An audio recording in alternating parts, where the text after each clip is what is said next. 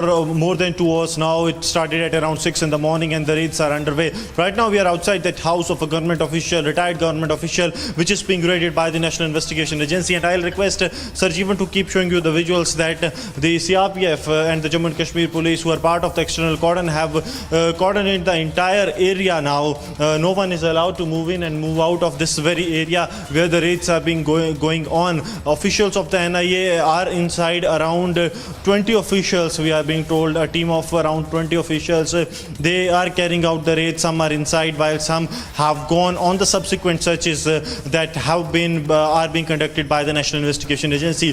The number of locations being raided is around half a dozen, but this number will go beyond this. This is what we are getting to know, because the subsequent searches will also be carried out by the National Investigation Agency based on the investigation that has been carried out. And this case pertains to the terror funding to the banned organization Jamaat-e-Islami. Jamaat-e-Islami was banned by the Union Home Ministry in 2019, but even after the ban on the Jamaat-e-Islami, there was a continuous flow of money to Jamaat-e-Islami via various means, and this retired government official was also part of that nexus. I'll request Sarjeevan to keep showing you the visuals that now the NIA officials, they are even checking the documents of the vehicles that are parked inside. 2 vehicles are parked inside, and their documents have also been checked by the NIA officials. They are still inside and they are carrying out the raids. We are getting to know that the subsequent searches will also follow, and these raids will take time, as they have got some of the key evidences, the digital evidences and the bank transactions that somehow hints that there was a transaction that was done from these accounts to the banned Jamaat-e-Islami accounts. How this has taken place, on whose direction this has taken place, that is what is being probed by the National Investigation Agency. This case was registered by the NIA in 2021. It was the 3rd case of 2021, and last year on the 8th August, that is the same day, today's 8th August 2021, NIA carried out raids in the Doda and other areas regarding this case only, and today also the raids are being carried out by the National Investigation Agency. Right, as you're pointing out, Gursimran, at the heart of it, of course, is the case of funding of these organizations, and the NIA has been carrying out raids for a while, as you yourself mentioned. Yes, the NIA has been carrying out raids. There have been multiple arrests already in this case, and this is specifically in the Jammu and Doda, because people who are from the Doda, they have been actively involved in the funding of the Doda, how schools were used for the terror funding, how other organizations were used for the terror funding of Jamaat-e-Islami, which was indirectly or directly harboring the terrorism and the separatism in the Union Territory of Jammu and Kashmir. All right, Gursimran reporting on that. Thank you for joining us.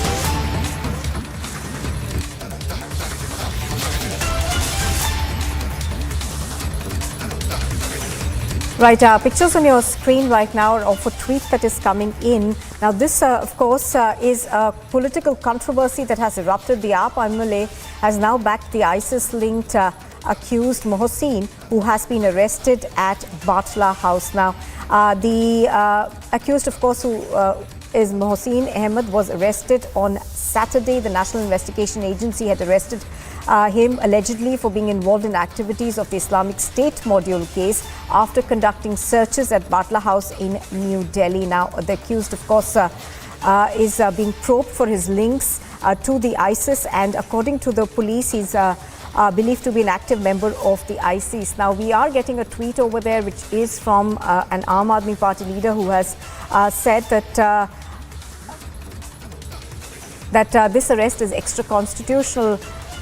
We are going to try and go across to our correspondents on the ground to give us more details on this, but that reaction that we are getting in from the Aam Aadmi Party leader over there. I think we've got Harsha, who's joining us right now. Harsha, good morning. Harsha, so considerable controversy that is broken out over the arrest of Mohsin. Exactly. One thing is very sure that Amanatullah Khan has made several reactions. I'm afraid, Harsha, I'll have to interrupt you there. I'm going to come back to you in just a second. Mr. Poonawalla on the phone line with me. Mr. Poonawalla, good morning. Now, Mr. Poonawalla, obviously this arrest was made by the NIA after due diligence and investigation. But how do you see this comment that is coming in from the Aam Aadmi Party? One of the leaders says, and I'm quoting what he says the BJP and the RSS have found a new way to malign and harass Muslims in the name of ISIS. Mohsin is innocent and has no relation with any anti-social element. This is the true face of the Aam Aadmi Party. It is actually the appeasement and appeasement party, AAP, appeasement and appeasement party. And for the sake of appeasement, it can go to any extent to even communalize and politicize national security, to do Rajniti over issues of Rashtra Suraksha and Rashtra Niti is the old tactic of Aam Aadmi Party. You remember that even for Tahir Hussain, Amanatullah Khan had played the Muslim card, and even Mr. Kejriwal had raised doubts over the Batla House encounter. So, there is a Tushtikaran competition between Congress Party, Aam Aadmi Party, Samajwadi Party, and therefore, for the sake of vote bank politics, they keep making communal statements and they create doubts in the minds of people about terror investigating agencies and come in defense of terrorists. You've seen Congress Party stand for Afzal Guru, Yaqub Memon and others. And today you have the Aam Aadmi Party, which even recently, when Delhi police had arrested certain people who were linked with Pakistan's ISI and some terrorists, at that time too Mr. Amanatullah Khan came in their defense. This is being done at the behest of Mr. Kejriwal, who has instructed him that for the sake of vote bank politics, keep undermining our forces, our security agencies, and stand with terrorists. Right, Mr. Poonawalla, in this particular case, the NIA believes that he was sending funds across to Syria in support of ISIS. Now, do you think that politicians need to understand that national security needs to be above appeasement politics? Well, unfortunately, the problem is that for the sake of vote bank politics, certain parties like Congress, Aam Aadmi Party, who are made from the same DNA and from the same structure, they will keep politicizing, communalizing because they want one vote bank to be polarized and to vote for them. They feel that by supporting terrorists, they will get support of the vote bank.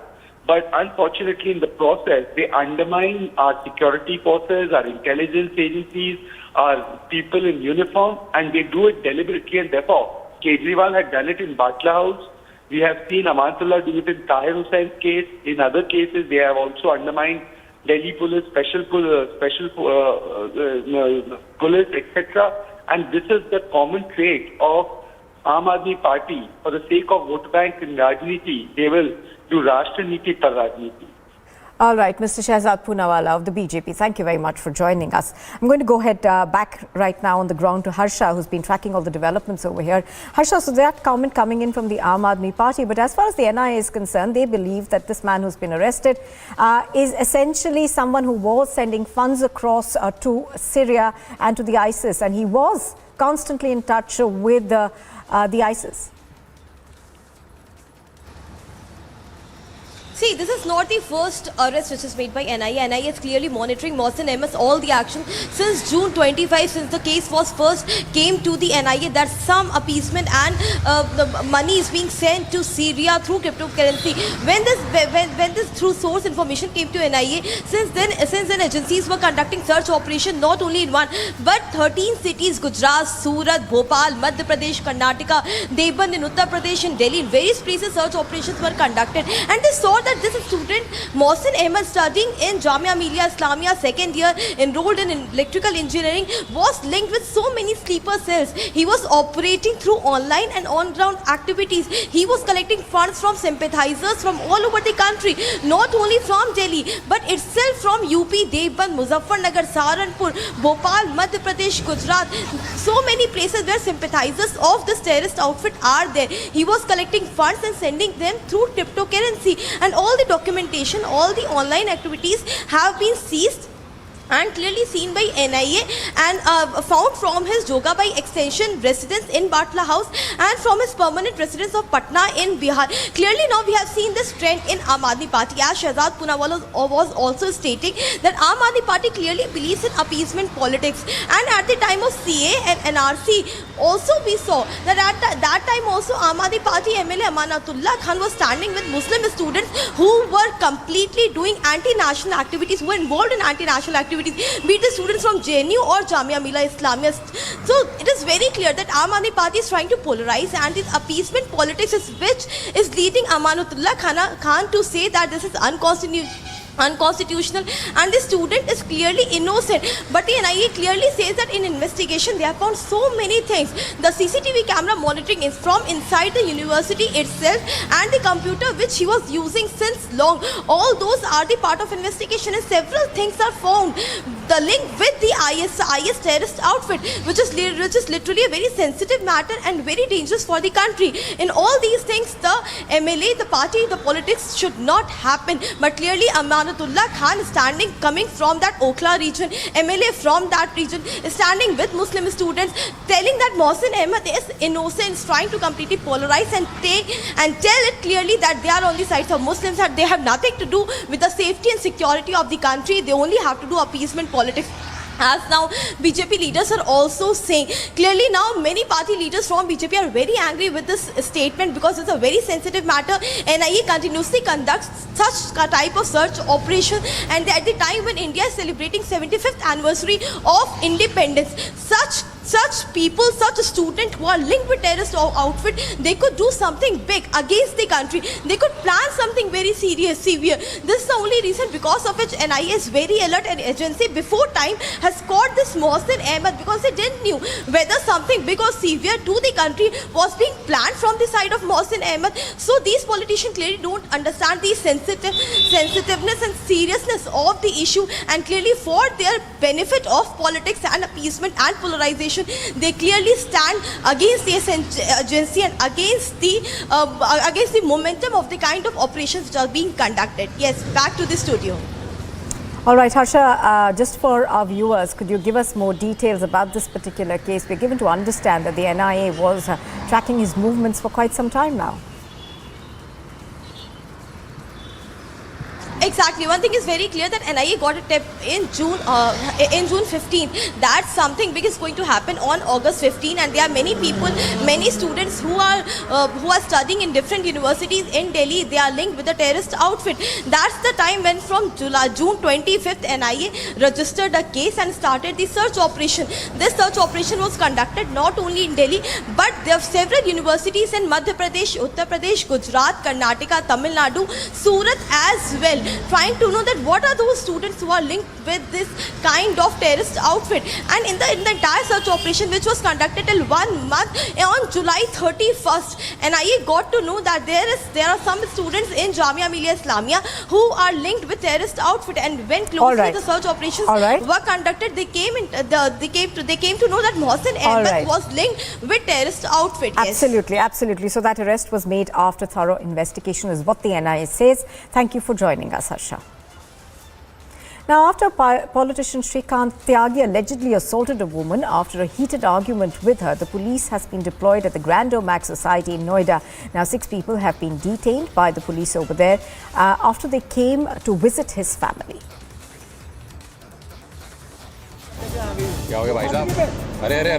Self-declared BJP leader Shrikant Tyagi, who allegedly assaulted a woman in Noida, is still absconding.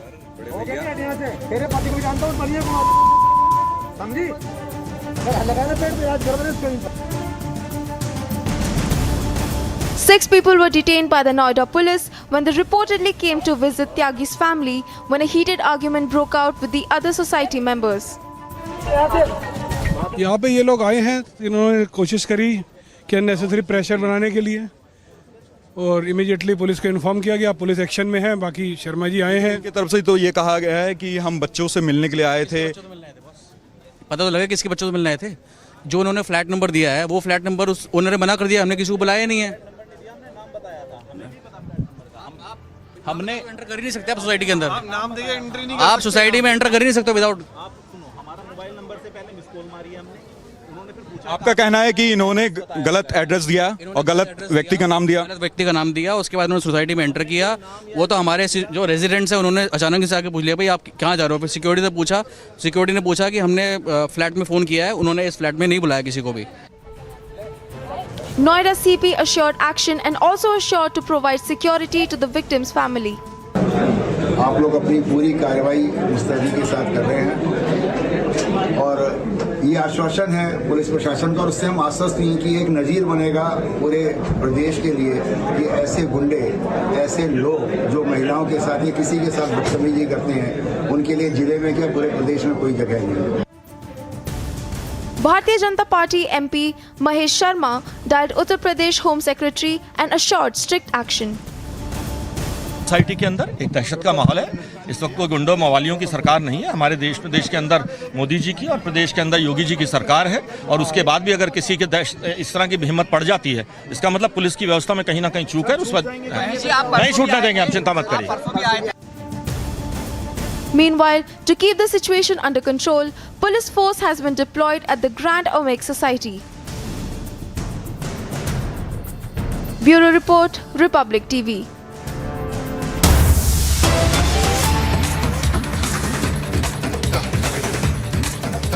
In fact, we are now getting a quick update on this particular case. We have now learned that the SHO of this area has been suspended for his negligence of the entire incident. Of course, we have been hearing how ministers have promised that action will be taken against those who are found guilty, not just of causing a law and order problem, but also action now being taken against the police SHO of this area. That's Sujit Pandey. He's been suspended for his negligence in the entire incident.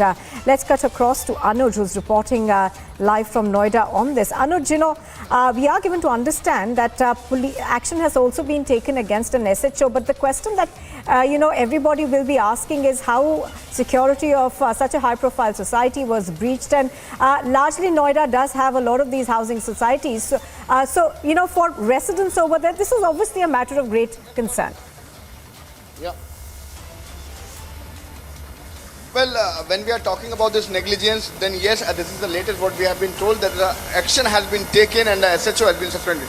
Let me give you the visuals from the society. This is the entry gate of the society from where I am reporting. You can see the kind of security arrangement that has been done now. They are monitoring it more. On the other hand, let me give you the visuals of the police security which has been deployed more. So the police deployment has been increased outside the society also, and the deployment of the police is inside the society also now, seeing the development what we have seen yesterday, seeing what exactly has happened yesterday. But the main man is on the run, still.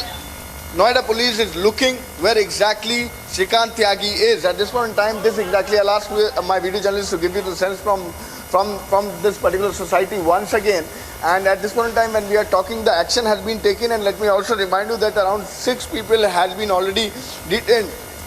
We have seen, has been rather arrested. We have seen how these people, the goons of Shrikant Tyagi, was trying to enter to harass the lady or to whatsoever their plan is. So they were just trying to enter in the premises, and how they got the entry and how everything was managed. That exactly is the issue which has been taken. And now, as we have seen, Gautam Budhnagar MP Mahesh Sharma, the minister who was in the Modi government, was himself present over here, and he himself is monitoring the situation. But the issue has been seen very deeply now, because the investigation is going ahead and action has been taken, because the SHO at this point in time, because of the negligence which was seen, has been already suspended. This is Noida Phase 2 police station.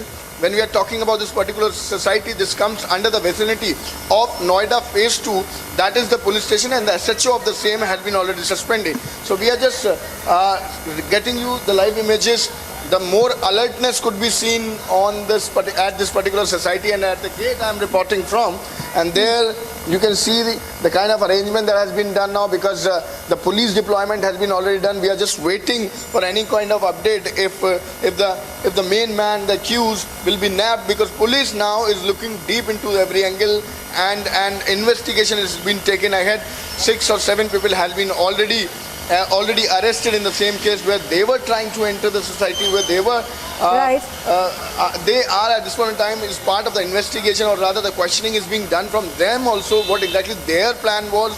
But this is like getting bigger when we are talking about the development, because the action has been taken, but the main man still on run. Yes. Now, right, Anuj, as you're pointing out, we're given to understand that Shrikant Tyagi, of course, is a self-styled politician, and this particular incident where he assaulted that woman took place a while ago. Now, the question that many would ask is, why was he not arrested right after that incident? Well, that is something which is the major question at this point in time, the bigger question at this point in time, why the action was not taken then and there. When this incident was reported, when this thing happened, let me give you the sense. This exactly is the area where this incident has happened, where this was reported. We have seen in the video how exactly the situation was, how the man, the Shrikant Tyagi was misbehaving with the lady, was abusing, was manhandling, was pushing her. But on the other hand, he was scolding. The guards also was using abusive language. And how exactly everything has happened is very much there in the videos. It's very much there in the videos, and we have seen it, that what has happened. But why there was a delay? And that is why the main accused has got an scope to run.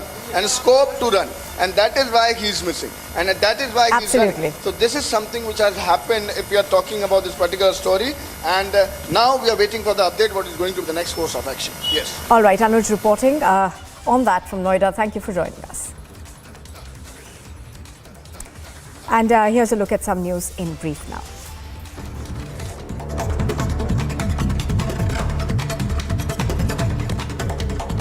Now, the National Investigation Agency has started conducted raids in Jammu and Doda. These raids are being conducted against terror sympathizers that aided terror activities in Jammu and Kashmir. Now, according to senior officials, half a dozen locations are being raided by the NIA. These include raids on the Jamaat-e-Islami, terror funding, as well as retired Jammu and Kashmir officials. A fire broke out in Ghaziabad industrial area. Fire tenders have reached the spot on the incident. They are trying to douse the flames. As we speak, no reports of fatalities have been reported. Investigations are underway. After the BJP MP Ranjita Kohli was attacked by the mining mafia, Kohli will now be protesting against illegal mining, and the minister, who's the mining minister, in fact, Zahida Khan, she's further stated that illegal mining trucks tried to kill her, and if she had not jumped out of her car, she would have died. Meanwhile, slogans are being raised against these illegal mining activities and the minister Zahida Khan. Gujarat's Chief Minister Bhupendra Patel has arrived in Ahmedabad to participate in the Azadi Ka Amrit Mahotsav along with students. Azadi Ka Amrit Mahotsav is an initiative of the Indian government to celebrate and commemorate 75 years of independence.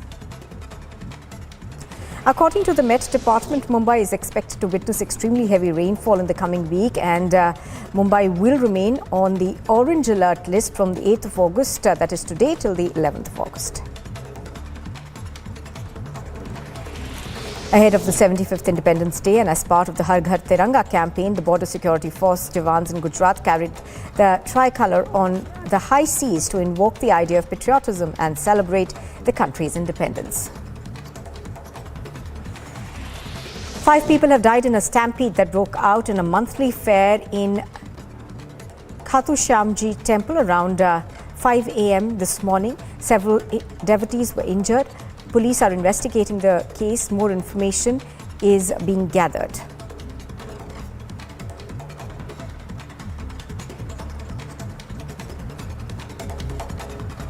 This particular incident, of course, took place this morning. You are watching Republic TV, and still to come, we get you the latest on the case that took place in Noida as the state government swings into action.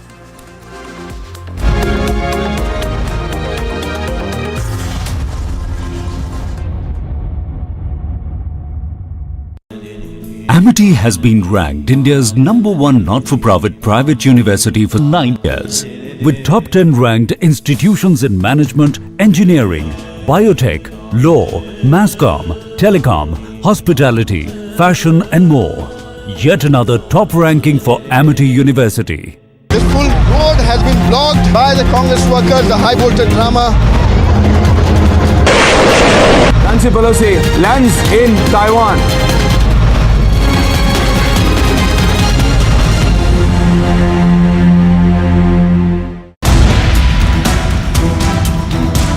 Nirbhaya के बाद में जो कर दिया कि आपको 5 हजार मिले, उसके बाद में हत्याएं बहुत ज़्यादा होने लगती बच्चियों में।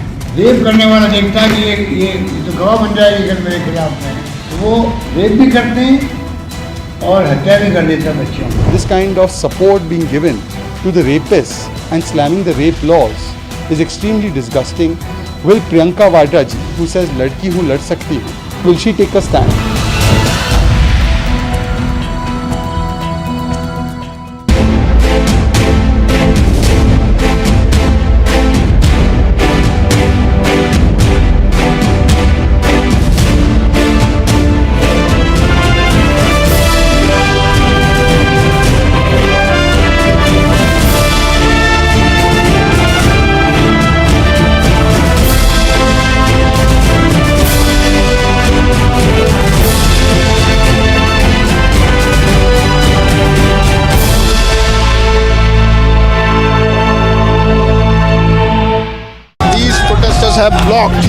have blocked the main ITO road. Nancy Pelosi lands and she's coming down now. Nancy Pelosi.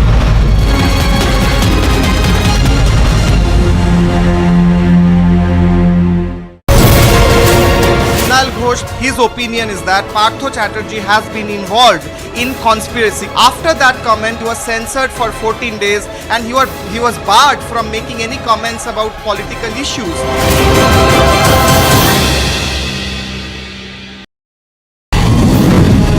फौजी ने तिरंगे की From this body only I have won 21 international medals, including that of Asian Games, World Championships and the first ever medal in the Paralympics. That means somewhere I have contributed in getting my national flag to fly high in the global arena.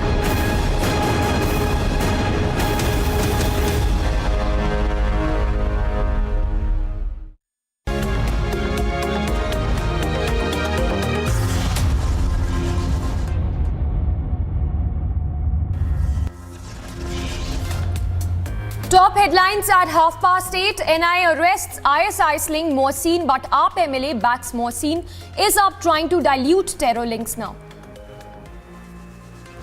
Noida police to slap gangster act against Shrikant Tyagi, who remains on the run after assault incident came to light. Mega NIA crackdown on terror funding, multi-location raids on across Jammu. BJP MP attacked in Rajasthan's Bharatpur by mining mafia. Massive protests now erupt. Arrested Sena MP routes custody to end today. ED to push hard for extended custody. India caps off one of its best Commonwealth campaigns on day 10, adds 55 medals tally.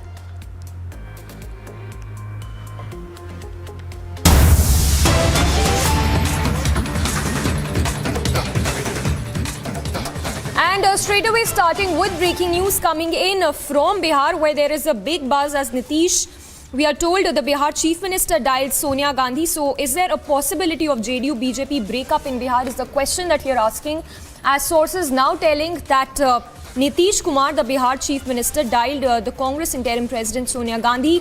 We are told that the JDU is likely to join hands with the RJD. So that's RJD and Congress. So source-based information that is trickling in. Prakash is breaking that story for us. Prakash, if you could give us details of the political rumblings in Bihar, a big buzz of JDU joining hands with the RJD and the Congress. The JDU and the BJP has been at loggerheads for quite some time, ever since the Bihar Assembly elections in 2020, when JDU was relegated to 3 assembly seats in the Bihar Assembly elections, and the JDU has put the onus on BJP. And to make the matter worse even further, there were statements made by the BJP as well as the JDU leaders in the recent past that added salt to the wound. And thereafter, talks have been on what we have been watching for quite some time now between the JDU and the RJD for a possible alliance. It seems that the deal has been stitched, and the way RCP Singh, the former union minister, was castigated, and a letter was issued to him serving a so-called notice for asking him to make a statement as to how he amassed so much of property, because RCP was having close proximity with the BJP.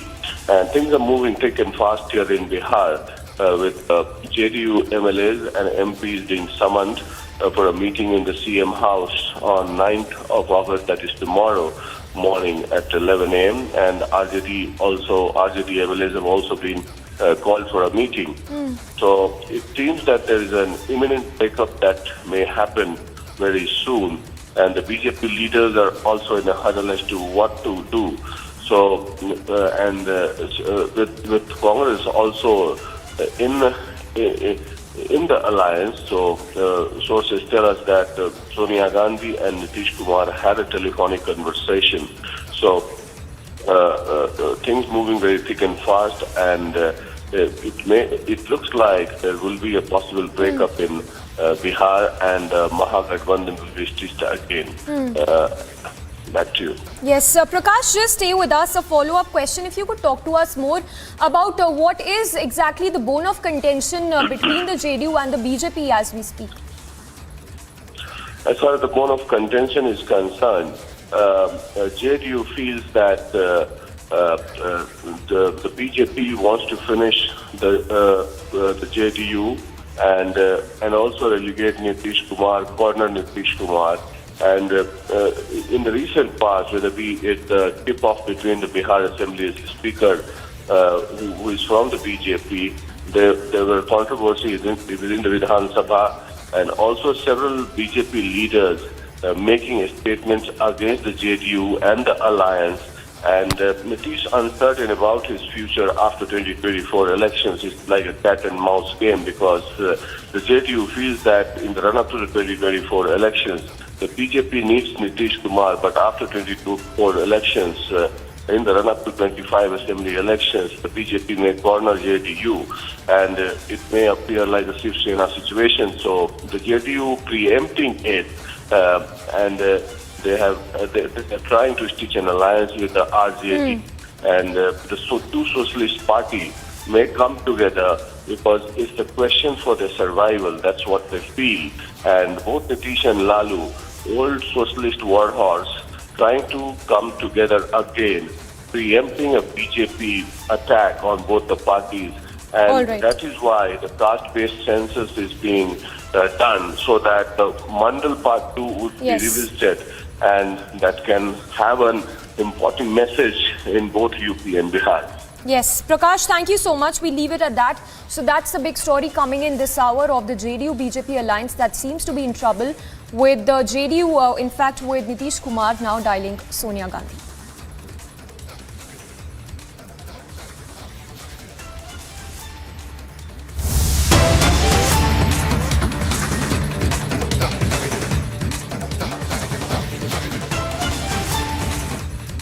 And on to more breaking news coming in. This one in relation to Shrikant Tyagi's incident, where we are told that Yogi's Corp have launched searches for Shrikant Tyagi, who continues to be on the run. So that's the big update coming in. In fact, remember, 8 teams have been formed by the police there to nab Shrikant Tyagi, who is absconding as we speak. Remember the incident that went viral as well, the video of which went viral last week, in which Shrikant Tyagi was seen hurling abuses, threatening as well as heckling his neighbor. Latest what we understand is that the Yogi Corps have launched searches for Shrikant Tyagi. So massive manhunt there for Shrikant Tyagi as we speak. Remember, security has also been enhanced at this particular area, and searches are underway for Shrikant Tyagi, who is on the run. Remember, he's been booked under the Gangster Act as well. Just late night, the top cop was also quoted as saying that strict action will be taken against Shrikant Tyagi under the Gangster Act.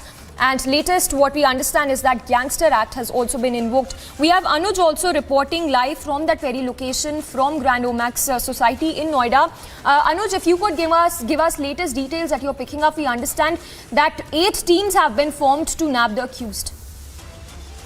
Well, exactly. That's something what we have been told. These are the team which has been constituted by the Noida police now. This is in total the Noida police now. This is in total the 8 team which have been constituted by the Noida police, the senior officials of the Noida police, and state itself is looking into the matter. This has been reported to the senior sitting in the Lucknow also when we are talking about Uttar Pradesh. And let me tell you the latest what we have been told, what these 8 teams are going to do. They are going to do multiple searches today. They are going to do multiple searches where they are going to move ahead to look for Shrikant Tyagi, where exactly he is, because he is on the run, as we do know, and Noida police at this point in time is going to move ahead with the investigation and is looking for the man where exactly his whereabout is.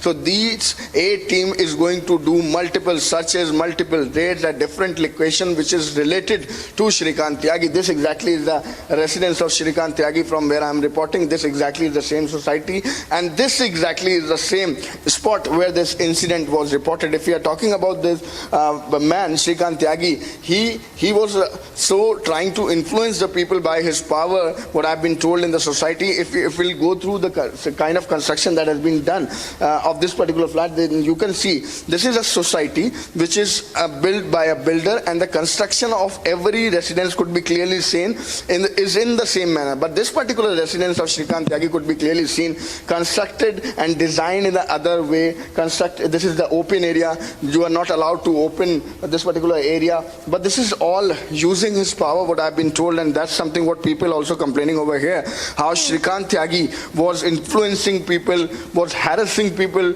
using his power. But at this point in time, the latest is that Noida is now looking for, Noida police, I beg your pardon, is looking for Shrikant Tyagi, and 8 team which has been already constituted is going to search multiple places, what I've been told, related to Shrikant Tyagi. On the other hand, whosoever is in link with Shrikant Tyagi, the police is questioning them also and trying to get his whereabout, where exactly the man is, because now at this point in time when the Gangster Act has been already imposed, police is something which is seen in action, because earlier it was a delay from the police side also. This is the fact which can never be denied. Why there was a delay from the police side when the complaint was registered, and he was having a scope to run, and that is why he's still on the run. But at this point in time when the things are out, and when we are understanding that one SHO already has been suspended and the teams has been constituted, this is going to be the action-packed day when we are talking about Noida. This is going to be an action-packed day when such is going to be made. Yes, Anuj, thank you so much. We'll keep coming back to you through the day. So Anuj reporting live as the security has also been enhanced at the Omex Society, as well as the police there launching a massive manhunt for the accused. On to more news then, the Trinamool Congress has censored the party's West Bengal General Secretary and spokesperson Kunal Ghosh for 14 days for commenting against sacked TMC minister and suspended party leader Partha Chatterjee. In what appears to be a widening rift within TMC, the party has now censored one of its prominent face, Kunal Ghosh. West Bengal General Secretary and spokesperson of TMC, Kunal Ghosh, has been censored for 14 days for commenting against sacked TMC minister and suspended party leader Partha Chatterjee. हमारा party एक discipline party है, हमारा party में एक disciplinary committee है, और हमारा party की एक खूबी है, पार्टी का जो डिसीजन है, जो पार्टी का वर्कर है, वो सब मन के चलते हैं. पार्टी ने सोचा होगा इसलिए किया है, लेकिन कुणाल घोष जी भी अपने ख्याल किया होगा, वो भी बोले हैं कि हम पार्टी का सोल्जर हैं, हम पार्टी में रहेंगे, पार्टी का काम करेंगे, पार्टी का डिसिप्लिन मान के चलेंगे. This comes at a time when TMC is facing public ire for Partha Chatterjee's alleged role in the Bengal cash scam and the mountains of cash recovered. What led Kunal Ghosh into the soup was this comment following Partha Chatterjee's arrest. Kunal Ghosh has been vocal about Partha Chatterjee, who has been arrested in the SSC recruitment scam. The former Rajya Sabha MP earlier has also said that Chatterjee is himself responsible for his fate. Following the TMC censor diktat, Trinamool leader said he has accepted the decision that the party has taken. He will not give any political reaction to the media for next 14 days. Bureau Report, Republic TV.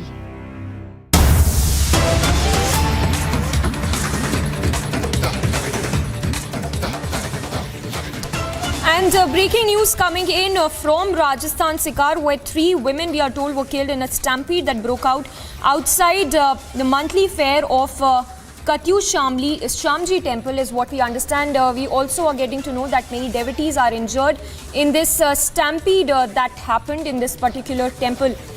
We'll go across to our reporters to get us more details. In fact, what we understand is that Om Birla has also tweeted as well, and I quote, "The death of many devotees in a stampede in Khatu Shyamji temple of Rajasthan is heart-wrenching. May God give peace to the departed souls and strength to the bereaved families to bear this trauma."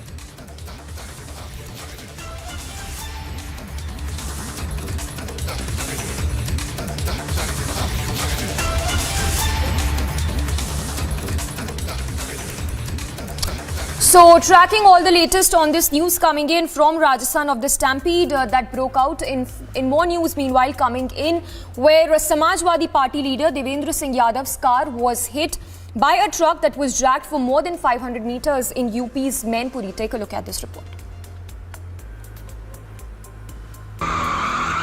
In a shocking incident coming into light from Uttar Pradesh's Mainpuri, Samajwadi Party leader Devendra Singh Yadav's car was hit by a truck. The car was later dragged for more than 500 meters. Police authorities have informed that further probe is underway.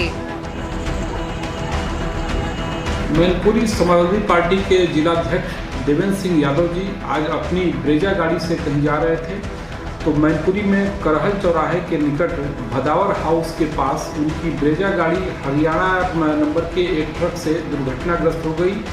Police कर्मियों द्वारा तत्काल चालक को हिरासत में लिया गया। चालक विनय यादव चौबिया इटावा का रहने वाला है। संपूर्ण पहलुओं की गहनता से छानबीन की जा रही है। अभी कोई तहरीर प्राप्त नहीं हुआ है। तहरीर प्राप्त होते ही आवश्यक वैधानिक कार्रवाई की जाएगी। Bureau report, Republic TV. NIA crackdown on terror continues in the Union Territory of Jammu and Kashmir. Over a dozen locations being raided by the National Investigation Agency in Jammu and in Doda. And this links to the terror financing network that was aiding and abetting separatism and terrorism in the Union Territory of Jammu and Kashmir. For more, stay tuned to Republic TV.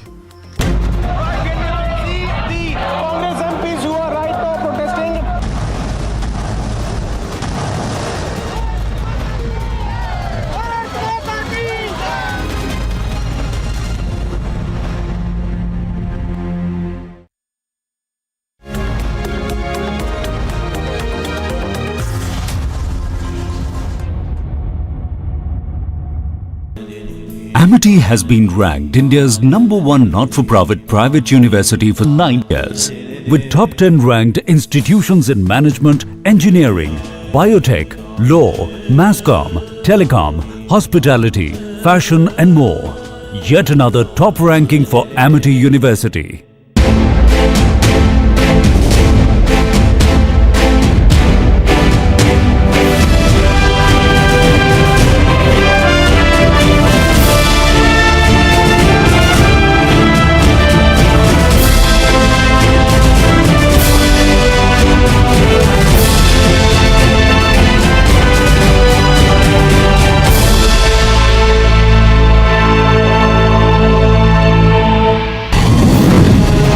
मेरे साथ एक officer था, मैंने उससे पूछा क्या मतलब है वॉर मेमोरियल में खाली पत्थर लगाना। उसने बोला कि सर ये वादा है फौज का, ये वादा है इंडियन आर्मी का कि और कितने भी नाम इस पत्थर पे लिख दिए जाएं, ये तिरंगा ऐसे ही लहराता रहेगा।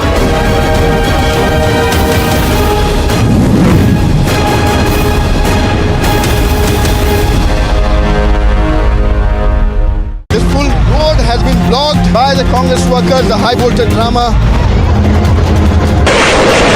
Nancy Pelosi lands in Taiwan.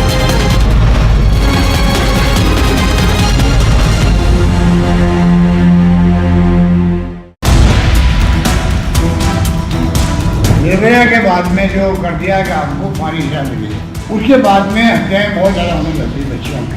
Rape करने वाला देखता है कि ये तो गवाह बन जाएगी अगर मेरे खिलाफ है, तो वो रेप भी करते हैं और हत्या भी कर देता है बच्चियों में। This kind of support being given to the rapists and slamming the rape laws is extremely disgusting. Will Priyanka Vadra ji, who says ladki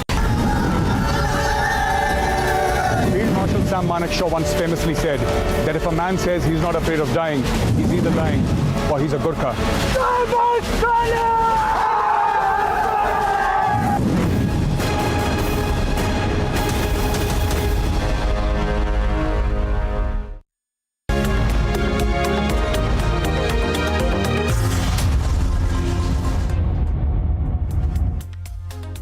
Welcome back. Now, in a big development, the National Investigation Agency conducted raids in the Jogaba extension area of Delhi's Batla House on Saturday night and even arrested one person in connection with the ISIS module case. The National Investigation Agency has arrested a man identified as Mohsin Ahmed, a permanent resident of Patna from Batla House in New Delhi. The arrest has been made on charges of being an active member of the Islamic State. The arrest was made following searches at his premises among other locations in a case registered by the NIA regarding online and on-ground activities of the ISIS on June 25. कल का भी मुझे नहीं पता, ये अभी आप लोगों को देखा तो पता चला कि ऐसा कुछ हुआ है. बट हाँ ये है कि मैं इनको देखती थी, ये ऑलमोस्ट मतलब ये टेरेस पे आते थे नीचे से लड़के वगैरह, या लैपटॉप यूज़ करते थे, या इनके हर 10-15 मिनट में कोई ना कोई आता था, नॉक वॉक करने की आवाज़ आती थी. तो हम लोग यही सोचते थे कि जैसे फैमिली है या लड़के रह रहे हैं अपने, शायद काम वाम के सिलसिले में कोई ना कोई आ रहा है जा रहा है, ऐसा कुछ देखती थी. बाकी ये इस चीज़ की नॉलेज नहीं थी कि ऐसा कुछ ये कर रहे हैं या ऐसा हो सकता है. The NIA had conducted raids at 13 locations in 6 states in relation to the case last Sunday. जो मोहसिन अहमद है वो बीटेक का छात्र है और दिल्ली में ही रह करके पढ़ाई करता था, लेकिन वो काफ़ी दिनों से ISIS मॉड्यूल में काफ़ी सक्रिय भूमिका निभा रहा था और उसके द्वारा फंडिंग को जमा यहाँ पे किया जा रहा था. और साथ ही NIA पूरे मामले की जांच कर रही है और अब देखने वाली बात होगी कि इस पूरे मामले में और कौन-कौन लोग शामिल हैं. Multiple districts in Gujarat were raided in connection to the ISIS terror module on July 31st. According to the NIA officials, in the searches which were carried out, the agency recovered incriminating documents material during the action. Several search operations were conducted by NIA in the residential premises in the Jogaba extension area of Batla House and also the accused permanent residence of Patna in Bihar. And pertaining his online and on-ground activities, he was arrested, seen, and according to agency, right now the accused in the custody of the agency, and documents verification and the investigation as clearly being done by the NIA. Along with video journalist Yashpal, Harsha Chanwani reporting for Republic TV. Now, ahead of the 75th Independence Day and as part of the Har Ghar Tiranga campaign, the border security jawans in Gujarat carried the tricolour on the high sea to invoke the idea of patriotism and celebrate the country's independence.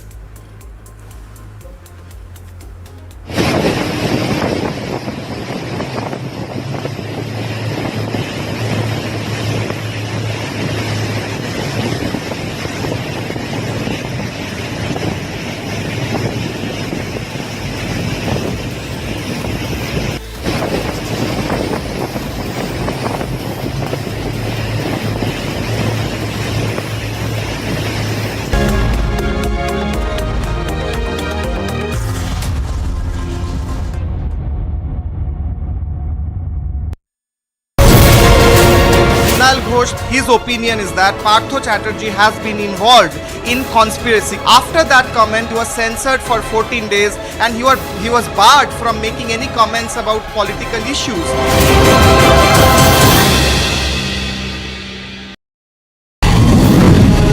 फौजी ने तिरंगे की लाज रखी. अगर विजय मिली तो तिरंगा लहराया और अगर वीरगति मिली तो तिरंगे में लिपट कर आया, और ये उस फौजी का वादा था.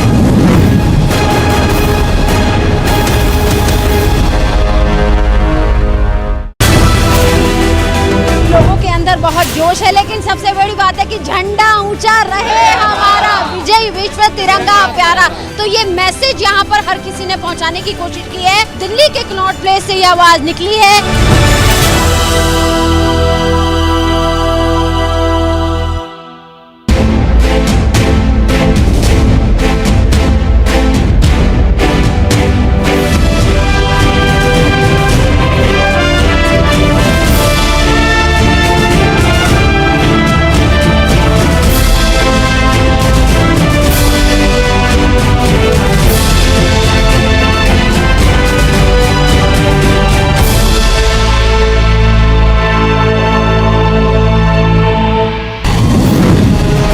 मेरे साथ एक ऑफिसर था, मैंने उससे पूछा क्या मतलब है वॉर मेमोरियल में खाली पत्थर लगाना। उसने बोला कि सर ये वादा है फौज का, ये वादा है इंडियन आर्मी का कि और कितने भी नाम इस पत्थर पे लिख दिए जाएं, ये तिरंगा ऐसे ही लहराता रहेगा।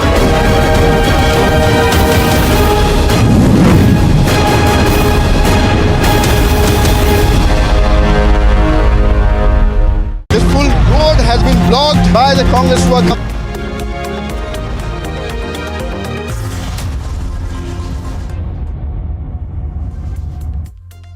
In a shocking statement, the Rajasthan Chief Minister Ashok Gehlot blamed the strict laws under sections 376 of the IPC for rape-related murders in the country. The Chief Minister of Rajasthan was seen criticizing the law that has drawn widespread condemnation from the BJP, which accused the Congress of trivializing and justifying the heinous crimes of rape as well as murder. First, the Chief Minister of Rajasthan made this remark virtually justifying the action of those who rape and then murder.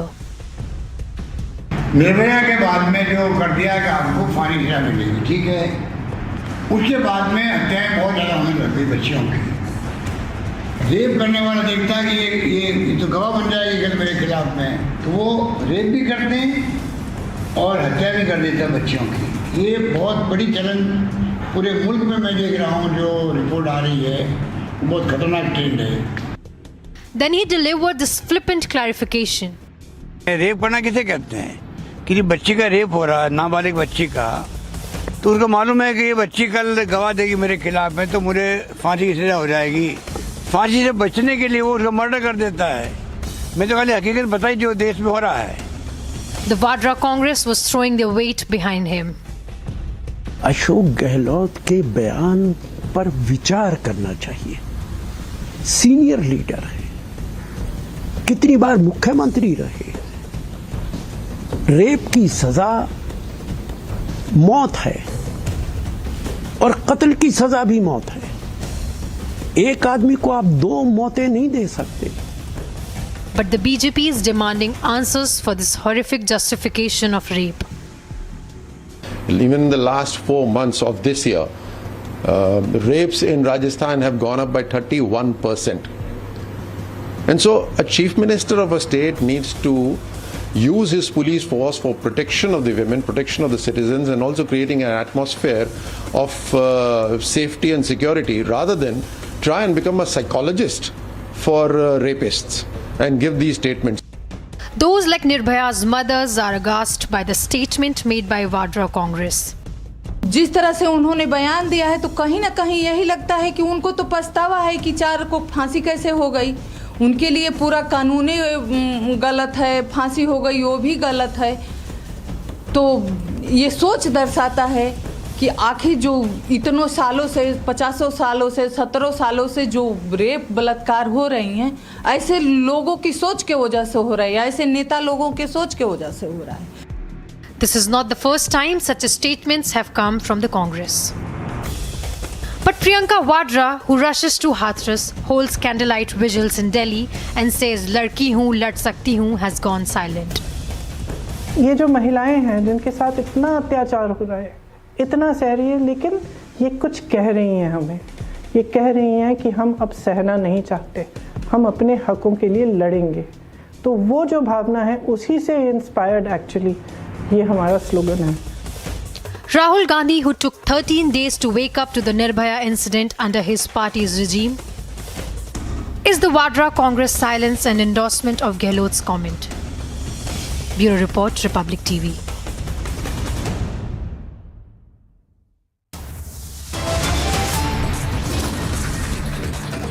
Coming up on the other side, NIA arrests ISIS-linked Mohsin, but AAP MLA backs Mohsin is up trying to dilute terror links now.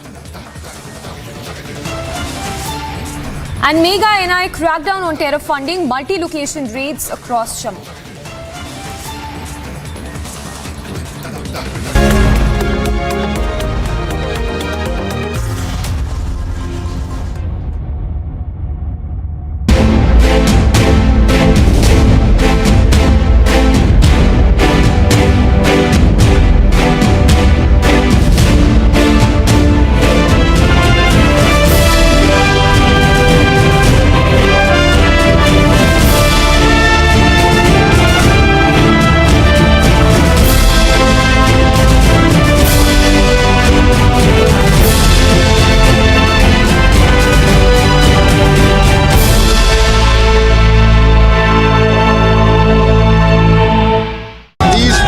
have blocked the main ITO road. Nancy Pelosi lands and she's coming down now. Nancy Pelosi.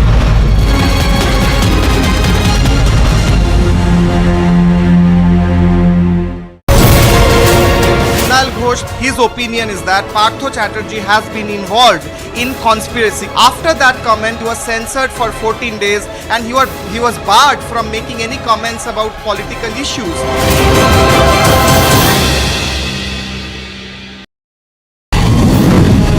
फौजी ने तिरंगे की लाज रखी। अगर विजय मिली तो तिरंगा लहराया और अगर वीरगति मिली तो तिरंगे में लिपट कर आया और ये उस फौजी का वादा था।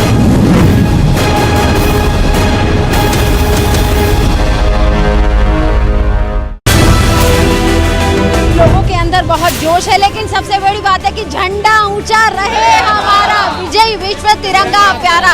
तो ये मैसेज यहाँ पर हर किसी ने पहुँचाने की कोशिश की है। दिल्ली के कनॉट प्लेस से ये आवाज निकली है।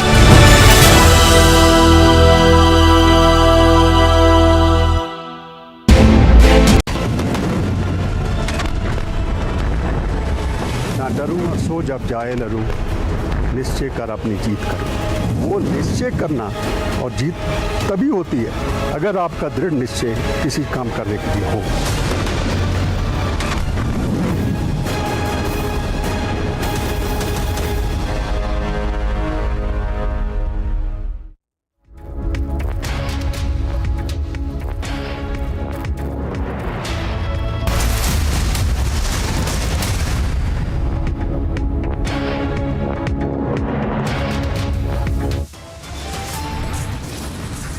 Assault man is on the loose. Yogi cops take mega action. Multiple location searches are on.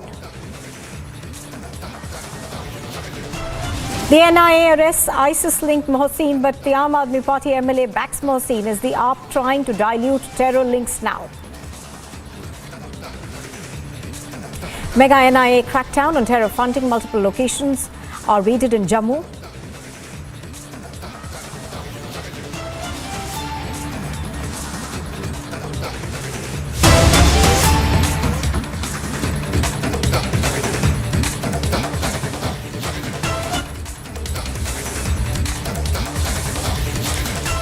Well, we are cutting right across to visuals that we are getting in from Sikar now. Reports of a stampede coming in at the monthly fair at Khatu Shyamji temple over there. We are given to understand that this incident took place at about 5 o'clock this morning. The incident took place at the entrance of the temple where there was a stampede. 3 women were unfortunately killed in the stampede outside this temple. This temple, of course, is extremely is a revered shrine and is in Sikar district of Rajasthan. So this incident took place early this morning where 3 women lost their lives in this incident.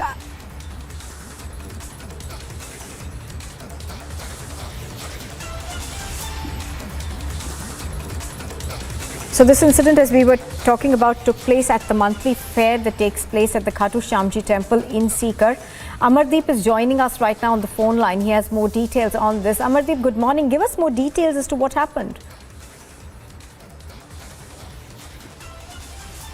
देखिए, एकादशी का जो मेला, मासिक मेला होता है, वही खाटू श्याम में भर रहा था। और सबसे बड़ी चीज़ ये है कि बहुत ज़्यादा तादाद में भक्त आते हैं। सैटरडे संडे का दिन महत्वपूर्ण हो जाता है और एकादशी और द्वादशी, ये चारों दिन लाखों की तादाद में पूरे देश से भक्त आते हैं। और जब भीड़ बढ़ती है तो मंदिर प्रशासन जो है, मंदिर कमेटी जो है, वो व्यवस्था संभालती है और जो स्वयंसेवक होते हैं, भक्त होते हैं, वो व्यवस्था संभालने का काम करते हैं। लेकिन जब इतनी भीड़ होती है तो प्रशासन और पुलिस की मौजूदगी की जिम्मेदारी जो है वो कहीं ना कहीं इसमें खली वो नजर नहीं आई। अगर पुलिस प्रशासन की मौजूदगी यहाँ रहती तो शायद इतना बड़ा हादसा नहीं होता, क्योंकि स्वयं सेवक और मंदिर के जो प्राइवेट गार्ड हैं उनसे भक्त जो है वो कंट्रोल तो हो जाते हैं, लेकिन समझाइश जो है, जो धक्का मुक्की का काम है, वो कंट्रोल करने का काम पुलिस और प्रशासन का होता है। लेकिन पुलिस और प्रशासन जब इतनी बड़ी भीड़ को इग्नोर करता है तो इस तरीके के हादसे हो जाते हैं। ये खाटू श्याम में पहला हादसा है इस तरीके का हादसा और इस तरीके की भगदड़ जो है वो पहली बार देखी गई है। हालांकि लाखों की भीड़ जो है लगातार वो बढ़ रही है, क्योंकि मंदिर परिसर जो है, मंदिर परिसर के अलावा भी जिगजैग की व्यवस्था जो है मंदिर कमेटी ने की थी, लेकिन पुलिस और प्रशासन की अगर शायद मौजूदगी वहां रहती तो शायद ये हादसा ना होता और ये 3 डेथ नहीं होती। क्योंकि अभी कई लोग घायल हैं, उनको जयपुर रेफर किया गया है, कुछ लोगों को रीगस अस्पताल में रेफर किया गया है, लेकिन अभी व्यवस्था बनाने में चूंकि वहां अभी लाखों की भीड़ है, तो चूंकि व्यवस्था बनाने में अभी मंदिर कमेटी और पुलिस प्रशासन के लोग जो है वो अभी हालात को सामान्य करने की कोशिश में जुटे हुए हैं। All right, to stay with us, so what we understand of this stampede that took place earlier this morning was that about 3 people have died in the stampede, and there are people who are injured in this, and the administration is still trying to get a grip on the situation. 2 people, we're given to understand, have been wounded in this stampede. I think we now have a tweet that's come in from the Chief Minister of Rajasthan, Ashok Gehlot, who's condoled the demise of the 3 devotees in the stampede at the Khatu Shyamji temple in Sikar. He said, and I quote, "The demise of 3 women is unfortunate. My condolences to the bereaved families. I also pray for the speedy recovery of the injured devotees." This is a statement that is coming from the Chief Minister.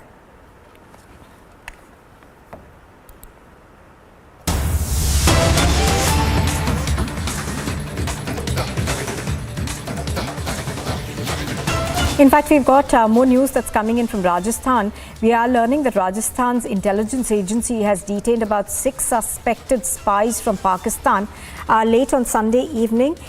The detentions have taken place in western Rajasthan. They've been taken in for questioning. As per inputs that we are just getting, the Rajasthan intelligence agency detained these 6 suspected Pakistan spies. Official sources have confirmed that 6 people were detained, and they do have suspected links to the ISI. I'm going to go across again to Amardeep for more on this. Amardeep, give us more details of this particular incident. We are learning that 6 suspected spies have been arrested by the intelligence unit of the Rajasthan police.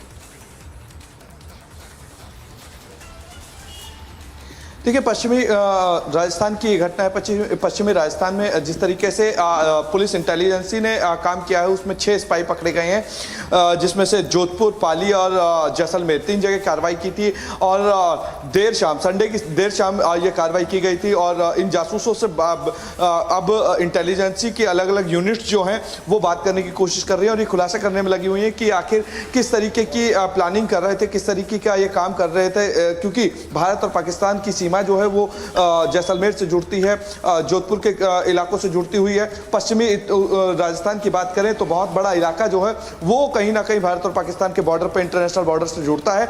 वहाँ ISIS के जो ये spy थे, जो जासूस थे, वो किस तरीके की प्लानिंग करते थे और किस तरीके की प्लानिंग को अंजाम देना चाहते थे, इन तमाम चीज़ों को अभी खंगालने के काम जो है वो कहीं ना कहीं अभी पुलिस की इंटेलिजेंसी और आर्मी इंटेलिजेंसी कर रही है। चूंकि 15 अगस्त का दिन जो है वो बहुत नज़दीक है, ऐसे में तमाम उन प्लानिंग्स का खुलासा करने में अभी वक्त लगेगा। हालांकि 6 लोगों को पकड़ा है और ये 6 लोग किस तरीके की प्लानिंग कर रहे थे, इसी चीज का खुलासा करने में अभी इंटेलिजेंस की टीम लगी हुई है।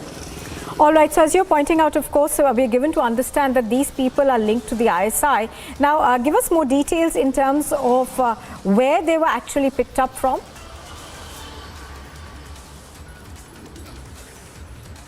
देखिए, इनको अलग अलग इलाकों से पकड़ा है। कुछ लोगों को पाली, जोधपुर और जैसलमेर यहाँ से डिटेन किया गया है। इनका कितना बड़ा ग्रुप था, कितने लोग इनके संपर्क में थे, किन लोगों को ये इन्फ्लुएंस करते थे, इन तमाम चीजों को लेकर के अभी इंटेलिजेंस जो है पता लगाने की कोशिश कर रही है। इनका ट्रैकिंग रिकॉर्ड जो है वो खंगालने की कोशिश कर रही है। All right, so Amardeep over there bringing us more details on that. Thank you. And moving on now, here's a look at what else is making news this morning.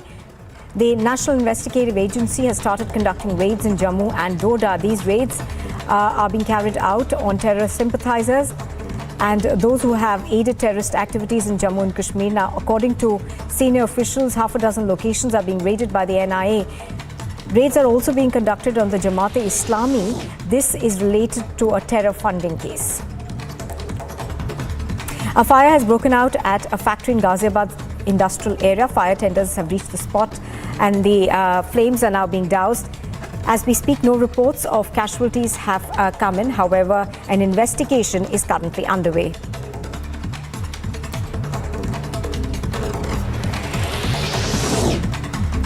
After the BJP MP Ranjita Kohli was attacked by the mining mafia, Kohli will now be protesting against illegal mining and the mining minister Zahida Khan. She has said that illegal mining trucks tried to kill her, and if she had not jumped out of her car, she would have been dead.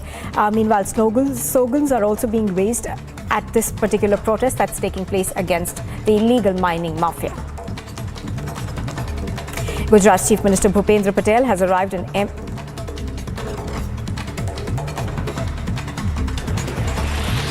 Gujarat's Chief Minister Bhupendra Patel has arrived in Ahmedabad to participate in the Azadi Ka Amrit Mahotsav along with students. The Azadi Ka Amrit Mahotsav is an initiative of the Union government to celebrate and commemorate 75 years of India's independence.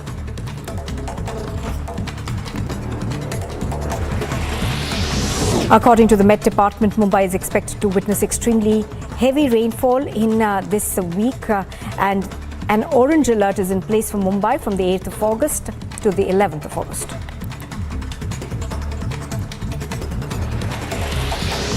Ahead of the 75th Independence Day and as part of the Har Ghar Tiranga campaign, the BSF Jawans in Gujarat carried the tricolour on the high seas to invoke the idea of patriotism.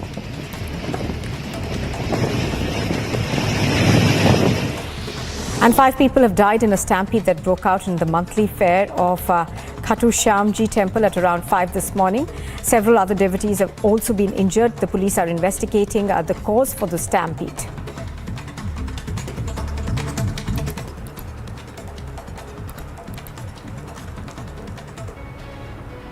A shocking incident coming into light from Uttar Pradesh's Mainpuri. Samajwadi Party leader Devendra Singh Yadav's car was hit by a truck. The car was later dragged for more than 500 meters. Police authorities have informed that further probe is underway. Mainpuri Samajwadi party के जिलाध्यक्ष देवेंद्र सिंह यादव जी आज अपनी Brezza गाड़ी से कहीं जा रहे थे तो मैनपुरी में करहल चौराहे के निकट भदावर हाउस के पास उनकी ब्रेजा गाड़ी हरियाणा नंबर के एक ट्रक से दुर्घटनाग्रस्त हो गई। पुलिस कर्मियों द्वारा तत्काल चालक को हिरासत में लिया गया। चालक विनय यादव चौबिया इटावा का रहने वाला है। संपूर्ण पहलुओं की गहनता से छानबीन की जा रही है। अभी कोई तहरीर प्राप्त नहीं हुआ है। तहरीर प्राप्त होते ही आवश्यक वैधानिक कार्रवाई की जाएगी। Bureau report, Republic TV.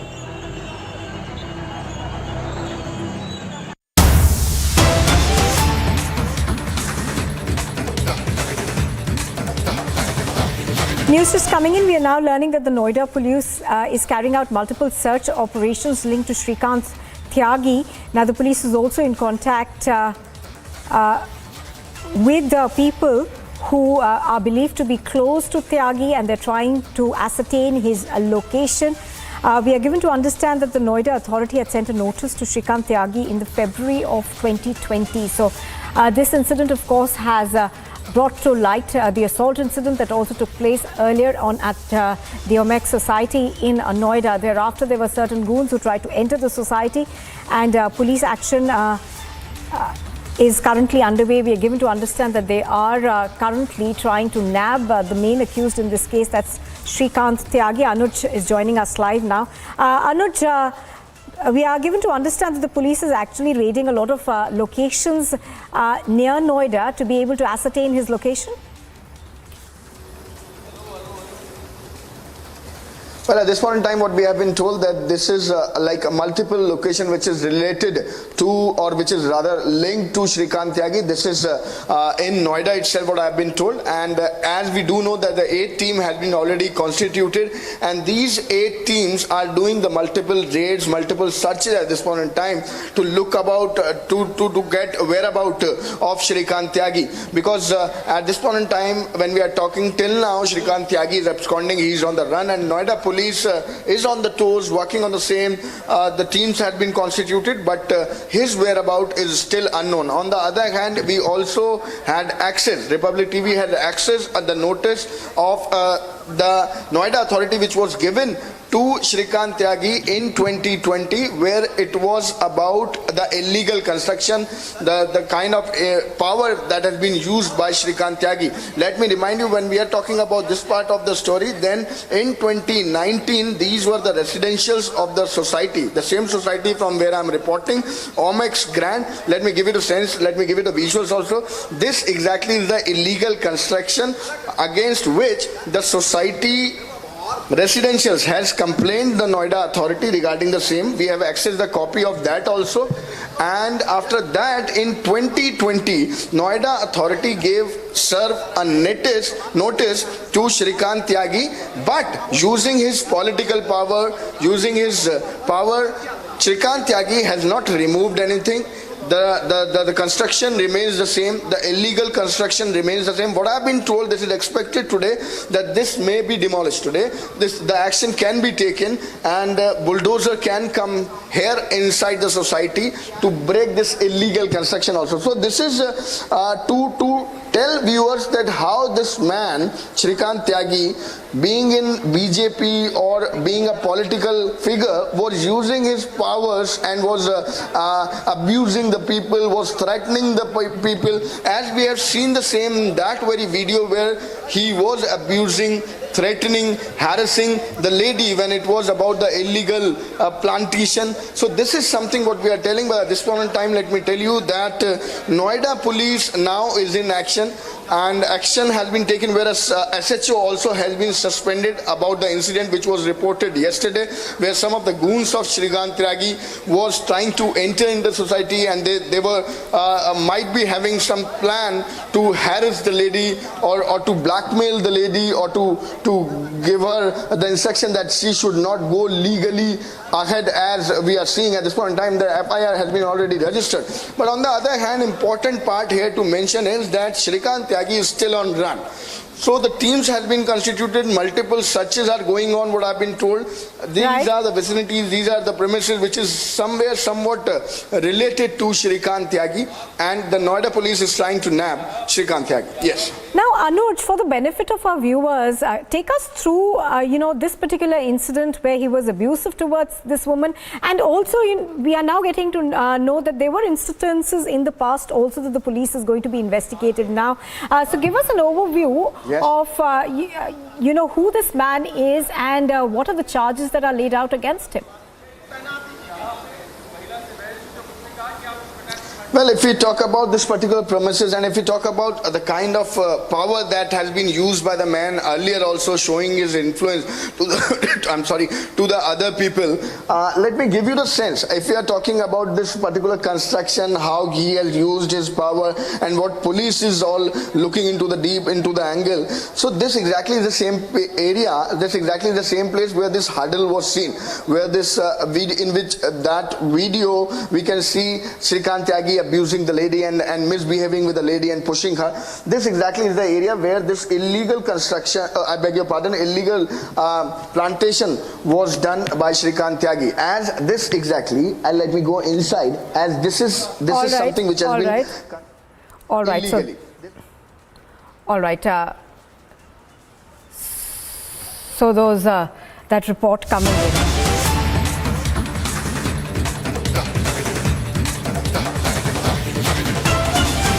And we are cutting across now to what's taking place in Jammu and Kashmir. There is an NIA crackdown on terror funding that's taking place over there. Raids are currently on at various locations in Jammu and Doda. Now, raids are being conducted against what the NIA says are terror sympathizers. I'm going to try and go across to Gursimran, who's bringing us more details as to what's happening. Gursimran, if you're there with us, give us more details as to where these raids are being carried out.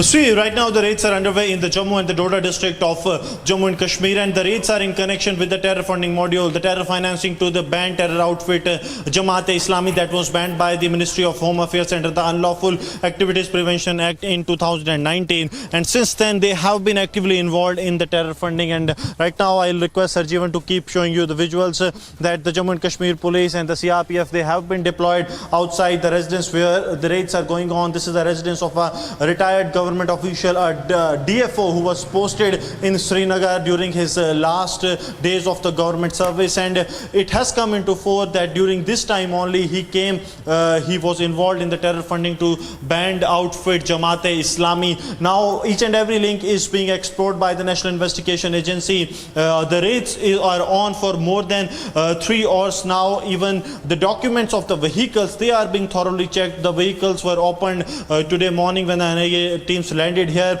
Their documents were checked.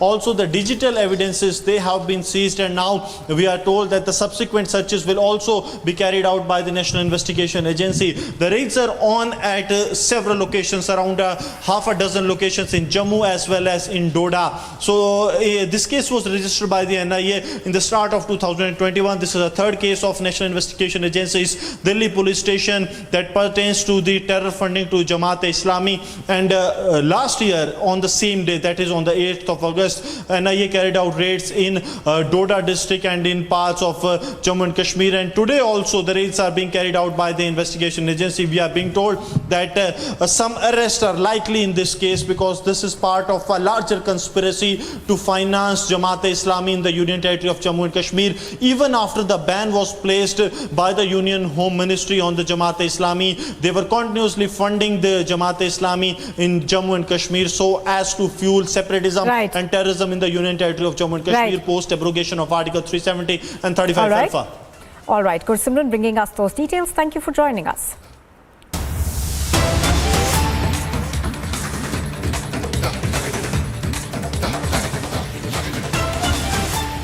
Now, these are pictures of an incident that has been reported from Bhopal, where we are given to understand that a luxury vehicle hit into about 13 people. This took place at the Prabhat Crossroads, where this car drove into bikers who were at the crossroads. All the bikers have been seriously injured and were taken to hospital. The accused car driver has also been taken into the police's custody. So this is an incident of road rage that is being reported from a crowded area in Bhopal. This is an incident where a luxury vehicle rammed into people who were on this crowded crossroads. We are given to understand that this is the Prabhat Crossroads from off Bhopal, where this particular incident was reported. Several people have been injured in this incident, and we are told that the driver of this luxury car has been taken into custody. This is an incident where this speeding car actually hit into a large number of people who were on the road. Some of them were bikers. This car rammed into their bikes, and several people were injured in this incident. The car driver has been taken into custody by the police, and they are investigating this particular incident. I think we've got Satyavijay on the phone line with us. He has more details. Yes, Satyavijay, good morning. Give us more details. ये देखिए, मध्य प्रदेश की राजधानी भोपाल में तेज रफ्तार car का कहर देखने को मिला है, जहां पर एक तेज कार चालक ने 13 लोगों को, करीब 13 लोगों को एक साथ टक्कर मारी है। मतलब कि उस तरफ बताया जा रहा है कि शराब के नशे में था और ड्रिंक एंड ड्राइव का ये पूरा केस है। अशोका गार्डन क्षेत्र से ये तेज रफ्तार से निकला और एक गाड़ी को टक्कर मारने के बाद लगातार घबराते हुए भागा। इस दौरान एक के बाद करीब 13 लोगों को घायल करते हुए इसकी कार पलट गई। जब ये कार पलटी तो इसके बाद स्थानीय लोगों का गुस्सा इस पर फूटा और उन्होंने इसके साथ मारपीट की और आरोपी जो वाहन चालक है इसे पुलिस के हवाले किया। लेकिन आप तस्वीरें देखिए, कार इसकी पलट जाती है। मतलब ये कितनी तेज रफ्तार में होगा इससे अंदाजा लगाया जा सकता है, जिसके बाद लोगों का गुस्सा फूटा और उन्होंने इसके साथ मारपीट की। फिलहाल पुलिस ने इस पूरे घटनाक्रम में आरोपी को गिरफ्तार कर लिया है और हिदायत दी है कि इस तरह से राजधानी भोपाल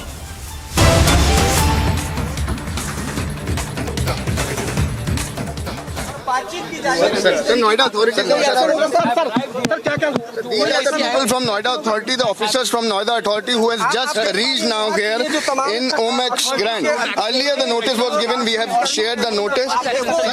बताएंगे सर, क्या ये illegal construction जो है उसको देखने के लिए आए हैं? उसको देखने के लिए आए हैं? Illegal construction जो है उसको देखने के लिए आए हैं? हमें एग्जामिन करना तो क्या कहना चाहेंगे? क्या कहना चाहेंगे इस कार्रवाई को लेकर? एग्जामिन करने दीजिए, एग्जामिन बाद में बात करेंगे, पहले बाद में बात करेंगे ना यार, काम तो हमें करने दीजिए। एग्जामिन में पहले क्या बुलडोजर से भी कार्रवाई होगी सर? क्या क्या बुलडोजर से कार्रवाई होगी? एक्शन के लिए आए हैं यार, एक्शन के लिए। Exclusive words on Republic TV. The sir is saying, authority officer is saying, action.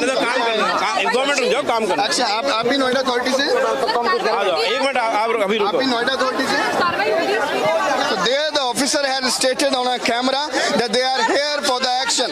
They have stated on camera, the officer has stated on camera that they are here for the action. Action is going to be taken against Shrikant Tyagi illegal construction. Shrikant Tyagi property is going to be demolished. That is something what we have been told. The action is going to be taken because the officers there are claiming on camera, the Noida authority officer has stated, we have came here for the action. So this is the illegal construction, what we have been told. We have shared the exclusive copy of the notice which was given to Shrikant Tyagi earlier in 2020, and the live images now from Shrikant Tyagi residence in 93B where this incident happened, and there you can see the police official knocking the door.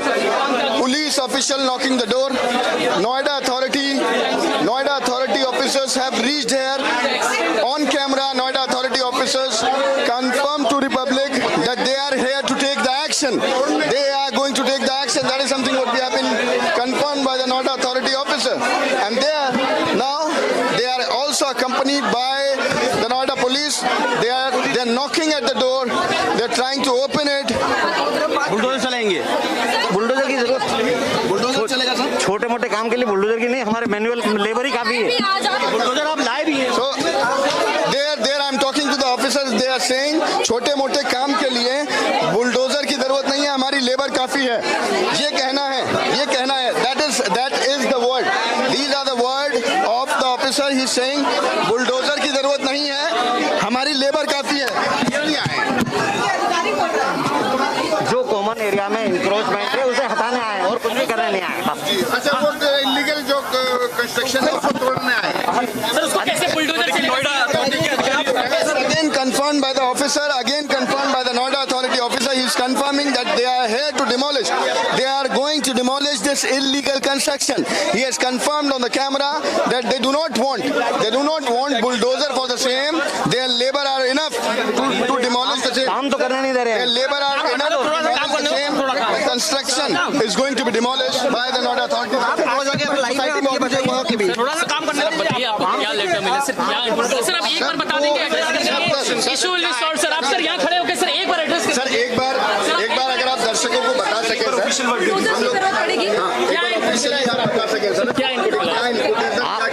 आप लोग या तो सारे सामने खड़े हो जाए, मैं बता देता हूँ।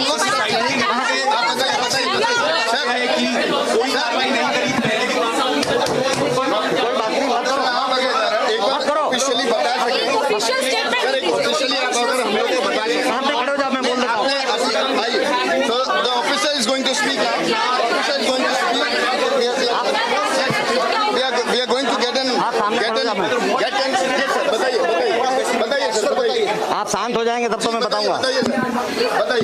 हमें यहाँ की शिकायत मिली थी कि कॉमन एरिया में इंक्रोचमेंट किया गया है।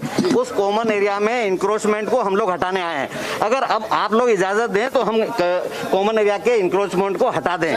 थोड़ा सा सर, क्या नोटिस दिया था? कंप्लेंट कब मिली है? शिकायत कब मिली है? कंप्लेंट बहुत पुरानी है। इसमें नोटिस भी दिया गया था, पहले एक बार हटा भी दिया गया था, लेकिन फिर से ये हो गया, इसलिए हम फिर से आए हैं। सर, अब तक एक्शन क्यों नहीं हुआ था सर? सर पहले ये कार्रवाई क्यों नहीं हुई सर? पहले सर आज जब ये वीडियो वायरल हुआ तभी ये कार्रवाई हुई। अभी की गई थी। पहले काम तो करने दीजिए, काम तो करने दीजिए। श्रीकांत त्यागी अपनी पावर यूज करके तोड़ने नहीं दे रहे थे सर, ये तोड़ने नहीं दे रहा था। That is something which has been confirmed again on the camera by the Noida authority officer. He has confirmed the same that now this is going to be तो देखिए ये स्टार्ट करो, यानी नोएडा अथॉरिटी के अधिकारी ने बोल दिया जाओ ना सर बुलडोजर की जरूरत पड़ेगी।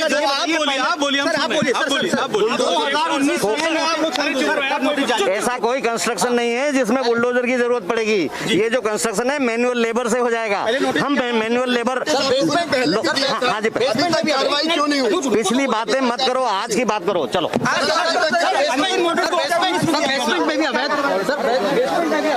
So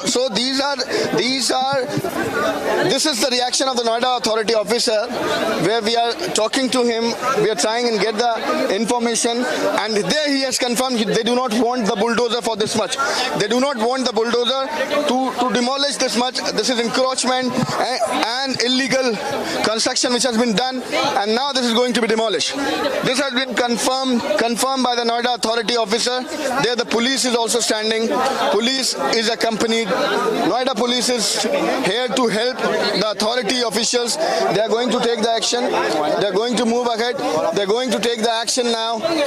Action against the man who is absconding. Action against the man who is on run. That's Shrikant Tyagi. That is something what we are going to see any time from now. Noida authority officials are here. Noida police is here.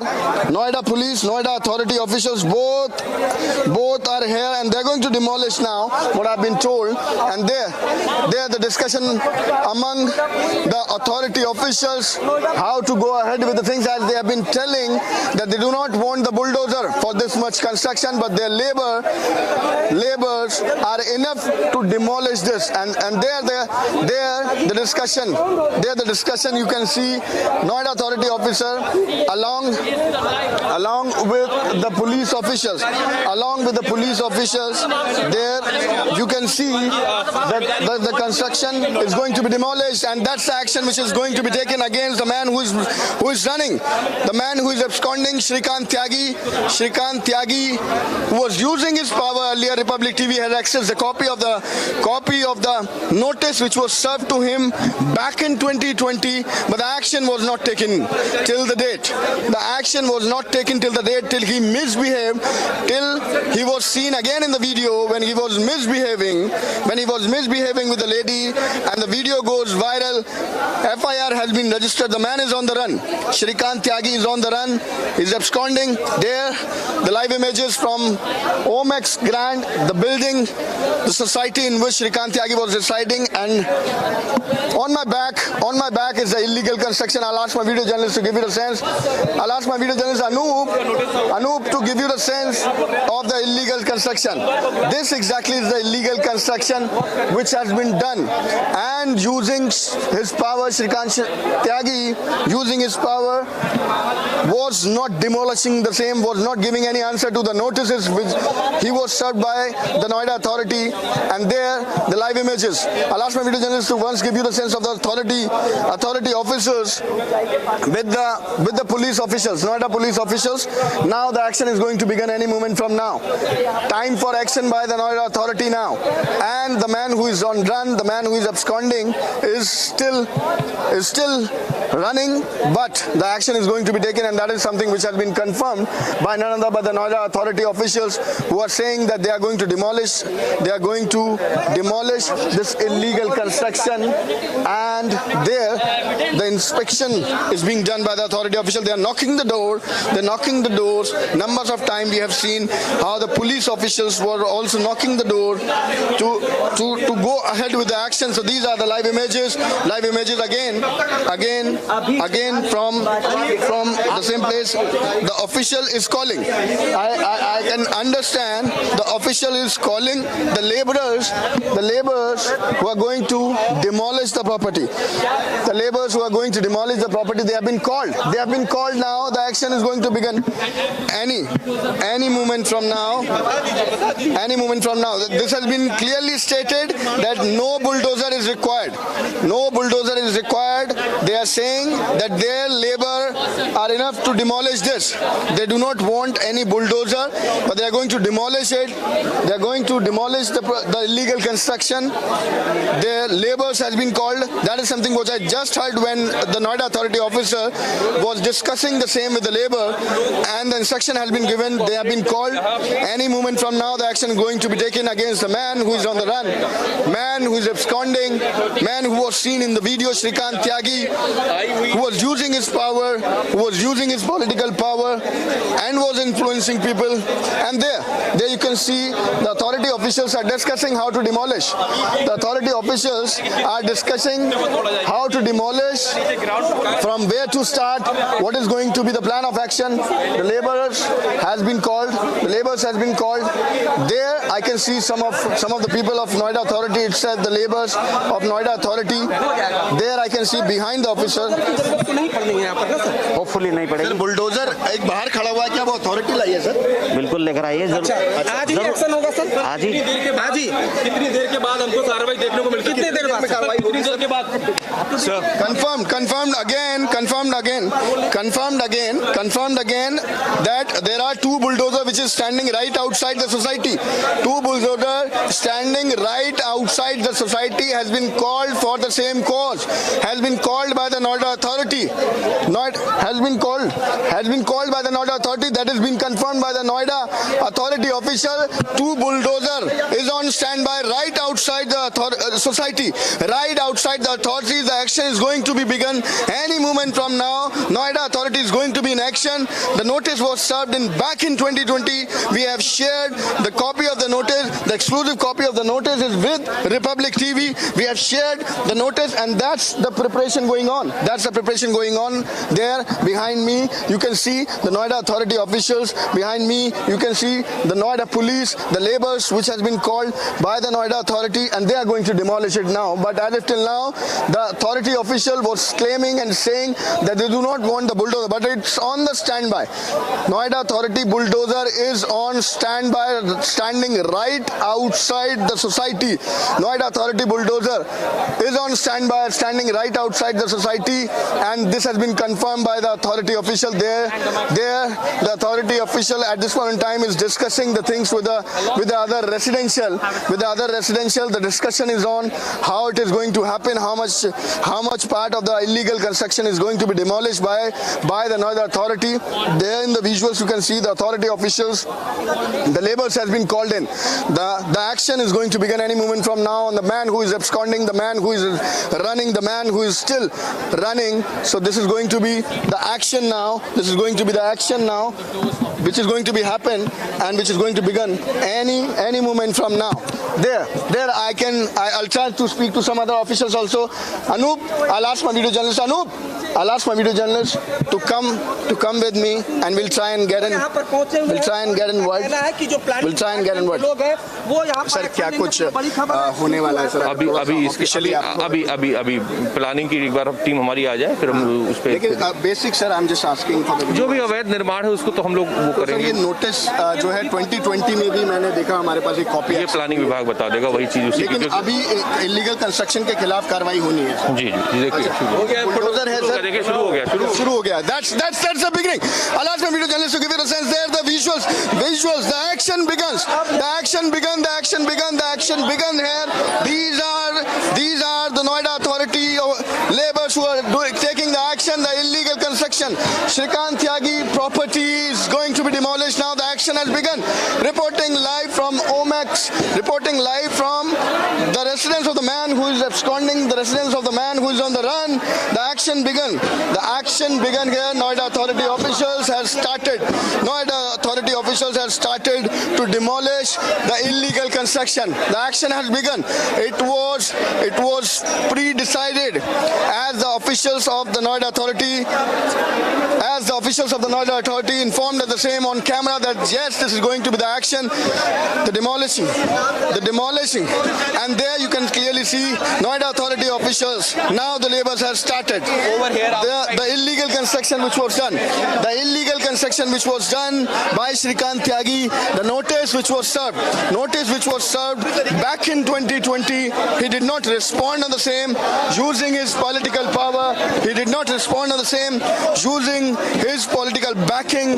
But finally, now when the man is absconding, the FIR has been registered. This is Noida Authority also who is in action. Noida Authority is in action there in in the visuals, we are getting the live images. These are the live images from the residence of the man who is absconding, the residence of the man who is on the run, and there Shrikant Tyagi property is being demolished. The process has started. The Noida authority is in action, could be clearly seen. The process has started. The visuals there, you can see the process has started, and the Noida authority is in action now. The action has been taken. Noida authority laborers, Noida authority officials are present over here. The police persons are present over here. Noida police is present over here. This was the notice which was served back in 2020, but the action was not taken till the date. And now today, finally the FIR has been registered. The action has begun. The action has begun when the man is absconding. The action has begun when the man is on the run. And there the Noida authority officials confirm us that they do not want the barricading. They do not, I beg your pardon, the bulldozer. They do not want the bulldozer to be here. The labor can handle the same, and that is something what we are seeing. The laborers can handle the same if we are talking about this illegal construction which is going to be demolished now. And there in the visuals, live images from the residence of the man who is absconding. The action has begun. The action has begun. Noida authority is on action now. They knocked the door. We have seen it earlier. They were trying to knock the door. They were trying to get a sense from the people if anybody is inside there. But the action has begun now. There the laborers have started demolishing the property, the illegal construction rather we should say, on which this was the notice which was given by the Noida authority earlier itself. But the man using his power was not listening to the Noida authority. There on one side we are getting the images. These are the live images from the area where this illegal construction was done, and now the action has begun. Action has been taken by the Noida authority. I'll ask my media journalist to once give you the larger view. Let me give you the sense what is happening. Let me give you the sense. This exactly is the area where the illegal construction was done, and now the action has been taken by the Noida authority. This exactly is the area. This is not limited to one part. Not limited to one part. More images on my left, on my right, on my left, everywhere.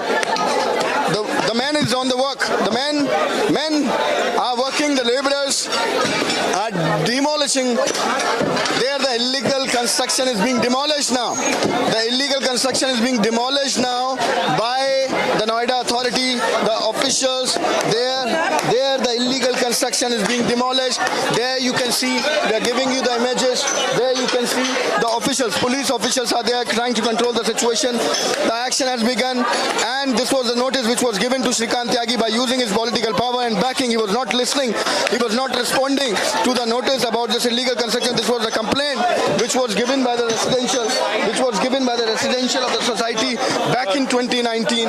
We'll try and talk to some of the people. We'll try and talk to some of the people who belong to this society, and what do they have to say about the same?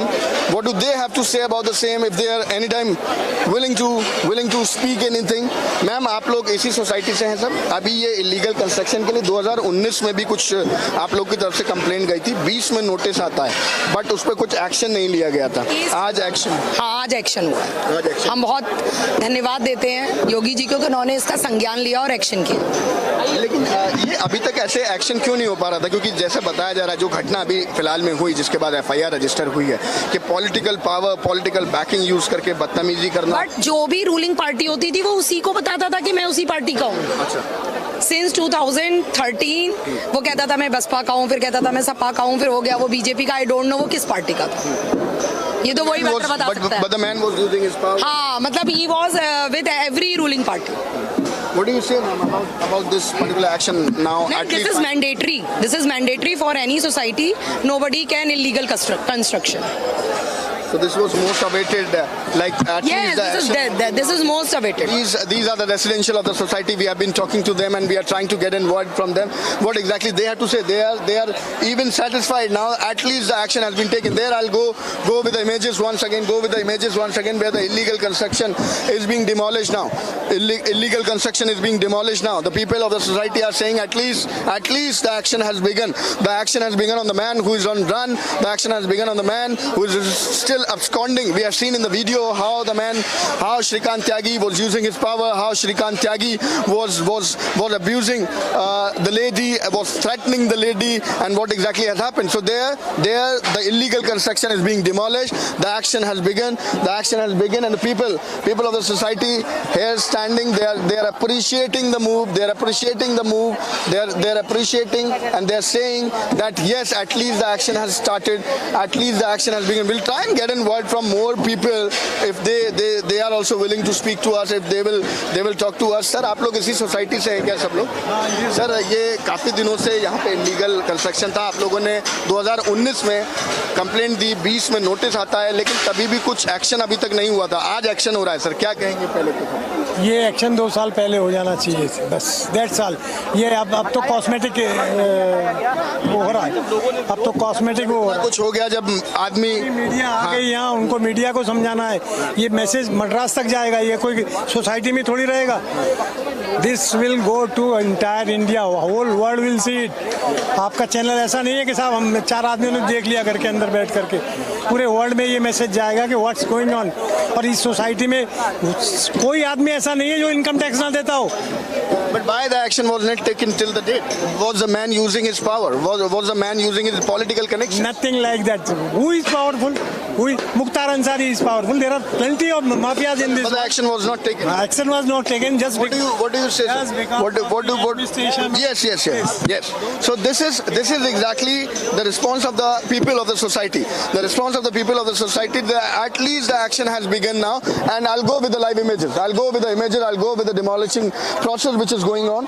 I'll go with the visuals. There you can see the live images from the ground. Action has begun. Noida authority official, they are demolishing the property. Let me remind you again for the viewers.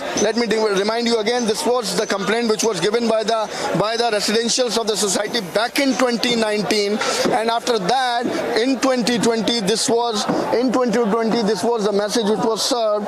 In 2020 this was the message which was served to Shrikant Tyagi, but using his political connections, his power, the man did not respond on the same. But now when the absconding man, when the man is absconding and the action has been taken by the Noida police also, when the FIR has been already registered, there the action has begun. Noida authority, we confirmed it first. Republic TV have the copy of that particular notice also.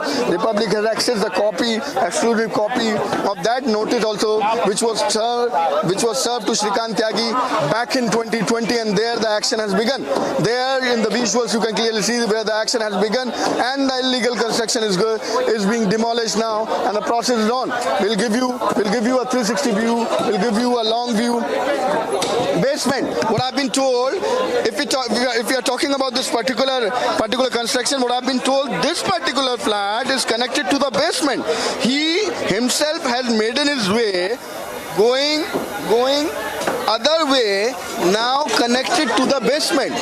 That is something what I have been told, and this is from the inside. We'll try and get a view of the same what is happening here. There the illegal construction could be clearly seen. There the illegal construction. Something is happening. Bulldozer. I can see the bulldozer. Bulldozer enter in the society. That's the bulldozer. Bulldozer in the society. Live images. First on Republic TV. There we are giving you the visuals of the bulldozer. The action has begun. As we were telling it to our viewers, we were showing the visual, the live images. We were showing to the viewers. These are the live images. The action has begun. This is the image of the bulldozer. Now it is going to be another step. Next step for demolishing the illegal construction. Next step for demolishing the illegal construction. It is going to be. Now we'll remain with the images. We'll be with the images now. The action has already started. This is against a man who is running, against a man who is absconding. The bulldozer has entered. Bulldozer has entered. The images from the society, the residential of the man who is absconding. The residential of the man who is absconding. And now there, some of the people are clapping. Society members are clapping. Society members are clapping. They are that much happy. On my right. There, we'll go with the images first. There, the action has begun. Action has been taken. The people are celebrating here. They are clapping. People are celebrating here because this man, Shrikant Tyagi, who's on the run, was using his power, was influencing the other people, was doing the illegal construction. The notice we have access, exclusive notice we have seen. Now the bulldozer has entered in the society, and now it is going to be the next process of demolishing. Earlier we were seeing how it was done by the laborers. Now to demolish this property, we are getting this the process has started. It has started, and now the images, the live visuals from the residence of the man who is absconding. There you can see the action which has been taken. Action taken. Shrikant Tyagi residence, the illegal construction of Shrikant Tyagi demolished now. Shrikant Tyagi residence, the illegal construction from the Shrikant Tyagi residence. Shrikant Tyagi, the man who is running, the action has begun. The action has been taken by the Noida authority. People are celebrating here. I'm looking at the people who are celebrating this movement, who are clapping and celebrating this movement and saying that at least the action has begun. This exactly the same area, let me remind you, where this whole incident was reported when the man who is absconding was seen abusing with the lady, was seen threatening the lady. This exactly is the same place where the illegal plantation was done by the man, and now bulldozer is in action. Demolishing the illegal construction. The man who is absconding, man who is running, man who was seen in video, Shrikant Tyagi, now under the radar of Noida authority, Noida police, where on one side Noida police has constituted the team, the multiple location is being searched. On the other hand, the live images from the residence of the man who has done the illegal construction, the residence of the man who was using his political power. People are celebrating the movement. People are clapping. People here are celebrating this movement, and they are clapping. Live images, demolishing. The property is demolished now. The action taken by the Noida authority against the man who is absconding, the man who was seen in the video, Shrikant Tyagi, who was seen in the video. We have shared the notice copy which was served back in 2020, but using his political power connections, the man was not responding to the notice. Live images, live visuals. The action has begun. There, the illegal part of the construction has been demolished. Earlier it was stated we would not be requiring the bulldozer, but finally the bulldozer is also in action in the society. The bulldozer is also in action. There the demolishing process continue. Another step, next step by the Noida authority, where the man is still absconding. The Noida authority officials has taken the action. The illegal construction, we have shown it earlier, viewers. Republic TV was the first to access the copy. And now the action has been taken. And we are reporting live on the story. A team has been already constituted by the Noida police. Finally, the action taken by the Noida authority, and the illegal construction has been already demolished. demolished by the Noida authority. It's time for a very short break. We'll be right back reporting live on the story. The man is still absconding.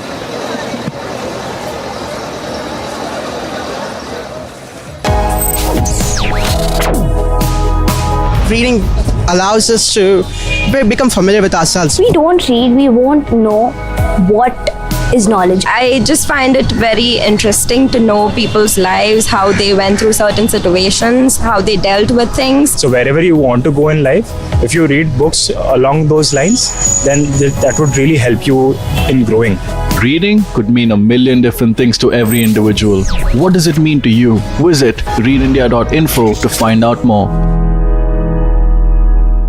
This full road has been blocked by the Congress workers, the high voltage drama.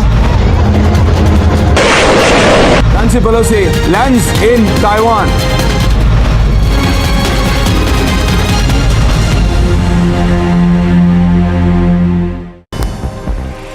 And more top stories from the Games. Indian star boxer and world champion Nikhat Zareen captures the country's third consecutive boxing gold of the day, defeating Carly McNall of Northern Ireland in the finals of the women's 50 kg light flyweight. At the ongoing Commonwealth Games in Birmingham, Zareen lived up to her world champion status as she dominated Carly across all 3 rounds, winning 5-0 on the basis of points scored. बहुत खुश हूँ मैं कि अपने देश के लिए मैंने गोल्ड मेडल जीता है। वर्ल्ड चैंपियनशिप के बाद मेरा नेक्स्ट मेजर कंपटीशन यही था, तो लोगों की उम्मीद थी मेरे से कि मैं यहाँ पे भी गोल्ड जीतूँ, बट हाँ फाइनली मैं गोल्ड मेडल जीतूँ यहाँ पे, तो मुझे बहुत खुशी हो रही है। Boxer Neetu Gangas clinches gold after defeating England's Demi Jade Rezdan in the final of the women's 48 kg category at the Commonwealth Games. And on Sunday, she won on the basis of points 5-0 over her English opponent.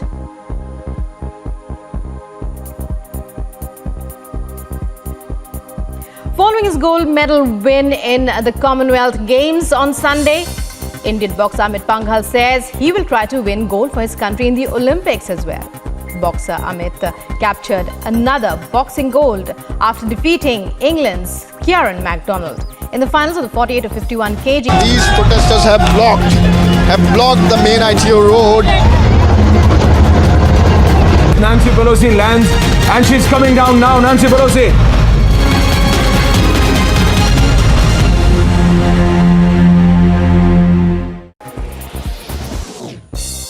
Elders Paul leads India's historic 1-2. Finally, the action has been taken on the man who is absconding, the man who is on the run. The action has been taken. I'm reporting live on the story. There on one side, the live images where the demolition process is on and the property, the illegal construction has been demolished. Ma'am, what do you say about this? आप क्या कहेंगे? अभी ये finally आप लोग योगी बाबा के नारे लगा रहे थे. The action has been taken. बिल्कुल सर, बहुत खुश हैं, बहुत राहत है, बहुत सुकून है और थोड़ा लग रहा है कि एक डर से बाहर निकल करके आए हैं हम लोग, क्योंकि ऐसा लग रहा है हाँ अब हमें किसी ने सपोर्ट किया है और हमने जिस नेता को चुना वो बिल्कुल सही था। तो अभी तक क्या धमकाया जाता था, जिस तरीके से वो वीडियो आई, क्या डराया? बहुत ज्यादा डर था, बहुत ज्यादा हम लोग घबराए हुए थे और ऐसा लग रहा था कि क्या हम एक ऐसे माहौल में रह रहे हैं, क्या हम सेफ हैं, क्या हमें जस्टिस मिलेगा, लेकिन आज लग रहा है नहीं, हमें पूरा सपोर्ट मिला और हम बहुत खुश हैं और इसलिए हम अब जश्न मना रहे हैं। मैम आप क्या कहेंगे, फाइनली रिलीफ है? फाइनली ये बहुत बड़ा रिलीफ है पूरी सोसाइटी के लिए और उस लेडी के लिए जस्टिस है जिसके साथ ये सब कुछ हुआ है, तो वाकई में ये एक हिस्टोरिक मोमेंट है, हिस्टोरिक मोमेंट है ये। हिस्टोरिक मोमेंट है। माता जी आप क्या कहेंगे कि बहुत लोग यहाँ बता रहे हैं परेशान कर रखा था, डराता था, धमकाता था इस तरीके के, लेकिन आज एक्शन देखने को मिल रहा है। हमें इस एक्शन से बहुत खुशी हुई है क्योंकि ये बिल्कुल गुंडा था और इसने पूरी तरह आगे अप्रोचमेंट की हुई थी और यहाँ बैठ के अपना किसी की हिम्मत नहीं थी यहाँ से जाए। हाँ, तो बहुत अच्छा हुआ है और इसको जल्दी से जल्दी अंदर लेना चाहिए और इसके सारे जो कॉन्टैक्ट हैं खत्म करने चाहिए, इसकी जितनी प्रॉपर्टी है सील करनी चाहिए, उस पर भी बुलडोजर चलना चाहिए। हाँ बिल्कुल। We'll go with the live images once. We'll go with the live images. We have given you the visuals earlier. This was the illegal construction which was here, and now it has been demolished. The encroachment. It has been demolished now, and there I'll give you the visual. I'll give you the sense from the area one. I'll give you the area. The bulldozer is moving back on its way. The bulldozer is moving back on its way. The bulldozer has done its work. The bulldozer has done its work, and there was a dumper. There was a truck which was standing outside the society along with the bulldozer, which I have seen earlier. I think that it will be called again. Now the bulldozer is being called again. The bulldozer is coming back, and I believe some of the demolishing process is still yet to be done. And there in the live images we are giving you the visual how finally the process is ended now, and it has been demolished. It has been demolished. The illegal construction which was done by the man who is absconding, Shrikant Tyagi, the man who is on the run. Shrikant Tyagi, the man who was seen in the video abusing the lady, was threatening the lady, and now finally the process has begun, and finally the illegal construction has been demolished. This was a notice which was served to Shrikant Tyagi back in 2020. Republic TV accessed the notice. We have shown you the copy of the notice also, in which it was clearly written about the illegal construction, but Shrikant Tyagi, there using his power, has not responded on the same. But finally, when this man was seen in the video, when the FIR has been registered, when Noida police has constituted 8 teams to look for the man when he is absconding, the action has been taken by the Noida police official. Noida authority also came in action. Noida authority now finally today has reached at the location and finally has demolished the property. I'll ask my video journalist to give you a 360 view of the area, what is happening at this point in time. The people here are celebrating that the action has been taken. Bulldozer again back on its work. Bulldozer again back on its work. Some part is left, so it is going to be more process of the demolishing the property. And as we have seen earlier also, the anti-encroachment drive which was on, and now this is again the bulldozer, which could be clearly seen in the visual, going to demolish the remaining part of the illegal constructed area, and there the action could be clearly seen. That's the JCB, that's the bulldozer which is in action and now demolishing and now cleaning up the area rather. The illegal construction has been already demolished, and there you can see the bulldozer which is in action. Bulldozer which is in action now breaking the ground, breaking the floor. Some of the part is left. Now it is going to be broken, and there you can see this particular wall which is a part of the illegal construction is also going to be demolished, I believe. And there the illegal constructed part has been already demolished, but some of the part is left, and now JCB is on the work, the bulldozer is on the work, the action has been run, the action has been taken by the Noida authority. There in the live images we are giving you the sense what is happening at the residence of the man who is absconding, at the residence of the man who is still missing, who was seen in the video harassing the lady, who was seen in the video who was threatening the lady, and now the action has begun. And there the live images from the ground where the bulldozer is in action, bulldozer breaking that particular illegal constructed part of Shrikant Tyagi. What I've been told that Shrikant Tyagi was influencing the people, using his power. He was served with a notice back in 2020, but he was not responding on the same. Let me remind you viewers, for that Shrikant Tyagi, against Shrikant Tyagi, the FIR has been already registered. The FIR has been already registered, and the man is still absconding. I can see some of the police officials who have just entered here. More Noida police officials who have just entered here. I'll ask my video journalist to give you the sense. We'll go that side to give you the sense what is happening. More police officials I can see to control the situation so that everything remains in control. To control the situation, more Noida police official could be clearly seen. We'll go back and we'll give you a long view. We'll go back and we'll give you a long view of this particular area. We'll give you a long view of this society, of this illegally constructed area, and we'll go there. And from here, we'll give you a long view. I'll ask my video journalist Anup to give you a long view. So there you can see, now the bulldozer is back on its way. Bulldozer has done its work. Bulldozer has demolished the illegal constructed area. We have seen we have seen it earlier. I've been told it is expected. I've been told that the other part is also being demolished. We'll go there. We'll go that side and we'll check it out. If that is also being demolished, yes, I can see the people over there. Yes, I can see the laborers over there who are demolishing the other part of the area, the other part of the illegally constructed area. There I can see in the image. We'll take that route to get you the more clear visuals. The man who is absconding his property is being now demolished because this is the other part of the area where demolition is and we are getting these visuals from another unit also. We have multiple cameras over here, so we are getting these images from the other camera. I'll stay at the front gate where this illegal construction was done and where this has been already demolished. We'll stay here. We'll show you the images, the live images. There we have seen how the people were celebrating this particular movement, and they are saying that at least the action has begun now. At least the action has been taken. The people were clapping there. They were celebrating. The bulldozer I've been told is back on its way. Bulldozer has gone. We'll try and get a sense if it is moving toward the other part. If it is moving toward the other part, then we'll try and get the sense. But bulldozer is back on its way. Bulldozer is there. There I can see the bulldozer. That exactly is the same bulldozer which has taken the action. We have seen the bulldozer in the action few minutes back, and now I can see two bulldozers. We will go ahead. We'll go ahead and we'll give you the sense what is happening in the society. There, one bulldozer is on the standby. We'll report it from here only. We can get the images. We are getting the visuals. There you can see the bulldozers parked in the society itself. If it is required anymore, then it is going to be back on work. But yes, two bulldozers could be seen. One on my right, one in front of me.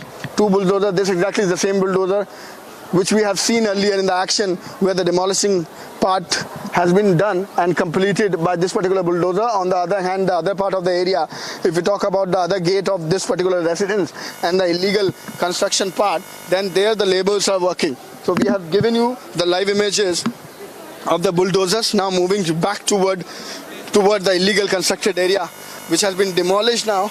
I can see the Noida police officials which has been deployed over here. There numbers of residentials are there on the ground. They're celebrating rather the movement. They're at least happy, and they're saying that this man was threatening us, and this is the fear of which we are out at least. There I can see the sloganing of Jindabad. Sloganing of Jindabad could be clearly seen. The people are celebrating.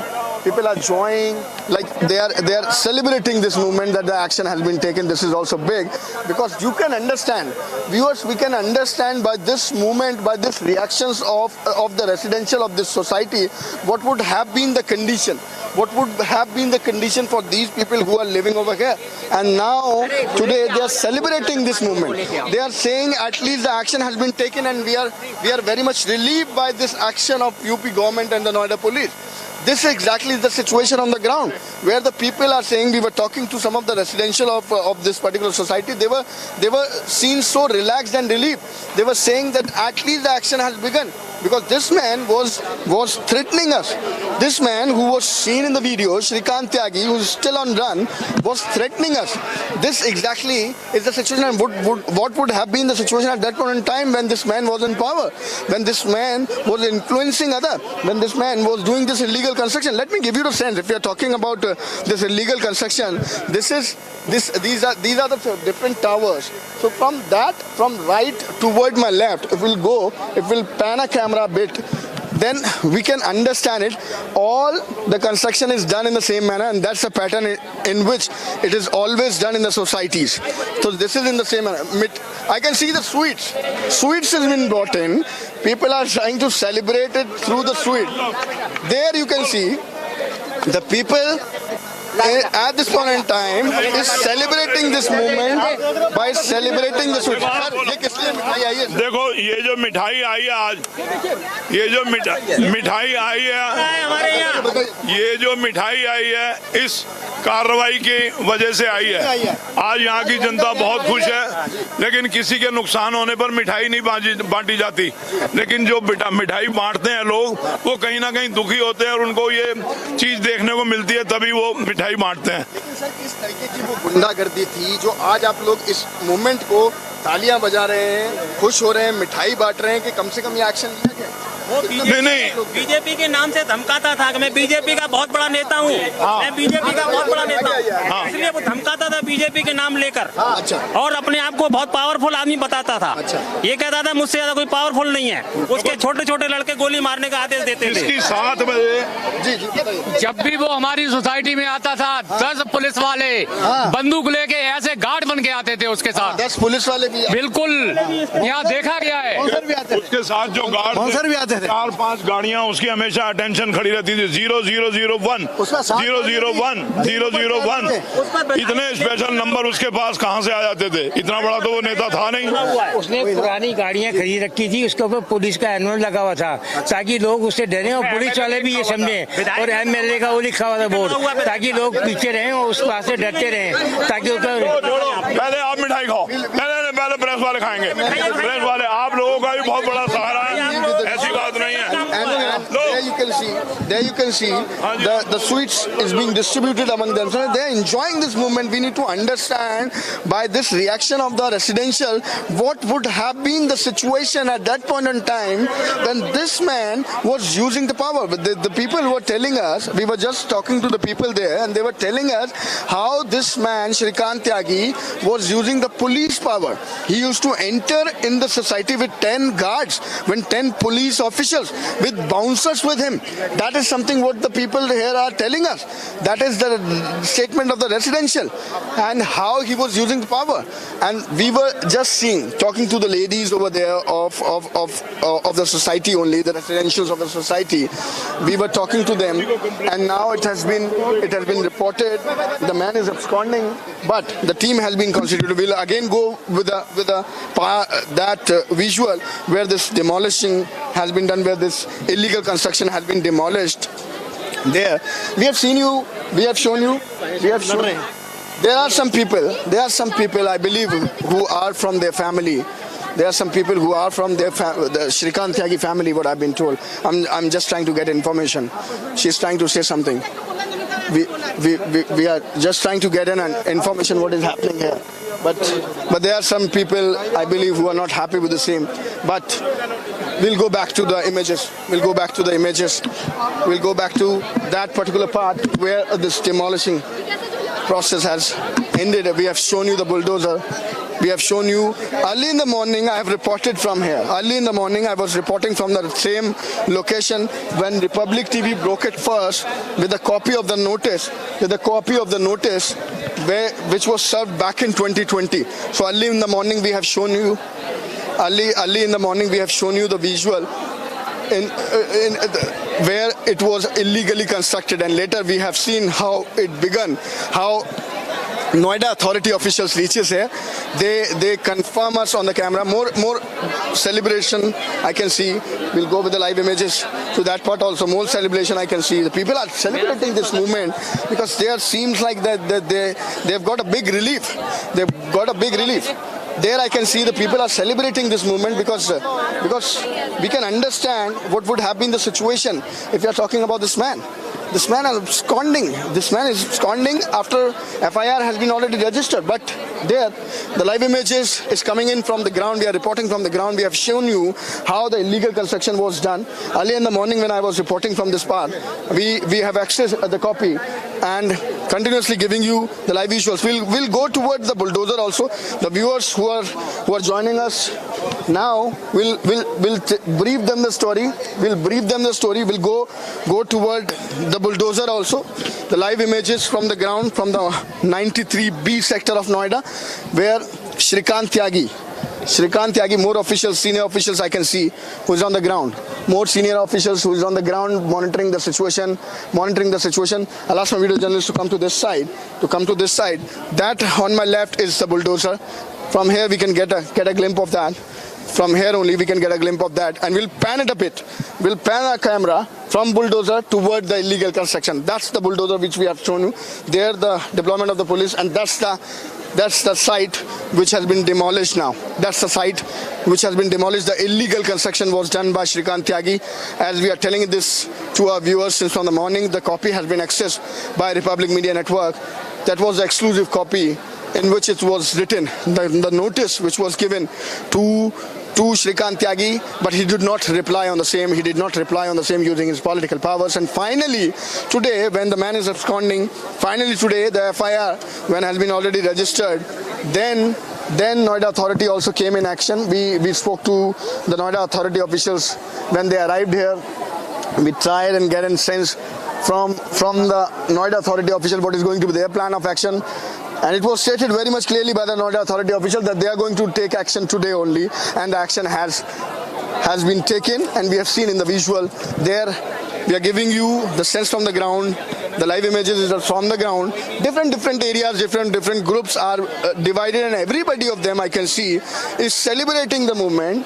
Everybody of them is distributing the sweet among themselves, and there the people could be clearly seen when they are saying that they are in relief now. They are in relief. The senior officials taking note of the situation on the ground. I will stay with the images. The senior officials I can see are on the ground, and they are taking note of the situation, what exactly the situation is. We have seen it earlier when the Noida police officials was there with the Noida Authority officials, and we'll not go there. We'll report from here only. We have another camera at that point, and the movement could be clearly seen. The movement. Let me give you the visuals from this particular site of the illegal constructed area. We'll try and get a sense if we'll can get a response. Ma'am, if you can tell us a bit what exactly is happening. If you can. I'll tell you later. So there, the officials, we will trying to get a sense if she can tell us what exactly is going to be the next course of action. As we do know that the team has been already constituted, a team has been constituted, and this is going to be the multiple searches today. Multiple searches at the different area, different location where it is going to be looked up. We'll try and get in. Noida police ने काफी अच्छा काम किया. I'll talk to everyone of you later. Ma'am, police अभी क्या कोई searches कर रही है? आप थोड़ा सा उस बारे में कुछ बता दें. पहला रिएक्शन आप क्या कहेंगे, क्योंकि नोएडा अथॉरिटी ने right now the senior official is not talking. Right now the civil official is not talking. She's saying that she'll talk to us later. But there, I'll go again back with the images, and there I can see the people celebrating it across the society. I can see this distribution of sweets across the society, because the people are so much relieved today. And as we have seen it, they were celebrating it, they were clapping, and they were seeing so relieved, and they were stating it that this gunda was threatening the residential of the society. We're just trying to understand what is happening. If any statement from the senior officials, if any statement, we are just trying. Ma'am, 1 minute. छोटा सा अगर आप update हम लोग आप बता दीजिए, reaction दे दीजिए कि अब तक एक line just one word ma'am. अभी तक कितने लोग आपने कराए?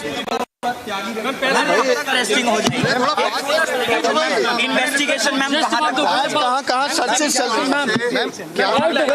इन्वेस्टिगेशन कहाँ तक पहुंची? The officials is still not having the words. I can understand. DCP Ankita Sharma is there, but I can understand the pressure. Ma'am, because she's not having it. Shrikant त्यागी अभी फरार है.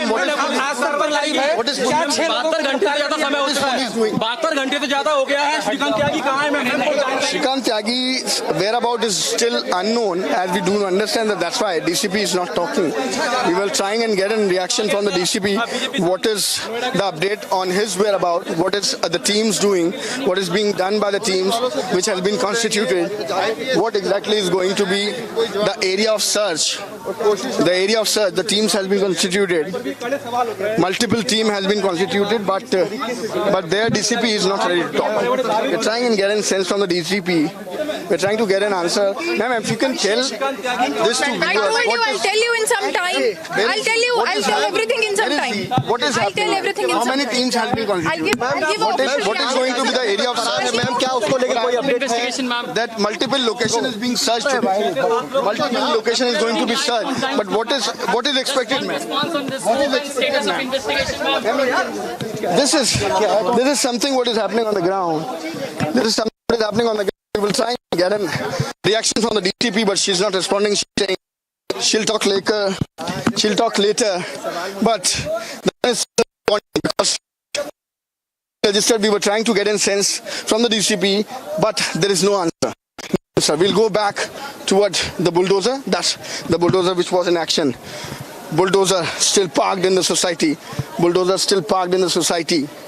On my right is the area where this illegal construction was done by Shrikant Tyagi, and finally it has been demolished.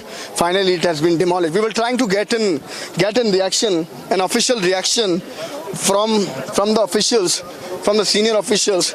There I can see Noida Authority people communicating with the other members of the society. These are the Noida Authority officials who are still here. We have been talking to them when they entered, and we have given you the visual. This exactly the same official, the senior official of the Noida Authority, who informed us that yes, this is the action today, and finally we have seen the action. We'll give a view from here, and there you can see the numbers of police personnel which has been deployed. Police bandobast has been increased, and there on the ground we are reporting live from the residence of the man who is still absconding, the residence of the man who is still on the run.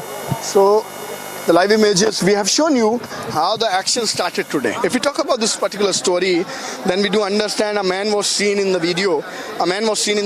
Where he was threatening a lady, where he was abusing a lady, and after which the action has been taken. But the man is on the run. The man is still absconding. The name of the man is Shrikant Tyagi, and the FIR has been registered. The vehicles has been seized by the Noida police. His vehicles has been seized by the Noida police, but his whereabouts is still unknown. We were trying to get a sense from the DCP also what exactly is happening. But as till now, I believe Noida police is not having any answer. The team has been constituted. Multiple searches will be done today, and it is going to be the raid at the multiple location which is linked to Shrikant Tyagi. But finally, till now, there is no response by the Noida officials, senior officials of the police of Noida. DCP was here, and we were trying to get a sense from her, but she was not responding on the same. Behind me is the action which has been taken by the Noida Authority today. Behind me is the action, is the spot where this action has been taken. The illegal construction, let me remind you about this also. The illegal construction was done by Shrikant Tyagi. He was using his power, he was using his political connections, what I have been told.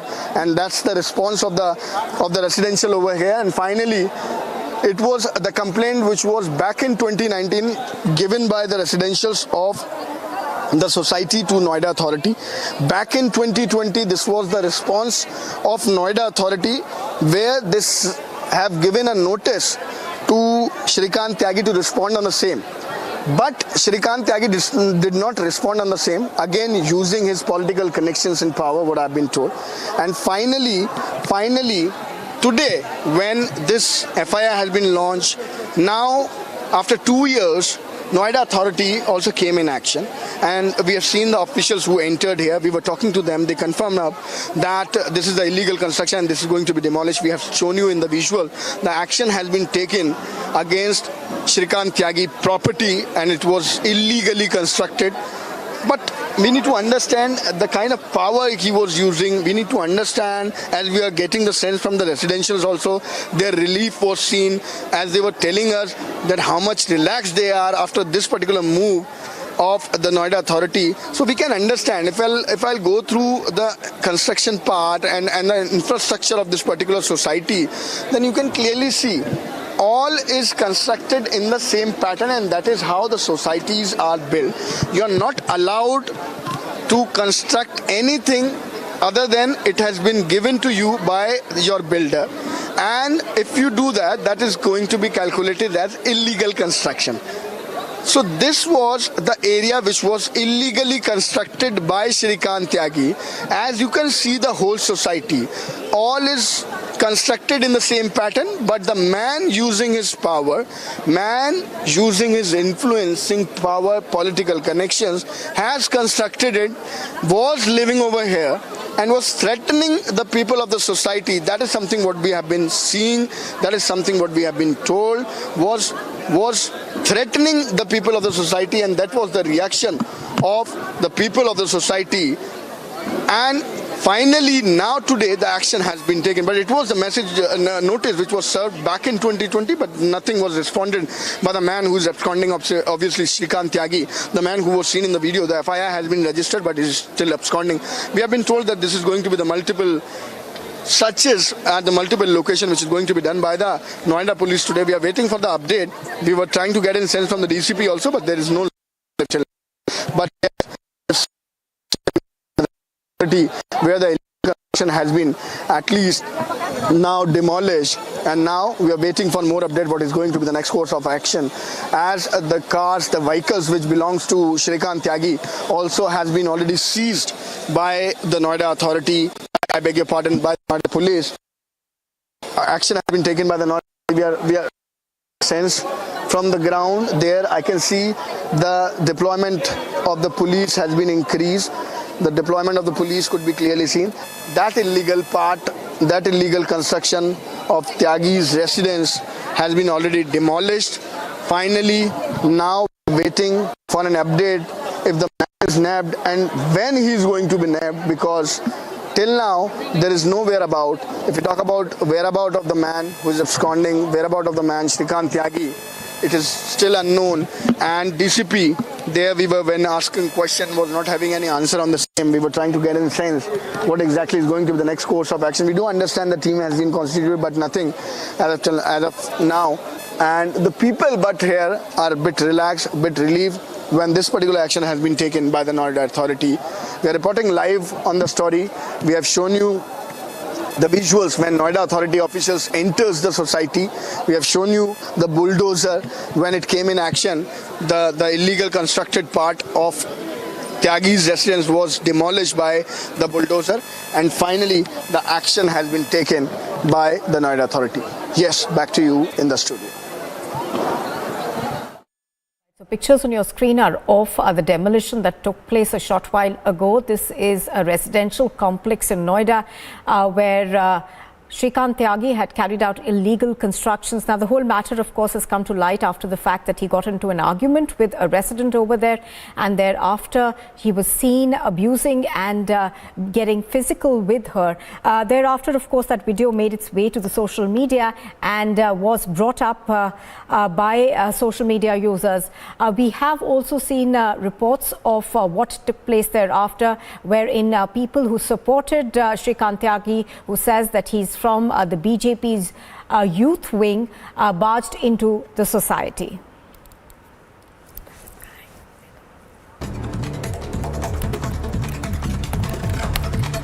And here's a quick look at some other news that we are getting for you this morning. Pictures on your screen right now are of this abusive Neta who's still on the run. But apart from that, of course, there is a demolition that is being carried out in Noida.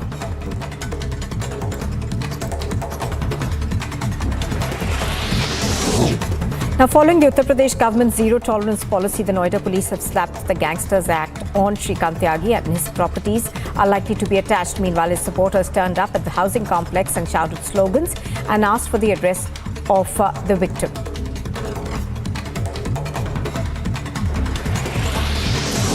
In a big development in the Noida assault case, the Yogi government has ordered Shrikant Tyagi's illegal encroachment to be demolished. Meanwhile, 6 people were detained by the Noida police when they reportedly came to visit Tyagi's family after a heated argument broke out with other society members. The Noida Civic Authority has demolished illegal encroachment of Shrikant Tyagi with bulldozers and JCBs. Earlier, civic authorities had inspected the illegal properties of Tyagi and claimed that they would take action against properties.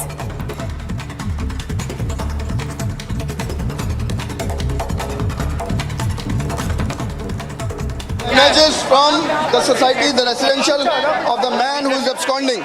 The images from the society, the residential of the man who is absconding. Well, the residents of Grand Omax Society gathered in large numbers as illegal encroachment of Shrikant Tyagi was razed to the ground.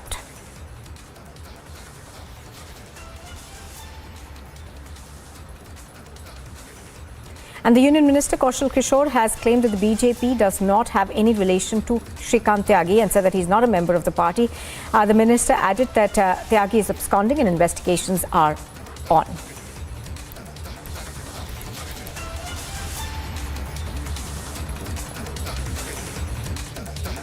Supporters हैं जो वहाँ पर गए 10-15 लोग थे जो उनको threatening कर रहे हैं। इस तरह की घटनाएं सामने आ रही है। एसएचओ को भी इस मामले में सस्पेंड किया गया। तो कहाँ तक लोग सुरक्षित हैं? देखिए, ये घटना तो निंदनीय है ही। पार्टी ने कहा है कि वो हमारी पार्टी का मेंबर नहीं है, लेकिन वो जो उन्होंने किया है उसका निश्चित तरीके से उनके खिलाफ कार्रवाई हो रही है और पुलिस उन्हें ढूंढ भी रही है। जो लोग और उनके साथ में थे उनके खिलाफ गैंगस्टर की कार्रवाई हो रही है। जो विपक्ष आरोप लगा रहा है उसका आरोप कि बीजेपी के कार्यकर्ता है, वो गलत आरोप है। Well, we are heading back to what's taking place at that society in Noida, where the illegal construction was demolished by the Noida Development Authority. Now, this illegal construction came to light after there was an argument between a self-proclaimed Neta called Shrikant Tyagi and fellow residents at this Omax society in Noida. Thereafter, of course, there were reports of people who were linked to Tyagi barging into the society to threaten members. Anuj continues to be with us and he's reporting live from where the encroachment has been razed to the ground. Anuj, the other question that everybody will be asking is about the whereabouts of Shrikant Tyagi. He's still on the run.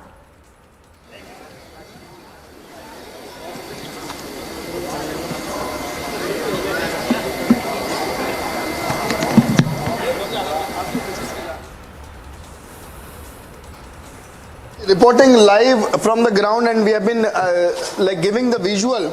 We have been giving the visual how the demolishing has been done. This property was demolished, and if we talk about the illegal construction that was done by Shrikant Tyagi, we have shown you the notice, the copy of the notice which was served to him back in 2020. I'm getting some trouble in audio, but we have shown you the visuals, what exactly has happened. But if we talk about the whereabout is the larger question at this point in time, and that is something which is being asked. That is something which is being the question in everybody's mind. If we talk about the whereabout of Shrikant Tyagi, where exactly this man is. This man is absconding. The FIR has been registered, but the people still are waiting for an answer when he is going to be arrested, when it is going to be the action that is going to be taken by the Noida police. On my back there, the illegal construction is again being demolished. We'll go that side. I'll ask my video journalist to come this side so that we can get a sense from this area also, which has been demolished now. From this area. Earlier we have given you the visual from the front area. Now this is the backside of the flat. This particular ground floor flat which has been demolished now. The illegal construction, I would say, has been demolished now by the Noida Authority. So this is the action which has been taken by the Noida Authority. Still, Noida Police is looking for the whereabout where the man is. Still, the Noida Police is looking for the absconding man. The name of the man is Shrikant Tyagi. We do know the man who was seen in the video, the man who was seen in the visuals, and he was absconding the lady. He was there misbehaving, threatening the lady, and there we are getting you the live images from the action that has been taken by the Noida authority. This is the residence of Shrikant Tyagi, and the illegal construction was done by Shrikant Tyagi. Back in 2019, this was a complaint which was raised by the residentials, of this particular society. And we'll go that side and we'll report from there to give you a larger view of the area, what exactly is happening. As we are seeing at this point in time, the authority is in action. Noida police could be clearly seen on the ground. When we are talking about the story and when we are talking about this particular development, then let me tell you that this was the complaint which was given by the residentials of the society back in 2019. There it was a complaint against Shrikant Tyagi that he has done the illegal instruction and Noida authority should take action against him. After which, in 2020, this was the notice which was given to Shrikant Tyagi by the Noida authority, that what he has to say about the same and how the illegal construction has been done by a man in the society. There he has not responded on the same. Using his political connections, using his political powers, the man has not responded on the same. Later, we have seen what has happened. The man was seen abusing a lady. The man was seen threatening a lady. Here itself, this exactly the same point from where I am reporting, and this exactly the same area where this incident was reported, and we have seen in the visuals what has happened. Finally, the man is absconding at this point in time. The FIR has been registered by the Noida police. But the man, Shrikant Tyagi, is still absconding. His whereabout is not known. We were just trying to get a reaction from DCP also. But the senior officials of the Noida police is still not having the answer where exactly Shrikant Tyagi is. His vehicles has been seized. If we talk about the other development, then this is the action which has been taken by the Noida authority. Behind me is the resident of Shrikant Tyagi in the same society where this particular incident was also reported when he was misbehaving with the lady. This is exactly the same area, and this was illegally constructed. In the society, the illegal construction was done, and finally today Noida authority has taken the action, and this illegal construction has been already demolished. These were the workers who are returning back, Noida authority officials, workers, laborers who are returning back. They have done their work. The demolishing process has already ended. How it began, we have shown you the visual. What happened since from the morning is that we were reporting live from this particular site only, particular illegal constructed residence.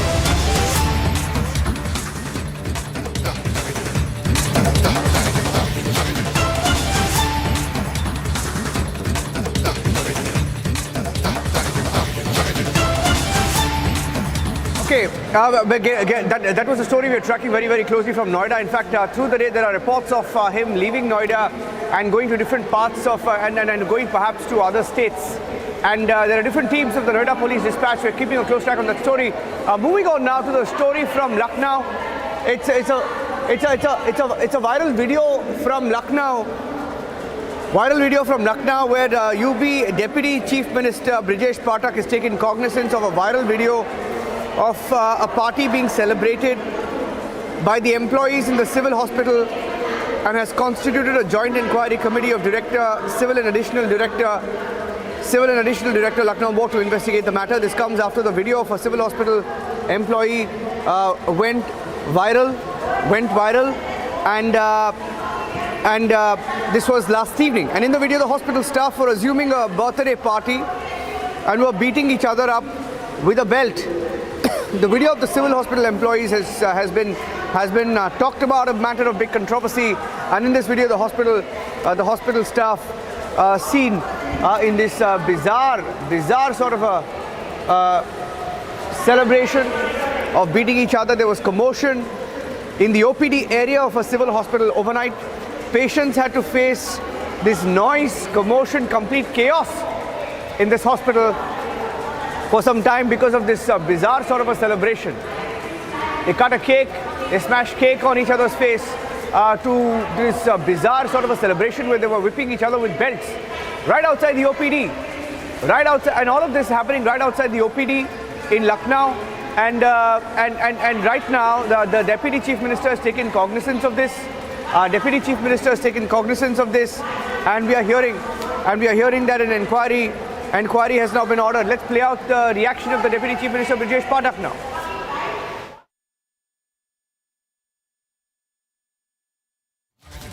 देखिए, पूरी घटना की जानकारी मुझे video के माध्यम से मिली है। रात में ही हमने घटना की उच्च स्तरीय जांच के निर्देश दिए हैं और जैसे ही रिपोर्ट आ जाएगी हम कड़ी कार्रवाई करेंगे, किसी को छोड़ेंगे नहीं। देखिए, पूरी घटना की जानकारी मुझे वीडियो के माध्यम से मिली है। रात में ही हमने घटना की उच्च स्तरीय जांच के निर्देश दिए हैं और जैसे ही रिपोर्ट आ जाएगी हम कड़ी कार्रवाई करेंगे, किसी को छोड़ेंगे नहीं।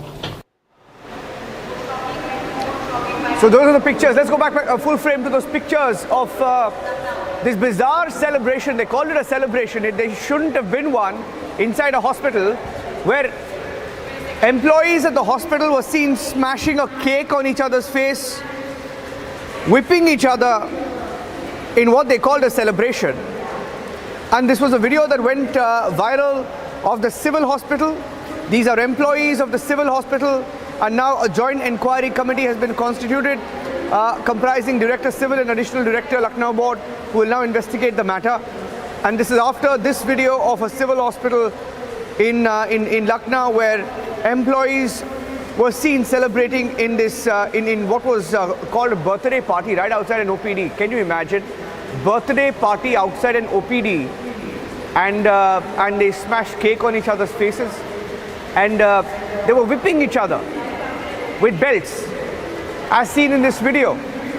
And all of this has been taken note of. There is an inquiry, an investigation that has been launched in a hospital, in a government hospital, where these doctors or these employees should have been simply doing their job of maintaining discipline. Inside hospitals, outside OPDs, people aren't allowed, let alone speak loudly or celebrate.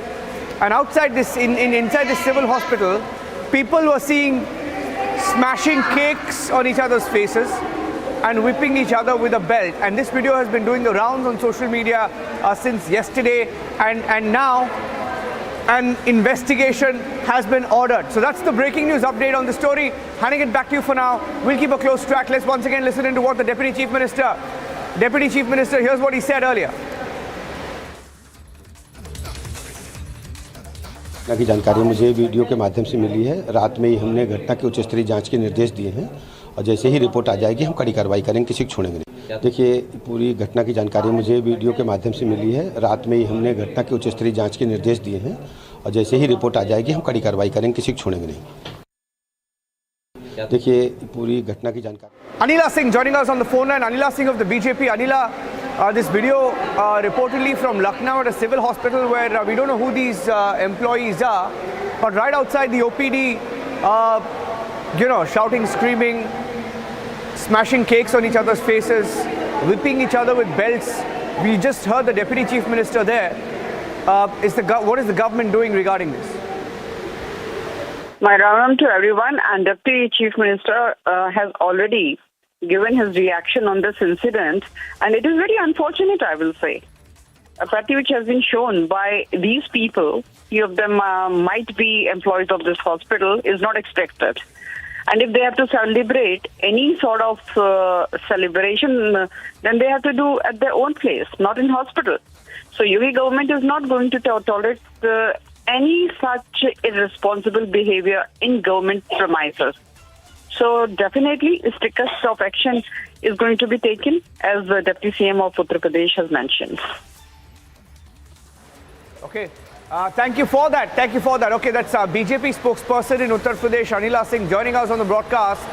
And the UP government has also taken note of this video. In fact, we were just broadcasting from Noida, where in Noida you have the case of Shrikant Tyagi, and the UP government really going all out, even though he was an alleged BJP leader, irrespective of political affiliations or reported affiliations, cracking down completely, sending bulldozers to demolish illegalities. Apart from his assault and arrogance that has now been bulldozed, he's on the run. They've set a deadline that he will be arrested anytime soon. That's one breaking news update. The second of this hospital in Lucknow, where this very, very bizarre sort of a celebration was reported last evening. We're getting you this video. UP government once again saying that they're going to punish whoever was responsible, investigation has begun. Let's move on and get you some other breaking news updates right now.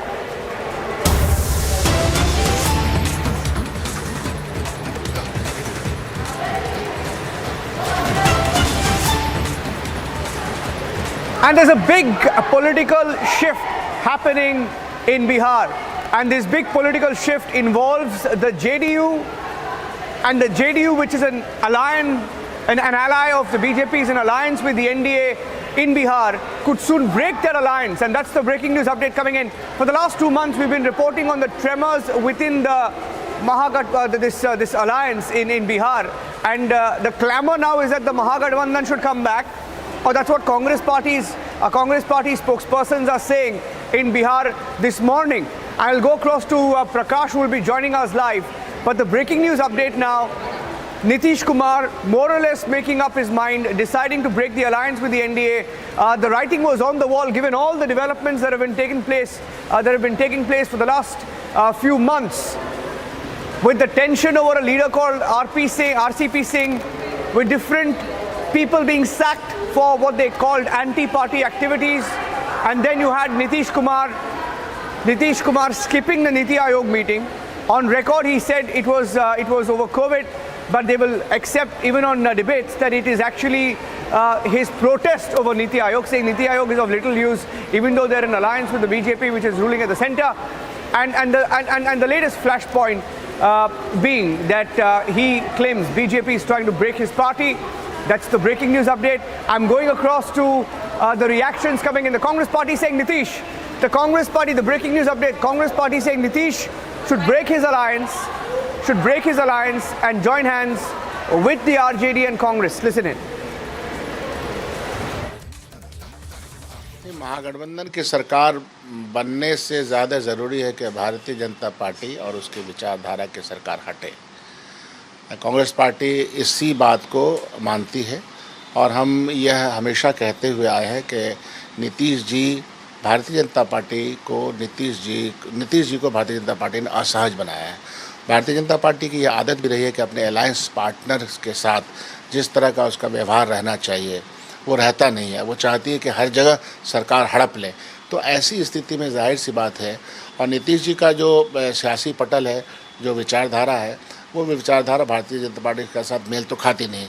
इन सारी संभावनाओं को देखते हुए, इन सारे तथ्यों को देखते हुए ये संभावना तो बनती ही है कि अभी जो सिचुएशन आई है उस सिचुएशन में नीतीश जी भारतीय जनता पार्टी को छोड़े, और हम सब लोग उनको अपना नेता और सम्मान नेता तो मानते ही हैं। और क्या आरजेडी के भी लोगों से आपकी बात हुई, लेफ्ट के लोगों से भी बात हो चुकी है, जीतन राम मांझी भी तैयार हैं? इनफॉर्मल तरीके से ये बातें होती रहती हैं और सभी लोग इस बात को महसूस करते हैं कि बिहार में भारतीय जनता पार्टी के होने का कोई मतलब नहीं है, जबकि समान विचारधारा के लोग मुख्तलिफ खेमों में बटे हुए। ये मुख्तलिफ खेमा अलायंस पार्टनर के तौर पर एक साथ आते हैं तो भारतीय जनता पार्टी कहीं नहीं रहेगी। यह तो हम लोग फॉर्मली भी सोचते रहे। आज आप लोग की बैठक है विधायकों की, तो आप लोग उसमें क्या विमर्श करने वाले हैं? क्या नीतीश कुमार को समर्थन देने का ऐलान करने वाले हैं? नहीं, ये संभावनाएं तो होंगी। एक तो डेमोक्रेटिक प्रोसेस ये होता है कि सबके विचार ले लिए जाए, और कांग्रेस पार्टी का विचार तो यह है कि वो भारतीय जनता पार्टी के साथ जो उसका ये है, जिस तरह का समाज भारतीय जनता पार्टी बना रही है, तो कांग्रेस पार्टी के तमाम मेंबरान आज मौजूद रहेंगे और हम इस बात को, इस संभावना भी टटोलेंगे, और भारतीय जनता पार्टी से इतर जो सरकार बनती है उस सरकार में हमारी सहभागिता रहे, अच्छे से रहे, इसका प्रयास होगा। और आरजेडी के नेताओं से भी आपकी बात हुई है इस संदर्भ में कि क्या करना है आगे, नीतीश कुमार को कैसे समर्थन देना है? नहीं, इनफॉर्मली कोई फॉर्मल बातचीत तो हम नहीं करने के पोजीशन में मैं नहीं हूँ, क्योंकि हमारे यहाँ एक स्ट्रक्चर है। हमारे 4 बजे हमारे जनरल सेक्रेटरी भी आ रहे हैं, प्रदेश अध्यक्ष भी हैं, हमारा जो शीर्ष नेतृत्व है वो है। हम तो आपको वो भावना बता रहे हैं जो भावना एमएलए सोचते हैं, या बिहार में जिस भावनाओं को मैं देखता हूँ वो मैं बयान कर रहा हूँ। चरणदास जी शाम को 4 बजे आ रहे हैं। वो 4 बजे आएंगे तो उनके साथ बैठ करके और उनको फिर राजद से या Prakash is joining me live. Prakash is joining me live on the broadcast. Let me go across to him. Prakash, story you've been reporting on for several months now. Looks like it's a matter of days before they could, snap eventually, before they could break the alliance officially, isn't it? We're hearing of some meetings, some people being sent to Delhi. What can you tell us, Prakash? Niranjan,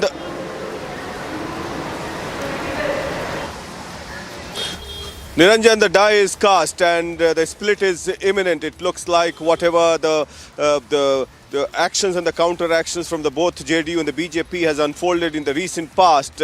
And first it started with the so-called notice issued to RCP Singh, who was having close proximity with the BJP as alleged by the JDU top leadership. And things moving thick and fast because there's seems to be a political earthquake in Bihar unfolding, and JDU holding its meeting tomorrow at 11 a.m. and RJD at 9 a.m. The Congress party is holding its meeting at 6 p.m. today, as said by Sakil Ahmad Khan. Now, how the deal was stitched. Earlier, the RJD was not agreeable to Nitish Kumar becoming the chief minister of the Mahagathbandhan, but it looks like Sonia Gandhi intervened, and it is because of Sonia Gandhi's intervention, and Congress party has 19 MLAs and the left parties also have 16 MLAs, 35 plus 45 goes up to 80, and it seems that the Congress party has struck a deal with Nitish Kumar and forced Lalu Yadav and Tejasvi Yadav to support Nitish Kumar. This is a big breaking development, and to bring in Nitish Kumar into the central leadership role, being the chief minister of Bihar, and to take on Narendra Modi in the center. Now, what was the problem areas? In the recent past, we have seen ever since the Bihar elections unfolded in 2020, ever since Nitish Kumar's party JD was relegated to 43 seats, he held the BJP responsible for his lesser seats because of fielding Chirag Paswan. And that's what the JDU National President Lalan Singh yesterday alleged, that there will be no Chirag model, and he was clearly hinting at that RCP Singh was next Chirag Paswan, and with the induction of Chirag Paswan again in the NDA fold during the presidential election, it did not go down well with the JDU. But more to come, more political events to unfold in Bihar. We'll have to wait and watch what the BJP does. The BJP also seems to be in a huddle. Many BJP ministers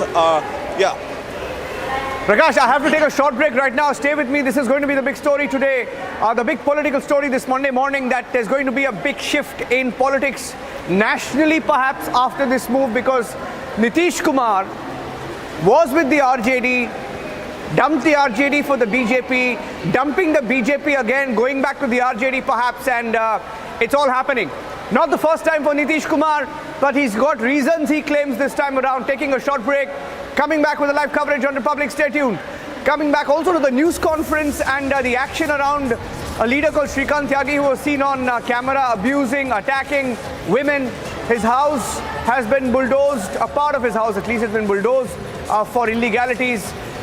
Yogi Adityanath government cracking down on him, as 11 teams, we are told, 11 to 12 teams are formed to track him down.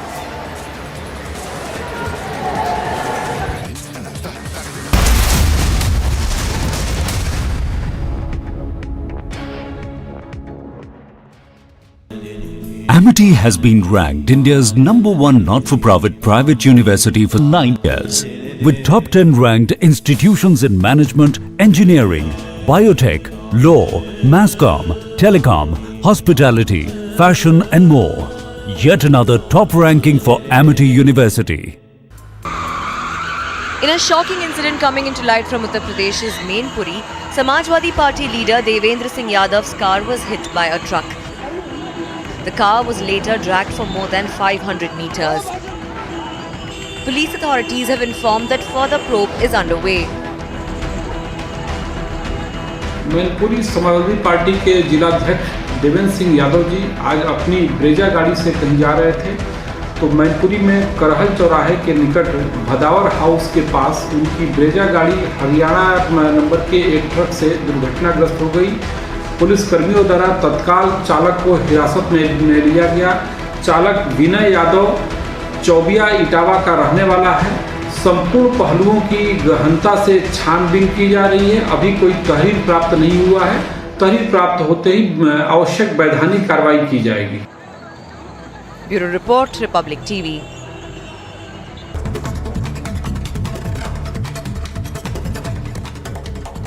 Now, the National Investigation Agency has started conducted raids in Jammu and Doda. These raids are being conducted against terror sympathizers that aided terror activities in Jammu and Kashmir. Now, according to senior officials, half a dozen locations are being raided by the NIA. These include raids on the Jamaat-e-Islami, terror funding, as well as retired Jammu and Kashmir officials. A fire broke out in Ghaziabad industrial area. Fire tenders have reached the spot on the incident. They are trying to douse the flames. As we speak, no reports of fatalities have been reported. Investigations are underway. This full road has been blocked by the Congress workers, the high voltage drama. Nancy Pelosi lands in Taiwan.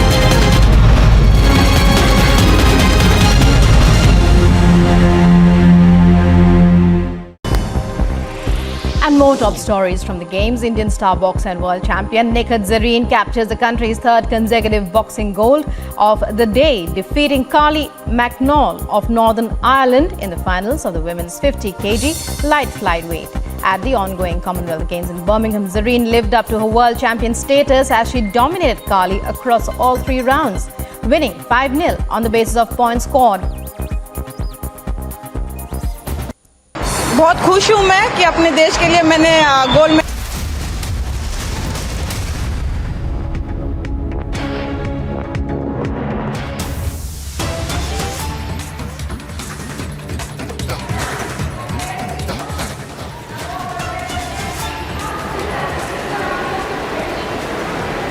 Getting in some more breaking news right now. There are fast-paced developments on the issue of another government perhaps changing. When I say government is changing in Bihar, in all likelihood, Nitish Kumar could break ties with the BJP. He could break the alliance with the BJP and go with the RJD and the Congress party. Fast-paced developments now. RJD in public showing support to Nitish Kumar, saying that Nitish Kumar, if he dumps the BJP, they will welcome it. They're saying that they will welcome the BJP being dumped in Bihar. And they have openly extended support, saying we will support Nitish Kumar in this move. So these are fast-paced developments coming in from the state of Bihar. RJD extending support to Nitish Kumar openly now. Shivanand Tiwari has just spoken, extending support to the JDU chief and the Bihar chief minister, who has indicated that he will be in all likelihood coming out of the NDA. So the RJD is backing him. RJD says they will back Nitish's move, support his move. The Congress party going on record to say that they will also back his move. I think it's a given now, matter of time before both the Congress and RJD perhaps in some official form join hands with Nitish Kumar. That's the big breaking news update coming in. Let's listen in. Okay, so we'll go across to Prakash. Okay, here's the soundbite. Here's what the RJD has said. Let's listen into that first.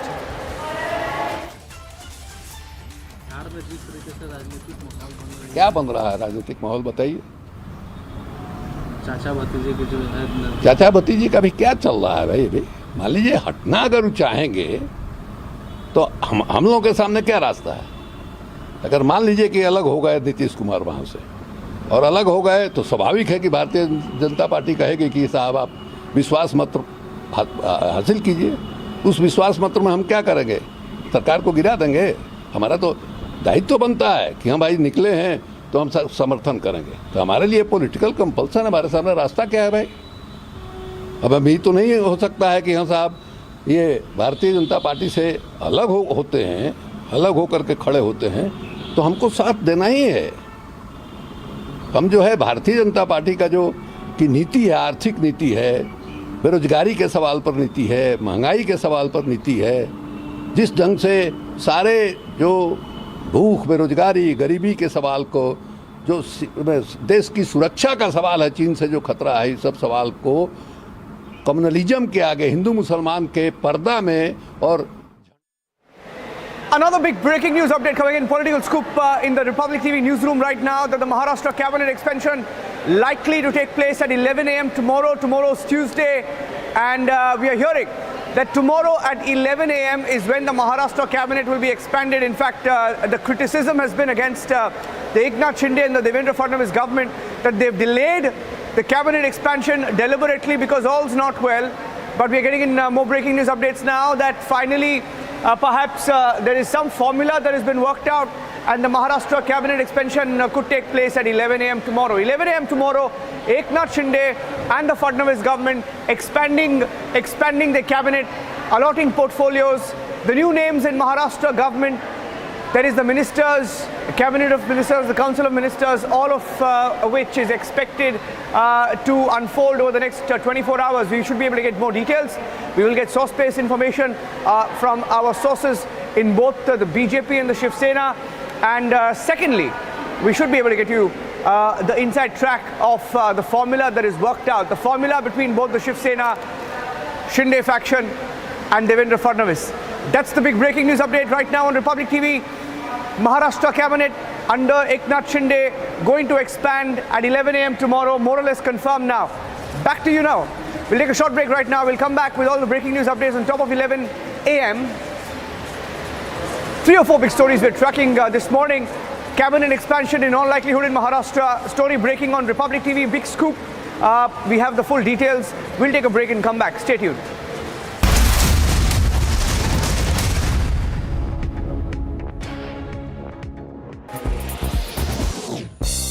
Eldos Paul leads India's historic 1-2 finish in the men's triple jump as he wins a rare gold medal in track and field events, followed by fellow Kerala athlete Abdullah Abu Bakar on Sunday. Paul produced his best effort of 17.03 meters in his third attempt, while Abu Bakar was not behind as he finished 17.02 meters, which he managed.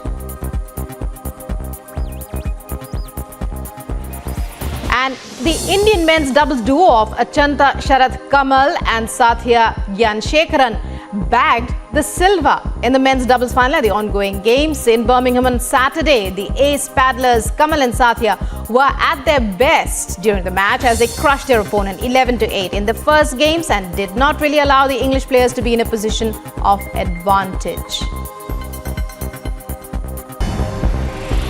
China's embassy has sought an urgent meeting with senior Sri Lankan authorities after Colombo sought a deferment of the planned docking of a high-tech Chinese research vessel at the strategic Hambantota port, over which India has raised concerns.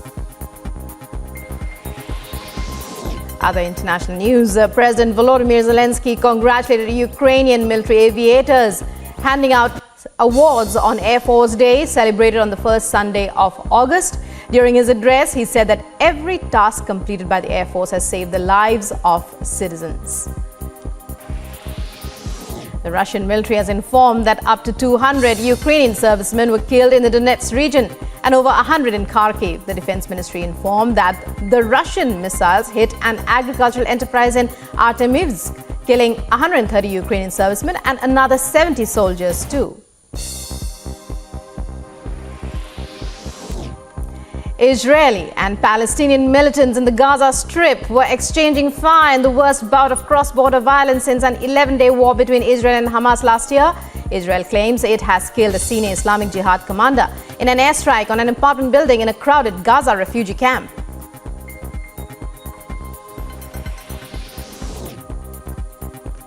And funeral of Khalid Mansoor, senior commander. Bulldozers have been now called into Shrikant Tyagi's illegal residence as the abusive Neta from Noida remains absconding. The police continue search operations for the political leader who has had the Gangster Act invoked against him. Well, Shrikant Tyagi is on the run. Noida police has confirmed that a search operation has begun in multiple locations further linked to Tyagi. To nab him as soon as possible, they further say that they are in contact with all people known to Shrikant Tyagi to get knowledge of his exact location. Earlier in the year 2020, Noida police had sent a notice to Tyagi. MP Sanjay Raut will be produced before the special PMLA court as his ED custody ends today. Minute-to-minute update only on Republic TV. We'll be back after a short break. Stay tuned. Boxer Neetu Gangas clinches gold after defeating England's Demi Jade Rezdan in the final of the women's 48 kg category at the Commonwealth Games. And on Sunday, she won on the basis of points 5-0 over her English opponent.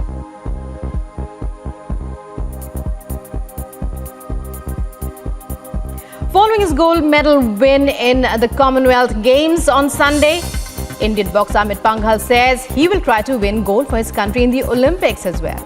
Boxer Amit captured another boxing gold after defeating England's Kieran MacDonald in the finals of the 48 to 51 kg. These protesters have blocked the main ITO road. Nancy Pelosi lands and she's coming down now. Nancy Pelosi.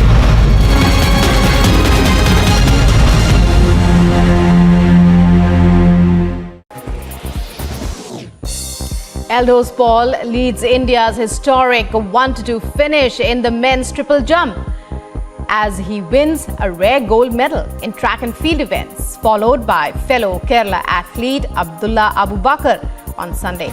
Paul produced his best effort of 17.03 meters in his third attempt, while Abu Bakar was not behind as he finished 17.02 meters, which he managed. And the Indian men's doubles duo of Achanta Sharath Kamal and Sathya Gyanshekaran bagged the silver in the men's doubles final at the ongoing games in Birmingham on Saturday. The ace paddlers Kamal and Sathya were at their best during the match as they crushed their opponent 11-8 in the first games and did not really allow the English players to be in a position of advantage. China's embassy has sought an urgent meeting with senior Sri Lankan authorities after Colombo sought a deferment of the planned docking of a high-tech Chinese research vessel at the strategic Hambantota port, over which India has raised concerns. Other international news, President Volodymyr Zelensky congratulated Ukrainian military aviators, handing out awards on Air Force Day, celebrated on the first Sunday of August. During his address, he said that every task completed by the Air Force has saved the lives of citizens. The Russian military has informed that up to 200 Ukrainian servicemen were killed in the Donetsk region and over 100 in Kharkiv. The Defense Ministry informed that the Russian missiles hit an agricultural enterprise.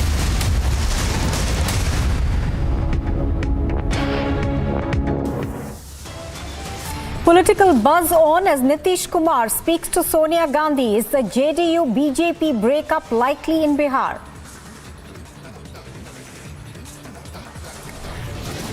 After the Congress party, the RJD extends support to Nitish Kumar. Is a mega anti-BJP front in the making now?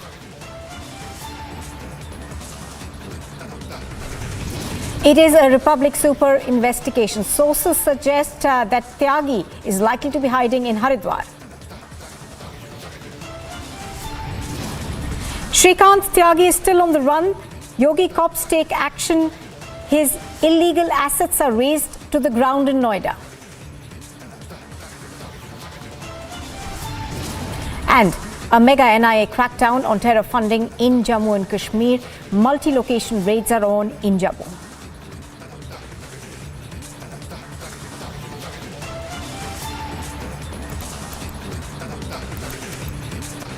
Arrested Sena MP Sanjay Raut's custody is ending today. The ED is likely to push for extended custody.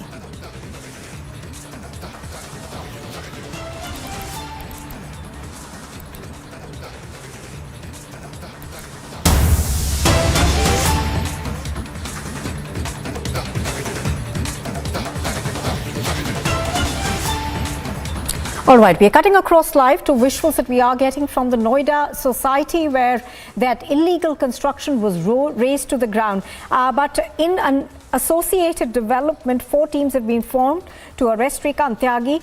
Now, we are given to understand that more than 40 policemen, including the 12 teams, are now I beg your pardon, trying to zero in on his location. Now, certain teams have reached Rishikesh and Haridwar in Uttarakhand and are on his chase. There are CCTV footages that are also being examined to find where he could be hiding. Do remember that these 12 teams have been formed by the Uttar Pradesh police to nab Shrikant Tyagi. Shrikant Tyagi, who says he's associated with the BJP, of course, is a youth wing leader. The BJP, of course, on its part says that it is not associated with Shrikant Tyagi, but His behavior, of course, came to the front when there was an argument that he had with a woman inside his housing complex. Let me go across to Anu. ये सारा काम कर चुके हैं। Phone करके ये धमकाते थे। Swimming pool पे ये अपने बाउंसर्स को लेके आ जाते थे। स्विमिंग पूल में लेडीज़ होती हैं, they used to feel very uncomfortable. जब आप 5-6 लोग ऐसे जिनका सोसाइटी से कोई लेना देना नहीं है, बाउंसर्स एंड पुलिस वर्दी में लोग होते हैं, तो कोई भी कंफर्टेबल नहीं था। तो उसके बारे में हमने इनसे बात की तो इन्होंने फ़ोन करके मुझे धमकाया। मेरे पास इनका नंबर भी नहीं था। जिम का ये इस्तेमाल करते थे, जबकि जिम का टाइमिंग पूरा बना हुआ है कि आप इतने बजे से इतने बजे तक जिम इस्तेमाल कर सकते हैं। ये ऑड आवर्स में 9 बजे के बाद गार्ड को धमका के डरा के जिम खुलवाते थे और जिम का इस्तेमाल करते थे। उसके लिए मैं आई थी इनसे बात करने के लिए, उस समय भी इन्होंने बात नहीं सुनी। तो ये हर जगह अपनी मनमानी करते रहे हैं, हैबिचुअल ऑफेंडर रहे हैं। और I don't know how administration, police, सबने इनका साथ दिया है। आप ये देखो कि क्या ये इतने बड़े हैं, इतने बड़े कोई हैं बीजेपी के या किसी भी दल के, हमें नहीं पता कि इनको 48 आवर्स हो गया है, फिर भी पुलिस इनको ढूंढ नहीं पा रही है। वो आग लगने वाली घटना क्या थी? आग लगने वाली घटना यही कि उस समय हमें डिमोलिशन लेटर मिला था, हम इनके अगेंस्ट में कर रहे थे। इनके हमेशा मेंटेनेंस में ड्यूज रहते थे, स्वाति अग्रवाल से। तो हमने इनका इलेक्ट्रिसिटी कट किया था। तो ये सारा बैकग्राउंड था जब इन्होंने हमारी साइकिल में आग लगाई। हमारे यहाँ कोई डिलीवरी बॉय आया था, उसने हमें बताया कि आपकी साइकिल में आग लगी हुई है। तो हमने पुलिस कंप्लेन की थी, अनीता यादव आई भी थी SHO, लेकिन फिर हमने बात आगे नहीं बढ़ाई क्योंकि पहले ही बहुत सारे मसले चल रहे थे। तो ये बहुत पहले से चल रहा है और ये ऐसा नहीं है कि आप देख रहे हो ना कि सारे रेसिडेंट सोसाइटी की इंटरव्यू में रही हैं, तो क्या कितनी बार हम ये मेंटेनेंस का वेरी फ्रीक्वेंटली और इतना इजीली नहीं देते थे। आप देखो दशहरे के समय इन्होंने जब ये काम शुरू किया था तो हमारे एक रेसिडेंट को काफ़ी धमकाया था, उनको मारने पीटने की धमकी भी दी थी। उसका भी कंप्लेन है। 2019 में हमने जो पुलिस कंप्लेन किया उसका पूरा कॉपी है हमारे पास। अब देखिए सारी चीजों को मद्देनजर रखते हुए जो मेन उठता है हमारी सुरक्षा किसके हाथ में है? अच्छा, मैं एक चीज अब ये जो कार्य हो रहा है ये हो रहा है, लेकिन अब मेन मुद्दा आता है हम महिलाओं की सुरक्षा, उस युवती की सुरक्षा, वो सुरक्षा कौन करेगा उसकी हमें लिखित में पूरी चाहिए जानकारी। और हम बस वेट कर रहे हैं कि इनको अरेस्ट किया जाए और इनको जो भी CP ने बोला है और पंकज सिंह ने बोला है, सबने बोला है कि इनके ऊपर गैंगस्टर एक्ट लगेगा या जो भी एक्ट लगेगा, कि ये ना हो कि फिर से छूट के यहाँ आ जाए और फिर से हमें परेशान करने लगे। That is it. Thank you. अच्छा, ये बताएं क्या आप मान रहे महिलाओं के लिए बड़ी जीत हुई आप लोग इतने? बिल्कुल मैं यही बोलना चाहती हूँ, है ना मैं ये बोलना चाहती हूँ, ये जो अब स्टेप लिया गया है ये सिर्फ महिलाओं की वजह से ही लिया गया है। हमारी जो एक मित्र थी उसने स्टार्ट किया, ये त्यागी को बोला, उसके बाद इतना मिसबिहेव उसने किया। सिर्फ जीत महिलाओं की अभी पूरी तरीके से नहीं हुई है जब तक वो पकड़ा नहीं जाता। 3 दिन लग गए हैं, 3 डेज, गुंडे तक आ गए हैं और वो पकड़ा क्यों नहीं जा रहा? कहाँ है वो? क्यों नहीं पकड़ा जा रहा? क्या कर रही थी पुलिस साथ मिली हुई थी।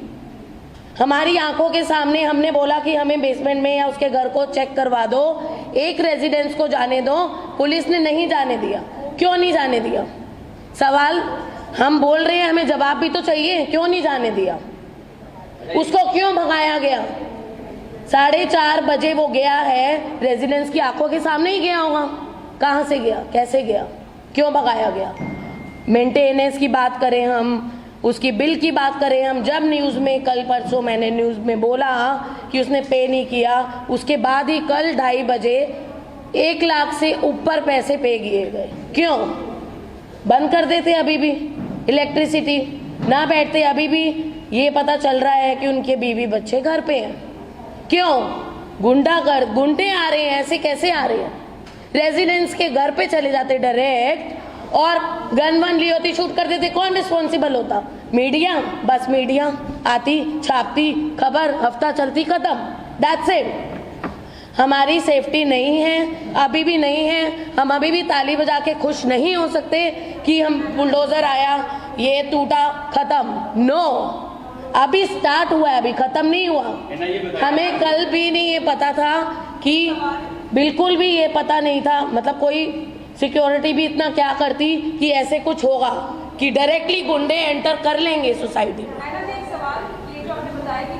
1.5 लाख का बिल पे किया है उन्होंने बकाया, ये कब से बकाया था? 1.5 लाख का है तो it's more than I think इतने टाइम से क्यों नोटिस जाते थे, सब जाते थे। गुंडागर्दी होती है इसलिए वो कोई कुछ नहीं कर पाया, कोई क्या कर पाएगा। आप कल अच्छा ये बताइए, जब इट्स मोर देन 1 लाख कल जमा किसने जमा किया? कैश एंड कैश उनकी कजन सिस्टर है, वो यही है रीजेंट में।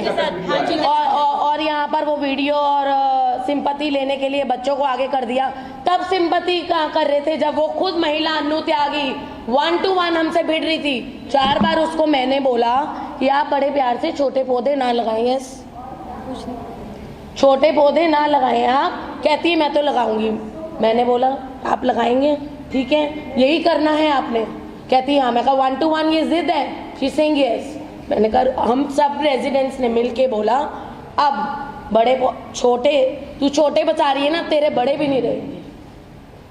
अच्छा ये बताइए, आप लोगों ने लड़ाई लड़ी, प्रेग्नेंट महिलाओं को चाहता है, जब ये सब हो रहा था आप अपने घर के जो पुरुष हैं लगे उनसे बात करती थी, तो फिर कभी उन्होंने हिम्मत दिखाई कि एक बार पुरुष तो हमारे अभी भी बोलते हैं कि ठीक है पुरुष थे, बट ये सारा मामला अब महिलाएं ही खत्म करेंगी। महिलाओं ने शुरुआत की है। पहले इसलिए नहीं सेटल हो पाया क्योंकि main way in the front और ये मेन की लड़ाई में ये बहुत आगे निकल जाता। वो कुछ आरोप लगा देती कि आदमी ने मेरे साथ मिसबिहेव किया है, सोसाइटी के मर्दों ने कभी आवाज उठाई थी? सब उठाते हैं, सब उठाई थी। अभी भी हमारे साथ है, पीछे बिल्कुल साथ है। पर ये देखिए ना सर, रिपोर्ट होने के बाद भी उसके 15 गुंडे एंटर कर जाते हैं तो किसका? हम अभी भी कह रहे हैं अभी भी सुरक्षा नहीं है, अभी भी मामला खत्म नहीं हुआ जब तक श्रीकांत त्यागी को अरेस्ट नहीं करते। और इतना टाइम क्यों लग रहा है इतना टाइम? उसके चलते 3 दिन में गुंडे आ गए तो आगे क्या हम एक्सपेक्ट करेंगे? आगे हम और वेट करेंगे कि हम आज बोल रहे हैं हमारे ऊपर भी कुछ भी हो सकता है। जरूरी बच्चे हैं यहाँ पे, सब है, अन्य लोगों के ऊपर भी गोलीबारी की जा सकती है। बदमाश तो बदमाश है। Thank you. उसका जो होना था वो हो गया, अभी वो कुछ भी करने से पीछे नहीं हट सकता। तो वी वांट आवर सेफ्टी।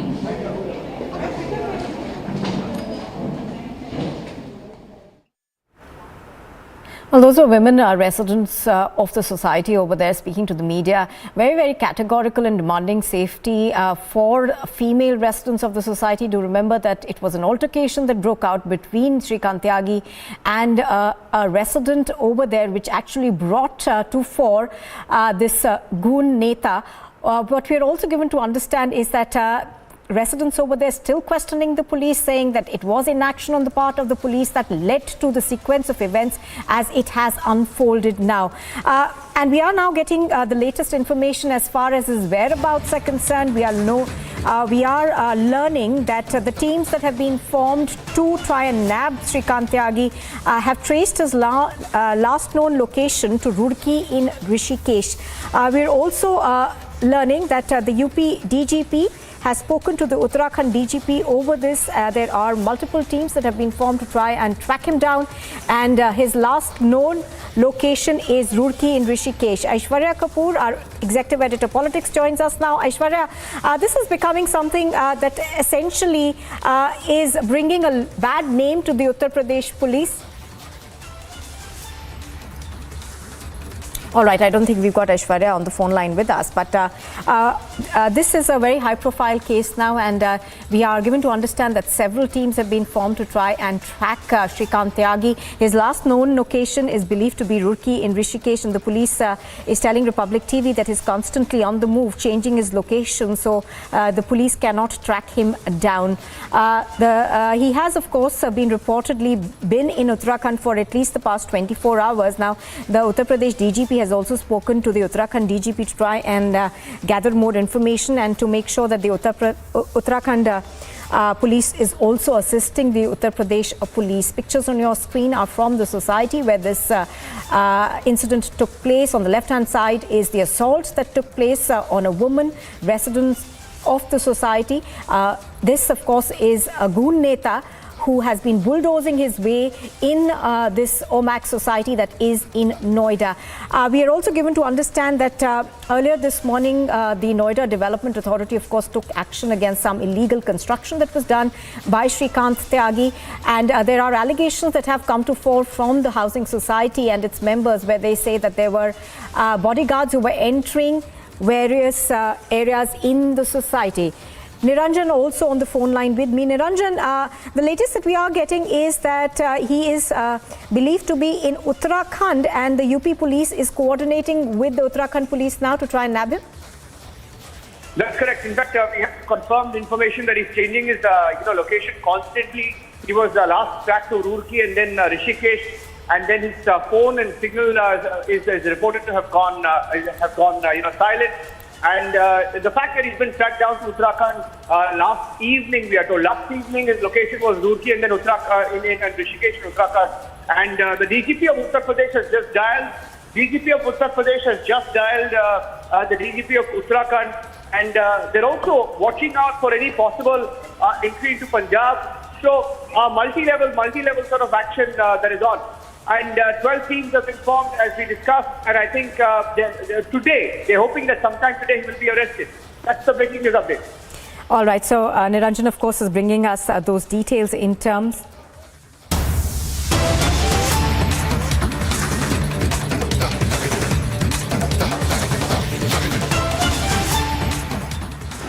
बहुत ही भावुक पल है। सदन के कितने ही ऐतिहासिक पल आपकी गरिमामय उपस्थिति से जुड़े हुए हैं। फिर भी अनेक बार आप कहते रहे हैं, I have retired from politics but not tired from public life. और इसलिए इस सदन को नेतृत्व देने की आपकी जिम्मेदारी भले ही पूरी हो रही हो, लेकिन आपके अनुभवों का लाभ भविष्य में सुदीर्घ काल तक देश को मिलता रहेगा। हम जैसे अनेक सार्वजनिक जीवन के कार्यकर्ताओं को भी मिलता रहेगा। आदरणीय सभापति महोदय, आजादी के अमृत महोत्सव में आज जब देश अपने अगले 25 वर्षों की नई यात्रा शुरू कर रहा है, तब देश का नेतृत्व भी एक तरह से एक नए युग के हाथों में है। हम सब जानते हैं कि इस बार हम एक ऐसी 15 अगस्त मना रहे हैं जब देश के राष्ट्रपति, उपराष्ट्रपति, स्पीकर, प्रधानमंत्री सबके सब वो लोग हैं जो आजाद भारत में पैदा हुए हैं।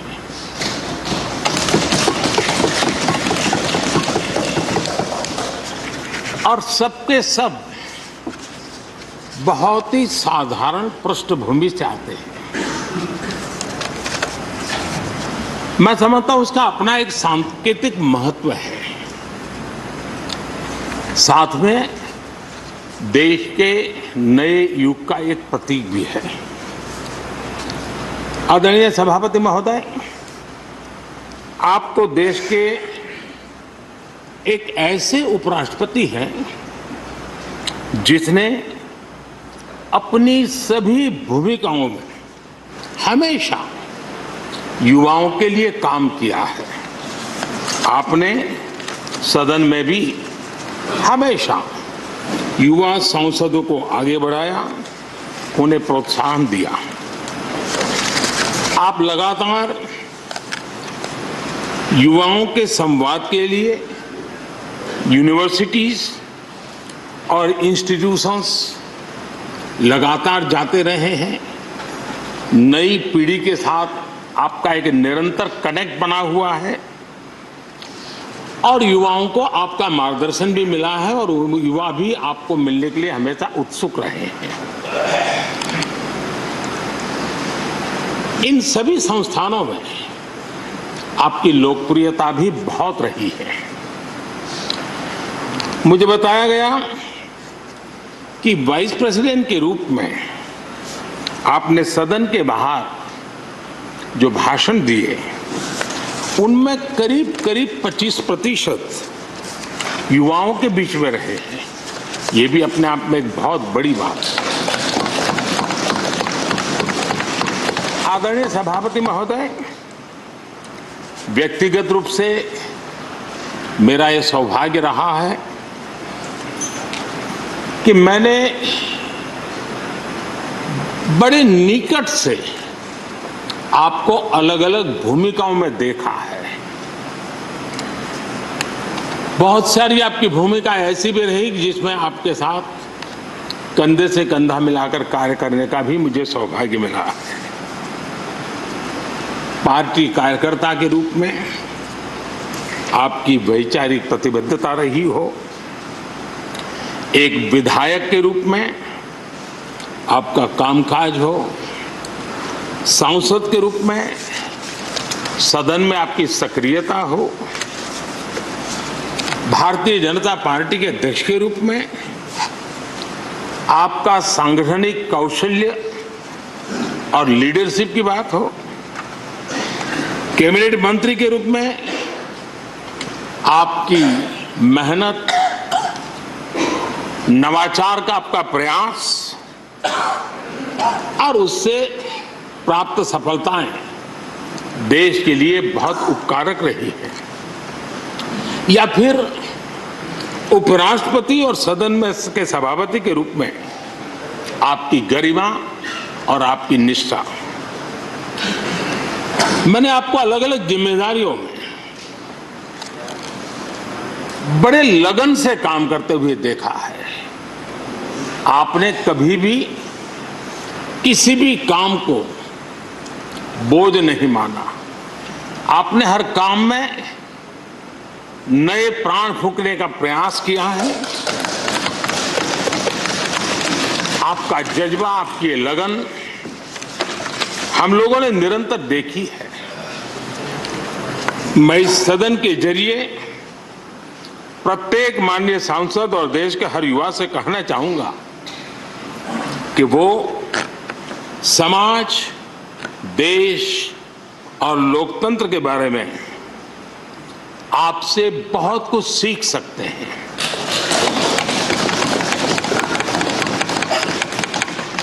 लिसनिंग, लर्निंग, लीडिंग,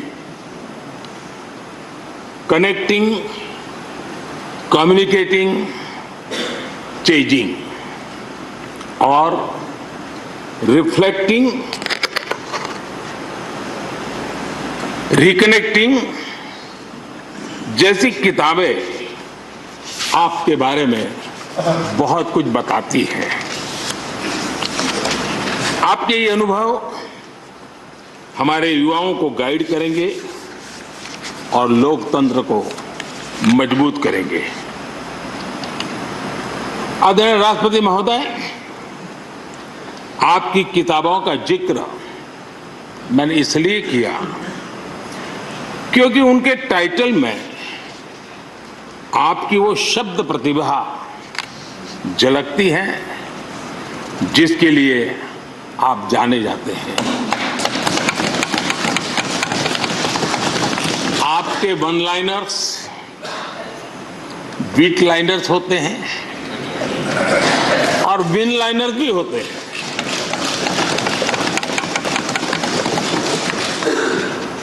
यानी उसके बाद कुछ और कहने की जरूरत ही नहीं रह जाती। Your each word is heard, preferred and reward and never countered.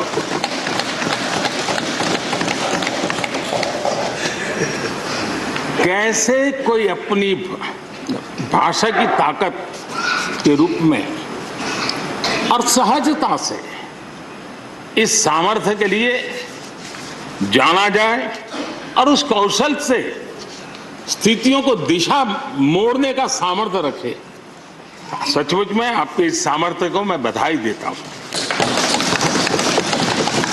साथियों, हम जो भी कहते हैं वो महत्वपूर्ण तो होता ही है, लेकिन जिस तरीके से कहते हैं उसकी अहमियत ज्यादा होती है। किसी भी संवाद की सफलता का पैमाना यही है कि उसका गहरा इम्पैक्ट हो, लोग उसे याद रखें और जो भी कहें उसके बारे में लोग सोचने के लिए मजबूर हो। अभिव्यक्ति की इस कला में वेंकैया जी की दक्षता, उस बात से हम सदन में भी और सदन के बाहर देश के सभी लोग भली भांति परिचित हैं। आपकी अभिव्यक्ति का अंदाज जितना बेबाक है उतना ही बेजोड़ भी है।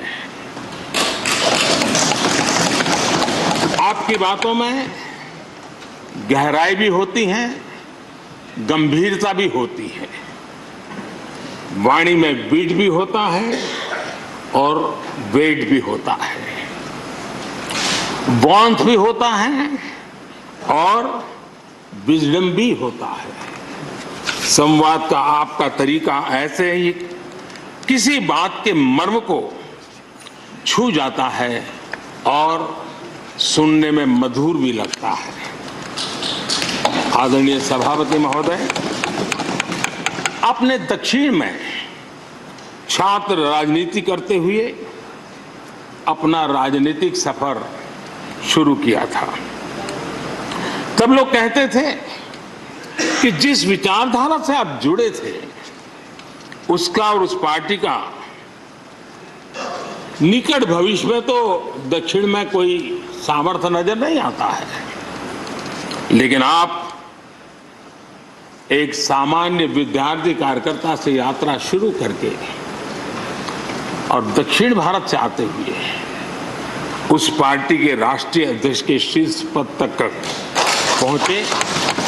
ये आपकी एक अविरत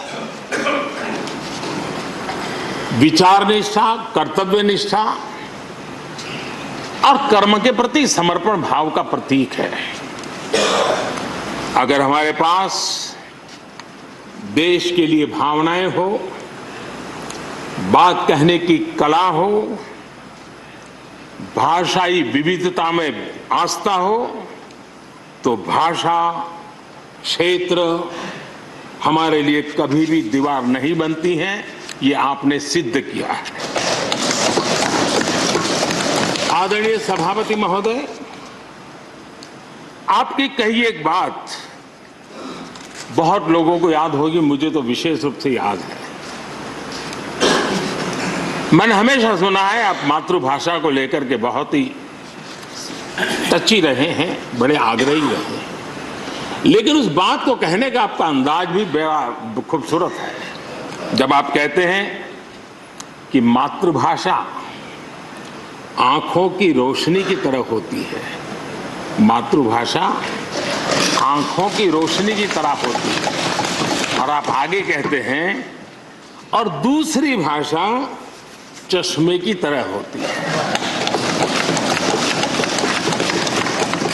ऐसी भावना हृदय की गहराई से ही बाहर आती है।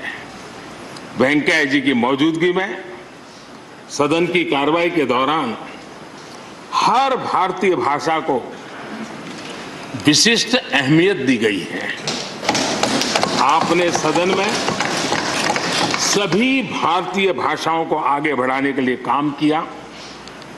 सदन में हमारी सभी 22 शेड्यूल लैंग्वेज में कोई भी माननीय सदस्य बोल सकता है, उसका इंतजाम आपने किया।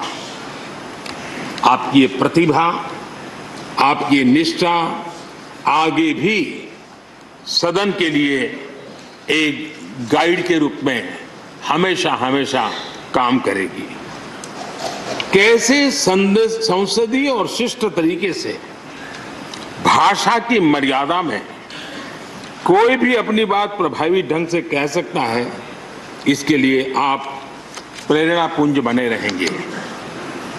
आदरणीय सभापति महोदय, आपकी नेतृत्व क्षमता, आपके अनुशासन ने इस सदन की प्रतिबद्धता और प्रोडक्टिविटी को नई ऊंचाई दी है। आपके कार्यकाल के वर्षों में राज्यसभा की प्रोडक्टिविटी 70% बढ़ी है। सदन में सदस्यों की उपस्थिति बढ़ी है।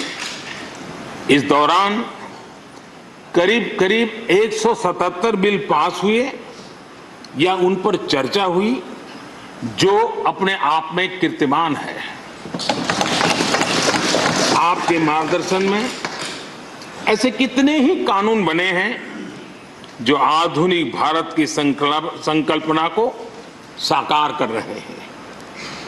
आपने कितने ही ऐसे निर्णय लिए हैं जो अपर हाउस की अपवर्ड जर्नी के लिए याद किए जाएंगे। सचिवालय के काम में और अधिक एफिशिएंसी लाने के लिए भी आपने एक समिति का भी गठन किया। इसी तरह राज्यसभा सचिवालय को सुव्यवस्थित करना, इंफॉर्मेशन टेक्नोलॉजी को बढ़ावा देना, पेपरलेस काम के लिए ई ऑफिस सिस्टम को लागू करना, आपके ऐसे कितने ही काम हैं जिनके जरिए उच्च सदन को एक नई ऊंचाई मिली है। आदरणीय सभापति महोदय, हमारे यहाँ शास्त्रों में कहा गया है, न सा सभा यत्र न सन्ति वृद्धा न ते ये न वदन्ति धर्मम। अर्थात जिस सभा में अनुभवी लोग होते हैं वही सभा होती है, और अनुभव लोग वही है जो धर्म यानी कर्तव्य की सीख दें। आपने मार्गदर्शन में राज्यसभा ने इन मानकों को पूरी गुणवत्ता से पूरा किया है। आप माननीय सदस्यों को निर्देश भी देते थे और उन्हें अपने अनुभवों का लाभ भी देते थे, और अनुशासन को ध्यान में रखते हुए प्यार से डांटते भी थे। मुझे विश्वास है कि किसी भी सदस्य ने आपके किसी भी शब्द को कभी अन्यथा नहीं लिया। ये पूंजी तब पैदा होती है जब व्यक्तिगत जीवन में आप उन आदर्शों और मानकों का पालन करते हैं। आपने हमेशा इस बात पर बल दिया कि संसद में व्यवधान एक सीमा के बाद सदन की अवमानना के बराबर होता है। मैं आपके इन मानकों में लोकतंत्र की परिपक्वता को देखता हूं। पहले समझा जाता था कि अगर सदन में चर्चा के दौरान शोरगुल होने लगे तो कार्यवाही को स्थगित कर दिया जाता है, लेकिन आपने संवाद, संपर्क और समन्वय के जरिए न सिर्फ सदन को संचालित किया बल्कि उसे प्रोडक्टिव भी बनाया। सदन की कार्यवाही के दौरान जब सदस्यों के बीच कभी टकराव की परिस्थिति पैदा होती थी तो आपसे बार बार सुनने को मिलता था, let the government propose, let the opposition oppose and let the house dispose. इस सदन को दूसरे सदन से आए विधेयकों पर निश्चित रूप से सहमति या असहमति का अधिकार है। यह सदन उन्हें पास कर सकता है, रिजेक्ट कर सकता है या अमेंड कर सकता है, पर उन्हें रोकने की, बाधित करने की परिकल्पना हमारे लोकतंत्र में नहीं है। आदरणीय सभापति महोदय, हमारी तमाम सहमतियों और असहमतियों के बावजूद आज आपको विदाई देने के लिए सदन के सभी सदस्य एक साथ उपस्थित हैं। यही हमारे लोकतंत्र की खूबसूरती है। ये आपके लिए इस सदन के सम्मान का उदाहरण है। मैं आशा करता हूं कि आपके कार्य आपके अनुभव आगे सभी सदस्यों को जरूर प्रेरणा देंगे। अपने विशिष्ट तरीके से आपने सदन चलाने के लिए ऐसे मानदंड स्थापित किए हैं जो आगे इस पद पर आसीन होने वालों को प्रेरित करते रहेंगे। जो लेगेसी आपने स्थापित की है, राज्यसभा उसका अनुसरण करेगी, देश के प्रति अपनी जवाबदेही के अनुसार कार्य करेगी। इसी विश्वास के साथ आपको पूरे सदन की तरफ से, मेरी तरफ से अनेक अनेक शुभकामनाएं देता हूं और आपने देश के लिए जो कुछ भी किया है, इस सदन के लिए जो कुछ भी किया है, इसके लिए सबकी तरफ से ऋण स्वीकार करते हुए मैं आपका धन्यवाद करता हूं। बहुत बहुत शुभकामनाएं। धन्यवाद प्रधानमंत्री जी। श्री मल्लिकार्जुन खड़गे जी, लीडर ऑफ अपोजिशन।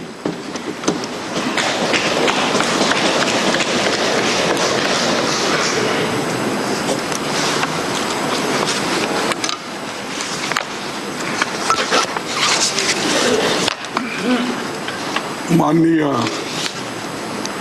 सभापति जी, थोड़ा सा मुझे कोल्ड इफेक्ट होने की वजह से मेरी आवाज़ उतनी बुलंद नहीं है जितना प्राइम मिनिस्टर ने अपने सारी बातें आपके सामने रखी।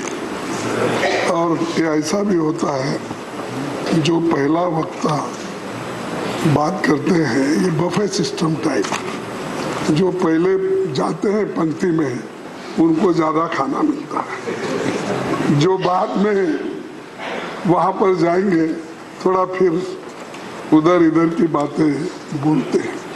लेकिन मैं आपके सामने चंद बातें रखना चाहता हूँ जो मैं खासकर आपसे एक 30-40 साल से अपनी पहचानत है।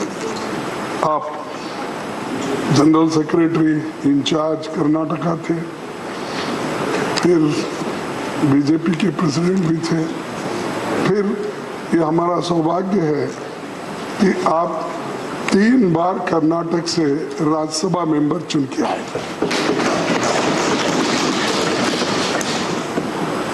तो सभापति जी, विचारों के इस सदन राज्यसभा के चेयरमैन के रूप में आपकी विदाई के मौके पर मैं चंद बातें रखना चाहता हूं। ये तो परमानेंट हाउस होने के कारण संसदीय लोकतंत्र में राज्यसभा की अलग हैसियत है। आज जबकि देश आजादी के 75वें साल पर उत्सव मना रहा है, इस हाउस पर भी देश के लोगों की निगाहें पड़ रही है। आपके लिए नए हाउस नया रहा है, नहीं हम लोग। This full road has been blocked by the Congress workers, the high voltage drama.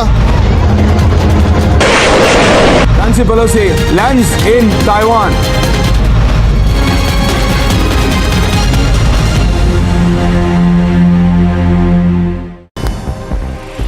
And more top stories from the Games. Indian star boxer and world champion Nikhil Zareen captures the country's 3rd consecutive boxing gold of the day, defeating Carly McNall of Northern Ireland in the finals of the women's 50 kg light flyweight. At the ongoing Commonwealth Games in Birmingham, Zareen lived up to her world champion status as she dominated Carly across all 3 rounds, winning 5-0 on the basis of points scored. बहुत खुश हूँ मैं कि अपने देश के लिए मैंने गोल्ड मेडल जीता है। वर्ल्ड चैंपियनशिप के बाद मेरा नेक्स्ट मेजर कंपटीशन यही था, तो लोगों की उम्मीद थी मेरे से कि मैं यहाँ पे भी गोल्ड जीतूँ, बट हाँ, फाइनली मैं गोल्ड मेडल जीतूँ यहाँ पे, तो मुझे बहुत खुशी हो रही है। Boxer Neetu Gangas clinches gold after defeating England's Demi Jade Rezdan in the final of the women's 48 kg category at the Commonwealth Games. And on Sunday, she won on the basis of points 5-0 over her English opponent.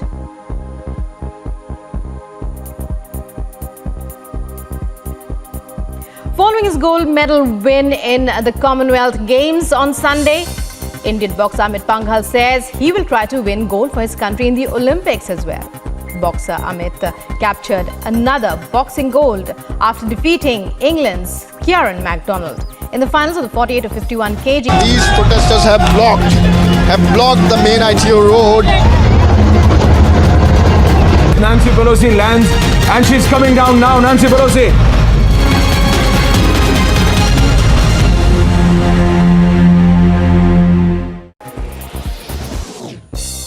Elders Paul leads India's historic 1-2 finish in the men's triple jump as he wins a rare gold medal. तो हम लोग कर्नाटक भवन में जाके जो chief minister थे उनको भी बुला के हम सभी बैठकर उस आर्टिकल 371J को आपने स्वीकार किया और वो अमेंडमेंट के रूप में इस सदन में उस सदन में आया। ये भारी जो यूपीए सरकार ने जो वायदा किया था वो निभाए, उसके लिए आपका भी मैं धन्यवाद करता हूं। और जो लोग अच्छा काम करते हैं अगर वो याद नहीं करेंगे तो अच्छा नहीं लगता। आपने बहुत बड़ा काम करने के लिए हमको हिम्मत दी और सपोर्ट किया।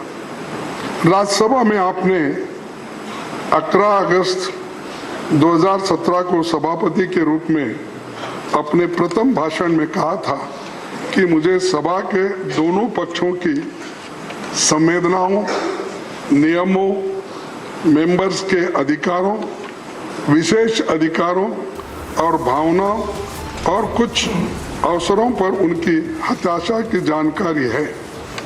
आपने अपने स्तर पर प्रयास किया। कहीं In a shocking incident coming into light from Uttar Pradesh's Mainpuri, Samajwadi Party leader Devendra Singh Yadav's car was hit by a truck. The car was later dragged for more than 500 meters. Police authorities have informed that further probe is underway. Mainpuri Samajwadi party के जिलाध्यक्ष देवेंद्र सिंह यादव जी आज अपनी Brezza गाड़ी से कहीं जा रहे थे तो मैनपुरी में करहल चौराहे के निकट भदावर हाउस के पास उनकी ब्रेजा गाड़ी हरियाणा नंबर के एक ट्रक से दुर्घटनाग्रस्त हो गई। पुलिस कर्मियों द्वारा तत्काल चालक को हिरासत में लिया गया। चालक विनय यादव चौबिया इटावा का रहने वाला है। संपूर्ण पहलुओं की गहनता से छानबीन की जा रही है। अभी कोई तहरीर प्राप्त नहीं हुआ है। तहरीर प्राप्त होते ही आवश्यक वैधानिक कार्रवाई की जाएगी। Bureau report, Republic TV.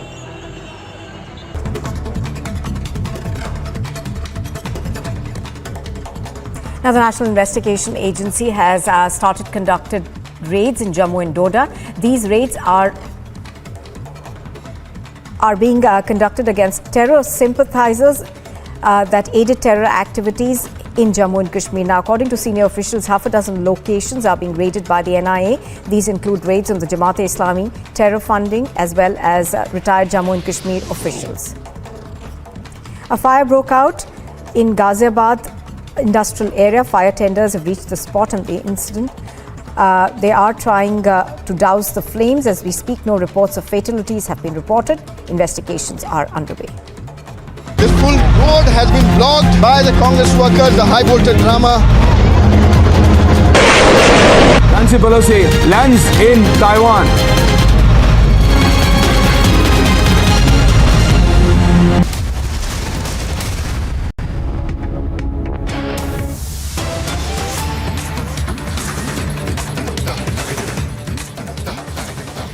Breaking news coming in here on Live and Breaking on Republic. Amidst JDU-BJP tensions, Chirag Paswan ups the ante on Nitish Kumar. Says Nitish is a habitual turncoat. There will be midterm polls in Bihar, he says. Even if JDU-RJD forms the government, Nitish Kumar should dare to call for elections and contest alone. I'm not joining hands with anyone. These are the words of Chirag Paswan. Of the LGP, when elections are around, I will take a call. Let's listen in to what exactly he said. JDU has decided to part ways with the BJP and it looks imminent. The split is going to happen anytime soon. I am joined by Chirag Paswan, and the new Chirag model ideology has been propagated in Bihar, and Chirag has emerged as a model. Chirag, you have emerged as a model, and people in the JDU are saying that there is a Chirag model and RCP is termed like that. Well, what is Chirag model is the first thing that I want to know. And secondly, who is creating these models? Chirag Paswan Model 1, Chirag Paswan Model 2, who is creating? I mean, Janata Dal United should stop using my name to criticize Bharatiya Janata Party. If they want to sort out their issues, go directly and talk to the Prime Minister and sort out their issues. Today you say that Chirag Paswan was a model. Wasn't Upendra Kushwaha ji a Chirag Paswan model in 2020? Wasn't he contesting against Janata Dal United in 2020 Vidhan Sabha election? Having said that, that is a separate thing, that he couldn't even make his mark felt in those elections. But then even Upendra Kushwaha ji was a Chirag Paswan model. Eventually, Chirag Paswan is nobody else's but only and only Ramvilas Paswan ji's model, and I am taking forward his vision document, his model of development, that is Bihar first and Bihari first forward. What do you think that the RJD and the JDU joining hands, how far this government will go? Will this last longer? Well, not very far. I mean, when you have so many differences, ideological differences between, I think this outbreak is the outcome of the ideological differences between Bharatiya Janata Party and Janata Dal United, is that we are seeing this breakup. If they go ahead again with the Mahagathbandhan, we saw this government forming in 2015 just to part ways in 2017. So I don't think this government will continue for a long time if it gets formed. And eventually, and I think we should go in for a midterm poll. I think Janata Dal United should go in for a midterm poll. Mukhyamantri ji should call for elections, and for once he should try and contest alone. For once he should stop looking forward to... Eldos Paul leads India's historic 1-2 finish in the men's triple jump as he wins a rare gold medal in track and field events, followed by fellow Kerala athlete Abdullah Abu Bakar on Sunday. Paul produced his best effort of 17.03 meters in his third attempt, while Abu Bakar was not behind as he finished 17.02 meters, which he managed. And the Indian men's doubles duo of Achanta Sharath Kamal and Sathya Gyanshekaran bagged the silver in the men's doubles final at the ongoing games in Birmingham on Saturday. The ace paddlers Kamal and Sathya were at their best during the match as they crushed their opponent 11-8 in the first games and did not really allow the English players to be in a position of advantage. China's embassy has sought an urgent meeting with senior Sri Lankan authorities after Colombo sought a deferment of the planned docking of a high-tech Chinese research vessel at the strategic Hambantota port, over which India has raised concerns. Other international news, President Volodymyr Zelensky congratulated Ukrainian military aviators, handing out awards on Air Force Day, celebrated on the first Sunday of August. During his address, he said that every task completed by the Air Force has saved the lives of citizens. The Russian military has informed that up to 200 Ukrainian servicemen were killed in the Donetsk region and over 100 in Kharkiv. The Defense Ministry informed that the Russian missiles hit an agricultural enterprise in Artemivsk, killing 130 Ukrainian servicemen and another 70 soldiers too. Israeli and Palestinian militants in the Gaza Strip were exchanging fire in the worst bout of cross-border violence since an 11-day war between Israel and Hamas last year. Israel claims it has killed a senior Islamic Jihad commander in an airstrike on an apartment building in a crowded Gaza refugee camp.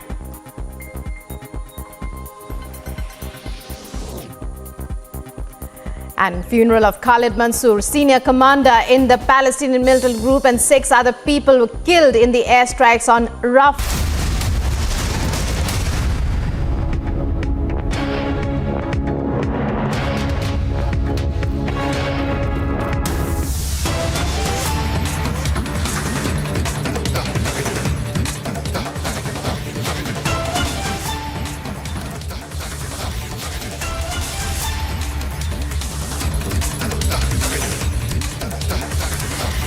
And breaking news now, getting in a big lead in the Shrikant Tyagi case. A second FIR has been lodged in the case. Now, well, on your screens there, you can see Priyanka Vadra hitting out at Chief Minister Yogi Adityanath.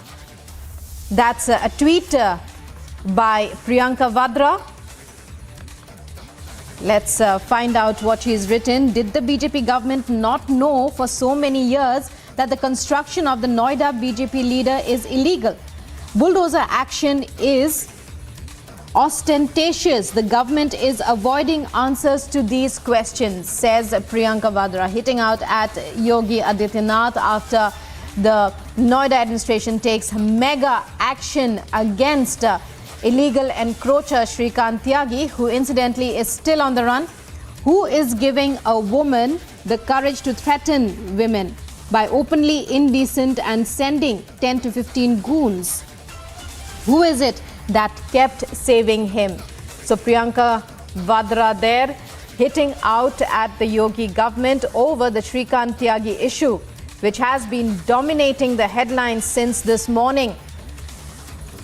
Big crackdown by the Yogi government in Noida, mega action being taken against illegal encroachment, as we've been giving you the updates since this morning, since that action began. There's a Shrikant Tyagi case. A notice was issued to Shrikant Tyagi in this respect in 2020, but could not be implemented because Tyagi would always, he carried out intimidation tactics. Because of Tyagi's intimidation tactics, now the Yogi government taking mega action there.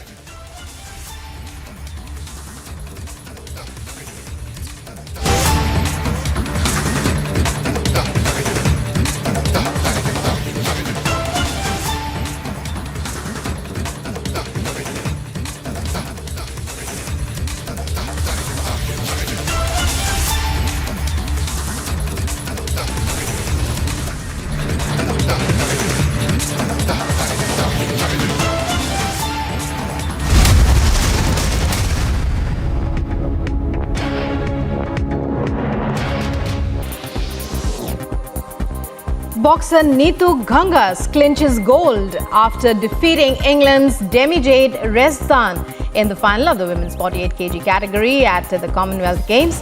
And on Sunday, she won on the basis of points 5-0 over her English opponent.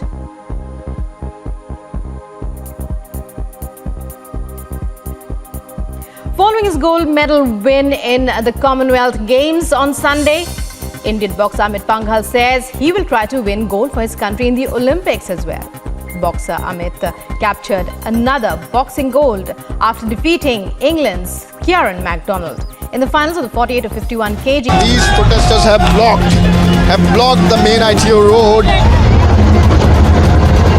Nancy Pelosi lands and she's coming down now. Nancy Pelosi.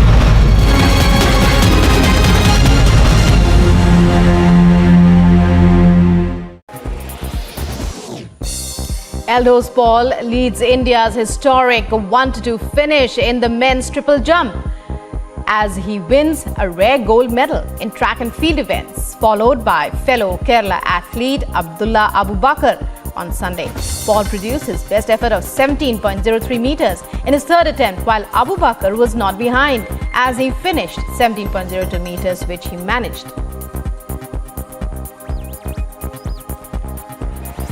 And the Indian men's doubles duo of Achanta Sharath Kamal and Sathya Gyanshekaran bagged the silver in the men's doubles final at the ongoing games in Birmingham on Saturday. The ace paddlers Kamal and Sathya were at their best during the match as they crushed their opponent 11-8 in the first games and did not really allow the English players to be in a position of advantage. China's embassy has sought an urgent meeting with senior Sri Lankan authorities after Colombo sought a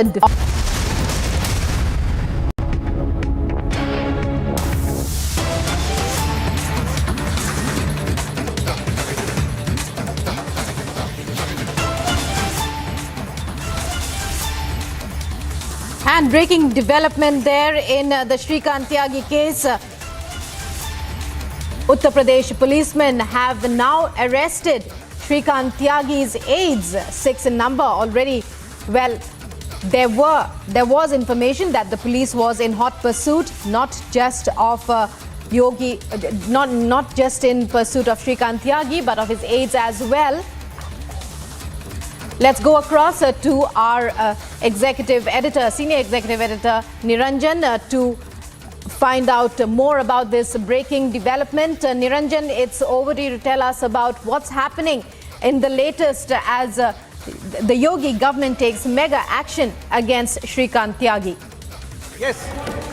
Can you hear me?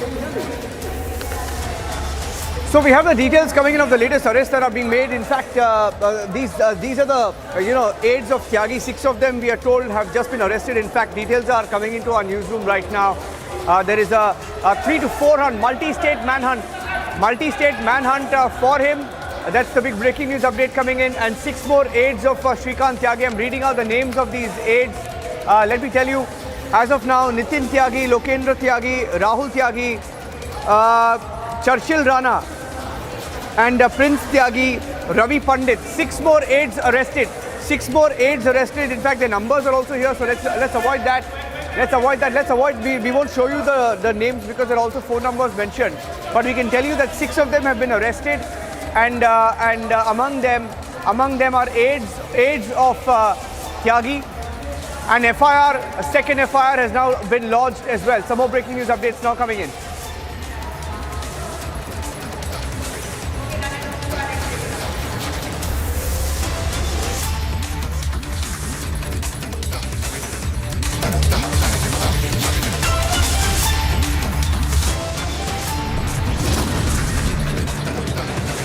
We'll take a short break right now on Republic TV. When we come back, getting you more details also of the manhunt in Uttarakhand. 12 teams have been formed. They've been assigned to task to get Tyagi from Uttarakhand. 12 teams in Uttarakhand, and we are right on top of that story.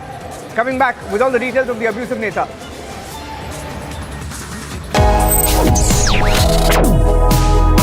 Reading allows us to become familiar with ourselves. We don't read, we won't know what is knowledge. I just find it very interesting to know people's lives, how they went through certain situations, how they dealt with things. So wherever you want to go in life, if you read books along those lines, then that would really help you in growing. Reading could mean a million different things to every individual. What does it mean to you? Visit readindia.info to find out more. This full road has been blocked by the Congress workers, the high voltage drama. Nancy Pelosi lands in Taiwan.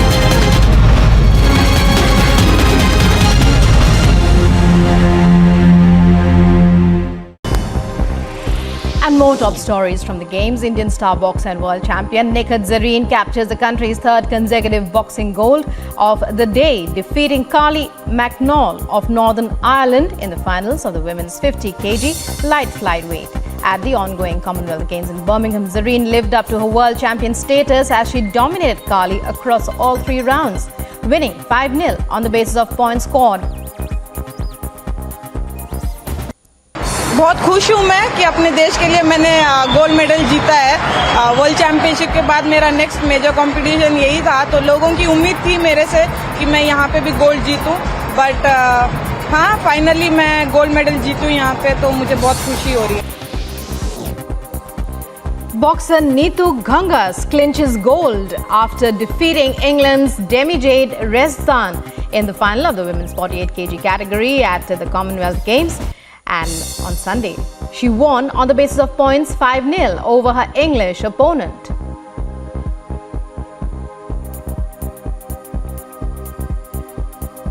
Following his gold medal win in the Commonwealth Games on Sunday, Indian boxer Amit Panghal says he will try to win gold for his country in the Olympics as well.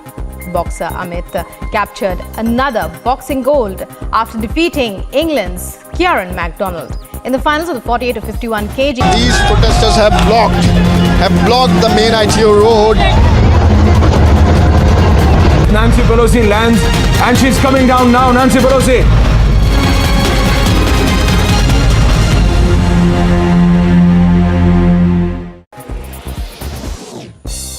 Elders Paul leads India's historic 1-2 finish in the men's triple jump as he wins a rare gold medal in track and field events, followed by fellow Kerala athlete Abdullah Abu Bakar on Sunday.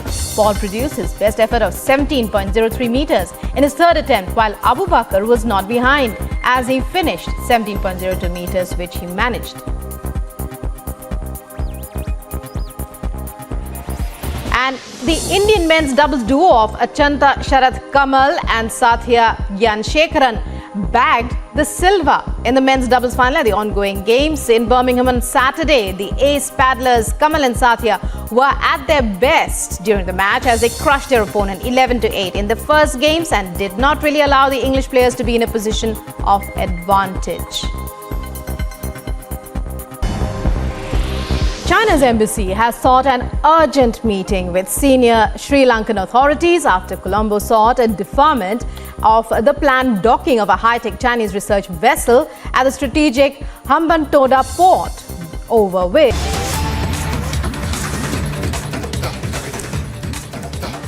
Well, we are now learning that after action was taken against the illegal construction in the Noida society, Shrikant Tyagi, the man at the centre of it all, is likely to surrender. Let me go across to Niranjan Narayanswamy, who joins me from the news pit. He has more details on this. Niranjan, we are now hearing that he is likely to surrender in a Surajpur court. This, of course, after there are several teams which are trying to track him down. Yes, that's the breaking news update that we're getting in from the NCR, and we're tracking the story from multiple locations, multiple states. In Noida, you saw the bulldozer action. We just got the breaking news update of 6 aides of Shrikant Tyagi who've been arrested, and getting in more news now that there is a possibility, and Aishwarya is breaking that story. I want to go across to Aishwarya if he's connected with us.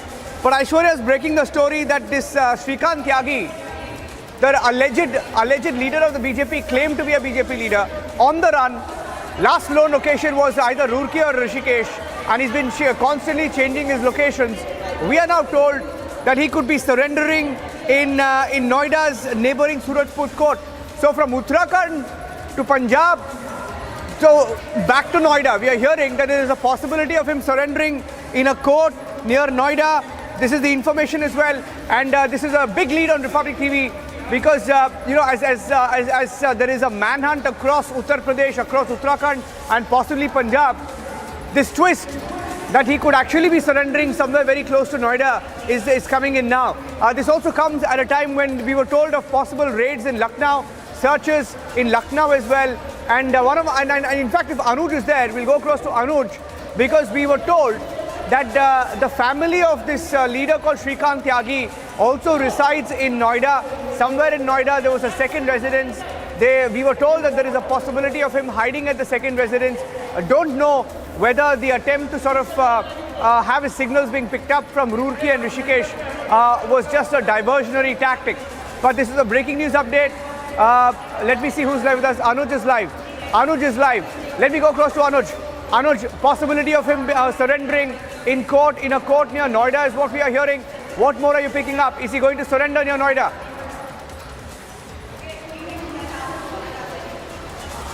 Well, Niranjan, that is something what we have been told. That is something what we are learning at this point in time, that this is expected that Shrikant Tyagi can surrender in the Surajpur court. When we are talking about Gautam Budh Nagar, when we are talking about Noida, if we talk about the court which deals the matter of Noida and Gautam Budh Nagar, is the Surajpur court. So Surajpur court, Surajpur is the area, Surajpur court is the place where we have been told that Shrikant Tyagi is expected to surrender. As we do know, that is something what we have been told. There is another residence of Shrikant Tyagi in Noida itself, and it was said that he might be hiding over there. As we have seen the manhunt of Noida police, where we have seen the Noida police reaching to Lucknow, the Uttar Pradesh police there trying to nab Shrikant Tyagi, looking for his whereabouts. We have seen the same kind of movement in Uttarakhand also, whether being it Rishikesh, whether being it Roorkee, or whether being it Haridwar. So now what we have been told, the latest what we are understanding, that as he is still absconding, but the latest what we are being told, that this is expected that he can surrender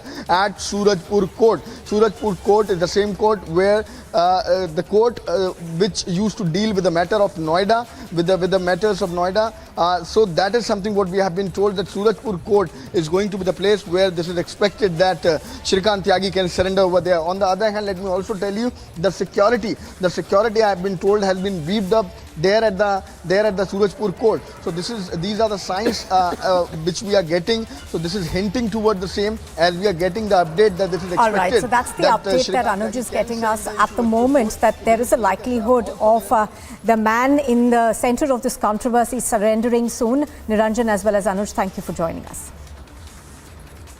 And in fact, we are getting more breaking news. It's a big political scoop that we are getting from Maharashtra. Republic TV has learned that Ashish Shelar and Sudhir Mungatwar are the probables for the Maharashtra BJP president's new post. So that's a big political scoop that we are getting for our viewers here on Republic TV. We are getting more details as to who could be the next chief of the BJP in Maharashtra. Two names doing the rounds currently are Ashish Shelar as well as Sudhir Mungatwar. These are the two big probable names that are making the rounds right now.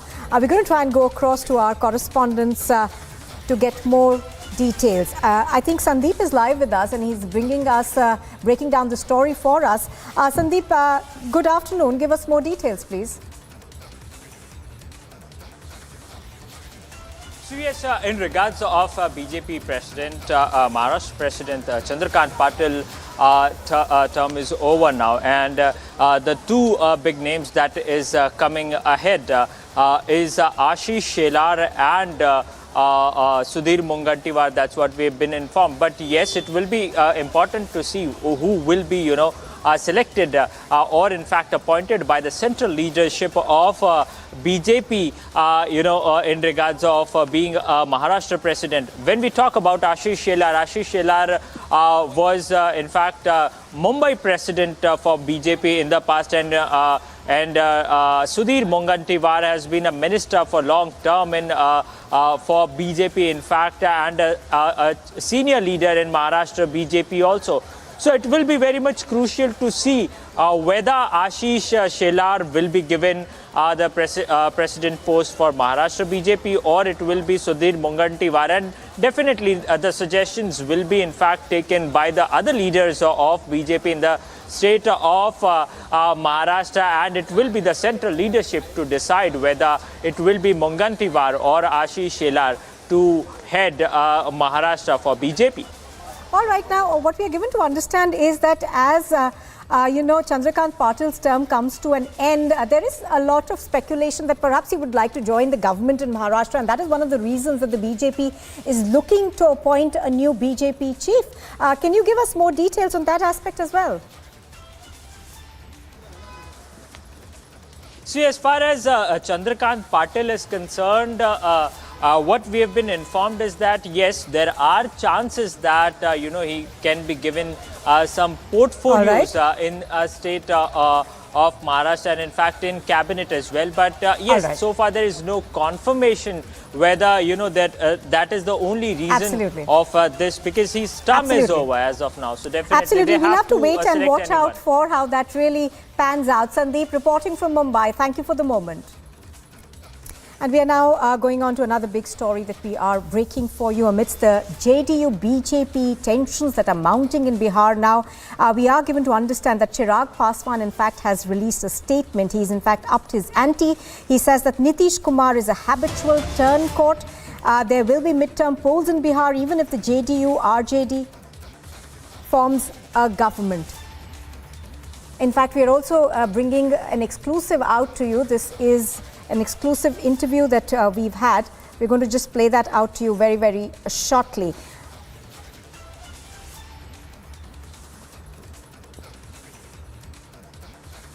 All right. So we have been, of course, hearing of the rumblings between the BJP and the JDU. Prakash is joining us live now. Prakash, I think you're speaking to leaders across Bihar. आप ही बता रहे हैं, हमको कोई जानकारी इस तरह की नहीं। अब जिस चीज की जानकारी हमको नहीं, हम कैसे बता दें? लेकिन आरसीपी जी ने क्या किया? आरसीपी जी पर शोकॉज नोटिस आप लोगों ने क्यों किया?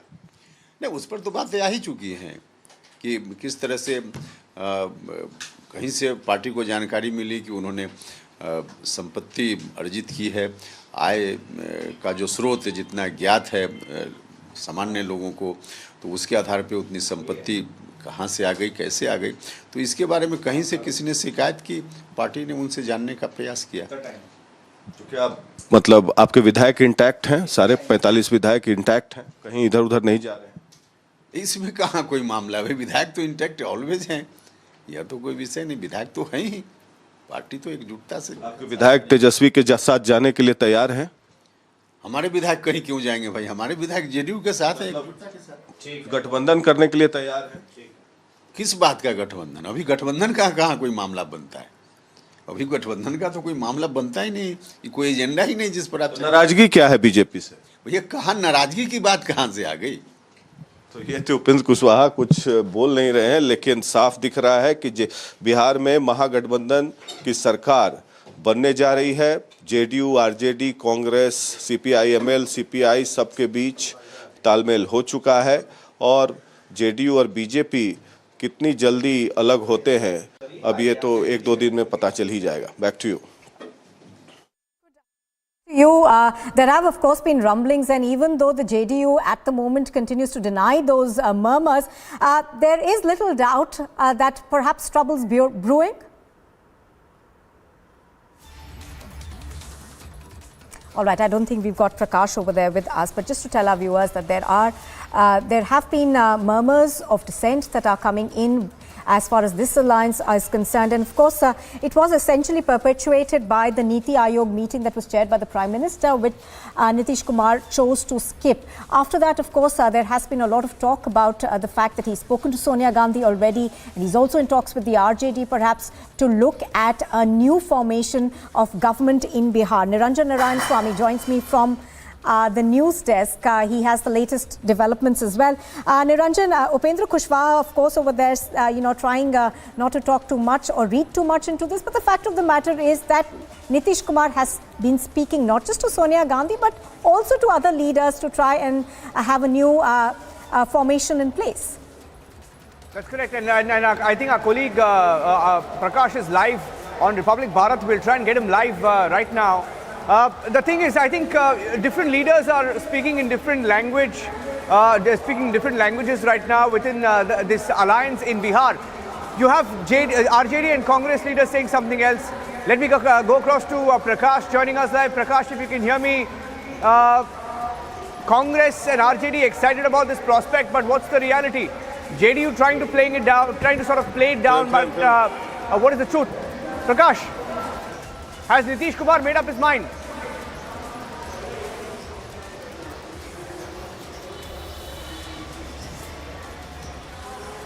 I can't hear you, Niranjan. I was asking you, you just spoke to Kushwaha. So different leaders are speaking in different tones within the JDU. But is it true that Nitish Kumar has made up his mind?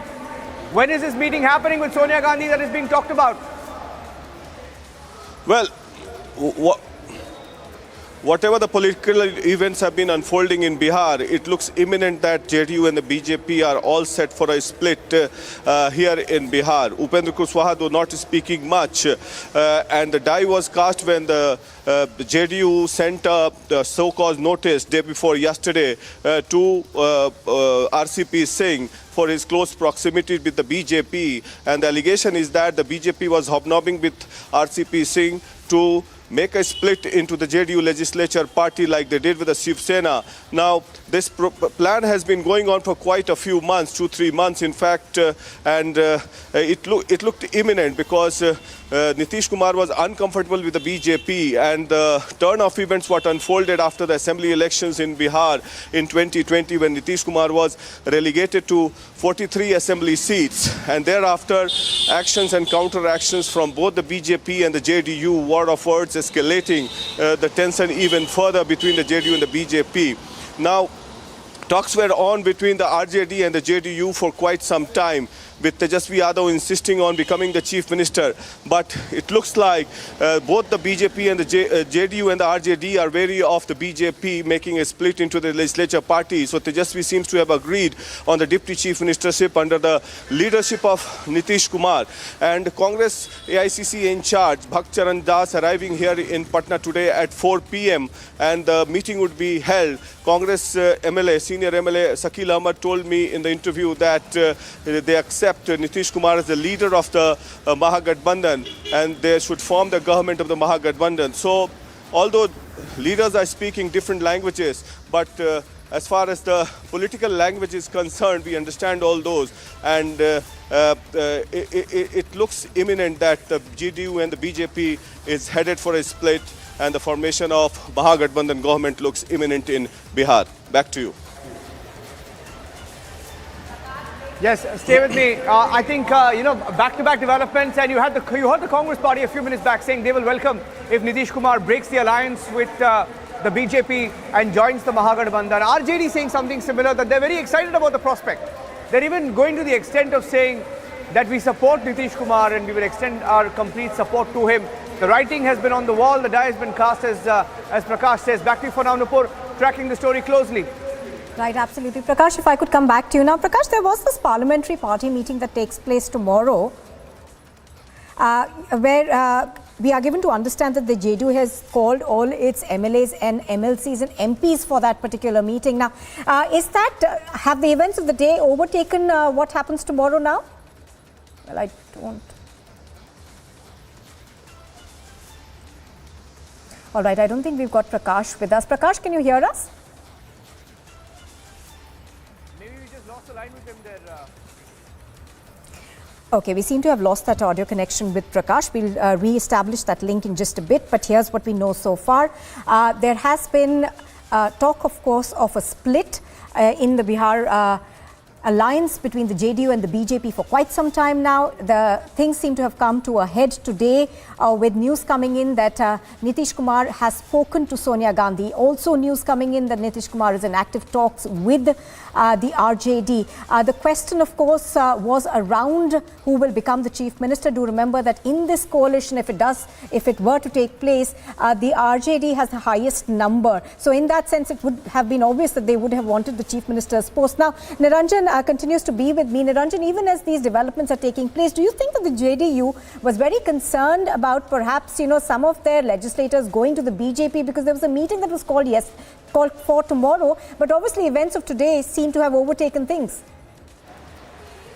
Well, if you look at the action that they've taken against some of their leaders, it is for anti-party activity. So perhaps they expect an imminent split or expected an imminent split, and that's why they've also accused the BJP of trying to split the party. Prakash is back with us. Let me see if I can go back to him. Prakash, can you hear me? Can you hear me, Prakash? What do they fear? What do they fear? Yes. And what do they know? And what is the truth about whether there is going to be a split or not within the JDU?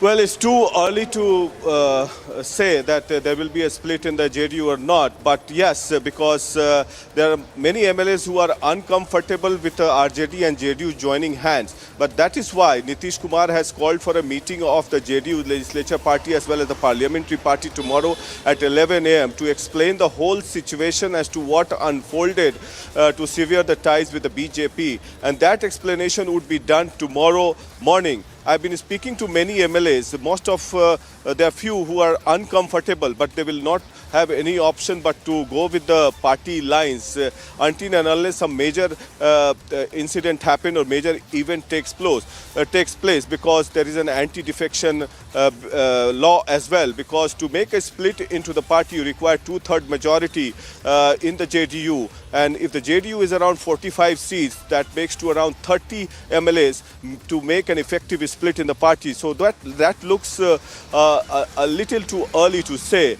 But in the long run, what will happen in the run-up to the 2024 elections? So as of now, it looks like the JDU and the BJP are parting ways.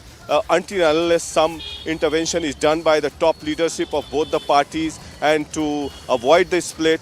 But all the parties have called for a meeting. The JDU, the Congress, the RJD, the CPI, ML, every party has called for a meeting. The Hindustani Awam Morcha has also called for a meeting tomorrow, led by Jitan Ram Manjhi. So BJP very silent on this entire incident. I will try and go across to Danish Rijwan, who is the spokesperson of the Hindustani Awam Morcha. Danish ji ये बताइए कि क्या हो रहा है, महागठबंधन की सरकार बन रही है? किसने कह दिया? कहाँ के महागठबंधन की सरकार बन रही है? बिहार में आदरणीय मुख्यमंत्री नीतीश कुमार जी के नेतृत्व में सरकार चल रही है, मजबूती के साथ चल रही है। बीजेपी के साथ रहेंगे? देखिए, राजनीति में कल क्या होगा ये किसने देखा है, लेकिन वर्तमान में बिहार में माननीय मुख्यमंत्री नीतीश कुमार जी के नेतृत्व में जी क्या फैसला ले रहे हैं? कल विधायकों की बैठक बुलाए हैं। ये कल हमारे विधायकों की विधायक दल की बैठक है और उस बैठक में फैसला लिया जाएगा कि आगे की रणनीति कैसी होगी और क्या करना। बीजेपी और जेडीयू में तल्खी इतनी बढ़ गई है कि अब रिपेयर होना मुश्किल है। देखिए, ये तो भारतीय जनता पार्टी और जनता दल यूनाइटेड के नेता बताएंगे।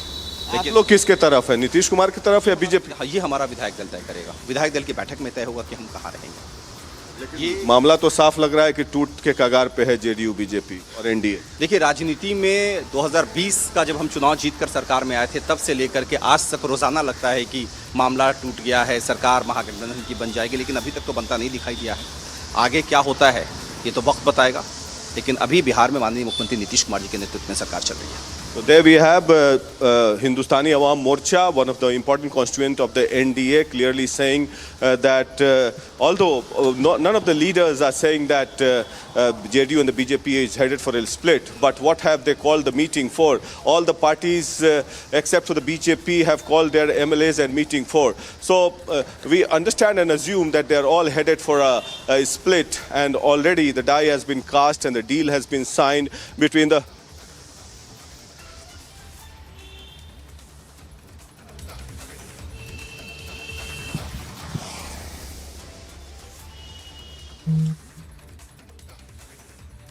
आपने तो सारी बातें स्वयं बता दी। उसके बाद हम जैसे दल के लिए क्या बचता है?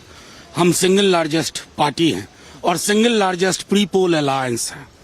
उसके बाद हम बिहार में इस तरह के अस्थिरता के तत्व तो देख नहीं सकते। तो जाहिर तौर पर इसकी परिणति देखिए कैसे होती है। बिहार में सिंगल लार्जेस्ट पार्टी हम हैं, नेता प्रतिपक्ष तेजस्वी जी और महागठबंधन दल के अन्य नेता, और प्री पोल भी हम सबसे बड़े अलायंस पार्टी हैं। तो जाहिर तौर पर हम चुपचाप हाथ पे हाथ धरे बिहार के में अस्थिरता के ये तत्व तो देख नहीं सकते। तो फिर आपकी क्या भूमिका होगी? आप क्या करेंगे? जो बिहार के लिए सबसे बेहतर विकल्प होगा वही होगा। अब बिहार के लिए बेहतर विकल्प बिहार तय करेगा। Well, that of course is Manoj Kumar from the RJD over there saying that they have the largest numbers. So in a sense what we are seeing is perhaps a redistribution of of political parties. We are now given to understand that Nitish Kumar is holding talks not just with RJD but also with Congress. In fact, we are learning that he's already spoken to Sonia Gandhi. So fast-paced developments are taking place now. Just to tell our viewers, there is also a parliamentary party meeting that's been called by the JDU tomorrow, where the JDU's top brass has asked for all their MPs and MLAs as well as MLCs to be present. Prakash, I think, is still with us. Prakash, a lot of fast-paced developments are taking place, but obviously, this has been in the reckoning, in the making for a while now. There have been tensions between the JDU and the BJP. They've just come to a head now, isn't it?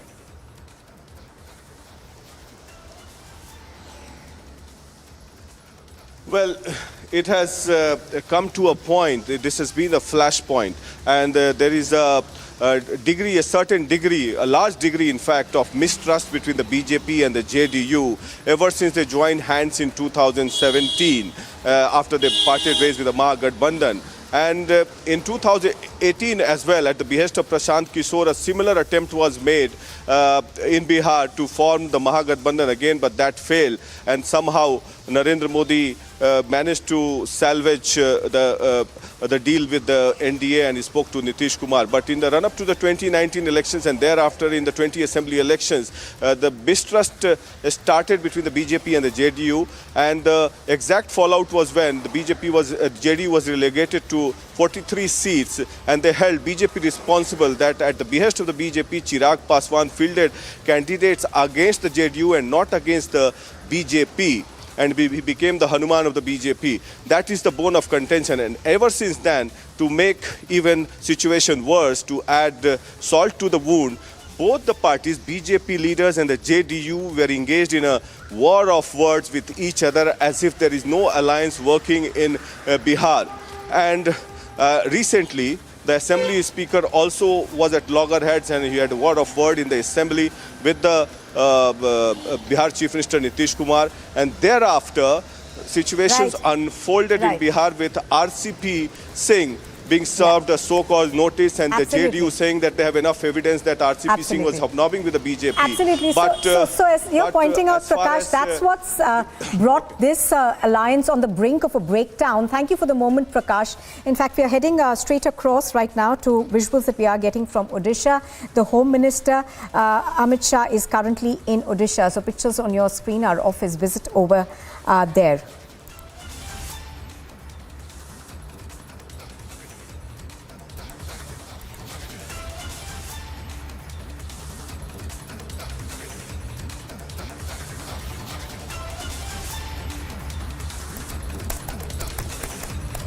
So Amit Shah over there, the Union Home Minister, currently in Odisha. He is holding a road show over there. This, of course, is part of a two-day visit that Amit Shah has undertaken. He arrived in Bhubaneswar earlier, and this is a two-day visit that's taking place. He is going to be in Odisha, and he will be also attending the 75th anniversary function of the Odia daily later on.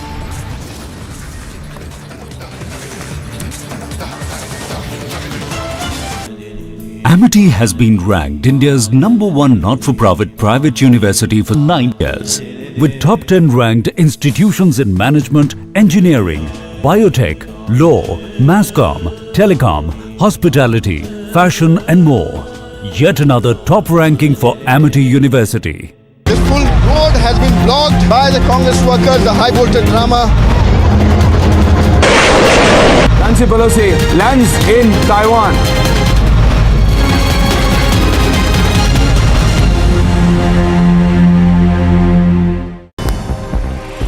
And more top stories from the Games. Indian star boxer and world champion Nikhil Zareen captures the country's third consecutive boxing gold of the day, defeating Carly McNall of Northern Ireland in the finals of the women's 50 kg light flyweight. At the ongoing Commonwealth Games in Birmingham, Zareen lived up to her world champion status as she dominated Carly across all 3 rounds, winning 5-0 on the basis of points scored. बहुत खुश हूँ मैं कि अपने देश के लिए मैंने गोल्ड मेडल जीता है। वर्ल्ड चैंपियनशिप के बाद मेरा नेक्स्ट मेजर कंपटीशन यही था, तो लोगों की उम्मीद थी मेरे से कि मैं यहाँ पे भी गोल्ड जीतूँ, बट हाँ, फाइनली मैं गोल्ड मेडल जीतूँ यहाँ पे, तो मुझे बहुत खुशी हो रही है। Boxer Neetu Gangas clinches gold after defeating England's Demi-Jade Rezdan in the final of the women's 48 kg category at the Commonwealth Games. And on Sunday, she won on the basis of points 5-0 over her English opponent.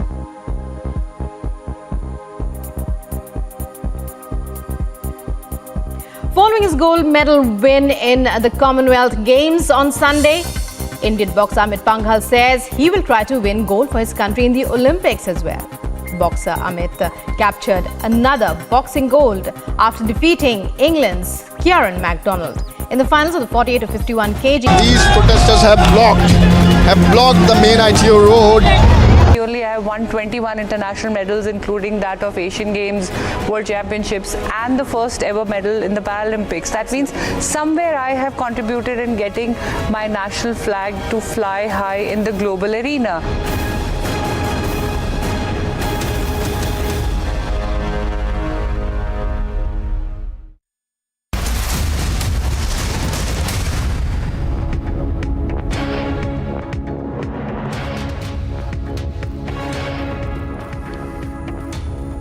You're watching live and breaking live visuals there of a Tiranga rally as the nation celebrates Azadi Ka Amrit Mahotsav. It's the month of August, and here you can see visuals as Chief Minister Yogi Adityanath holds a Tiranga rally.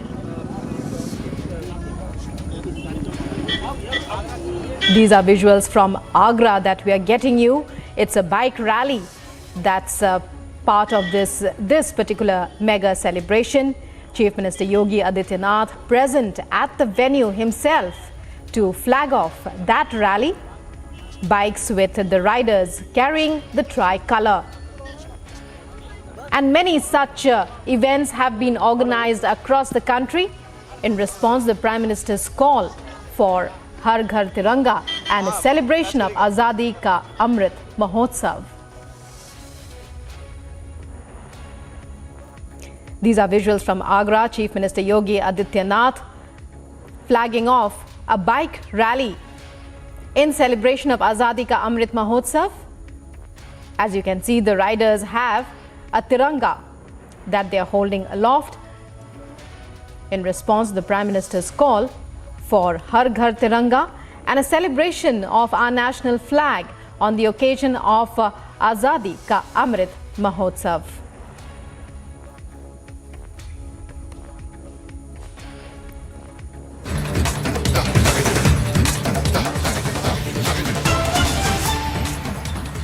And major news coming in the Shrikant Tyagi case. 6 arrests have been made.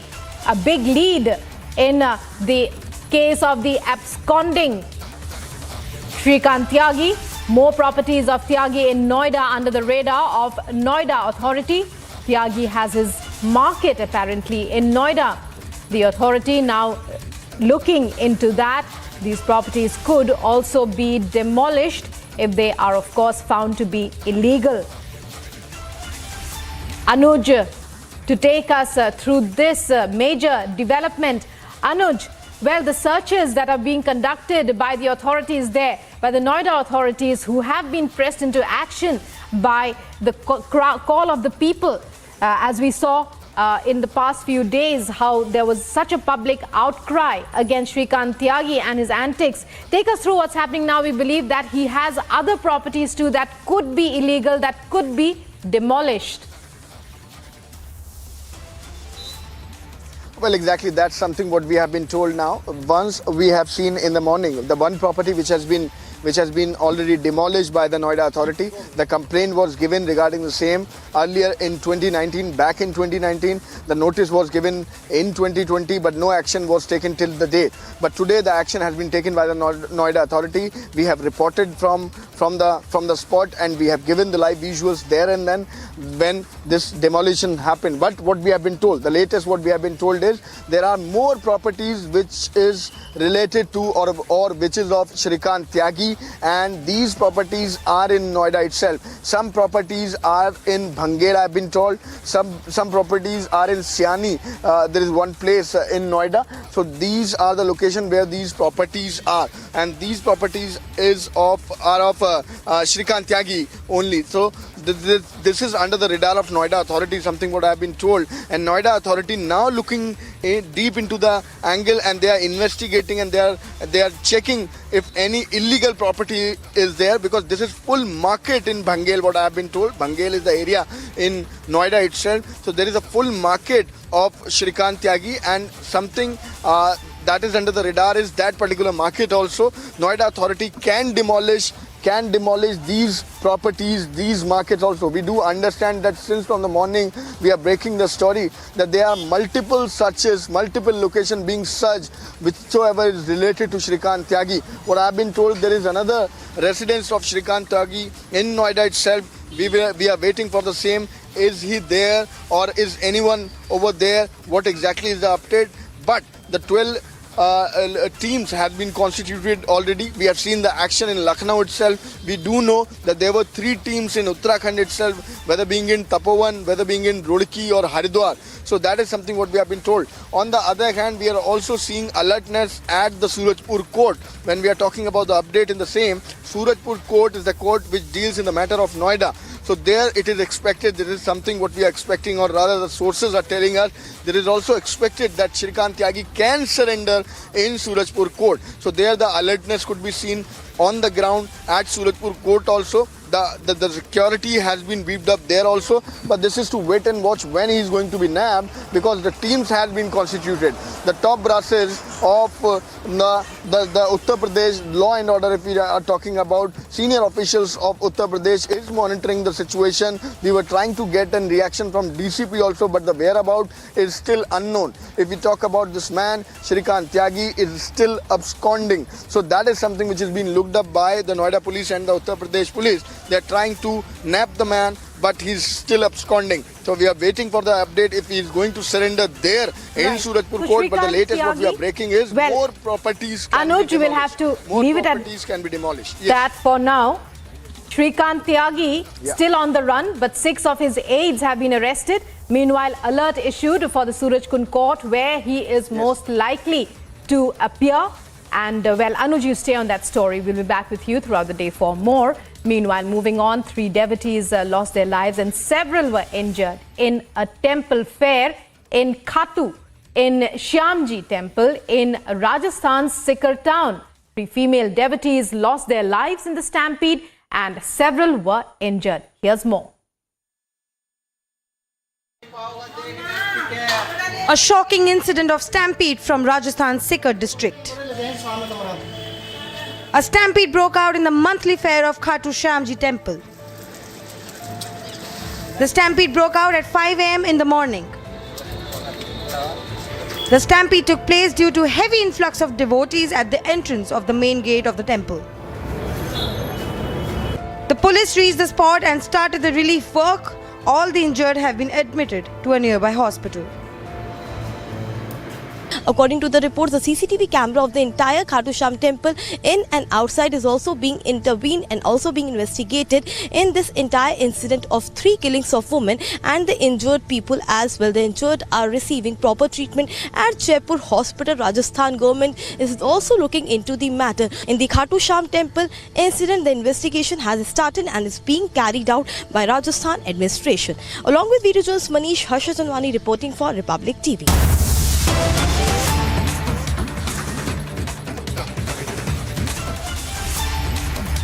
Breaking development coming in from Kerala down south. Governor Arif Muhammad Khan is yet to sign 11 ordinances, including the controversial Lok Ayukta Act amendment, which will expire on Monday.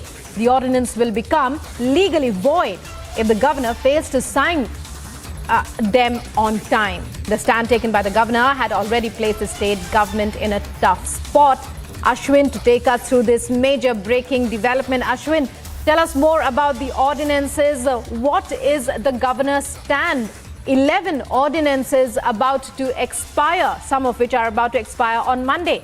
So what is his stand? Why is he not signing them?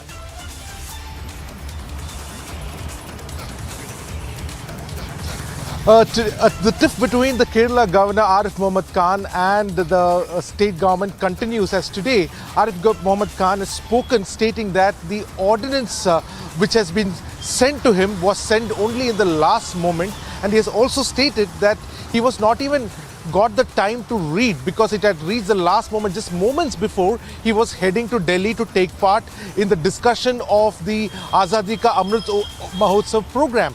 And he has stated that he will not sign any of these ordinances unless he reads through it.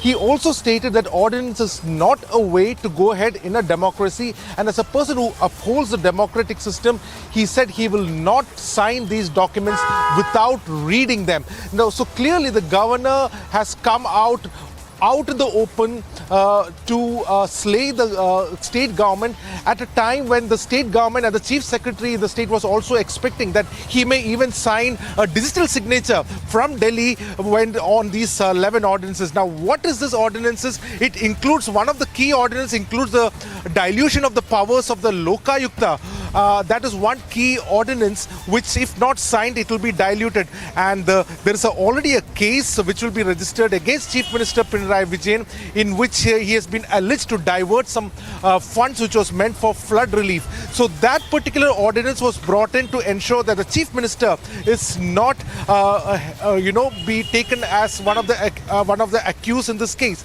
because of this ordinance. Now, if the governor does not sign it today, then that would mean that this ordinance would dissolve itself. It will not be in power anymore, which means a case can be registered against Chief Minister. So the government is really in a tight situation over here, especially at the time when the governor has stated very clearly that he will not sign these ordinances if it has come in the last moment. Also, Rukma, what is also important is that governor also pointed out that after these ordinances were promulgated, there was an assembly session which was held. Why were these ordinances not brought in as a proper bill? These are the questions that has been raised by the governor of Kerala, and what needs to be seen is how the state dispensation will react to the statements by the governor. Rukma. Right, so all eyes now, as Ashwin is telling us, on the state government and how it reacts to what the governor is putting forward as his stand on introducing the ordinances as bills in the House. Many thanks, Ashwin, for joining us there. And moving on to the Shrikant Tyagi story, once again getting in a big breaking development here.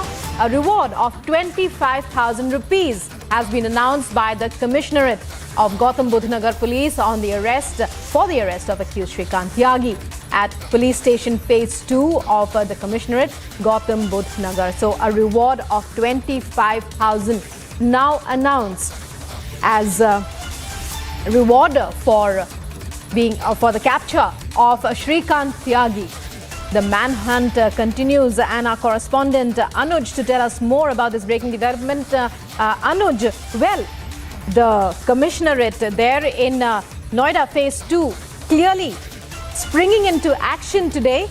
Now it's announced a reward of 25,000 for Shrikant Tyagi, but we believe that Tyagi could appear before the Surajkund court at any point of time, as an alert is also there. Take us through this breaking development.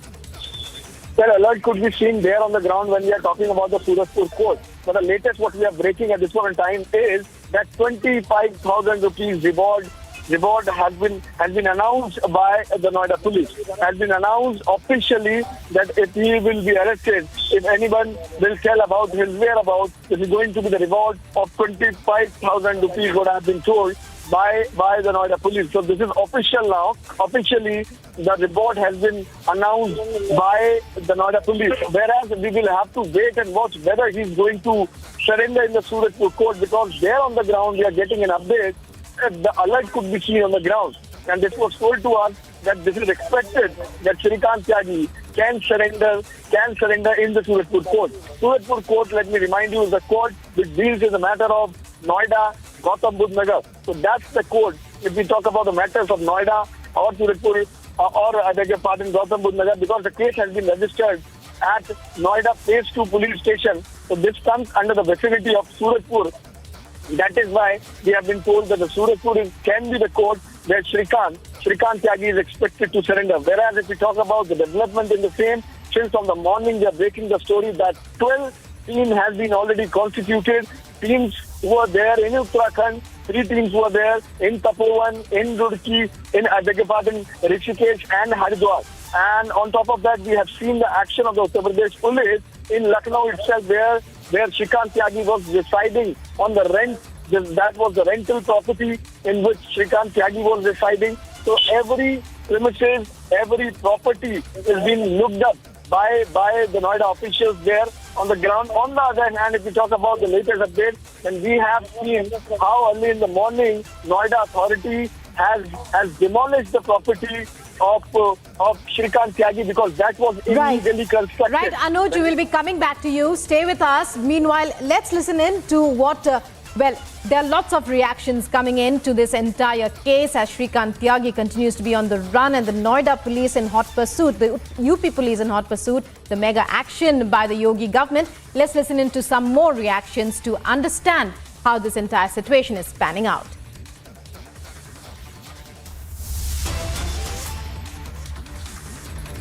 संवेदनशीलता के साथ आगे बढ़ रही है। हम किसी भी स्थिति में उनको गिरफ्तार करेंगे और जो कड़ी से कड़ी सज़ा होगी उनको मिलेगी। पूरे प्रदेश की सभी माताएं बहनें सुरक्षित ढंग से रह रही हैं, कहीं कोई दिक्कत नहीं है। नोएडा प्रकरण को सरकार ने बहुत ही गंभीरता के साथ लिया है। अपराध और भ्रष्टाचार पर जीरो टॉलरेंस की नीति के तहत हम काम कर रहे हैं और ये हमारी जिम्मेदारी है कि हम उनको सजा दिलाकर रहेंगे। सर, उसके बावजूद आप ही के वहाँ के सांसद वो कहता है हमें शर्म आ रही है कि हमारी सरकार ऐसे लोग हैं। देखिए, इस प्रकार की घटना जो हुई है ये वास्तव में ये बहुत ही हम लोगों के लिए चौंकाने वाली है कि उत्तर प्रदेश में इस प्रकार के लोगों का कोई स्थान नहीं है। हमने कड़ी कार्रवाई के निर्देश दिए हैं। किसी भी स्थिति में हम कोई कंप्रोमाइज़ नहीं करने वाले हैं। हमारी सरकार अपना पराया छोटा बड़ा नहीं देखती। जो भी कानून तोड़ेगा उसके खिलाफ हम कड़ी कार्रवाई करेंगे। वो तो फरार है पर उसके लोग वहाँ पर जाके गुंडागर्दी कर रहे हैं। कल की घटना है उस संबंध में स्थानीय जो पुलिस अधिकारी हैं उन पर भी कार्रवाई होना तय है। सर, क्या अभी और जगह छानबीन चल रही है? हर जगह इसमें जहां भी हो सकता है पूरी तरह से हमारी टीम लगी हुई है और ये जांच का विषय है। जांच के पहले कुछ कहना ठीक नहीं होगा, लेकिन ये अंतिम निष्कर्ष मैं बता सकता हूं कि इसमें कड़ी कार्रवाई होगी, किसी को बख्शा नहीं जाएगा। So Brajesh Pathak of the UP government speaking with Republic, saying that the Uttar Pradesh government will leave no stone unturned to find and punish Mr. Tyagi, who is still on the run. Uttar Pradesh police in hot pursuit. Also, 12 teams have been organized in order to ensure that he is brought to book. And the Uttar Pradesh government is very clear that there is no place for people like Mr. Tyagi, who has been known to abuse and intimidate not only residents but anyone who comes in his way.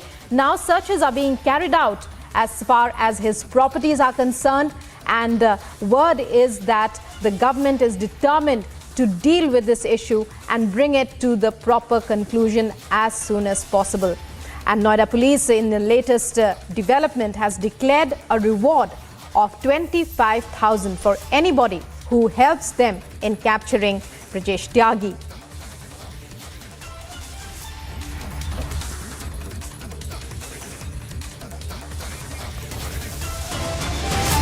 And it's time now for a short break here on Republic. But coming up after that, Sanjay Raut in court today. He is to be presented by the ED, and all the details will be here on Republic. Stay tuned to catch up.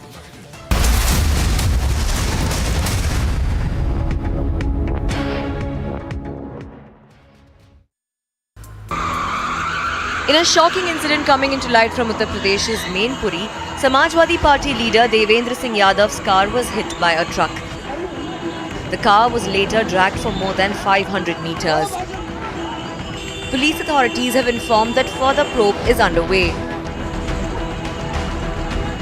Mainpuri Samajwadi party के जिलाध्यक्ष देवेंद्र सिंह यादव जी आज अपनी Brezza गाड़ी से कहीं जा रहे थे, तो मैनपुरी में करहल चौराहे के निकट भदावर हाउस के पास उनकी ब्रेजा गाड़ी हरियाणा नंबर के एक ट्रक से दुर्घटनाग्रस्त हो गई। पुलिस कर्मियों द्वारा तत्काल चालक को हिरासत में लिया गया।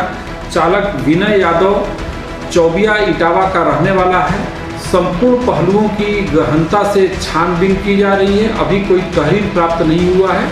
तहरीर प्राप्त होते ही आवश्यक वैधानिक कार्रवाई की जाएगी।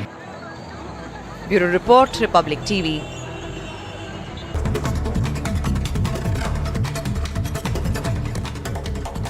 Now, the National Investigation Agency has started conducted raids in Jammu and Doda. These raids are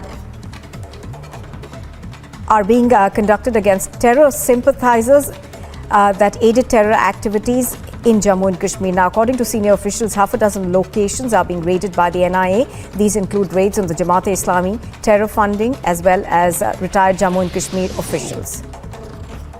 A fire broke out in Ghaziabad industrial area. Fire tenders have reached the spot on the incident. They are trying to douse the flames. As we speak, no reports of fatalities have been reported. Investigations are underway. This full road has been blocked by the Congress workers, the high voltage drama. Nancy Pelosi lands in Taiwan.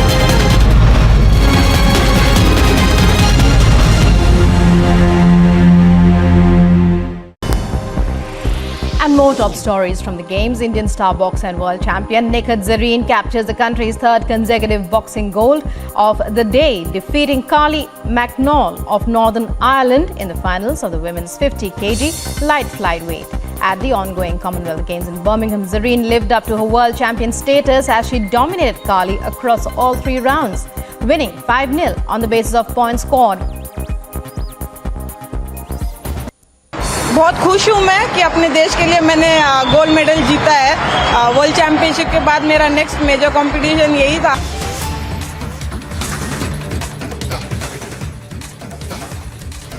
And breaking news coming in now. You're watching live in breaking. Sanjay Raut to be presented in court in a short while from now. The arrested Sena MP's custody ends today, and the Enforcement Directorate is likely to push hard for extended custody.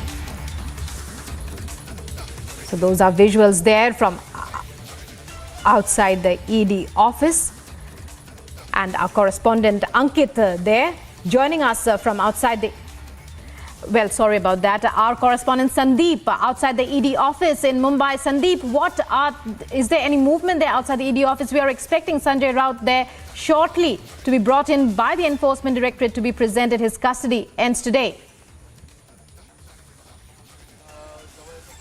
So yes, Enforcement Directorate will be producing Shiv Sena MP Sanjay Raut in a short while now.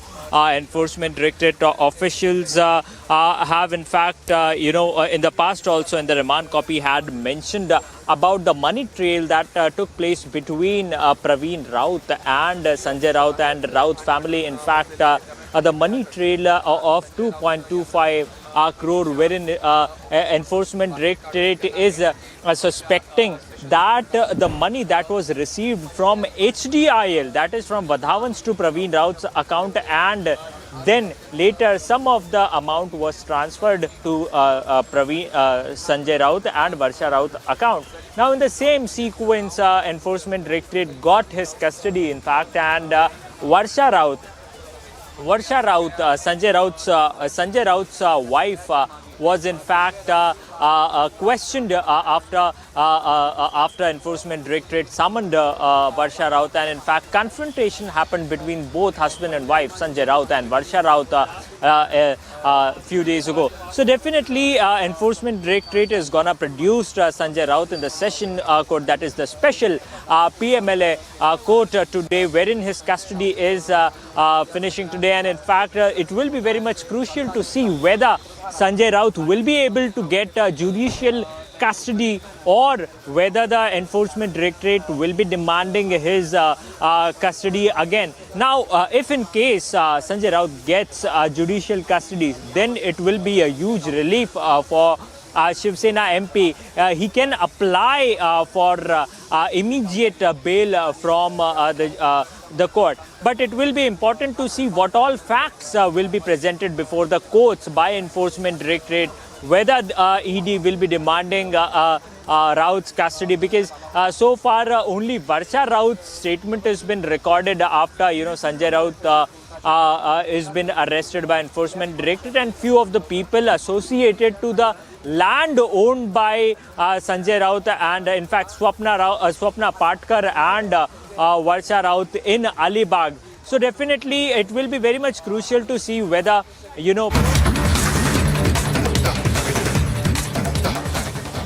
And breaking development here, protests being held.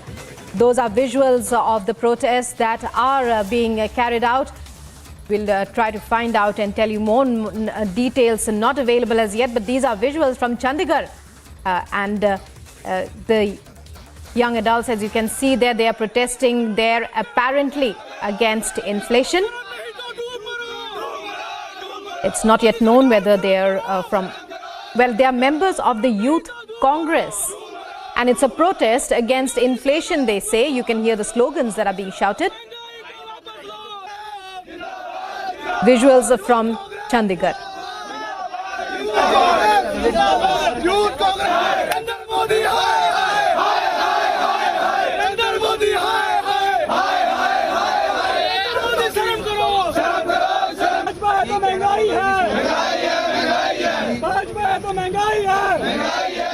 And Sandeep, Well, sorry about that. Amandeep joining us on the phone line. Amandeep, what are we seeing here? The police trying to, well, round up those protesters. We believe it's a youth Congress protest. What are they protesting about? Well, Rukma, the protest is from Chandigarh Youth Congress, and in fact they are protesting against the inflation, and even they wanted to roll out the mask on the streets of the Chandigarh. But the police have heavily deployed, and in fact they put barricades in place, and even the police have earlier informed that they are not allowed to march out in Chandigarh, on Chandigarh Road, in fact. But the protesters are so much adamant, they wanted to break down the barricades and to continue their march, but that was not allowed. And finally, the police have used the water cannons to disperse the protesters, and in fact the visuals are very much telling that how this entire protest was being carried out by Chandigarh Youth Congress, and in fact police with a heavy deployment tried to control the law and order situation at the spot, and even used water cannon to disperse the protesters from the spot, just because continuously they are trying to break down the barricades. They are having trouble with the Chandigarh police, but the police are repeatedly trying to make them understand about the situation that law and order cannot be compromised in Chandigarh, and that is the reason barricades at one place, and in fact from that very much point they were not allowed to move beyond that. And even finally when the protesters were not ready to disperse from the spot, they forcibly used the water cannon on the spot, and in fact to disperse the protesters. And later on they will be detained on the precautionary measures so that at least law and order situation will not be challenged. And even the Chandigarh Youth Congress protesters are very much adamant and repeatedly raising the slogans against the BJP government. They wanted to raise their voice on the streets of the Chandigarh so that at least this protest should be registered in the laws in an appropriate manner. But meanwhile, they have forget about the law and order situation of Chandigarh. This protest is all against the inflation and all against the BJP government in centre, and even raise certain issues regarding the discussion in the Lok Sabha regarding the price rise. 100 police ਆ ਜਾਂਦੀ ਹੈ। ਅਸੀਂ ਇੱਕ peaceful ਤਰੀਕੇ ਨਾਲ ਆਪਣੀ demand ਰੱਖਣ ਜਾ ਰਹੇ ਸੀ। देखो की सलूका करा गया, पानी गिरा गया, लाठी चार्ज करा गया। असी इस देश के नागरिक असी महंगाई जो बढ़ती है उदा मुद्दा उठाया सी। महंगाई पूरे देश च एक सब तो बड़ा मुद्दा बनया हुआ है। साडा एक ही डिमांड है कि महंगाई घटाई जाए। पर ये देखो असी So high drama on the streets of Chandigarh, as you can see in those visuals. Police action against Youth Congress protesters. The protesters say they are protesting against rising prices, inflation in particular, and earlier there were barricades that were put up, and now police firing water cannons to disperse them.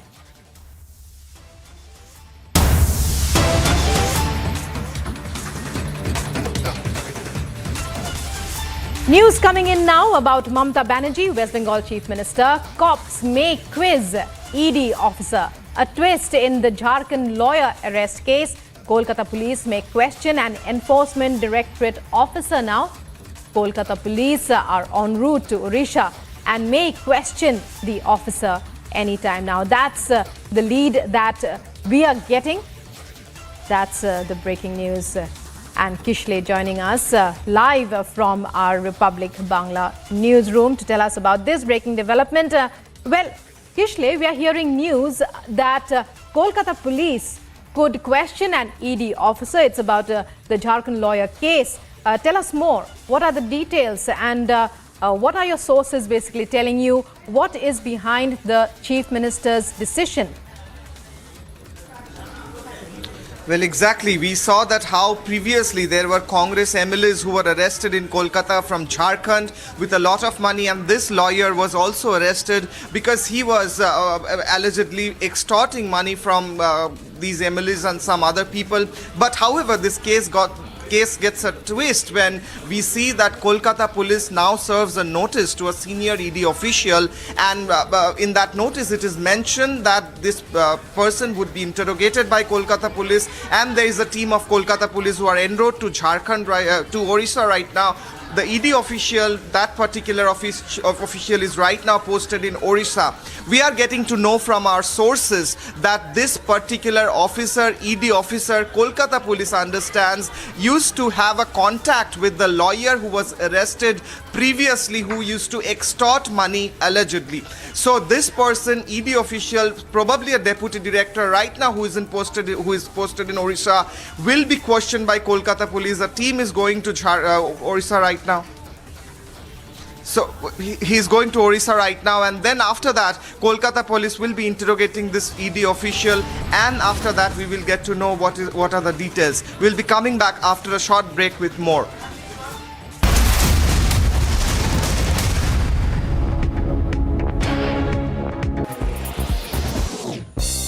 Elders Paul leads India's historic 1-2 finish in the men's triple jump as he wins a rare gold medal in track and field events, followed by fellow Kerala athlete Abdullah Abu Bakar on Sunday. Paul produced his best effort of 17.03 meters in his third attempt, while Abu Bakar was not behind as he finished 17.02 meters, which he managed.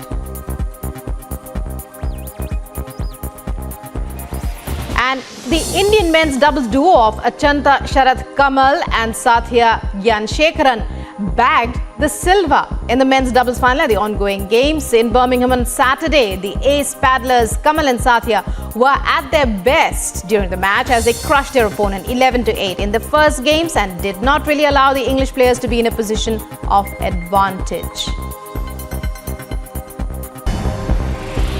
China's embassy has sought an urgent meeting with senior Sri Lankan authorities after Colombo sought a deferment of the planned docking of a high-tech Chinese research vessel at the strategic Hambantota port, over which India has raised concerns. Other international news, President Volodymyr Zelensky congratulated Ukrainian military aviators, handing out awards on Air Force Day, celebrated on the first Sunday of August. During his address, he said that every task completed by the Air Force has saved the lives of citizens. The Russian military has informed that up to 200 Ukrainian servicemen were killed in the Donetsk region and over 100 in Kharkiv. The Defense Ministry informed that the Russian missiles hit an agricultural enterprise in Artemivsk, killing 130 Ukrainian servicemen and another 70 soldiers too.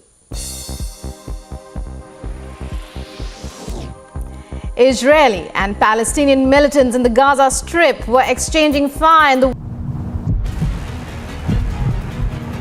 I can see the bulldozer enter in the society. That's the bulldozer. There in the visuals you can clearly see where the action has begun, and the illegal construction is being demolished now. The action has been taken by the Noida authority. People are celebrating here.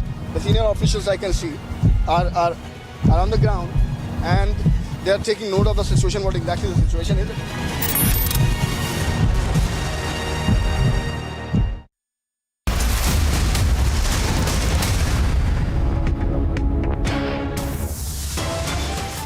You're watching Live and Breaking. The headlines at 1 this afternoon. Big buzz as Nitish speaks to Sonia Gandhi. Is the JDU-BJP breakup likely in Bihar? After the Congress, RJD extends support to Nitish. Is a mega anti-BJP front in the making now? It's a Republic super investigation. Sources suggest assault man likely in hiding in Haridwar. Assault man on the loose. Yogi cops take mega action. Tyagi's illegal assets raised in Noida.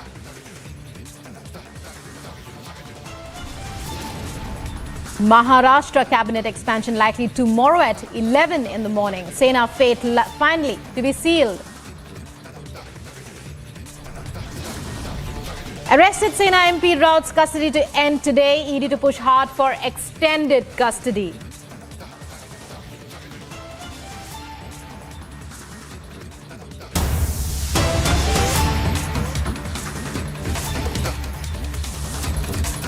And a breaking development, a breaking piece of news coming in now from Kolkata. It's about a hit-and-run accident. That's the CCTV footage that Republic has for you.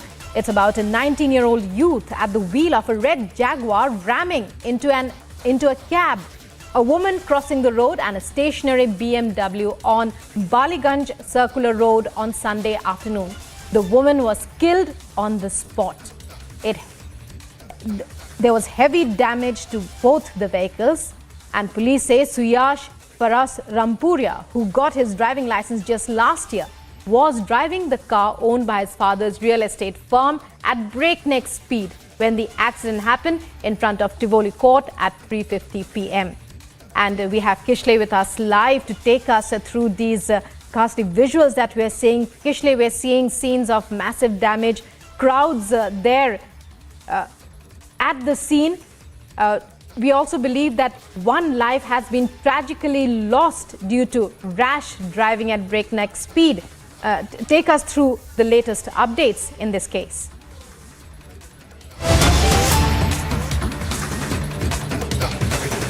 Sena MP Sanjay Raut to be out and will be taken to the courthouse. Now he's leaving for court. Shiv Sena MP Sanjay Raut will be taken out for produced. He will be produced in the court today. He's waving hands to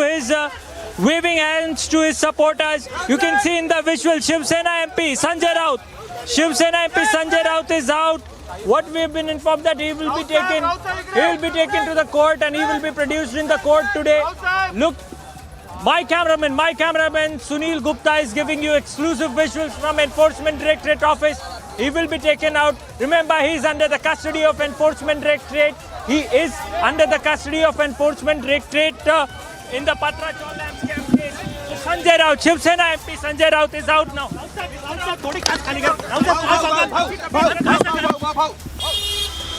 So Shiv Sena MP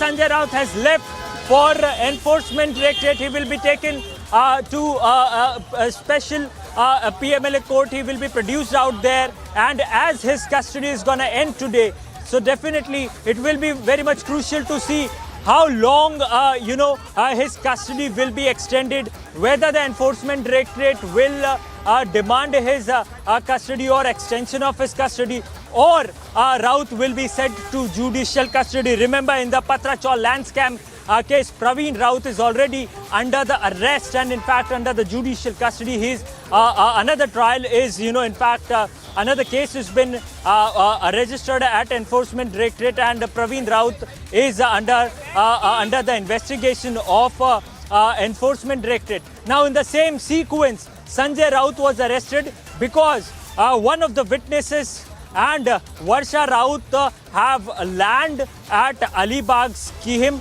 10 land parcels were in fact registered on the name of Varsha Raut and Swapna Patkar, and in the same sequence it is being said in the court when he was produced in the courthouse last time, it was said that there have been several financial transactions between Praveen Raut and Sanjay Raut's family, and in fact what we have been told is that around 2.25 crore rupees were transferred, or that is the money trail that Enforcement Directorate has traced from the account of Sanjay Raut and Praveen Raut. So in the same sequence, in fact, he was under the custody of Enforcement Directorate. Remember, now he will be taken he will be produced in the courthouse, and definitely it will be very much crucial to see whether the Enforcement Directorate demands Sanjay Raut custody or not, or it will be very much crucial to see whether Sanjay Raut will be sent to judicial custody or not. In case if Sanjay Raut gets the judicial custody, it will be a huge relief for him so that he can apply for bail. So it will be very much important to see whether Sanjay Raut custody will be extended by the special PMLA court, or whether he will be sent to judicial custody. Back to you. Well, Sandeep, there on the story, we are getting you those visuals from Mumbai, where we are seeing Sanjay Raut on his way to be presented by the Enforcement Directorate. His custody ends today. The Enforcement Directorate presenting him at the special PMLA court. It's most likely that his custody, the ED will be seeking an extension of his custody. It remains to be seen whether the court will be allowing that. Our correspondent Sandeep giving us the minute-by-minute update. And Sandeep, once again, as far as the ED is concerned, it's been questioning and interrogating Raut for quite some days now, till today in fact. What is is there any added evidence that it has been able to collect? Of course, well, we cannot expect the ED to disclose it all, but what so far has emerged in this case till now? See, as far as Enforcement Directorate investigation is concerned, what we have been informed is that Enforcement Directorate has managed to trace the money trail between the money transactions between Praveen Raut and Sanjay Raut bank accounts. In fact, what the investigation that Enforcement Directorate officers disclosed in the courthouse is that Shiv Sena MP Sanjay Raut and his family was sponsored foreign trips by Praveen Raut, and in fact he was getting 2 lakhs rupees every month by Praveen Raut in the year 2010 and 11. And in fact, I will show you one of the documents that we have access. I would request my video journalist to show this.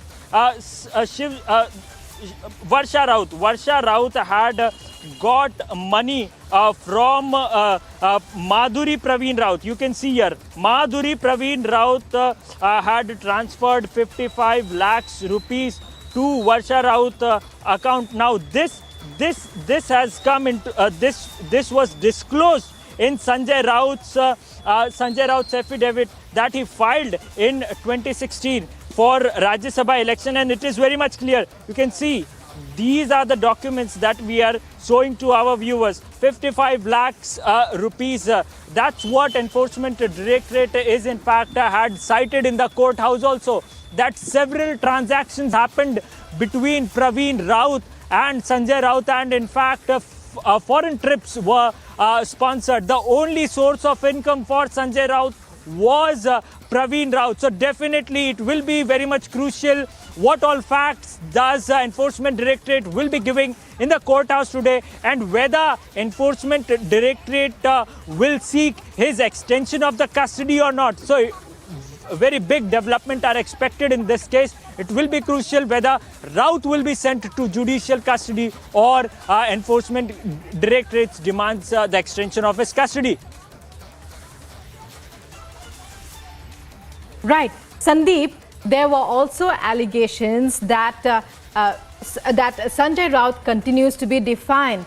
In fact, there was also news that he may have continued with the publication of his regular column in Samna, and that was one issue that the ED would most likely question him about. It appears that Sanjay Raut does not even want to appear before the court. Those are the kind of reports that we are getting from various sources. Are they true? See, yes, as far as his editorial in Samna is concerned, his column is concerned, and also in fact about his social media accounts, what we've been witnessing is that despite being in the custody of Enforcement Directorate, the columns are published under his name. In fact, social media accounts are being running under his name. So definitely it will be important to see whether Enforcement Directorate officials will cite that in the courthouse, or does any kind of mentioning in the court. But what is more important is that what all evidences or what more evidences that Enforcement Directorate has got. Now, why it is very much crucial to understand all why eyes on the evidence. All eyes on the evidence, Sandeep, as you tell us that the ED will be presenting. That will be crucial as far as extension of his custody and more details of the money trails, the kind of transactions that took place, and because this is a mega scam, there's of more than 1,000 crore rupees. Sandeep, you stay on that story. We'll be back with you later for more. So those are visuals that we're getting you. Sanjay Raut on his way. Moving on to, well, these are the latest shots from the Sessions Court in Mumbai, the special PMLA court, where he will be presented in just a few minutes by the Enforcement Directorate. As you can see, there's a heavy police presence there. Sanjay Raut arrested Shiv Sena MP arrives at the PMLA court, being brought by the ED who has been questioning him. He has been in ED custody till today. His custody ends today, and the Enforcement Directorate to present him in the court today and most likely push hard for an extension of his custody.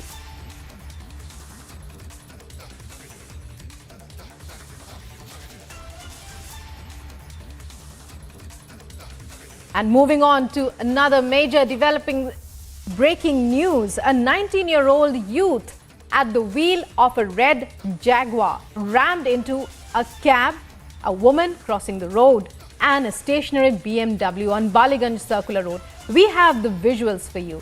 The incident took place on Sunday afternoon. The woman who was crossing the road died on the spot.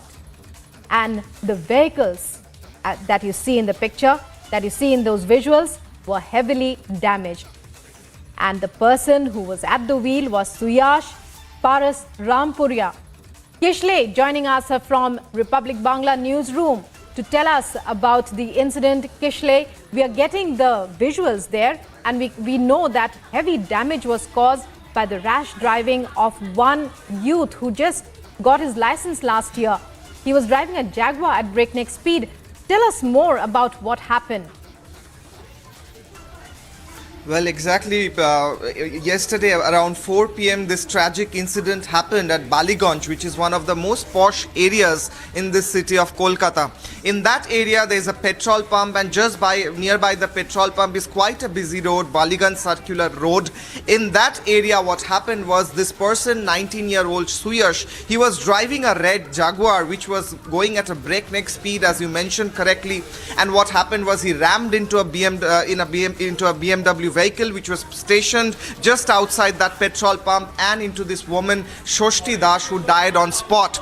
We have visited yesterday her house, and she left two of her kids who are right now helplessly crying just because of this tragic incident that happened yesterday. This person, Suyash Das, is arrested now, and Kolkata police is trying to understand that what exactly happened, what was the cause of this accident. But what we understand is mostly that this person who was driving this Jaguar could not control the car because he just got his license last year and he was not very expert at it. However, he speeded his vehicle into a limit which he could not control, and he rammed into another BMW and one of the app cabs that was stationed there. And this lady who was crossing, this lady is not a very rich lady, and we visited her house and we saw how helpless is her family right now. A very tragic incident coming from Kolkata, especially in this area where there were multiple accidents before as well. Nupur. And Kishle, this is Rukma here. Well, is there any indication that the government will be that authorities will be taking some action? We're talking here about a member of the Paras Rampuria family. You know, a youngster driving a Jaguar, you know, a high-end luxury car, and ramming into a woman who was crossing the road. How alert are policemen regarding this particular case? Have there been any inquiries made?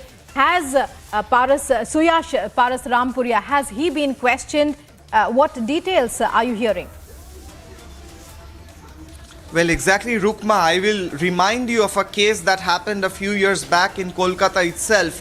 A same kind of incident where owner of a very famous restaurant chain in Kolkata, the owner's son was driving the car, a high-end car that also, and he rammed into one of the person who was standing in the footpath. That person died. This incident is quite the same, quite similar to that incident. In that case, that person was arrested and later on he got bail, and right now the person is out in bail. So there has been incidents like this in Kolkata where such tragic incidents occur, then the person gets bail. Right now this person is in Kolkata police's custody. He's arrested, he is being questioned, but as you rightly pointed out, a very rich person coming from an affluent family, just a 19-year-old boy with this luxury car like this, and he was driving with his cousin who was even younger than him in the back seat. Both Both of them are, the person, the back seat also received some injuries.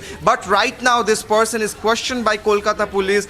Police is trying to understand and investigate whether this person was quite efficient in driving this car or not. But we understand that, as you rightly pointed out, he received his license last year. He was not well in control of this car and lost control, and this accident happened. Well, whether Kolkata police and the authorities will take action or not, time will tell. But I'll remind you again of the incident where the person is still out in bail, and just the similar incident occurred in Kolkata itself, and this is another incident where we are looking whether action will be finally taken or not. Rukma. And Kishle, tell us more about the road on which he was travelling. Can a case of rash driving be brought in here? We know that it was at breakneck speed. That would depend on the kind of speed limits that are applicable there. Also, because considering he's 19 years old, the case of, underage driving also does not apply here. What are the charges basically that can be brought against him? Of course, one would be the major charge, and the most important, of course, would be the mowing down of a woman, a pedestrian on the road. Well, yeah, this road, Baliganj Circular Road, is just in the central area of the city, one of the most posh areas, and there's a speed limit in this area, about 40 kilometers per hour. That's the speed limit given to the cars who travel through this road. But this person, this 19-year-old person, Suyash, who was driving this red Jaguar, was clearly driving it at overspeeding the car. He was driving it probably around 90 or 80 kilometers per hour. That's what our sources are telling us. So the speed was almost double or more than double in that busy road within the city and not in a highway. So clearly there will be a case of... Well, Kishle, so many thanks for joining us there and for bringing to us that story. It's a tragic accident. Moving on to other news about arrested Sena MP Sanjay Raut. Sanjay Raut's custody, as we've been telling you in the past few minutes, that his custody ends today. We were showing you those visuals of him leaving the ED office to go to the special PMLA court. The Enforcement Directorate, breaking news coming in now, the Enforcement Directorate is seeking judicial custody of Raut, and his custody ends today. And clearly, the Enforcement Directorate likely to seek an extension as it delves deeper into the Patra Chaul land scam case. Various details have already emerged of paper trails and so on involving Sanjay Raut and his wife, as well as their associates. And going across, it's over to our correspondent Sandeep, who is there. Sandeep, we were getting those visuals a short while back. We believe Sanjay Raut being presented in the special PMLA court right now. See, big update. Big update from the courthouse. Alicia is sending the updates. Big update is that Sanjay Raut is being sent to judicial custody till August 22. So no extension of custody from Enforcement Directorate. So now he will be sent to jail. So big update coming out from the session, the special PMLA court. Sanjay Raut is being sent to jail custody, judicial custody, definitely after the questioning of Varsha Raut 2 days ago, and now he was under the custody at Enforcement Directorate for 8 long days. Several searches happened across the city of Mumbai, in fact in the state of Maharashtra, in regards of Patra Chaul land scam case, and in fact now Enforcement Directorate, now the court in fact has sent Sanjay Raut in judicial custody. Now the big turnover will be that whether Sanjay Raut will be applying for bail, and in fact if in case Sanjay Raut manages to get bail from the courthouse, so it will be a big relief for Shiv Sena MP, who is who will be sent to the judicial custody. In fact, if he gets the bail, it will be a huge relief for Shiv Sena MP. So definitely a big relief as of now that he is being sent to judicial custody. Now it is important to see all eyes whether he applies for bail or not, Sandeep, whether he will be getting the bail or not. So definitely a big relief out here. Well, Sanjay Raut has been sent to judicial custody. Sanjay Raut has been sent to judicial custody, which would also mean that he will now try and apply for bail. But I think the bigger news is that it's the ED wanted him in judicial custody. The ED wanted him in judicial custody. The ED, in fact, had sought for judicial custody of the Shiv Sena MP, Sanjay Raut. They had asked for his custody. They sought judicial custody. They got judicial custody. So it's a big win for the ED as well. They have managed to, get custody of him for another 2 weeks. He will remain in judicial custody, however, which means that he could be taken to jail now. Now that's the big breaking news update now coming in. We will have to check which jail he will be sent to, but he's been sent to judicial custody, and that's the big breaking news update now coming in here on Republic TV. ED has got what they wanted. They wanted Sanjay Raut in judicial custody, and he will be now sent to judicial custody. Will remain in judicial custody till the 22nd of August, which is for about 2 weeks now. 2 weeks from now, judicial custody usually is for about 14 days, so he's been sent to judicial custody in that sense. The other big breaking news update, he's going to be sent to Arthur Road Jail in all likelihood. He's going to be sent to Arthur Road Jail in all likelihood. That's the big breaking news update coming in. We are hearing if it is judicial custody, there is a possibility that he's going to be sent to Arthur Road Jail. So I'll wait for our colleagues okay. Alisha confirming that SP of Arthur Road Jail should notify the history of health and medication that should be provided as per the advice of the doctor. And getting in breaking news now that he's been sent to judicial custody. He will be lodged in Arthur Road Jail. He'll be sent to Arthur Road Jail. Sanjay Raut, Rajya Sabha MP, Shiv Sena leader, will be sent to Arthur Road Jail, and he will remain in Arthur Road Jail until he's granted bail. And getting in some more breaking news information now that the application, the court has said that Sanjay Raut will be sent to judicial custody. I'm picking up some more information. The court has said the application filed by the lawyer of Sanjay Raut before the court for continuation of the previous order on medicines and home food, which means Sanjay Raut will continue to get medicines and home cooked food. And admittedly, during the course of the ED custody, considering his health, he will avail home food and medicine. Accused lawyer produced medical papers indicating a heart problem for Sanjay Raut. Therefore, he will be permitted with home food and medicines in judicial custody. The court has also said the SP of Arthur Road Jail should notify the history of health and medication and should be provided to him as per the doctor's advice. Sanjay Raut will be lodged in Arthur Road Jail. That is a big breaking news update. Sanjay Raut, who's right now in court, will be taken to Arthur Road Jail. That is a big breaking news update coming in. Sanjay Raut will drive all the way from South Mumbai to Arthur Road Jail, which is a little outside of Mumbai, opposite directions, likely to be a 1 hour drive.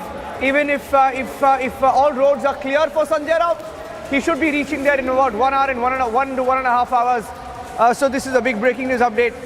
Sanjay Raut, the Shiv Sena MP, Rajya Sabha MP, arrested in the 1,000 crore Patra Chaul scam. Patra Chaul scam where over 700 families were cheated.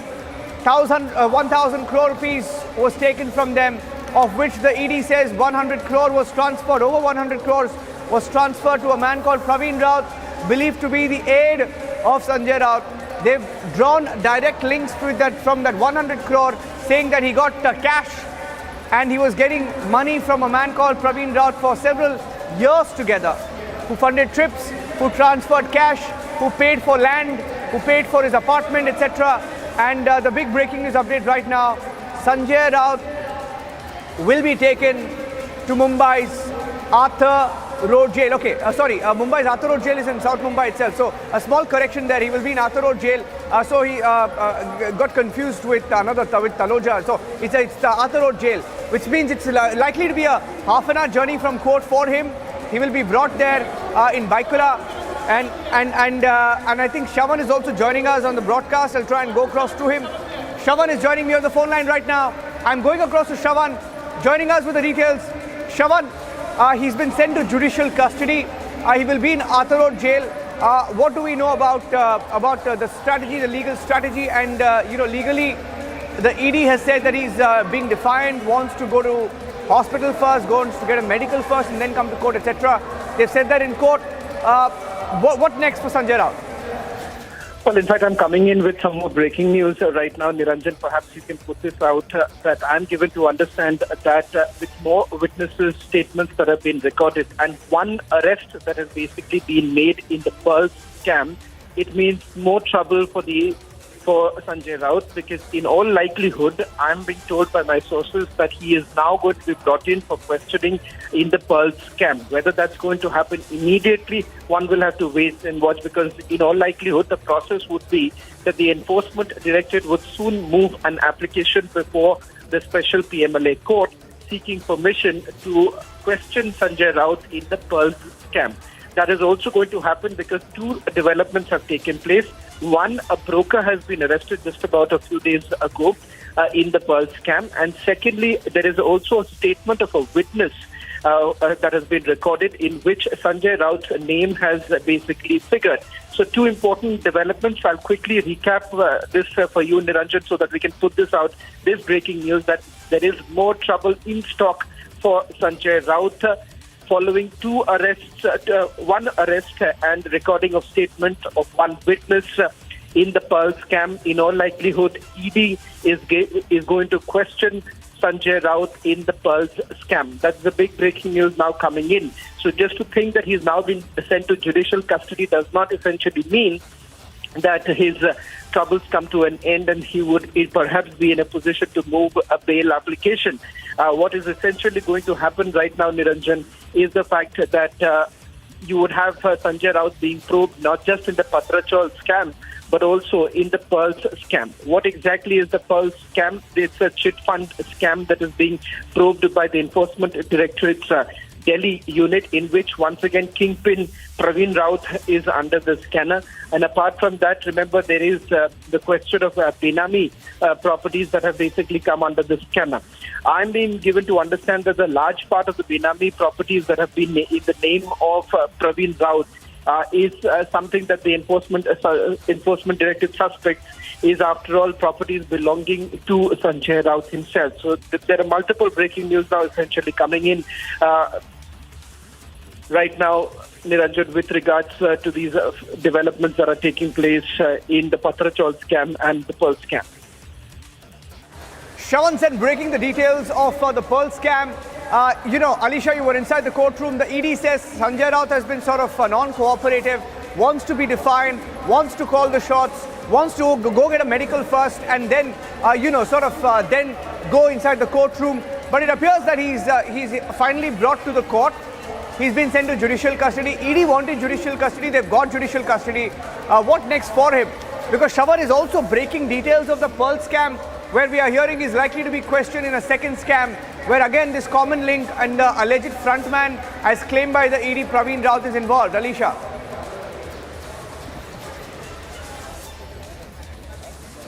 Well, yes, Niranjan, the Pearl scam you have been talking about, and of course the details that has been coming in is something Enforcement Directorate is going to look into the matter. But what happened inside the courtroom, because at the earliest at first, where Enforcement Directorate has informed that Sanjay Raut was not ready to come before the court until and unless his medical has been done. Even the ED has informed that yesterday there was the medical that has been conducted, but yet he want to again conduct his medical, and then only he will be brought, he will be produced before the court. So after which we saw that Sanjay Raut, who left from the ED office, and he was taken for the to the hospital for the medical, and later he was brought to the court. And the time he was produced before the court, Enforcement Directorate has clearly seek for the judicial custody, where for the special PMLA court sent August, and he will be lodged in Atta Road jail. But there are more to the application that was filed by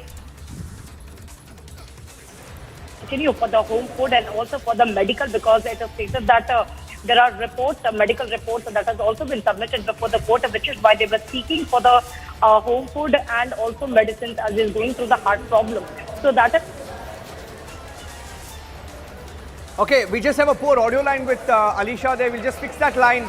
The audio is a little choppy. We're going to get you details of Sanjay Raut as well, and three leaders now of the Mahavikas Aghadi, the former Maharashtra government, the alliance that ruled and was the former government here in Maharashtra, consisting of the NCP, the Congress and the Shiv Sena.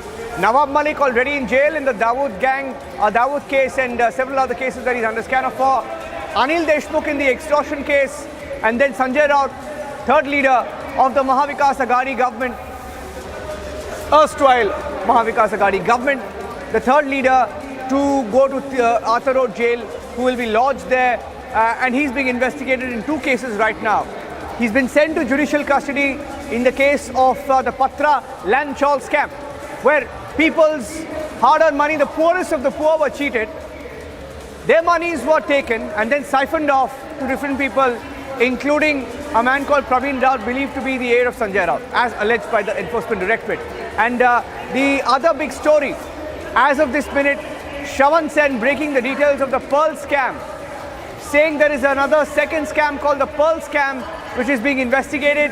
And in this Pearl scam, once again Sanjay Raut's aide, that is Praveen Raut's name, seems to be emerging, and it appears that he will be quizzed in that particular case as well. So this is a big breaking news update right now. They're in a second case where witnesses have also gone on record. Last week we broke details of how some witnesses have named Sanjay Raut in the Pearl scam case. It's a Pearl's Agritech or Agrotech. We'll get you the full details of the scam. It's a chit fund scam basically, where once again Praveen Raut's name has emerged, and several people have gone on record. Majid Memon is joining us on the phone line.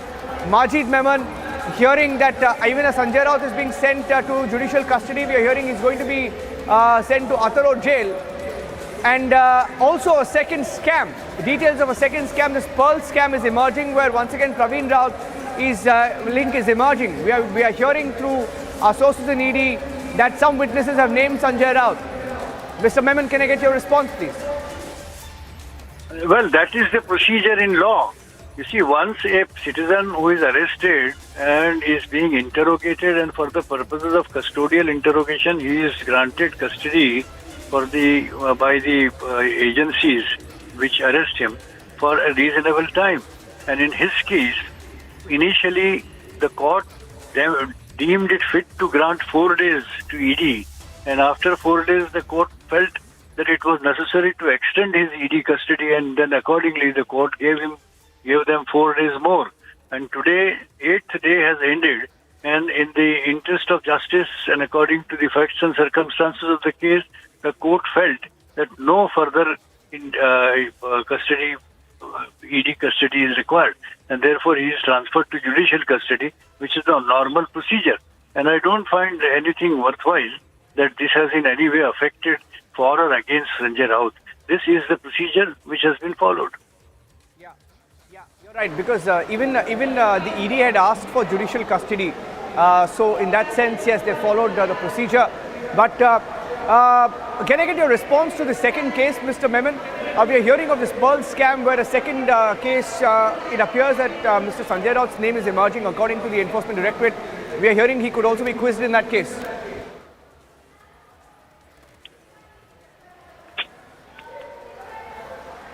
Mr. Memon, can you hear me, sir? Okay, I think I lost that line. Lost that line with Majid Memon of the NCP. Majid Memon of the NCP joining us on the phone line, and getting in some more breaking news updates now okay, let me go across also to Alisha. Alisha, are you with me? Can you hear me now, Alisha? If you can hear me, Alisha, tell us what happened in court. Yes. Initially, the ED said that he was trying to be defined. Is that correct?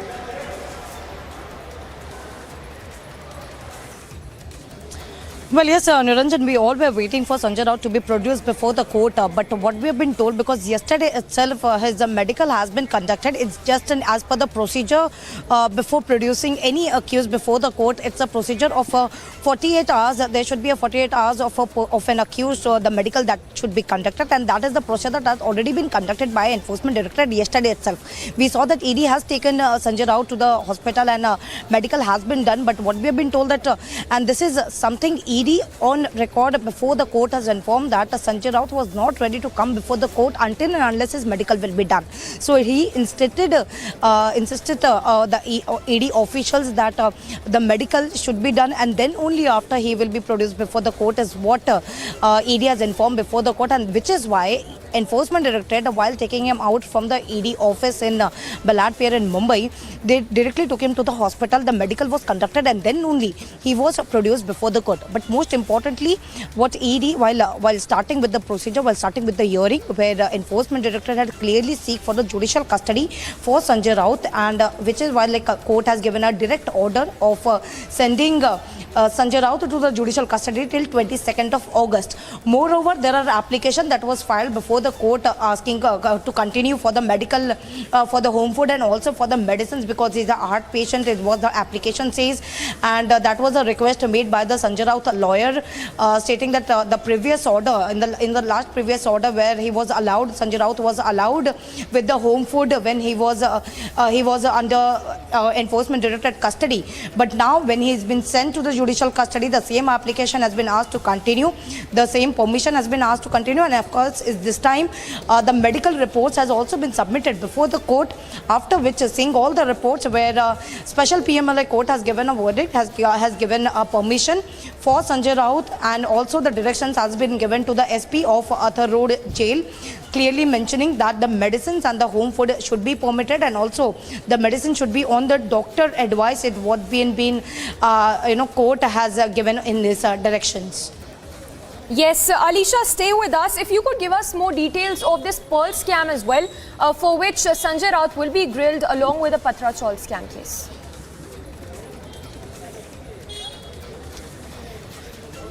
Well, Samiksha, it's very important to know that after this Patra Chaul case, now the Pearl scam has also been come into the light, where the Enforcement Directorate is been looking into the matter. There are the witness, the statement that has been recorded, and importantly, the witness has come forward with the complaint of this Pearl case, and the information that has already been given last week, the information that we have given to our viewers by our colleague Shawan Sen. So, at this point of time where the Sanjay Raut has been sent to the judicial custody in the Patra Chaul case, it's more important to know that now what Enforcement Directorate will go with the Pearl scam as well, because now the complainant has clearly giving a name of a Sanjay Raut. His name has been emerged in the case. So we have to see what will be the further course of action that will be initiated by Enforcement Directorate. But let me give you one information, the update that we have got from the court as well, that the application that was given before the court over, now the Sanjay Raut was already sent to the judicial custody till 22nd of August. His medicines and food application, that home food should be provided to him, and as he is the heart patient, his medicines should be continued, and that permission has been granted by the special PMLA court. Yes, Alisha, also if you could help us read into it the fact that his legal team, Sanjay Raut's legal team, will not be moving for bail today. Any reason, if you could help us read into this? Is it because they need more time to probably, figure out a legal strong case to get some relief there for Sanjay Raut? Well, yes, Samiksha, let me tell you this, the court order, as we can see, it's already 2 p.m. and the court order that should be in hand, and that will be uploaded in some time from now, and the bail application that need to be filed is something will take time, because all the procedure, and of course the legal team will discuss about it, how they can move for the bail application. But for that, they should get the first court order, because that is something, an orderly order that was given by court, but that will be a detailed order that will be given by the court, and only after that Sanjay Raut, the legal team, will move to the court, the same special PMLA court for the bail. So we are expected that first they will be waiting for the court order, the detailed court order that will be uploaded, or whether that will be handed over to the to Sanjay Raut, the legal team, and then only the bail procedure will be started, is what we have been told. Yes. Yes, Alisha, also just to put this into context for our viewers who are just tuning in, if you could, stay with us, Alisha. Let me also go across to Shawan as well, our senior editor, also joining us. Shawan, if you could bring us up to speed on the latest developments, fast-paced developments there. Huge trouble there only mounting for Sanjay Raut, with him being now sent to judicial custody. Samiksha, we had first reported just about a few days ago that Sanjay Raut's role is now being probed not just in the Patra Chaul redevelopment scam, but turns out that he is also being probed in the Pearls chit fund scam, a case which is currently being probed by the Enforcement Directorate's Delhi unit. What we are picking up are the following. One, that there is a witness statement that has been recorded just about a few days ago. Secondly, a broker has been arrested. Now, what's the connection of these two? As far as the witness statement is concerned, it is believed that the witness has basically taken the name of Sanjay Raut during the questioning. Secondly, with regards to this broker who has been arrested, it turns out that the broker has actually invested about 1,000 crore rupees on behalf of Praveen Raut. What the enforcement director suspects at this point in time, Samiksha, is that Benami properties linked to Praveen Raut are not exactly of Praveen Raut. It turns out that there's a high probability that this could actually be of Sanjay Raut. Now, that's what the enforcement director suspects at this point in time. How the investigation pans out is something that we'll have to wait and watch.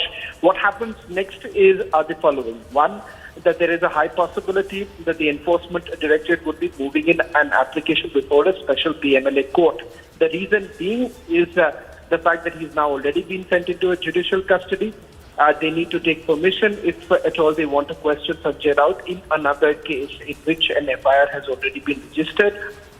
In fact, I'm given to understand that they would be seeking a permission from the court for questioning Sanjay Raut in the Pearl scam. This only means more trouble for the Shiva Sena leader, because it turns out that they are looking at his role in this particular case. Can his arrest be ruled out at this point in time? Not really, given the fact that you have a witness statement already been recorded, and secondly, you also have an arrest that has been made in which they suspect that there is a connection with Sanjay Raut. All that put together, this would only mean more trouble for Shiva Sena leader Sanjay Raut.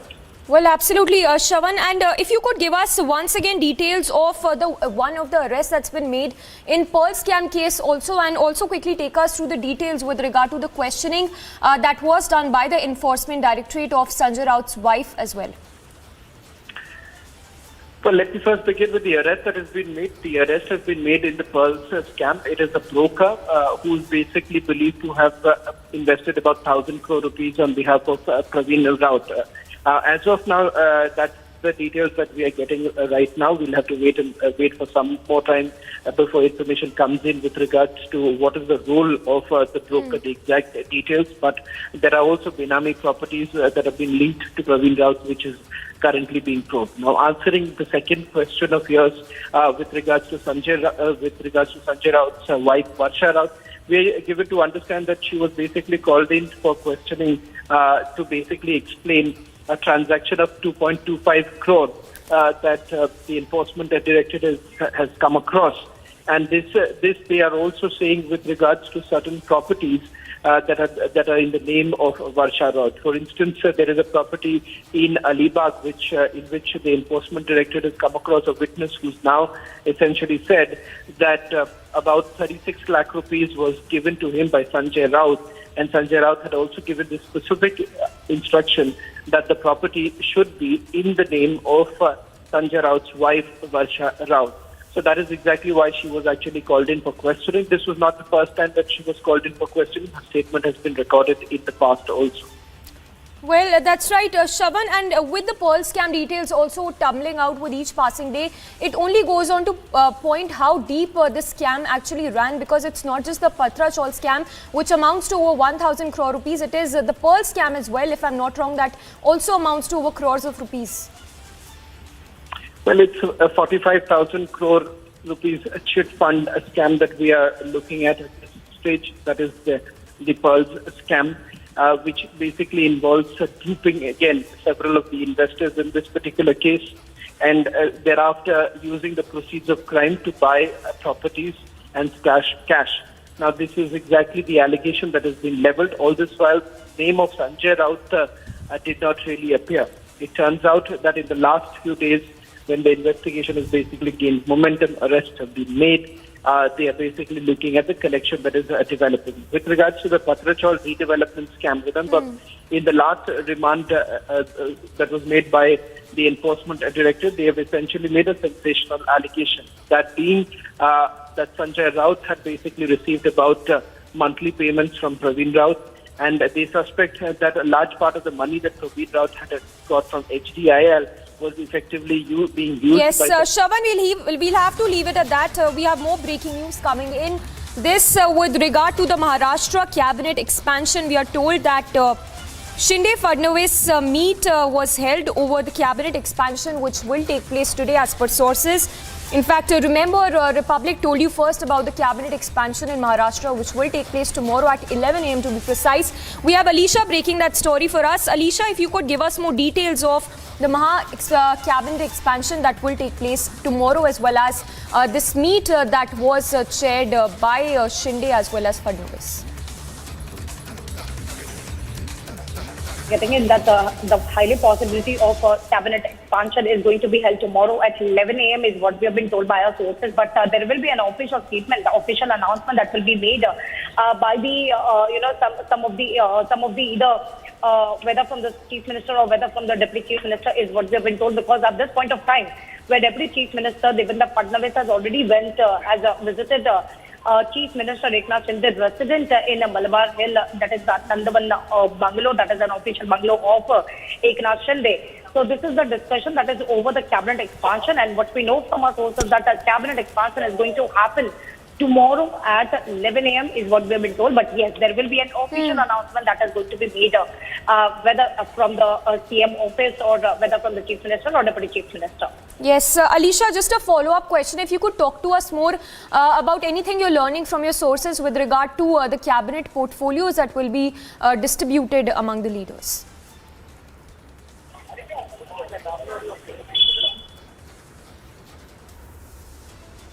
Something of cabinet expansion, like it's been 39 days that there was no cabinet expansion that was happening, and there was a question that was made by the opposition party as well.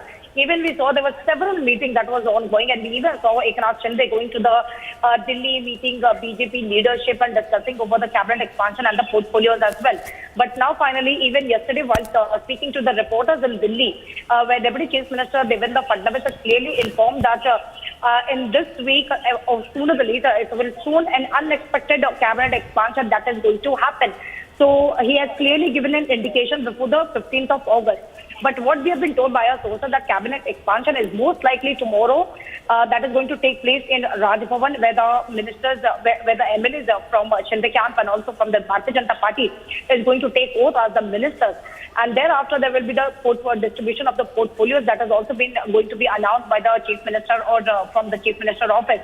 But we'll still wait for an official announcement, because with the information that has been given that cabinet expansion is most likely tomorrow, so there will be an official announcement that is going to be made, because this is something clearly gives an indication, while the Deputy Chief Minister Devendra Fadnavis, who already is present. Yes, Alicia, stay with us. I'm sorry, I'll have to interrupt you there. Our senior executive editor Abhishek is also joining us.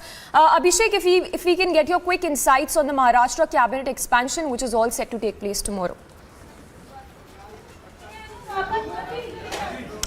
Well, it's high time it happened, Samiksha. It's been almost a month and a half, and there was this political grapevine that was gaining ground that there seems to be some difficulty between the two allies in coming to an understanding as to who all should be part of the cabinet and in what numbers. Remember, the Shinde faction has much less number of MLAs vis-a-vis the BJP, less than half, and yet I think there was some kind of parity sought, both in terms of the number of MLAs who could become ministers from both the sides, as also the weight of the departments that were to be allocated. So I think that grapevine now being put to rest with the cabinet being formed now tomorrow, with the oath taking of ministers that is to take place tomorrow. Yes. And of course, the assembly session to be called from 10th Abhishek, to 19th. What is important is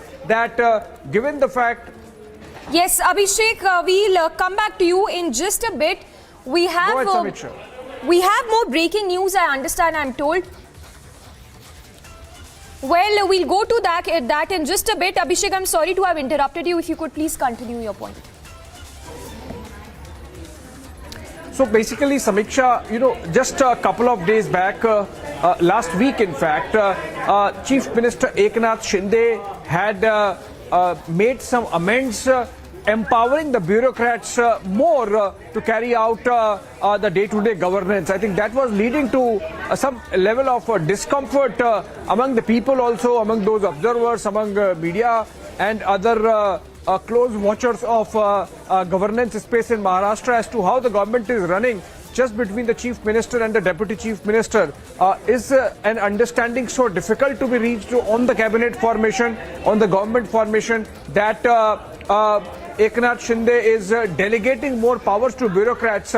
Is it going to be a government that is ultimately going to be run by bureaucrats? So I think with cabinet expansion taking place tomorrow, all that speculation has been put to rest. Obviously, this would also entail changes within the organization in the BJP as also in the Shinde faction. Also remember that there are cases going on in the court, in the Supreme Court, for example, which is about from both the sides about which Shiv Sena is the real Shiv Sena, and then of course a similar case before the Election Commission of India as well.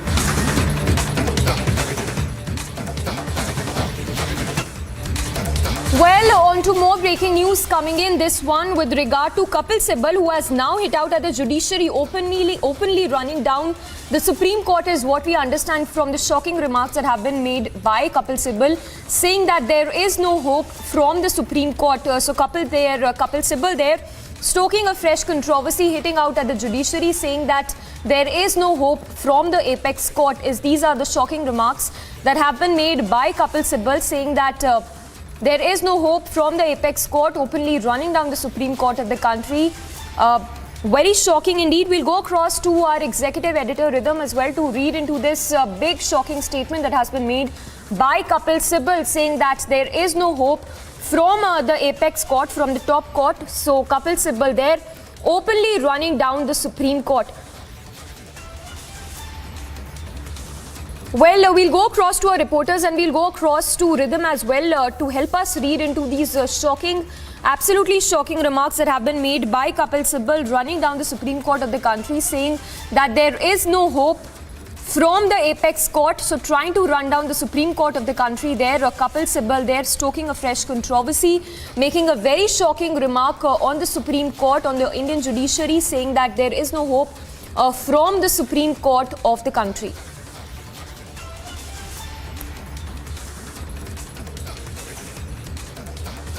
से कोई उम्मीद। आप बड़ी बड़ी अदालत की judgements की बात करते हैं, लेकिन जमीन पे क्या हो रहा है उसको आप देखिए, उसमें बहुत भारी अंतर है। अदालत कुछ कहती है, जमीन पे कुछ और हो रहा है। आपने कहा कि सुप्रीम कोर्ट ने बड़ी बड़ी अच्छी प्रोग्रेसिव जजमेंट्स दी, तो मुझे ये बताइए कि जजमेंट्स के बाद जमीन पे क्या होगा? आपने प्रिवेसी की जजमेंट दी, जब आपका इनकम टैक्स ऑफिसर आपके घर आता है, ईडी का अफसर आपके घर आता है, तो आपकी प्रिवेसी कहां होती है? BJP's Gaurav Bhatia also joining us. Sir, if I can get your response to these shocking remarks that have been made by Kapil Sibal, openly running down the Supreme Court of the country. These comments are very unfortunate because an attempt has been made to malign the image of the judiciary of the country. And being a foot soldier of the Honorable Supreme Court, I would like to say that judiciary of the country is one institution in which every citizen has faith, and it has been doing exemplary work. I can also recall how during the Ram Mandir matter, these very advocates were trying to create pressure on the court not to hear the matter. Maybe they have some axe to grind. But at the same time, if you have any suggestions, there are forums and there are ways of conveying those suggestions rather than criticizing and making these scurrilous remarks on the judiciary of the country. This is unacceptable. Well, that's right. And sir, it's the All India Bar Association also that has come down heavily on Kapil Sibal for these shocking remarks. If I can just quote some of these excerpts that have been put out by the All India Bar Association, which says that the All India Bar Association has termed contemptuous the statement of former Union Minister of Law and Justice Kapil Sibal, lamenting that he has lost hope in the Indian judiciary. So All India Bar Association there coming down heavily on Kapil Sibal, if I can get your response. This is the sentiment of the entire country and especially the legal fraternity. I have also served as the former secretary of the Supreme Court Bar Association, and I must say that even during the COVID pandemic, the judiciary of the country was ensuring justice for every citizen. And when we see Rahul Gandhi also making similar comments, trying to say every institution of the country is compromised, and then followed by a senior advocate and a leader like Kapil Sibal, it doesn't augur well for our democracy, and it shows how irresponsible the opposition has become. All right. Thank you so much. So that was BJP's Gaurav Bhatia responding to these shocking statements that have been made by Kapil Sibal. In fact, we have the All India Bar Association also that has condemned the statements that have been made by Kapil Sibal, saying that All India Bar Association has termed contemptuous the statement of former Minister for Law and Justice.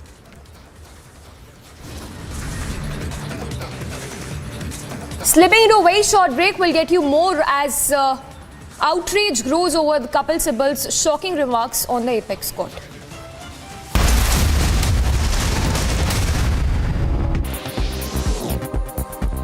Boxer Neetu Gangas clinches gold after defeating England's Demi-Jade Rezdan in the final of the women's 48 kg category at the Commonwealth Games. And on Sunday, she won on the basis of points 5-0 over her English opponent.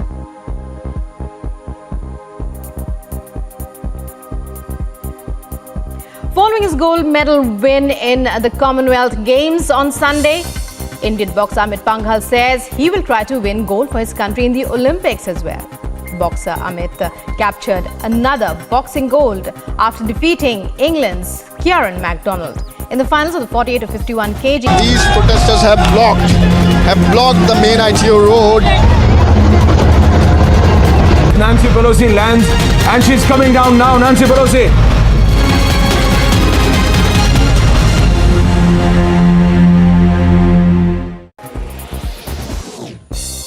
Eldos Paul leads India's historic 1-2 finish in the men's triple jump as he wins a rare gold medal in track and field events, followed by fellow Kerala athlete Abdullah Abu Bakr on Sunday.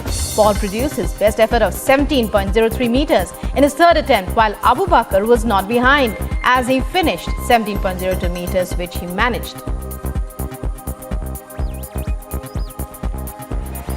And the Indian men's doubles duo of Achanta Sharath Kamal and Sathya Gyanshekaran bagged the silver in the men's doubles final at the ongoing games in Birmingham on Saturday. The ace paddlers Kamal and Sathya were at their best during the match as they crushed their opponent 11-8 in the first games and did not really allow the English players to be in a position of advantage. China's embassy has sought an urgent meeting with senior Sri Lankan authorities after Colombo sought a deferment of the planned docking of a high-tech Chinese research vessel at the strategic Hambantota port, over which India has raised concerns. Other international news, President Volodymyr Zelensky congratulated Ukrainian military aviators, handing out awards on Air Force Day, celebrated on the first Sunday of August.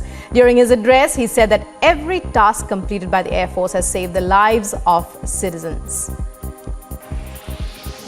The Russian military has informed that up to 200 Ukrainian servicemen were killed in the Donetsk region and over 100 in Kharkiv. The Defense Ministry informed that the Russian missiles hit an agricultural enterprise in Artemivsk, killing 130 Ukrainian servicemen and another 70 soldiers too. Israeli and Palestinian militants in the Gaza Strip were exchanging fire in the worst bout of cross-border violence since an 11-day war between Israel and Hamas last year. Israel claims it has killed a senior Islamic Jihad commander in an airstrike on an apartment building in a crowded Gaza refugee camp.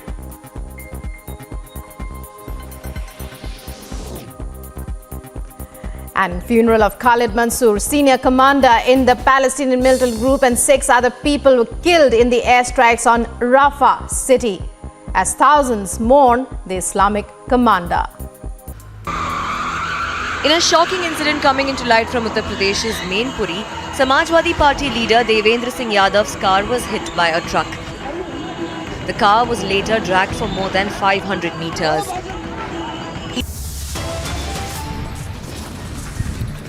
Top headlines at 2 p.m. ED news tightens against Raut as he is now packed off till August 22 to be locked up in Arthur Road jail. Big buzz as Nitish speaks to Sonia Gandhi. Is JDU-BJP breakup likely in Bihar? After Congress, RJD extends support to Nitish Kumar is a mega anti-BJP front in the making now. As Yogi hammers and bulldozes Tyagi's arrogance, sources suggest assault man in hiding likely to surrender next. Assault man on the loose, Yogi cops take mega action, Tyagi's illegal assets raised in Noida.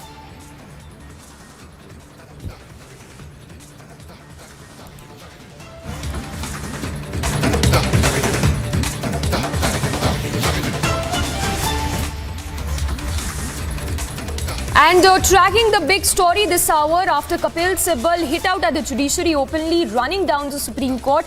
The All India Bar Association has slammed Kapil Sibal for his shocking remarks. We have our executive editor Rhythm also joining us. Rhythm, if you could help us read into this, very shocking indeed, the remarks that have been made by Kapil Sibal.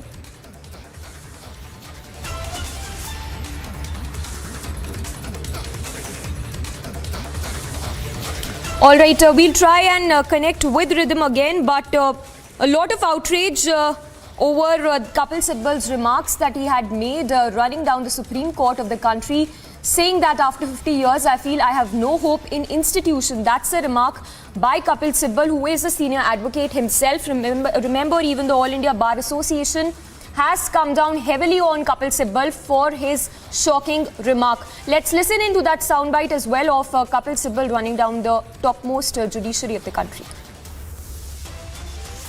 कि मुझे इस संस्था से कोई उम्मीद, आप बड़ी बड़ी अदालत की जजमेंट्स की बात करते हैं, लेकिन जमीन पे क्या हो रहा है उसको आप देखिए, उसमें बहुत भारी अंतर है। अदालत कुछ कहती है, जमीन पे कुछ और हो रहा है। आपने कहा कि सुप्रीम कोर्ट ने बड़ी बड़ी अच्छी प्रोग्रेसिव जजमेंट्स दी, तो मुझे ये बताइए कि जजमेंट्स के बाद जमीन पे क्या होगा। आपने प्रिवेसी की जजमेंट दी, जब आपका इनकम टैक्स ऑफिसर आपके घर आता है, ईडी का अफसर आपके घर आता है, तो आपकी प्रिवेसी कहां होती है? कागज पे लिखना बात अलग होती, उसका पालन करना जमीन पे वो भी बात अलग होती। तो मैं तो इस नतीजे से पहुंचा हूं कि जब तक समाज का मानसिक सोच नहीं बदलेगी, तब तक न कानून बदलेगा न समाज बदलेगा। तो आपको सड़क पे आना होगा और ये सोचो कि सुप्रीम कोर्ट के द्वारा आपको राहत मिलने वाली।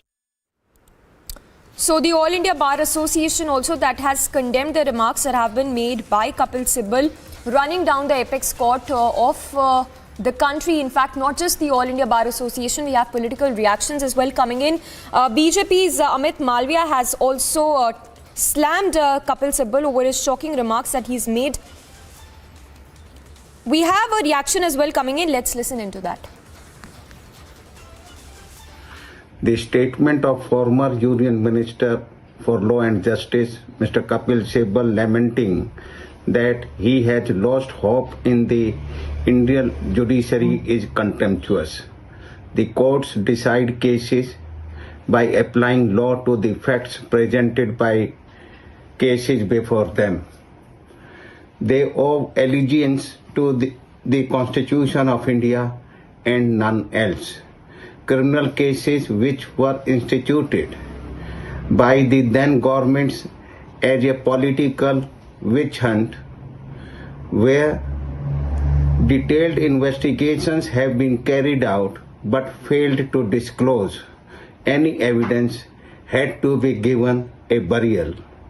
And if that had happened, no fault can be found with the judicial system. Courts are not to deliver judgments hanging people just to assuage the feelings of a certain community. The robust system is insulated from statements that is influenced only by the law. Kapil Sibal is a seasoned senior advocate and has been the president of Supreme Court Bar Association. And from BJP's Amit Malviya to Mahesh Jethmalani now, anger only spilling over the remarks that have been made by Kapil Sibal running down the top judiciary of the country. In fact, shocking remarks that have been made by Kapil Sibal. Mahesh Jethmalani, while speaking in the Rajya Sabha, has said that he must be speaking for himself, for a small band of people. This is with reference to the remarks that have been made by Kapil Sibal, saying that the name you have taken is a very senior lawyer and I have respect for him, a lot of respect for him. I'm surprised by such a statement. So Mahesh Jethmalani there expressing shock and stating that he's surprised by these statements that have been made by Kapil Sibal, who is himself a very senior advocate, saying that, in fact, Mahesh Jethmalani going on to add that you should not make a comment on an institution which you were a part of. We have BJP's Nalin Kohli also. Sir, if I can get your quick reaction, very shocking indeed, the remarks that have been made by Kapil Sibal running down the Supreme Court of the country. Well, as a practicing advocate, I think one does not run down the institution where we practice.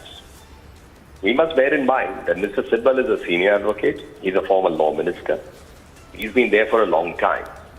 To immediately run down an institution on the basis of a judgment you may be unhappy with is not the correct approach.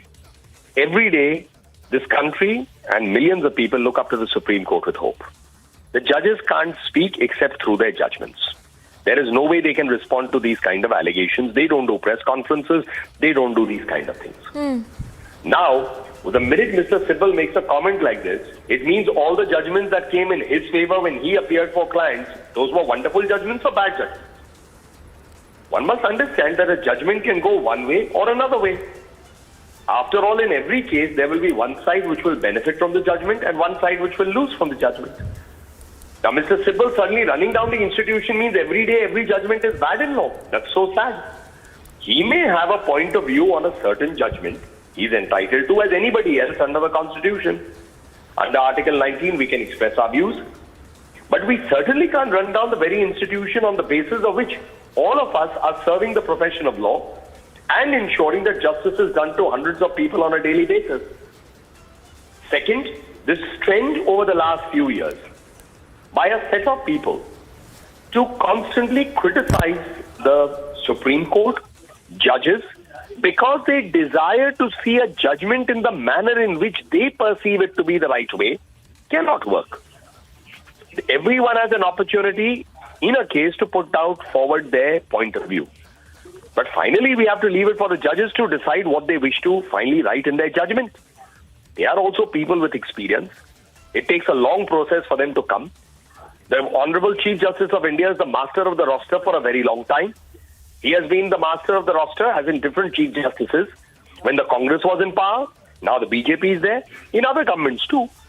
That does not mean that this institution has been failing. The Supreme Court itself is seized with the matter of how it would wish to see the dispensation of justice improve. The development of the video conferencing is a step in that direction. Even through the pandemic, the honorable constitutional courts, being the Supreme Court and the High Courts, worked on it. Lower courts have done the same. Ensured that the wheels of justice did not stop. even when we were in a crisis. So therefore, I would say that Mr. Sibbal should really reconsider what he has said. And this kind of a blanket sweeping statement of a general nature to run down an institution is not only uncalled for, it is very, very sad. That these are people and they're part of a circle when they try and besmirch the judiciary. But today's comments come as a surprise, especially since he's speaking on a case he's worked on himself. He picks up two cases, the PMLA case and the Teesta case, and he says that I was the petitioner in the case. Does it mean that anytime you lose a case in the Supreme Court, you will come forward and besmirch the integrity and the independence of the judiciary?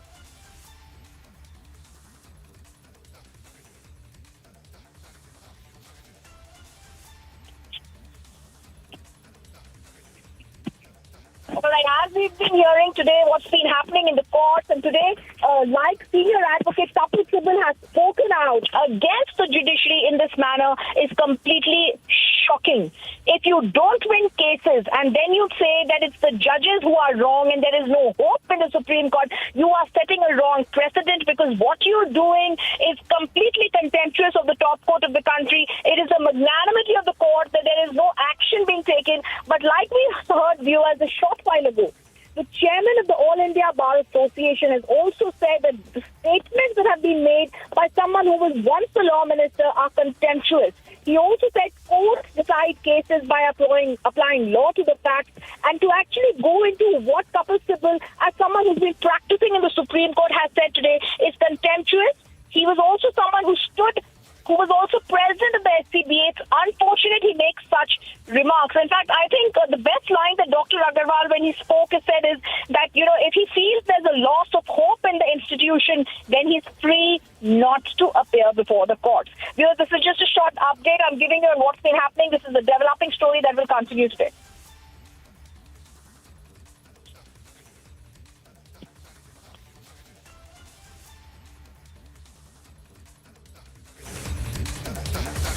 They're getting us details of these remarks that have been made by Kapil Sibal running down the Supreme Court of the country, and a lot of condemnation also pouring in from Mahesh Jethmalani to BJP, and anger only spilling over the reactions. In the reactions that are coming in over Kapil Sibal's remarks that he's made. So complete brazenness that Kapil Sibal has shown as these remarks were made at an event that he was attending, which was in fact a public event, and as you can see, Kapil Sibal there stoking a controversy with his shocking remark. We have another reaction from the BJP coming in. Let's listen into that.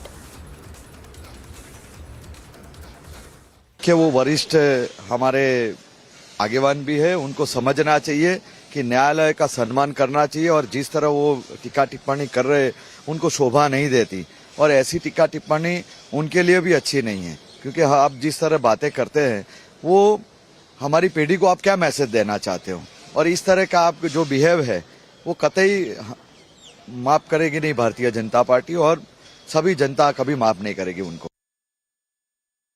ये बड़ा ही दुखद है, खासकर वो व्यक्ति जो भारत का कानून मंत्री रहा हो, एक बहुत बड़ा सुप्रीम कोर्ट का लॉयर है, और ये कहे कि सुप्रीम कोर्ट के निर्णय पर उनको भरोसा नहीं है। वो किस पर भरोसा करेंगे?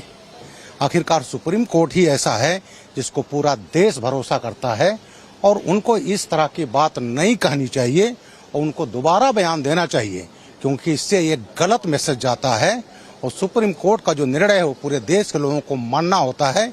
कोई ये नहीं कह सकता कि हमें उस पर भरोसा नहीं है। And just to quote again what Kapil Sibal, a senior advocate in the Supreme Court, said, and he said, "This year I complete 50 years as SC advocate.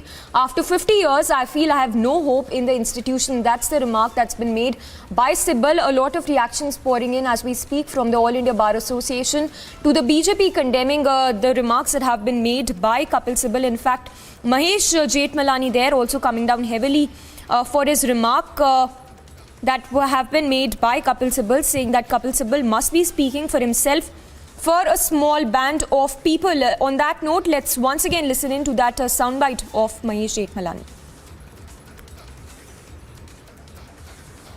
He must be speaking for himself and for a small band of people who expect the Supreme Court to give decisions only in the manner that they want, to give decisions favorable to them, in other words.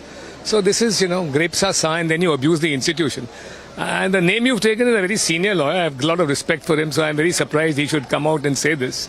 But, the rules of the game are well laid down. If you want to criticize the judgment, you can criticize it. But I don't think you should denigrate the entire institution. I think that's doing great disservice to an institution which you have been a part of, which has served you well and which has served the country well. Present opposition are very bad losers. And they are frustrated. And they are doing this out of great disservice to an institution which has served, including the present members of this institution, have served the nation very well. You may have very, very strong likes and dislikes, you may have very strong ideological differences, and you may have very strong differences regarding the content of a judgment. But you hold the institution in the very highest esteem. That is your duty both as a lawyer and as a parliamentarian. So Mahesh Jethmalani there responding to these remarks that have been made by Kapil Sibal, saying that he has derailed the institution, the top institution of the country, and that Sibal was himself part of that institution. And just to tell our viewers of about what Kapil Sibal said, he said, "This year I complete 50 years as SC advocate. After 50 years, I feel I have no hope in the institution." That's the remark that has been made by Kapil Sibal that is drawing widespread criticism from across the board. We just heard that soundbite of Mahesh Jethmalani himself condemning the statements that have been made by Kapil Sibal. In fact, the BJP is coming down heavily over these remarks that have been made by Kapil Sibal. In fact, Mahesh Jethmalani, speaking on these remarks by Kapil Sibal, said that Kapil Sibal must be speaking for himself. For a small band of people, the name you have taken is a very senior lawyer. I have a lot of respect for him, but such statements are not acceptable at all. So Mahesh Jethmalani there also coming down heavily, condemning these remarks that have been made by Kapil Sibal.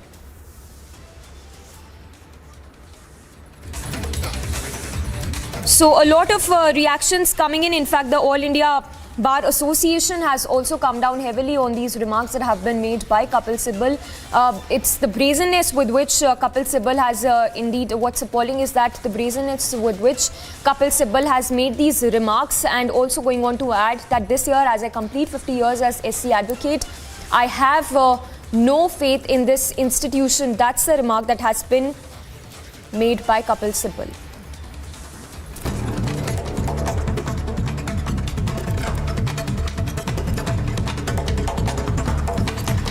And a quick roundup of all that's making news. Several ministers met outgoing Vice President Venkaiah Naidu at his residence as he prepares to relinquish his post, with Jagdeep Dhankar all set to take the office of the Vice President of the country.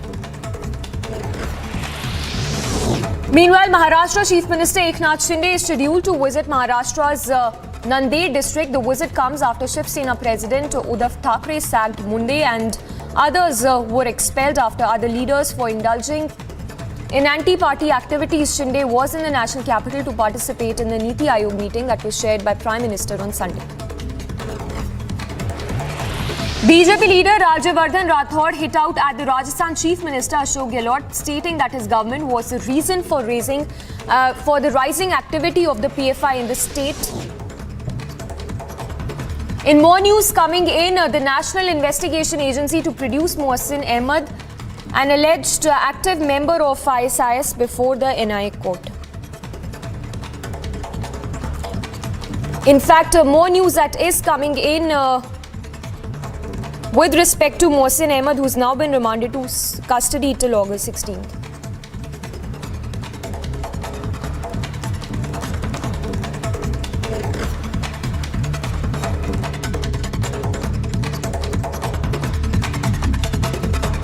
Well, on to more breaking news coming in. This one with regard to Shrikant Tyagi, who continues to be on the run. Remember, 12 teams have been formed by the Noida police to nab the accused, who is on the run as we speak. His luxury cars that have also been seized by the Noida police. So heavy action, the massive action that's been taken by the Yogi Corps as well as we speak. And what we are getting to know in the latest is that Tyagi is likely to surrender very soon. That's the big breaking coming in. With regard to the absconding, abusing Neta, with regard to this news that we've been tracking since early morning, Anuj is getting us those details. Anuj, if you could give us the big breaking that is coming in right now. Shrikant Tyagi, who's all set to surrender in a short while. Well, that's the latest. That's the latest what we have been told. The latest update is now the surrender application has been moved. As we were telling this to our viewers earlier also, that there is some movement at the Surajpur court. And Surajpur court is the court under which the Noida comes. Like if any case has happened in Noida, if anything happened in Gautam Budh Nagar, the concerned court is Surajpur court. And there in the Surajpur court now, the application for surrender has been put in by the lawyer. So that is something what we have been told. That is something what we are learning. Surrender application in the Surajpur court by the lawyer of Shrikant Tyagi has been given in the court. This is to see whether the court will accept the same. And if it is accepted, then Shrikant Tyagi is going to surrender there at the Surajpur court only. So that comes to Shrikant Tyagi whereabout. As we are looking, as the police at this point in time is searching and trying to nab Shrikant Tyagi, he might be near about in Noida itself, in Gautam Budh Nagar itself, because that is why the application has been given in the Surajpur court. So application for surrender. So application for surrendering process can be done once it will be allowed by the court. The application by the lawyer has been given. We are waiting for the update whether it is going to be accepted, and if it is going to be accepted, then the process will take place, the legal process will take place. He is going to surrender. FIR has been already registered, gangster has been already implemented. So under all these sections of the IPC he is going to be arrested. Then it is going to be in front of the court that what exactly is going to happen, the legalities will take place. But at this point in time, the latest what we are breaking is that the application has been moved for surrendering. This is going to be the surrender process of Shrikant Tyagi. We are waiting for the update from the Surajpur court. Yes. Yes, Anuj, a big breaking update that you're also getting us is that Shrikant Tyagi could very well be in Noida itself, because last time the news we received was that his location was traced to Uttarakhand. If you could give us more details on his present location that you're learning from your sources.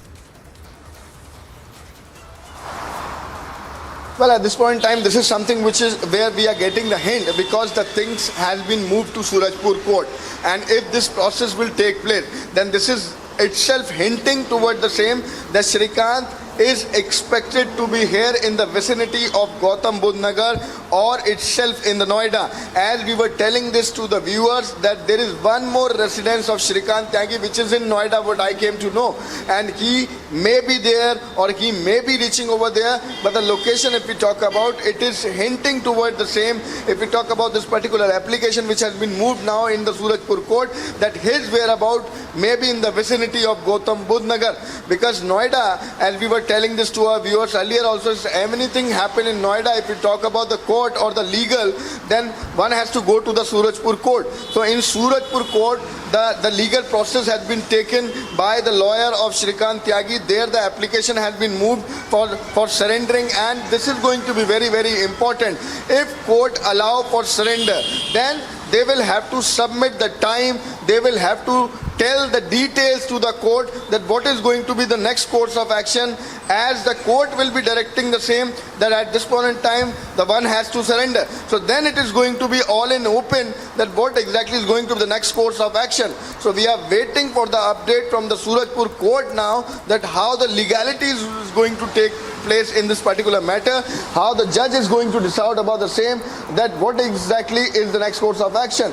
On one side, the teams has been constituted. We do know that 12 teams has been constituted. Yes. The 3 teams was there in Uttarakhand, 1 team was there in Lucknow, and whereas if we talk about the Noida, then in Noida also itself, all the premises related to Shrikant Tyagi is being searched. That is something what we are breaking since from the morning. But at this point in time, this is hinting on the same, that Shrikant is very much expected here in Gautam Budh Nagar vicinity, or maybe in Noida itself. But we are waiting for the update that what exactly is going to happen when we are talking about the update from the Surajpur court. If the application is accepted, then this is going to be the next procedure. And in next procedure, this is going to be decided when and where.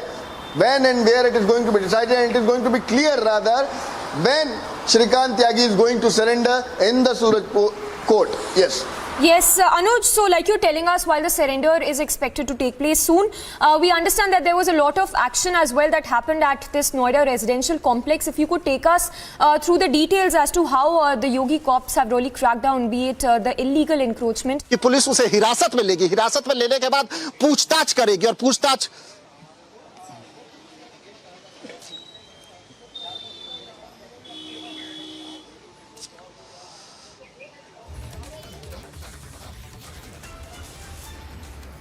Well, Anuj continues to be with us. Anuj, early this morning, there were officials who were there. In fact, there were people who were sent to raise the encroachment of Shrikant Tyagi. If you could give us details, as well as the reactions that have been pouring in since early morning of the residents living in this locality.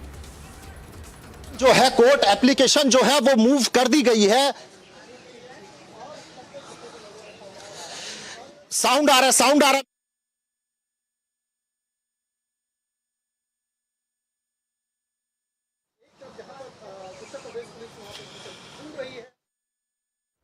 Well, we'll go across to Anuj in just a bit. The visuals on your screens of from that very, in fact, location and that very day when the incident was reported, of how this so-called Neta who called himself who said that in fact he belonged to a particular party was seen hurling abuses at his neighbor. Latest, what we are getting to know is that Shrikant Tyagi, who calls himself a politician, is on the run. He's said to be absconding in a short while from. In fact, he's said to surrender in a short while from now, is what we are given to understand. Anuj remains with us. Anuj, if you could take us through the details of all the action that's been happening since early morning. Well, if we talk about the development which has taken place since from the morning, we have seen the Noida Authority. Noida Authority officials was there in the premises, that is the Omex building. Amit Chaudhary is also reporting live. Anuj, stay with us. Amit, if you could give us the details that you're learning from your sources with regard to the surrender, which is expected to happen soon by Shrikant Tyagi.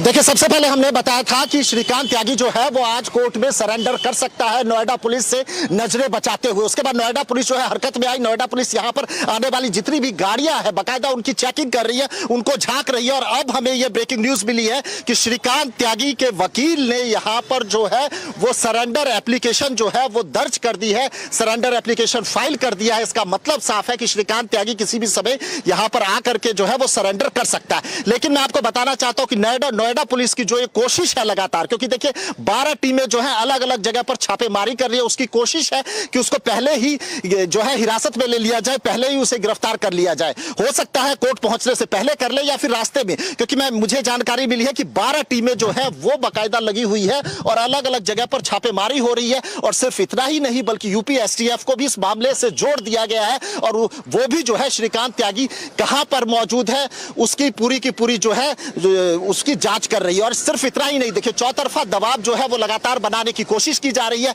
Bhangel में श्रीकांत त्यागी की जो है वो वहां पर market है, market में GST की टीम पहुंचती है और वहां पर करीब 18 दुकानें चिन्हित की गई है। बाकायदा उनको जो जीएसटी की टीम जो है वो सारे दस्तावेज लेकर पहुंची थी वहां पर। और अगर उसमें अवैध कंस्ट्रक्शन हुआ है या फिर ये दुकानें अवैध हैं तो मैं आपको बताना चाहता हूं कि उन पर भी बुलडोजर चल सकता है। जी हां, अगर ये दुकानें अवैध पाई जाती है तो उन पर भी बुलडोजर चल सकता है। और सिर्फ इतना ही नहीं, इस रसूखदार बदतमीज जो नेता है इसके पीछे और कौन से लोग हैं और क्या क्या जो है उसके सोर्स ऑफ इनकम क्या है, उस सबकी जो है वो जांच की जा रही है। बाकायदा नोएडा अथॉरिटी से भी डिटेल्स जो है वो मांगी जा रही है कि क्या भंगेल के अंदर भी, गांव के अंदर भी इनकी जमीनें हैं, घर हैं, इन सारी चीजों को लेकर के जो है जांच लगातार चल रही है। जी रहिए, अगर आप हमें बता सकते हैं श्रीकांत त्यागी की अभी लोकेशन क्या ट्रेस करी जा रही है?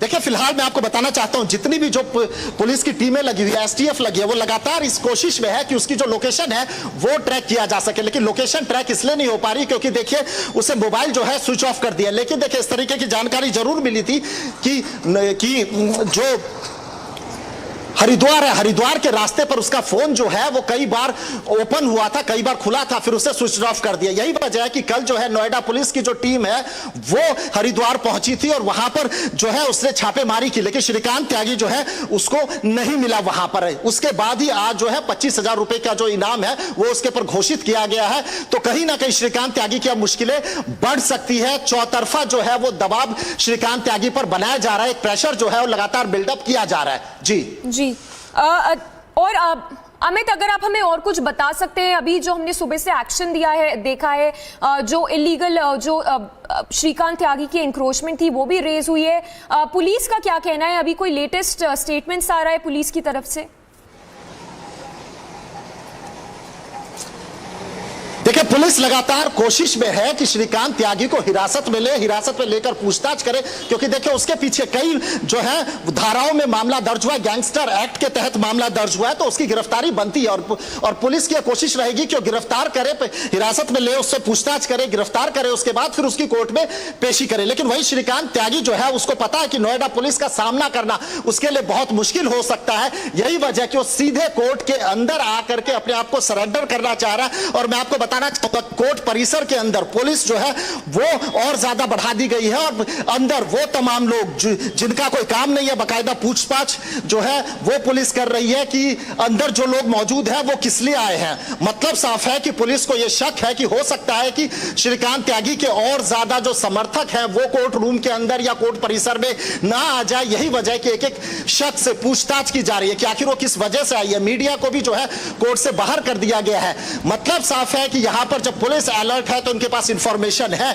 कि श्रीकांत त्यागी किसी भी गेट से जो है वो कोर्ट में आ सकता है। यहां पर 4 गेट हैं और बाकायदा चारों गेट पर जो है वो सुरक्षा जो है वो बढ़ा दी गई है। जी अमित, आप हमें बता रहे हैं कि सिक्योरिटी बढ़ा दी गई है। अगर आप हमें बता सकते हैं कि कल रात को भी जो एक्शन हुआ था जिसमें हमने देखा था जो सपोर्टर्स थे श्रीकांत त्यागी ने वो थ्रेटन करने आए थे विक्टिम को, प्लीज अगर आप हमें कुछ बता सकते हैं जो लेट लास्ट नाइट एक्शन हुआ था सोसाइटी में।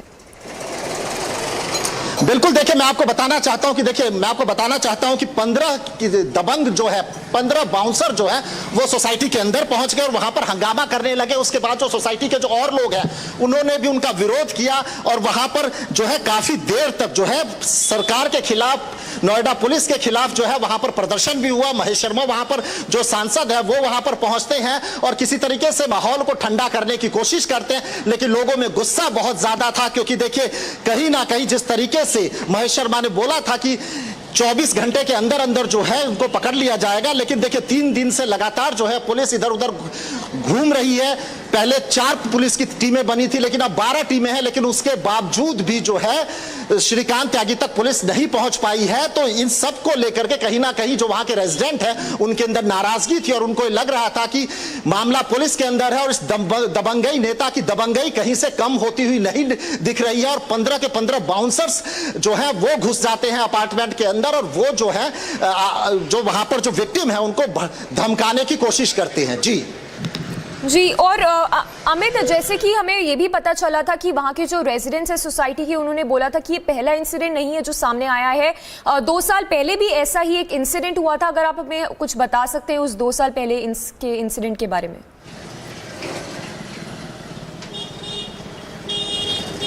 देखिए मैं आपको बताना चाहता हूं, यह बताया जा रहा है कि 2 साल पहले जो है श्रीकांत त्यागी की जो वाइफ है उसे श्रीकांत त्यागी को किसी लड़की के साथ पकड़ा था और उसके बाद भी वहां पर काफी बवाल हुआ था। बाकायदा पुलिस स्टेशन गए थे, वहां पर मामला दर्ज हुआ था। तो कहीं ना कहीं देखिए यह भी बात सामने आई है कि जो रिलेशन है श्रीकांत त्यागी और उनके वाइफ के बीच में वो भी बीच में खराब हुए थे। श्रीकांत त्यागी की वाइफ को जो है पुलिस ने हिरासत में लिया, उससे पूछताछ किया, लेकिन उसे बताया कि उसको इस बारे में कोई जानकारी नहीं है कि वो कहां पर है।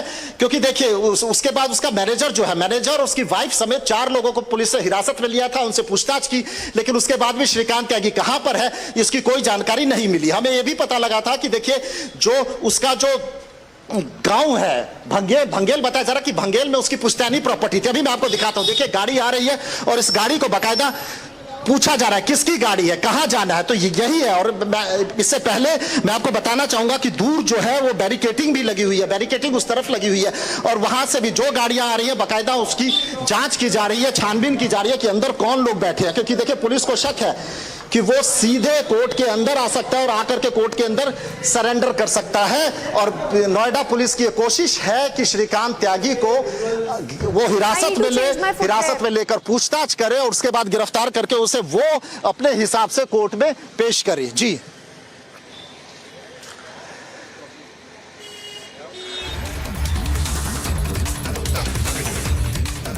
So those are the live visuals also coming in. The latest what we are tracking is that security has also been stepped up outside the court.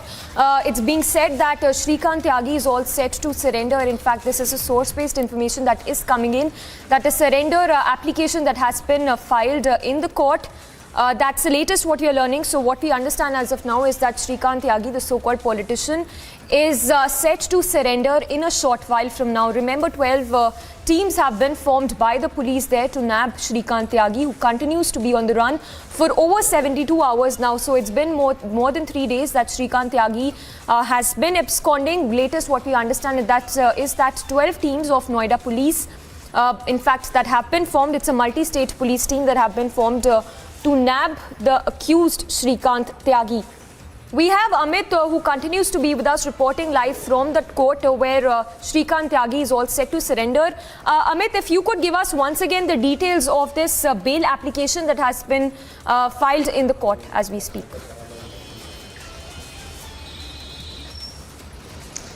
देखिए, फिलहाल हमें जानकारी मिल रही है, सोर्सेज के हवाले से जानकारी मिल रही है कि जो सरेंडर एप्लीकेशन जो है उसको कोर्ट के अंदर मूव कर दिया गया है। ये सरेंडर एप्लीकेशन जो है कोर्ट के अंदर लगाया गया है। इसका मतलब ये होता है कि श्रीकांत त्यागी चाहते हैं कि वो यहां पर सरेंडर करे। श्रीकांत त्यागी किसी भी वक्त जो है वो यहां पर पहुंच सकते हैं। यही वजह कि यहां पर जो मूवमेंट है, यहां पर जो पुलिस है वो भी अलर्ट हो गई है। लेकिन सही मायने में श्रीकांत त्यागी कहां है, किसके साथ है, ये जानकारी अभी किसी के पास नहीं है। पुलिस लगातार जो है कोशिश कर रही है। शुरुआत में पुलिस ने 4 अलग अलग स्पेशल टीमें बनाई थी श्रीकांत त्यागी को ढूंढने के लिए, तलाशने के लिए, लेकिन अब वो बढ़ाकर हमें बताया जा रहा है कि 12 टीमें अलग अलग जगह पर छापेमारी कर रही है। और मैं आपको यह भी बताता हूं कि मोदी नगर, जहां से श्रीकांत त्यागी ने अपने आप को यह बताया था कि वो बीजेपी की टिकट पर जो है वो विधानसभा चुनाव लड़ेगा और बाकायदा मोदी नगर को अपना विधानसभा क्षेत्र भी लिखता है, लेकिन उसे टिकट नहीं मिली थी। और फिलहाल ये जांच की जा रही है कि बीजेपी के साथ उसके क्या संबंध थे भी या नहीं थे, या फिर उसने एक अलग आइडेंटिटी अपनी जानबूझ के ऐसी बनाई थी, फोटोग्राफ्स वगैरह लगा करके, ताकि वो लोगों पर जो है वो अपना रसूख दिखा सके, लोगों पर जो है वो दबंगई कर सके। तो कहीं ना कहीं सारी चीजों की जो है वो जांच फिलहाल की जा रही है। और सिर्फ इतना ही नहीं, मैं आपको यह भी बताना चाहता हूं कि मोदी नगर भी पुलिस पहुंची थी और वहां पर भी छापेमारी की, वहां पर भी उसको ढूंढने की कोशिश की, लेकिन वो वहां पर भी नहीं मिला। मोदी नगर में उसका एक ऑफिस भी था, उस ऑफिस तक भी पहुंचते हैं, लेकिन अब वो ऑफिस नहीं है क्योंकि वो किराए पर उसने लिया था। इसके अलावा देखिए, दिल्ली में और साथ ही में नोएडा में कहां उसकी प्रॉपर्टी है, इसकी पूरी जो है इसको लेकर के जो है इंफॉर्मेशन जुटाई जा रही है। हमें जानकारी मिल रही है कि सेक्टर 18 में भी उसकी दुकानें हैं और ज्यादातर दुकानें जो हैं वो अवैध है, या तो अवैध जगह पर बनी हुई है या फिर अवैध तरीके से उसको डेवलप किया गया है। यही वजह कि जीएसटी की टीम जब भंगेल पहुंचती है तो बाकायदा उसके हाथ में दस्तावेज होते हैं, वहां पर पूरी वो जांच करती है, जांच ये करती है कि कितनी दुकानें हैं। हमें बताया गया कि 18 दुकानें जो हैं जिनको चिन्हित किया गया है और उन दुकानों पर आने वाले समय में जो है यूपी सरकार जो है और यूपी प्रशासन जो है वो उस पर एक्शन ले सकता है। और अगर ये दुकानें अवैध मिलती है या फिर अवैध तरीके से डेवलप की है तो मैं बताना चाहता हूं इन पर बुलडोजर भी चल सकता है, जैसे आज उनके फ्लैट पे चला। जिस तरीके से फ्लैट के नीचे उन्होंने जिस तरीके से अपना जो प्रीमिसेस के बाहर जो अवैध कब्जा कर रखा था।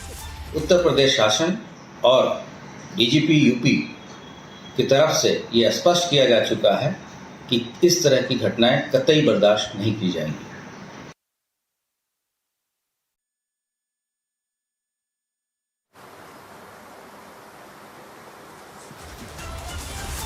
Well, we do understand that the fast-paced development is going in the story. We do know now the application has been moved. The application has been moved, and there is to wait and watch what exactly is going to be the update from the court, from the Surajpur court. Let me tell you, the application for the surrender has been moved by the lawyer of Shrikant Tyagi. If we talk about the whereabout, we do understand that the 12 teams were constituted by the Uttar Pradesh police, and they. Sector 93 में हुई दुर्भाग्यपूर्ण घटना, जिसमें कि श्रीकांत त्यागी द्वारा एक महिला के साथ दुर्व्यवहार किया जा रहा है की घटना को शासन ने तथा डीजीपी यूपी ने बहुत गंभीरता से लिया है और इस संबंध में मुख्य अभियुक्त की गिरफ्तारी के तत्काल निर्देश दिए गए हैं। अभी तक जो कार्रवाइयाँ की गई हैं उसमें वहाँ के प्रभारी निरीक्षक को सस्पेंड किया गया है तथा जो घटना के बाद वहाँ उस सोसाइटी में एक सब इंस्पेक्टर तथा 4 कांस्टेबल की ड्यूटी लगाई गई थी सुरक्षा हेतु। उनके द्वारा अपने कार्य को सही ढंग से न करने के आरोप में उन्हें भी निलंबित किया गया है तथा वहाँ के रेजिडेंट वेलफेयर एसोसिएशन के सहयोग से उस सोसाइटी में जाने वाले प्रत्येक व्यक्ति की स्क्रीनिंग की जा रही है। साथ ही साथ पीड़िता को 2 PSO उपलब्ध करा दिए गए हैं। इस तरह की घटना न होने पाए तथा इस अभियुक्त के गिरफ्तारी के लिए विशेष टीमें गठित की गई हैं और इनकी शीघ्र से शीघ्र गिरफ्तारी की जाएगी। हम इसलिए ह्यूमन इंटेलिजेंस तथा टेक्निकल इंटेलिजेंस का भी पूरा उपयोग कर रहे हैं तथा नोएडा पुलिस ने मेन अभियुक्त पे इनाम भी घोषित किया है तथा कुछ नंबर भी दिए हैं जिस पे कि कोई भी गोपनीय सूचनाएं दे सकता है। उत्तर प्रदेश शासन और डीजीपी यूपी की तरफ से ये स्पष्ट किया जा चुका है कि इस तरह की घटनाएं कतई बर्दाश्त नहीं की। So the big news break coming at this hour is that Shrikant Tyagi is all set to surrender. This is a source-based information that we are breaking this hour. In fact, those are the visuals. In fact, these are the visuals that we are playing on our screens right now. This is the illegal, the encroachment of Shrikant Tyagi that was raised earlier this morning. As you can see, in fact, this is the visual, the video that also went viral in which we saw how the so-called Neta was seen hurling abuses. He was seen heckling and even threatening his neighbor. In the visuals you can see this is the man who's been absconding for over 72 hours now. It's been more than 3 days. Yogi cops there of course have jumped into action. It's been 3 days that he's been on the run. 12 teams to be precise have been formed to nab the accused. Latest what we are understanding as of now is that Shrikant Tyagi is all set to surrender as well. In fact, if we can show you these visuals, this is of the illegal encroach. This is the illegal property belonging to Shrikant Tyagi that was raised by the officials earlier this morning. So mega action there by the Yogi top cops. Also significant to note here that the residents who have also hailed this action by the officials there, saying that this is in fact a welcome move. Remember, another point to be noted here is that the residents were quoted as saying that this is not one of a kind incident. This has happened in the past when Shrikant Tyagi has been doing such acts in the past as well. In fact, just to put this into context, remember how this video that went viral in which we also heard Shrikant Tyagi hurling abuses. He was seen heckling, he was seen threatening his neighbor.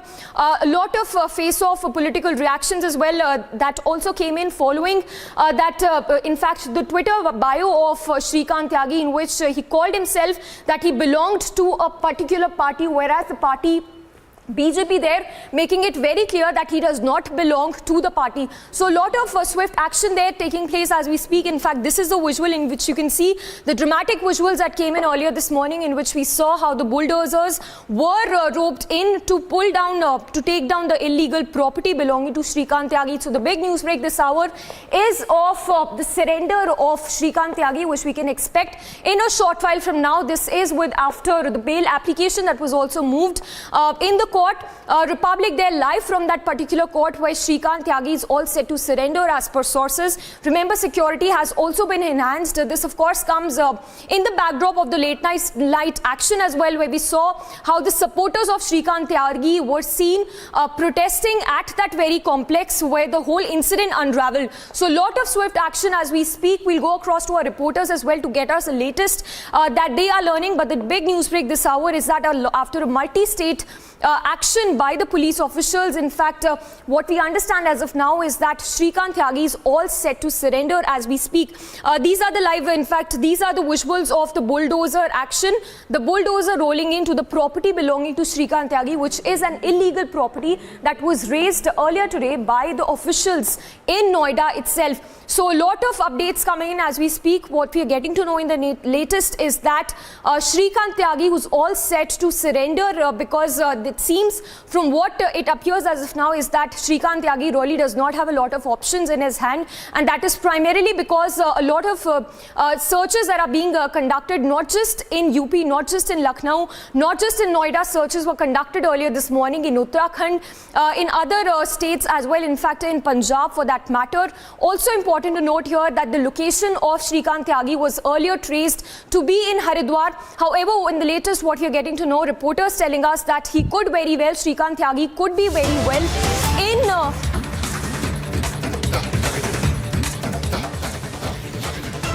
in another breaking news coming in, this one with regard to the Commonwealth Games. It's raining medals for the country as PV Sindhu has smashed a gold for India at the Commonwealth Games. That's the big update coming in this hour of PV Sindhu bagging a gold there. She has, in fact, she beat Canada's Michelle in the women's singles final. So PV Sindhu there clinching a gold in the Commonwealth Games. Another win there for India at the Commonwealth Games. Back-to-back gold medals, not just the gold medals, we have bronze, silver and gold, of course, topping the chart when it comes to India's medal tally. Sindhu there, PV Sindhu smashing a gold for India at the Commonwealth Games in Birmingham.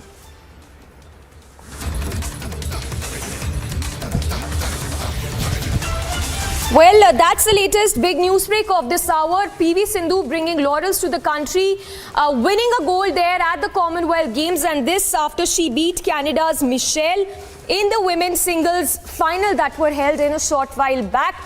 In fact, that is the first reaction of PV Sindhu that we'll just play out. PV Sindhu's first reaction after that historic gold win in Birmingham. PV Sindhu winning a gold at the Commonwealth Games.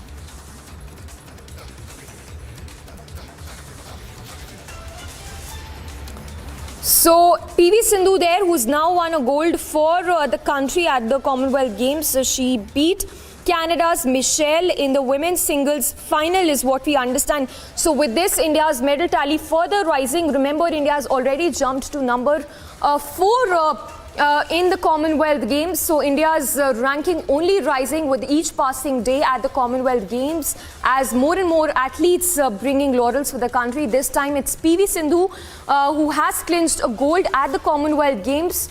So India there giving a very stellar performance. The athletes there bringing laurels and making the country proud as we speak.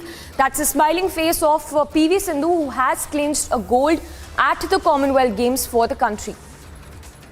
Well, we'll try to get some reactions as well on the big feat of PV Sindhu as she smashed a gold for India at the Commonwealth Games. But those are some visuals also that we are playing out of the performance of PV Sindhu that has been spectacular to say the least.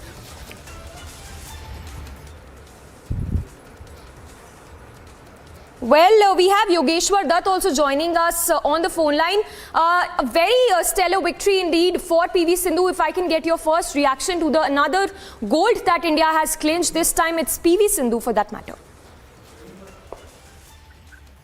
सभी को नमस्कार। और बड़े खुशी की बात है ये हमारे लिए कि पीवी सिंधु ने CWG में स्वर्ण पदक जीता है। और इस बार हमारे खिलाड़ियों का प्रदर्शन बड़ा बेहतर रहा है। बात चाहे वेट लिफ्टिंग की हो, रेसलिंग की हो, एथलेटिक्स की हो। और जो उम्मीद हमें पीवी सिंधु से पहले थी, यहाँ से गोल्ड की उम्मीद थी हमें पीवी सिंधु से, और जो वो चैंपियन और चैंपियन के अनुरूप उन्होंने अपना प्रदर्शन यहाँ पे दिखाया है और देश के लिए स्वर्ण पदक जीता है। और हिंदुस्तान के हर खिलाड़ी ने इस बार कमाल किया है, बड़ी अच्छी परफॉर्मेंस दिया भारतीय दल ने। और खुशी की बात हमारे लिए कि शूटिंग को ना इसमें रहना दुखद था, पर उस दर्द को बुलाया तो शूटिंग के हमारे मेडल और ऊपर जाती है शूटिंग होती तो, और उसके बाद भी हमारे खिलाड़ियों का प्रदर्शन बड़ा बेहतर रहा है और जो प्रदर्शन हमारे खिलाड़ियों रहा है काबिल तारीफ है। और पीवी सिंधु ने जो स्वर्ण पदक यहाँ पे जीता है बड़ा बेहतर प्रदर्शन रहा है और वो ओलंपिक की 2 बार की मेडलिस्ट है, वर्ल्ड मेडलिस्ट है, उसमें तो कोई दौरा था नहीं, पूरे ऐसी उम्मीद थी कि देश के लिए स्वर्ण पदक जीतेगी और आज उसने यहाँ पे चैंपियन बन के हिंदुस्तान का शीर करो से उगता किया। जी जी योगेश्वर दत्त जी बहुत बहुत धन्यवाद हमसे बात करने के लिए। So that was Olympic medallist reaction to PV Sindhu winning a gold for the country at the Commonwealth Games. In fact, we have Kiran Rijiju also who has responded, in fact congratulating PV Sindhu for her stellar victory there, saying pride of India, PV Sindhu creates history by winning the gold medal in the Commonwealth Games 2022. She won bronze in Glasgow 2014, silver in Gold Coast 2018 and now it's a gold. Congratulations PV Sindhu for making India proud once again. So PV Sindhu there making the country proud, winning a gold at the Commonwealth Games. Of course a lot of reactions, congratulatory posts also coming in for PV Sindhu as we speak, and it's Kiran Rijiju now who is also congratulated PV Sindhu for her stellar feat.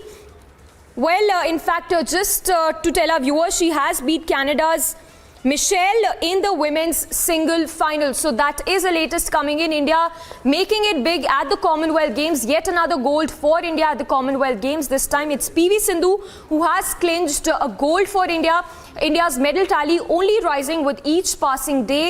A lot of athletes making the country proud, be it silver, gold or bronze. All those athletes who are there to represent India are only making the country proud with their stellar, in fact, with their amazing, spectacular performance that they are putting up at the Commonwealth Games. With this, India is at number 4 with its amazing performance at the Commonwealth Games. It's in fact the 19th gold for India at the Commonwealth Games.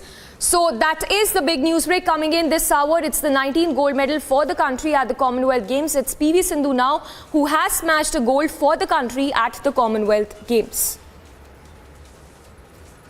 Well, the visuals on your screens are of the latest. These are the first visuals that we are getting to you right now of PV Sindhu's amazing performance at the Commonwealth Games. As you can see, the happiness on PV Sindhu's face after that amazing performance that she gave at the Commonwealth Games, and that's a show of victory as well. A victory sign that PV Sindhu is seen showing after her amazing performance at the Commonwealth Games. To upset the #1 seed. She's delighted to do that, and rightly so. It was a terrific, really focused performance, and she's got the full set at the Commonwealth Games. Bronze in 2014, silver 4 years ago, and now she's struck gold in Birmingham. And plenty of fans here to see her do it. Michelle Lee just never really threatened on the day. So as you heard, that was the amazing performance of PV Sindhu. As you can see, the visuals also that we are putting on our screens of PV Sindhu, how amazing she has been when it comes to her performances. And this time she has made it again. She has done it again. This time it's a gold that she's won. In fact, Kiran Rijiju there also taking to Twitter to congratulate PV Sindhu for her stunning feat. If I can quote again what Kiran Rijiju had said, he has said, "Pride of India, PV Sindhu creates history by winning the gold medal in the Commonwealth Games 2022. Niranjan is also joining us. Niranjan, if you could take us through the feat of PV Sindhu, because this is not small. India is now at spot for 19 gold medals to be precise in India's kitty at the Commonwealth. Well, the last 2 days have been fantastic for the Indian contingent, and that's the winning moment. I'm just going to put out the winning moment for you. That's on the screen right now. That's PV Sindhu smashing a gold for India. And just to tell you, just a few months back, you had PV Sindhu win that medal in Tokyo, and now a gold medal at the Commonwealth Games in Birmingham. Her first CWG gold. So if you look at the different medals that PV Sindhu has won over the years, PV Sindhu, I'm just taking you through the medal tallies, right? I mean, all the different, laurels she's won for India. At the Olympics in 2016, the silver medal, she won the bronze at the Tokyo women's singles. So she has 2 Olympic medals to her names, a silver in Rio de Janeiro in 2016, and in the Tokyo Olympics, she has won a bronze medal. She's won the gold at the 2019 Basel women's singles, silver in 2017 Glasgow. These are the World Championships. a silver in 2018, another bronze in 2013, another bronze in 2014, and these are just the World Championships. And in the Uber Cup, she's won the 2014 Uber Cup, she's won the 2016 Uber Cup in Kunshan. In the Asian Games, she's won a silver. In 2018 Jakarta, in 2014 she's won a bronze in the Incheon as part of the women's team. Look at a Commonwealth record in 2022. In 2022, it's her first women's singles gold. It's her first women's singles gold, and she's got a 2018 mixed team gold in Commonwealth Games. So in the Commonwealth Games, if there was one medal that she hadn't won, that was the gold in the women's singles, and PV Sindhu has now won that medal as well. She's won the women's gold before, and for India, what a feat. That's another trophy in her cabinet. That's one medal that she really would have wanted to have up there. She wanted a gold in the singles event. She's got that. In the Commonwealth Games, she's won a silver in the women's singles. She won the silver in the 2018 edition, a gold in the 2022 edition. She's also won the silver in the mixed team this year at Birmingham. And in 2014 Glasgow, where it all started for her, she won the women's singles bronze medal. So look at the journey of PV Sindhu. Started in Commonwealth Games, started with a bronze in 2014, managed the silver in 2018, and then a gold in 2022. The fantastic progression, isn't it? I mean, it's a dream come true for any athlete. Bronze, silver, gold in 3 consecutive editions, and that's been the journey of PV Sindhu. Fantastic athlete, very, very proud, and the entire country is proud of her achievement. Can I just play out that winning moment once again? The winning moment of PV Sindhu, now a gold medalist at the CWG, bronze in 2014, silver in 2018, gold in 2022. She goes for gold each time, and she's done it. That's the journey of PV Sindhu. Let's look at that winning moment once again. Bronze in 2014, silver 4 years ago, and now she's struck gold in Birmingham. And plenty of fans here to see her do it. Michelle Lee just never really threatened on the day to upset the #1 seed. She's delighted with that, and rightly so. It was a terrific, really focused performance, and she's got the full set at the Commonwealth Games. Bronze in 2014. Amity has been ranked India's #1 not-for-profit private university for 9 years, with top 10 ranked institutions in management, engineering, biotech, law, masscom, telecom, hospitality, fashion and more. Yet another top ranking for Amity University. This full road has been blocked by the Congress workers, the high voltage drama. Nancy Pelosi lands in Taiwan.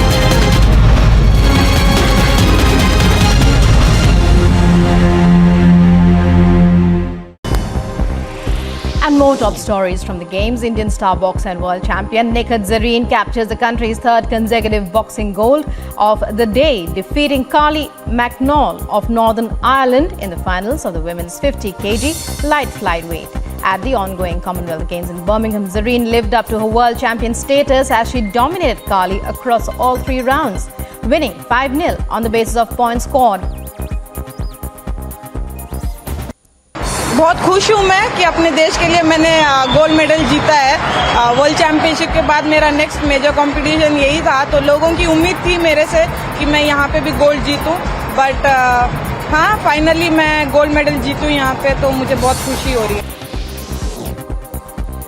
Boxer Neetu Gangas clinches gold after defeating England's Demi-Jade Rezdan in the final of the women's 48 kg category at the Commonwealth Games. And on Sunday, she won on the basis of points 5-0 over her English opponent.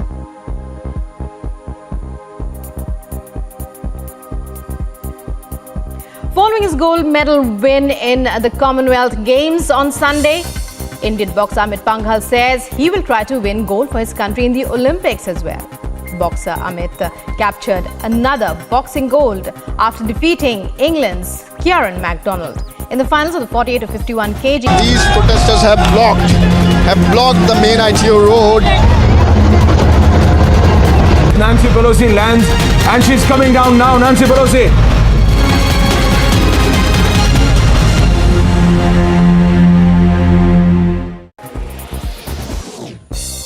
Elders Paul leads India's historic 1-2 finish in the men's triple jump as he wins a rare gold medal in track and field events, followed by fellow Kerala athlete Abdullah Abu Bakar on Sunday. Paul produced his best effort of 17.03 meters in his third attempt, while Abu Bakar was not behind as he finished 17.02 meters, which he managed.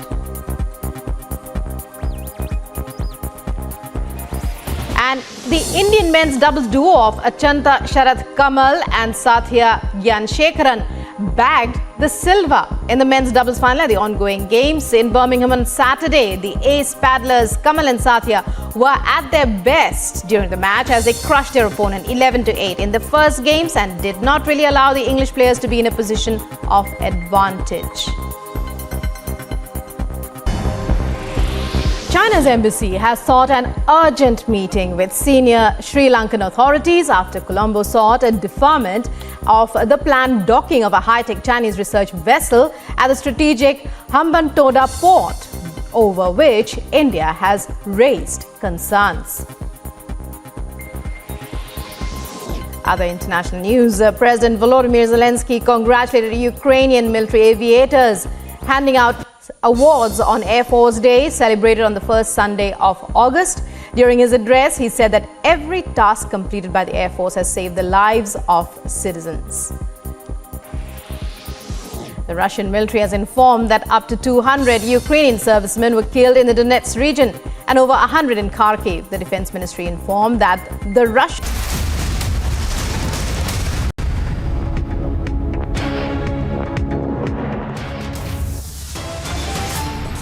Top headlines at 3 p.m. India shines bright and high at Commonwealth. Sindhu smashes gold for India.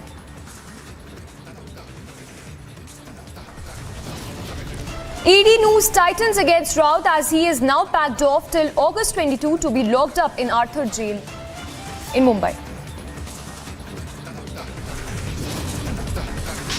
Big buzz as Nitish speaks to Sonia Gandhi. Is JDU-BJP breakup likely in Bihar? After Congress, RJD extends support to Nitish is a mega anti-BJP front in the making now.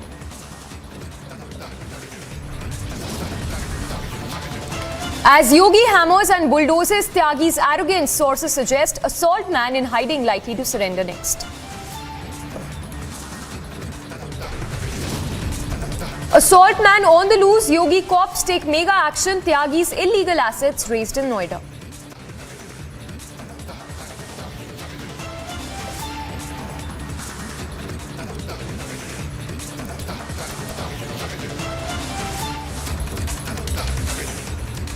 Well, the big story this hour of the big feat of PV Sindhu, who has clinched a gold at the Commonwealth Games. The visuals on your screens are from that winning moment of PV Sindhu. As you can see, the happiness on her face as she clinched a gold at the Commonwealth Games. In fact, we have Anurag Thakur, also the Union Minister, who has congratulated PV Sindhu. In fact, if I can read out what Anurag Thakur has said in his social media post, where he says that the brilliance of PV Sindhu creates history once again. You had us glued to our TV screens. What an amazing show of excellence and determination. We have our executive editor Niranjan also joining us. Niranjan, if you could talk to us about this big feat of PV Sindhu. Yeah, thank you for that. You know, if there was one medal that Sindhu really wanted, that would have been the gold medal at the CWG. She's won a bronze in 2014, a silver in 2018. Almost as if a progression now in 2022. That gold medal that she wanted, Ashwini Nachappa is also on the phone line, former Indian athlete. Ashwini Nachappa, what a moment. PV Sindhu once again making India proud, holding that Tiranga, flying high for the Indian contingent, which has made us all so proud in Birmingham. Ashwini Nachappa. Absolutely, absolutely. I think the progression, as you rightly said, from bronze, silver, and now the gold. I think this medal had eluded her, and I think, you know, if you go by the stats, she has been doing well in the past, and this is something that she wanted in her kitty, the gold medal. She has gone for it, and I think throughout her matches, there's been consistent performance of hers in the CWG, so it's great achievement. Overall, you know, something that she has wanted, and she's got it, and she's been consistently at the sport, putting in a lot of effort, because this kind of sustaining this kind of performance for over 4-5 years continuously is no joke for any athlete. So it's a great performance. Congratulations to Sindhu and to her family for supporting her in this journey. Yeah, and you know, such a role model, isn't it, for athletes, Ashwini? And especially in the last, you know, since 2016, since she won that bronze in the Olympics, she's only been growing with every single tournament, every single, you know, big league. There's not one tournament where this athlete where she hasn't really won a medal. Yeah, in the last couple of big tournaments, I mean, she's come close to winning but hasn't won. But you can see the consistency in her performance, you know, being at the semi-finals, not coming up to the finals maybe, because at that level you can, you know, you can win some, you can lose some. But she has been a role model for the last 5-6 years. And I think when you have role models in every sport, the sport grows bigger and bigger. So did Neeraj Chopra. I mean, today you have javelin all across India, javelin championship. And that's what Sindhu has done for the sport. So every such athlete is a role model, not just for the upcoming athletes, but for the entire nations. We need such real-time heroes. Absolutely. Ashwini Nachappa, thank you for speaking to Republic TV. Ashwini Nachappa, former Indian athlete, a champion herself, speaking to Republic. On a day when PV Sindhu has won that elusive gold, she wanted that elusive gold, not in her cabinet yet, but now she's got it. She can talk about it, she can flaunt it.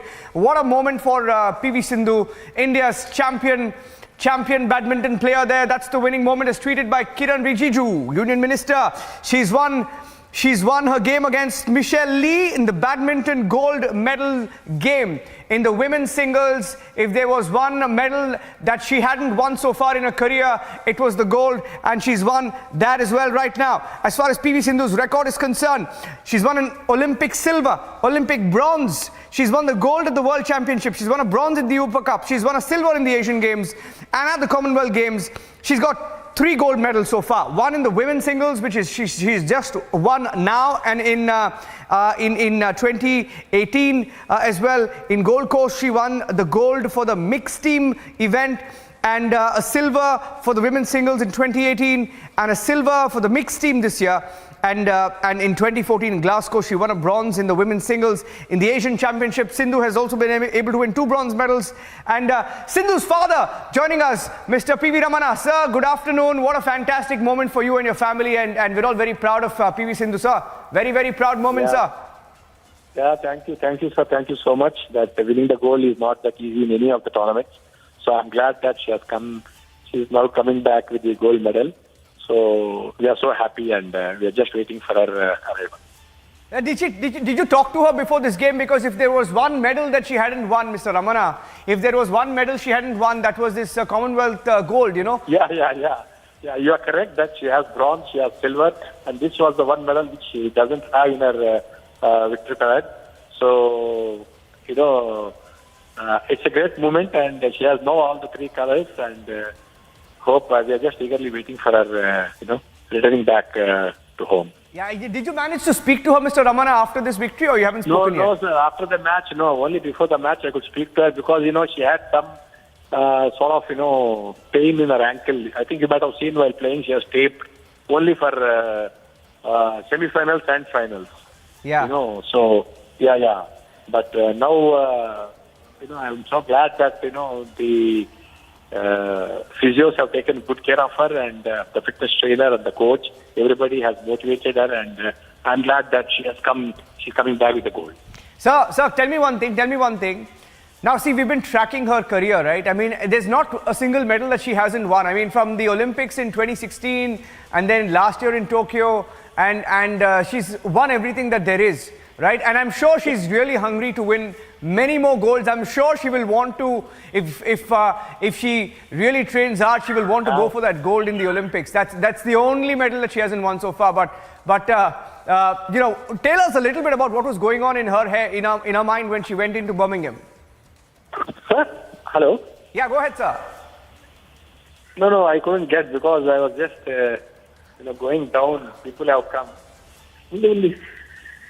You think she'll now go for that gold in the Olympics? You think is that what she's going to train to do, sir? Will she now go for that gold in the next Olympics? That will only be the only Olympics. Sure. Yeah. Yes, sure, sir, sure. Because that was definitely we'll work hard and we'll try to get our goal. Try to get our goal in the Olympics too, because our country is also really excellent in giving her all the support. So I hope definitely we will work hard for that. Yes. Thank you so much. Thank you so much, Mr. Ramana. Such a good feeling talking to you, sir. Once again, that was PV Ramana, PV Sindhu's father. I think Anurag Thakur is on the phone line. Union Minister Anurag Thakur ji, can you hear me, sir? Good afternoon. Yes, I can. Good afternoon. Good afternoon. Very good afternoon. PV Sindhu, that gold medal was missing for her at the CWG. She's now got that. I don't think there's anything left for PV Sindhu now. Yes, why not? I mean, bronze and silver, now gold. She has improved and once again proved as well, whether it was Olympics in Rio and in Tokyo. She was the only woman athlete who could win a medal at Olympics in consecutive Olympics. I mean, that is one. On the Commonwealth Games, she is from bronze, silver, now to gold medal. Clearly shows the kind of player PV Sindhu is. And I'm sure a lot of youngsters can learn from her achievements. She inspires a lot of Indians. And we have seen in the past couple of years how numbers of Indians are getting involved in various sports, whether it is badminton or other sports. And sports persons like PV Sindhu really inspires a lot of young Indians. Anurag Thakurji, you speak to a lot of athletes, you interact with a lot of athletes, and you would have seen many athletes. You yourself are an athlete. Now, what is it about Sindhu that makes her such a champion? In the last 8 years, there's never been a dull moment for this athlete. I think one is discipline, hard work. And the second is your hunger to achieve more and more in life. She didn't stop after her achievement in the Tokyo Olympics. She was focused back on the court, wanted to have her coach. She spoke to me. We provided her coach what she wanted. And I'm glad that she has proved again. And that is why I said, she is not stopping here. You said, what next for PV Sindhu? We don't know what next for her. What all we can say is, she is one of the rare athletes, one of the such players who have won medal in Rio and in Tokyo Olympics. At the same time, bronze, silver, now gold medal in the Commonwealth Games. Absolutely. One last question, Mr. Thakur. The performance of India's contingent and, of course, final day, and you've seen last 48 hours has been fantastic with the wrestlers, especially coming in and, taking the tally up to 56 now. A word for the contingent, sir. Anurag ji. You don't have to worry about what, because before the tournament, we also provide them all kind of facilities from boarding, lodging, training to participation at the national or at the international level. All the expenses have been taken care by the Government of India under the Target Olympic Podium Scheme. Not only that, we also provide 6 lakh rupees per annum out of pocket allowance to these players who are selected under the Target Olympic Podium Scheme. Apart from the thousands of players are also selected and put in the accredited academies where their expenses of their training is also being taken care up to 5 lakh rupees per player by the Government of India. The budget has been increased from 860 crore rupees to 2,300 crore rupees in few years' time. This clearly shows the approach of the Government of India and the way Prime Minister himself speaks to the players before their departure for any big game and also welcomes them on their arrival. I think no other country had such Prime Minister who directly speaks to the players and also motivate them. Not only the medal winners, but also those who have lost. But he inspires them, motivates them to do well in the future events. And many of them, they have already done well, despite losing in the previous events. Mr. Anurag Thakur, thank you for speaking to Republic TV. Anurag Thakur, thank you so much. Anurag Thakur, the Union Minister for Youth and Sports Affairs as well, speaking to Republic TV. On a day when PV Sindhu has won a gold for India, what a moment for PV Sindhu. Now, she can boast of having all 3 medals at the Commonwealth Games in badminton. bronze, silver and now gold, which takes India up to the 4th position with 56 medals, 19 golds. Fantastic run for India so far. Back to you for now. I'm handing it back to you for now. So, Samiksha. Yes. Well, thank you for that. So, Niranjan getting us all those details and speaking exclusively to Republic, Anurag Thakur lauding the feat of PV Sindhu. In 2014, silver 4 years ago, and now she struck gold in Birmingham. And plenty of fans here to see her do it. Michelle Lee just never really threatened on the day to upset the #1 seed. She's delighted with that, and rightly so. It was a terrific, really. She's got the full set at the Commonwealth Games. Bronze in 2014, silver 4 years ago, and now she's struck gold. She's got the full set at the Commonwealth Games. Bronze in 2014, silver 4 years ago, and now she's struck gold in Birmingham. And plenty of fans here to see her do it. Michelle Lee just never really threatened on the day.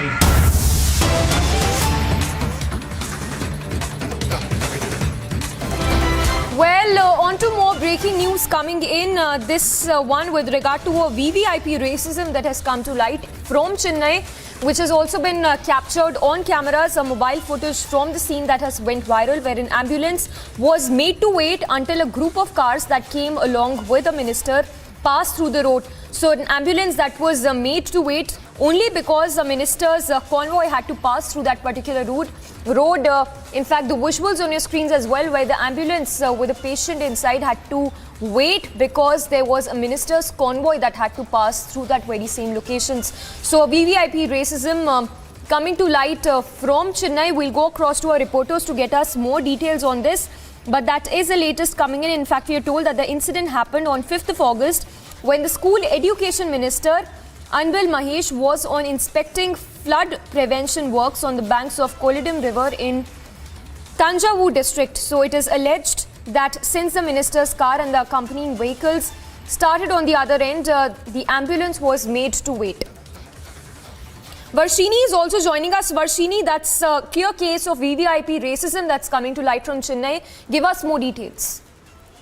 Well, if you see, this situation is definitely an unfortunate one that has taken place in the Trichy district, in Tanjavur district, and there we can see that the school education minister Anbil Mahesh had been going for a flood-related inspection work and to take care of the prevention work for the flood-related issues, since there has been a lot of flood predictions near the coastal areas of Tanjavur, etc. Therefore, he had been going around inspecting those areas. While this was happening near the Anaikare bridge, we hear that since the minister's convoy, along with his other accompanied officials from the school education department, also had been coming along with them, and when those vehicles were, it started on the bridge, we hear that immediately the ambulance and other vehicles that was also trying to cross the bridge from the other end was stopped. Particularly, an ambulance was being stopped halfway so that the minister's convoy could pass over through the bridge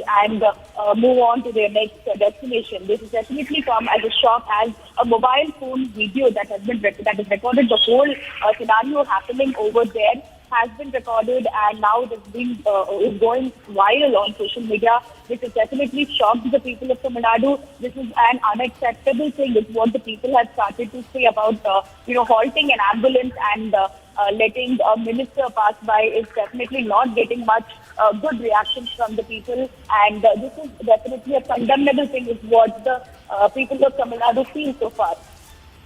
All right, Varshini, they're getting us all those details. Varshini, thanks so much. So that's the shocking case that's coming to light from Chennai, where a VVIP racism was on display in full swing. As a minister's cavalcade passed through the area, the ambulance was made to wait.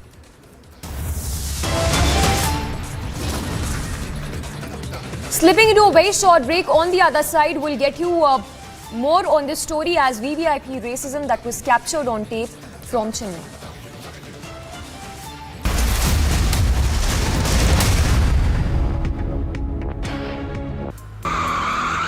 In a shocking incident coming into light from Uttar Pradesh's Mainpuri, Samajwadi Party leader Devendra Singh Yadav's car was hit by a truck. The car was later dragged for more than 500 meters. Police authorities have informed that further probe is underway.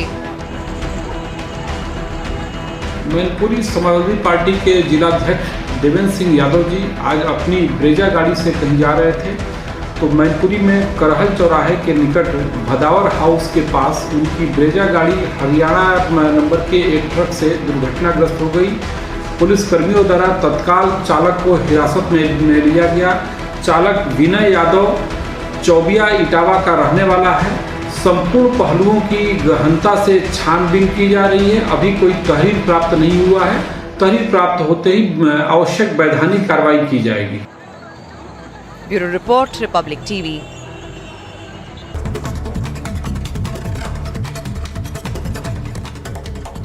Now, the National Investigation Agency has started conducted raids in Jammu and Doda. These raids are being conducted against terror sympathizers that aided terror activities in Jammu and Kashmir. Now, according to senior officials, half a dozen locations are being raided by the NIA. These include raids on the Jamaat-e-Islami, terror funding, as well as retired Jammu and Kashmir officials. A fire broke out in Ghaziabad industrial area. Fire tenders have reached the spot on the incident. They are trying to douse the flames. As we speak, no reports of fatalities have been reported. Investigations are underway. This full road has been blocked by the Congress workers, the high voltage drama. Nancy Pelosi lands in Taiwan.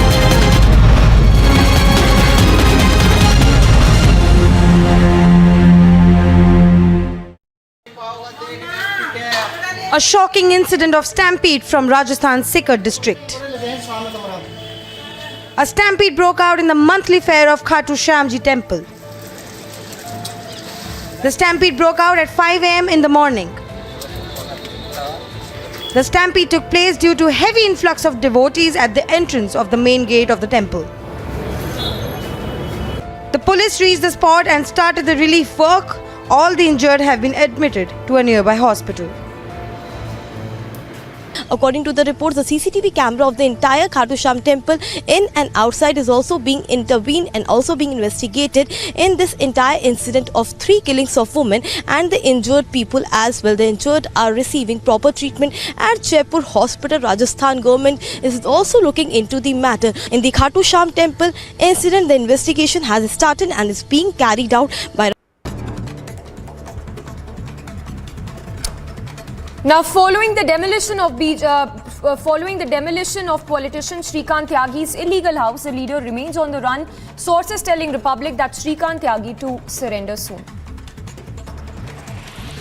Following UP government's zero tolerance policy, Noida police slapped gangster act on Shrikant Tyagi and his properties are likely to be attached. Meanwhile, his supporters also turned up at the housing complex shouting slogans and asked for the address of the victims.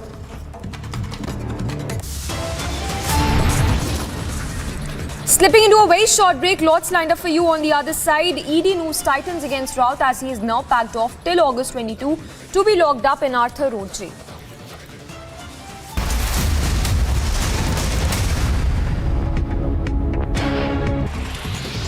After the BJP MP Ranjita Kohli was attacked by the mining mafia, Kohli will now be protesting against illegal mining. And the minister, who's the mining minister, in fact, Zahida Khan, she's further stated that illegal mining trucks tried to kill her, and if she'd not jumped out of her car, she would have died. Meanwhile, slogans are being raised against these illegal mining activities and the minister, Zahida Khan. Gujarat's Chief Minister Bhupendra Patel has arrived in Ahmedabad to participate in the Azadi Ka Amrit Mahotsav along with students. Azadi Ka Amrit Mahotsav is an initiative of the Indian government to celebrate and commemorate 75 years of independence.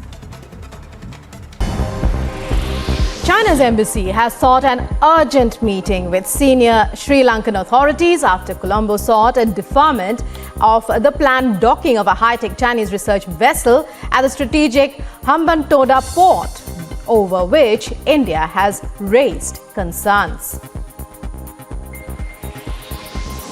Other international news, President Volodymyr Zelensky congratulated Ukrainian military aviators, handing out awards on Air Force Day, celebrated on the first Sunday of August. During his address, he said that every task completed by the Air Force has saved the lives of citizens. The Russian military has informed that up to 200 Ukrainian servicemen were killed in the Donetsk region and over 100 in Kharkiv. The Defense Ministry informed that the Russian missiles hit an agricultural enterprise in Artemivsk, killing 130 Ukrainian servicemen and another 70 soldiers too. Israeli and Palestinian militants in the Gaza Strip were exchanging fire in the worst bout of cross-border violence since an 11-day war between Israel and Hamas last year. Israel claims it has killed a senior Islamic Jihad commander in an airstrike on an apartment building in a crowded Gaza refugee camp.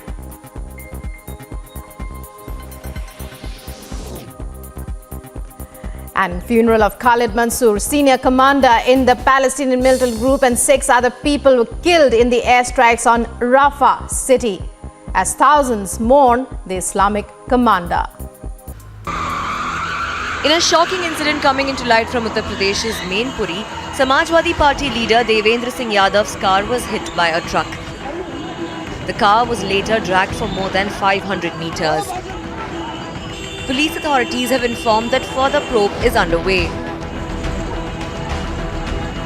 Mainpuri Samajwadi party के जिलाध्यक्ष देवेंद्र सिंह यादव जी आज अपनी Brezza गाड़ी से कहीं जा रहे थे, तो मैनपुरी में करहल चौराहे के निकट भदावर हाउस के पास उनकी ब्रेजा गाड़ी हरियाणा नंबर के एक ट्रक से दुर्घटनाग्रस्त हो गई।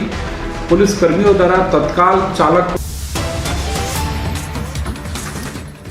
And a VVIP racism incident that has come to light from Thanjavur district of Tamil Nadu. The visuals on your screens as well, where the VVIP racism is on full display. This is as a result of, this is because an ambulance that was made to wait because a VVIP's convoy was passing by this area. We understand it was a school education. It was when a minister was passing through this particular area. Well, it was a VVIP person. We'll try and get more details as to on the VVIP's person's convoy was passing through this area for which the ambulance was made to wait for a couple of hours. This incident coming to light from Tamil Nadu's Thanjavur, where a VVIP racism incident has come to light. This incident, we are told, happened on 5th of August when a VVIP's convoy was passing through this particular area, as a result of which the ambulance was made to wait. This incident was reported on 5th of August. We understand when the ambulance was made to wait until until the cavalcade passed through this area. We have Varshini reporting live on this story. Varshini, if you could give us more details of this VVIP racism that has come to light from the Thanjavur district. Well, this is definitely a shocker that has taken place in the Thanjavur district in Tiruvadai Marudu, where... So she has got that, all the 3 colors, and it's a great moment for not only for me, for the entire nation too.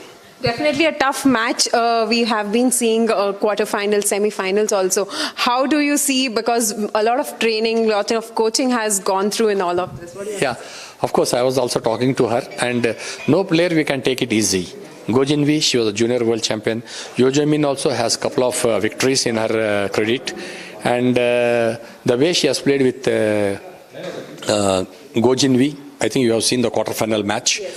And that girl has really played well, and it was a 3-setter. And later, Yojamin also, it was 21-19 and 21-17. It was not that easy. But I was only worried about her ankle bit. You know, she had a pain in her ankle, but thanks to my physios, Evangeline, fitness trainer Shrikant, and the coach, and Heath Matthew, who has been asked by Sai to go and help Lakshya Sen, and he has helped Sindhu also.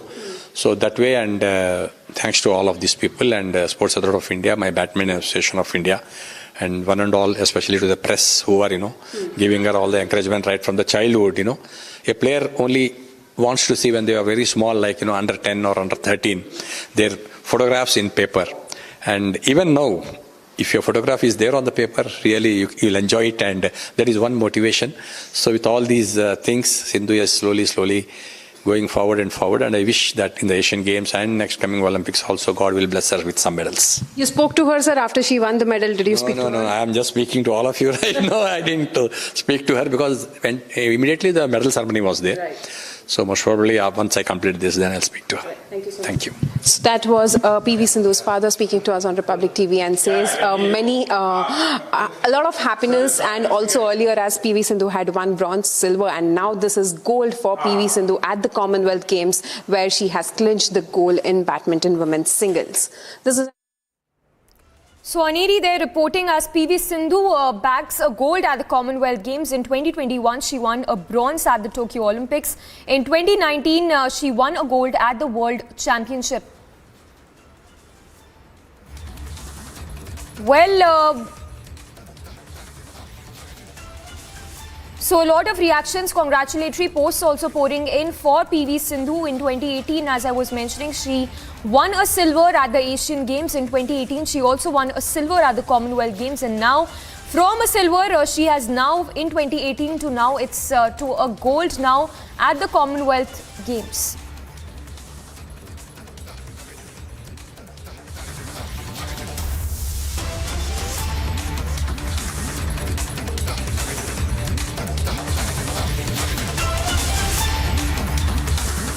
So PV Sindhu there making the country proud at the Commonwealth Games in 2022. This year she has won a gold. He has made the country proud. In fact, the visuals there very much show the kind of happiness that PV Sindhu is feeling at this point. A spectacular display of her performance at the Commonwealth Games, with PV Sindhu now clinching a gold at the Commonwealth Games. In 2018, remember, she'd won a silver at the Commonwealth Games, and now this time it's a gold for her at the Commonwealth Games. As PV Sindhu clinches gold at the Commonwealth Games in badminton women's singles, well, now the family is very much happy and says it's a proud moment as PV Sindhu has won gold at the Commonwealth Games. We'll be right back after a short break. Keep watching Republic TV.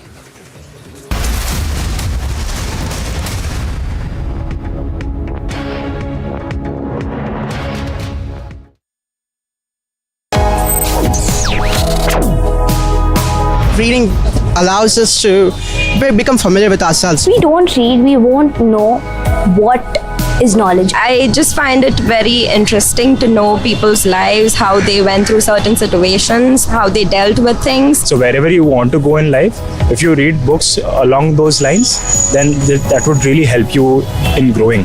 Reading could mean a million different things to every individual. What does it mean to you? Visit readindia.info to find out more.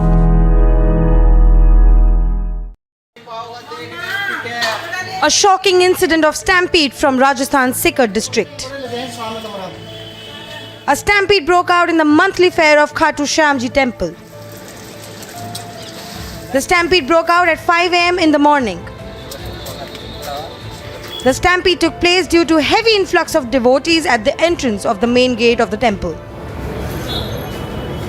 The police reached the spot and started the relief work.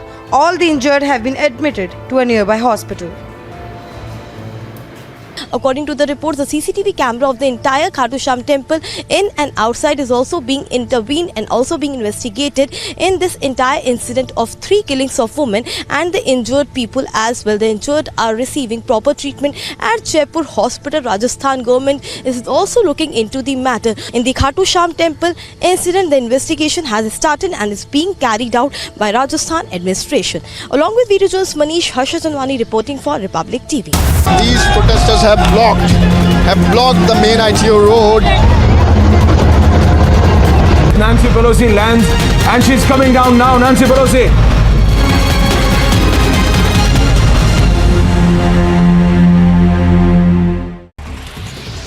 After the BJP MP Ranjita Kohli was attacked by the mining mafia, Kohli will now be protesting against illegal mining. And the minister, who's the mining minister, in fact, Zahida Khan, she's further stated that illegal mining trucks tried to kill her, and if she'd not jumped out of her car, she would have died. Meanwhile, slogans are being raised against these illegal mining activities and the minister, Zahida Khan. Gujarat's Chief Minister Bhupendra Patel has arrived in Ahmedabad to participate in the Azadi Ka Amrit Mahotsav along with students. Azadi Ka Amrit Mahotsav is an initiative of the Indian government to celebrate and commemorate 75 years of independence. China's embassy has sought an urgent meeting with senior Sri Lankan authorities after Colombo sought a deferment of the planned docking of a high-tech Chinese research vessel at the strategic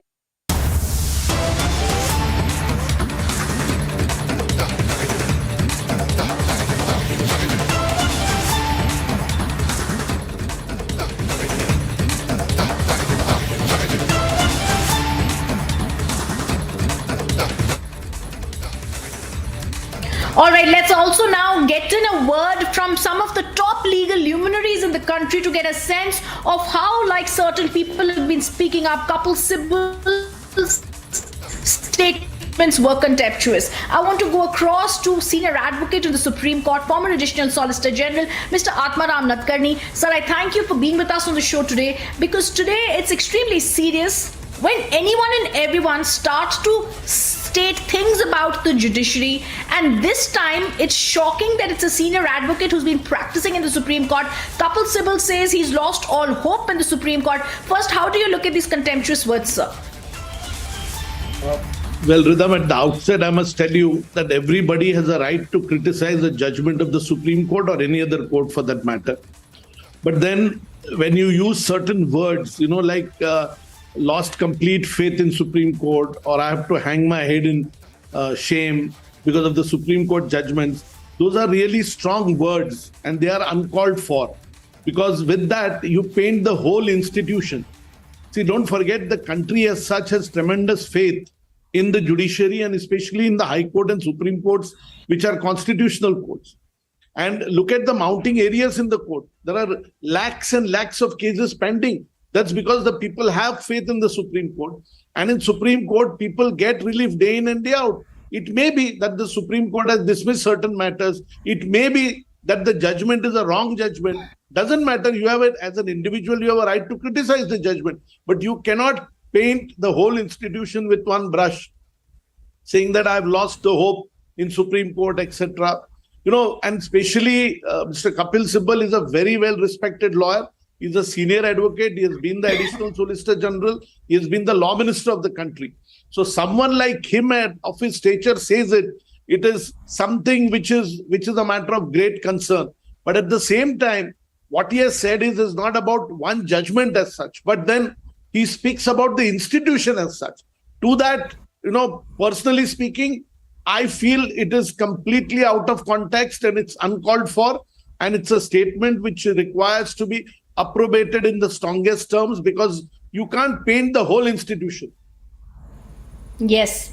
And I think that is what he has actually done here, sir. You have been a part of the Supreme Court. You've been a law officer in the Supreme Court. You know the decorum that has to be maintained in the highest corridors of the top court of this country. What shocks me is he makes these statements in two cases when he was the petitioner's lawyers in both the cases. So it's obvious that these words come from a place of prejudice, and keeping in mind that there are several other cases I've seen Mr. Sibal make such statements, whether it was the Ayodhya case in December, when I remember there was a lot of pressure being put on the judiciary and the judges who were hearing the case to postpone the hearing after the elections.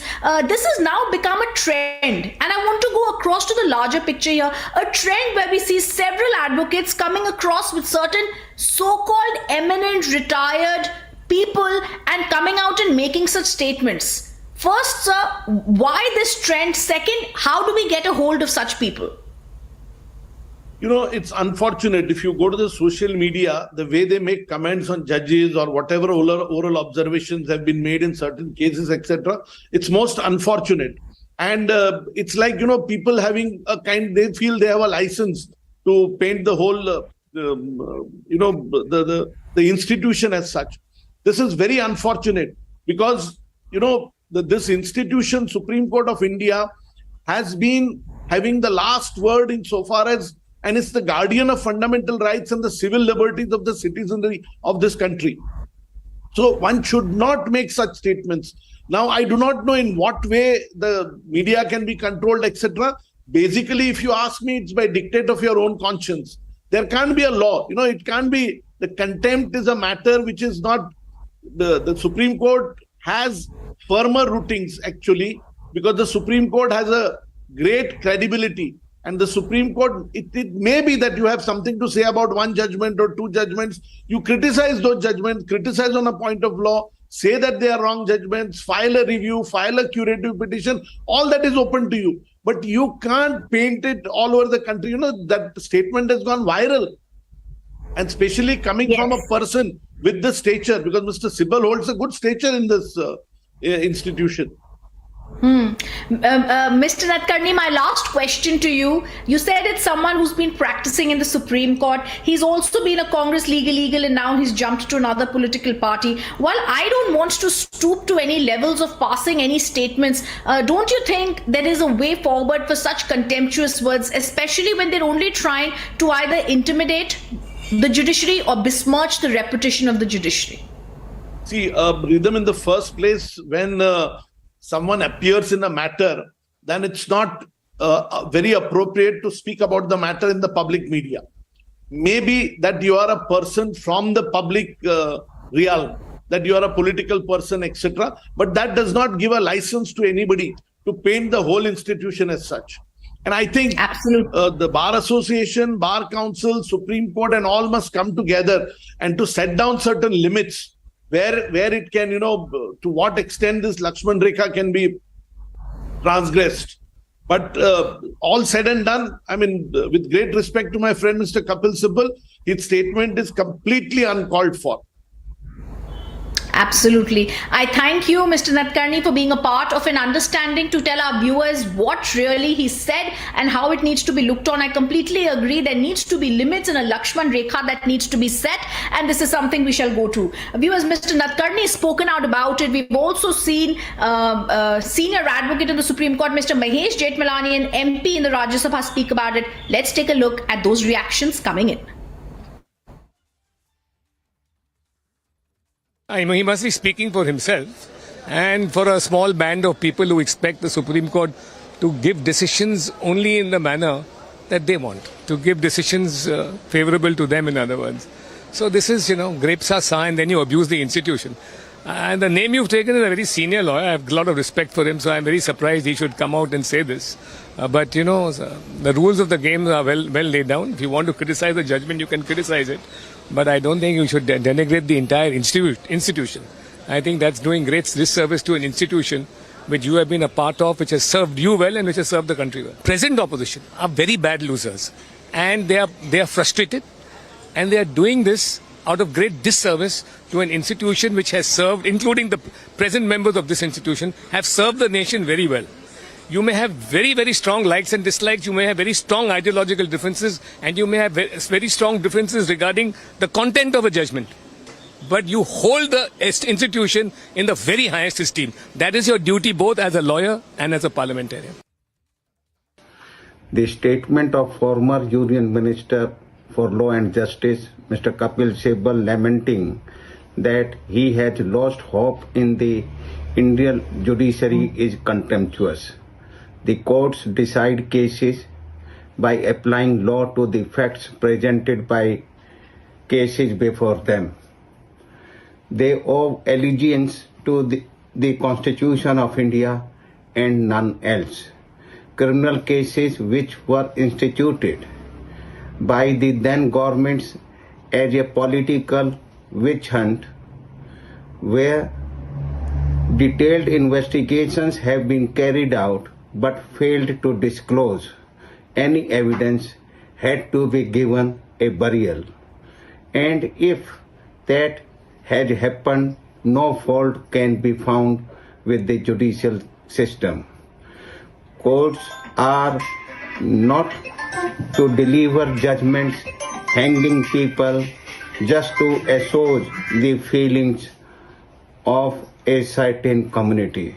The robust system is insulated from statements that is influenced only by the law.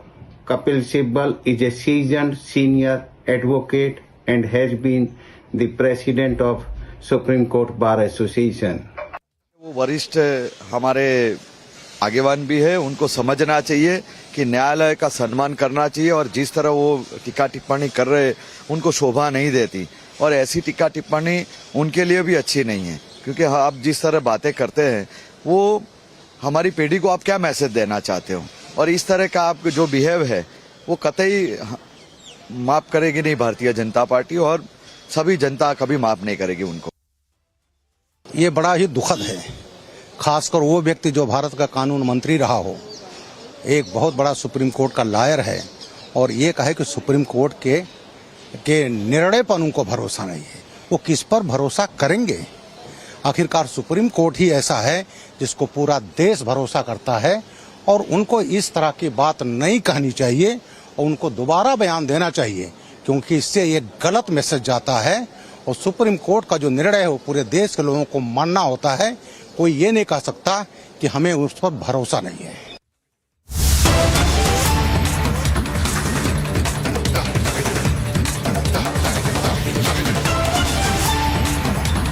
These are the live visuals that are coming in right now of Sanjay Raut being taken to the Arthur Road jail. So now he's been taken to the Arthur Road jail as we speak. Remember a 14-day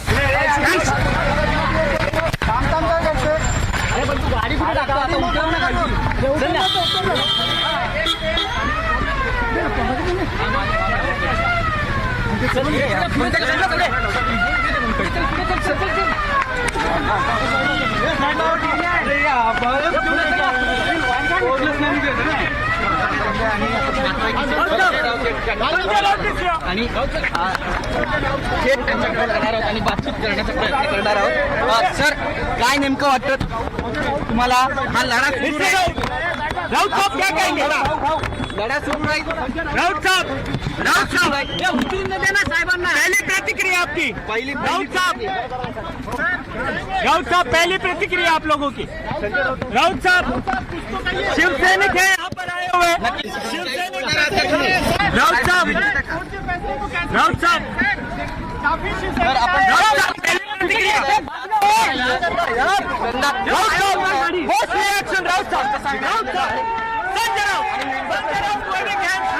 जय महाराष्ट्र, जय महाराष्ट्र. आपण पाहतोय की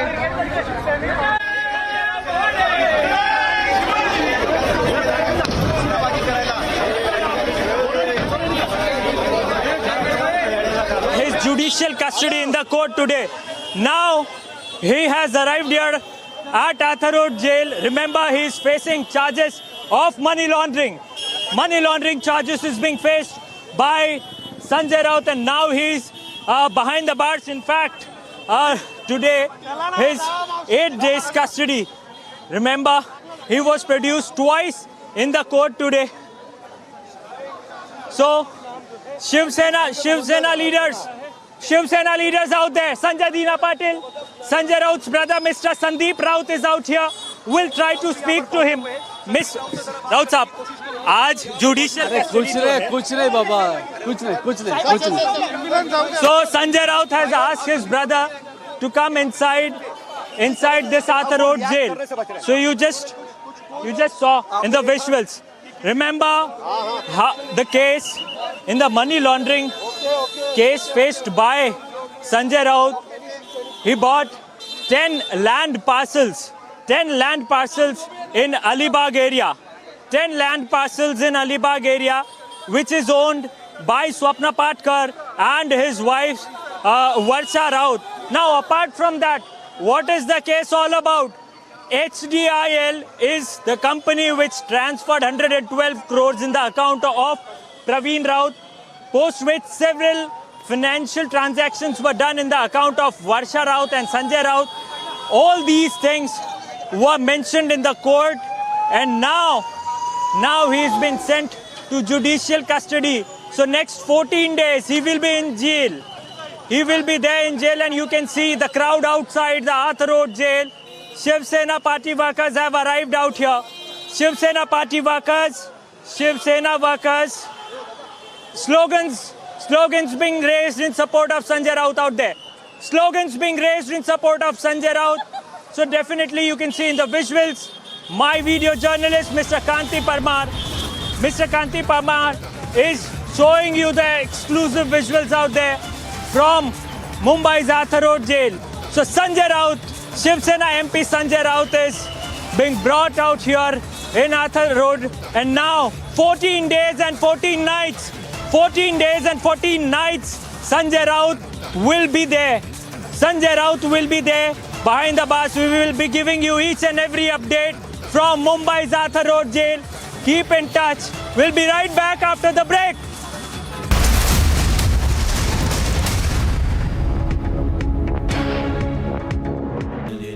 Amity has been ranked India's #1 not-for-profit private university for 9 years, with top 10 ranked institutions in management, engineering, biotech, law, masscom, telecom, hospitality, fashion and more.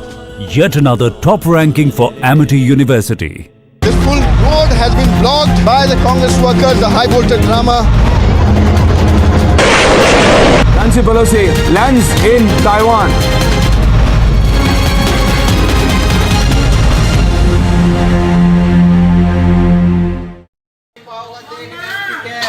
A shocking incident of stampede from Rajasthan's Sikar district. A stampede broke out in the monthly fair of Khatu Shyamji temple. The stampede broke out at 5 a.m. in the morning. The stampede took place due to heavy influx of devotees at the entrance of the main gate of the temple. The police reached the spot and started the relief work. All the injured have been admitted to a nearby hospital. According to the reports, the CCTV camera of the entire Khatu Sham temple in and outside is also being intervened and also being investigated in this entire incident of 3 killings of women and the injured people as well. The injured are receiving proper treatment at Jaipur Hospital. Rajasthan government is also looking into the matter. In the Khatu Sham temple incident, the investigation has started and is being carried out by Rajasthan administration. Along with video journalist Manish Harshatanwani reporting for Republic TV. These protesters have blocked the main ITO road. Nancy Pelosi lands and she's coming down now. Nancy Pelosi.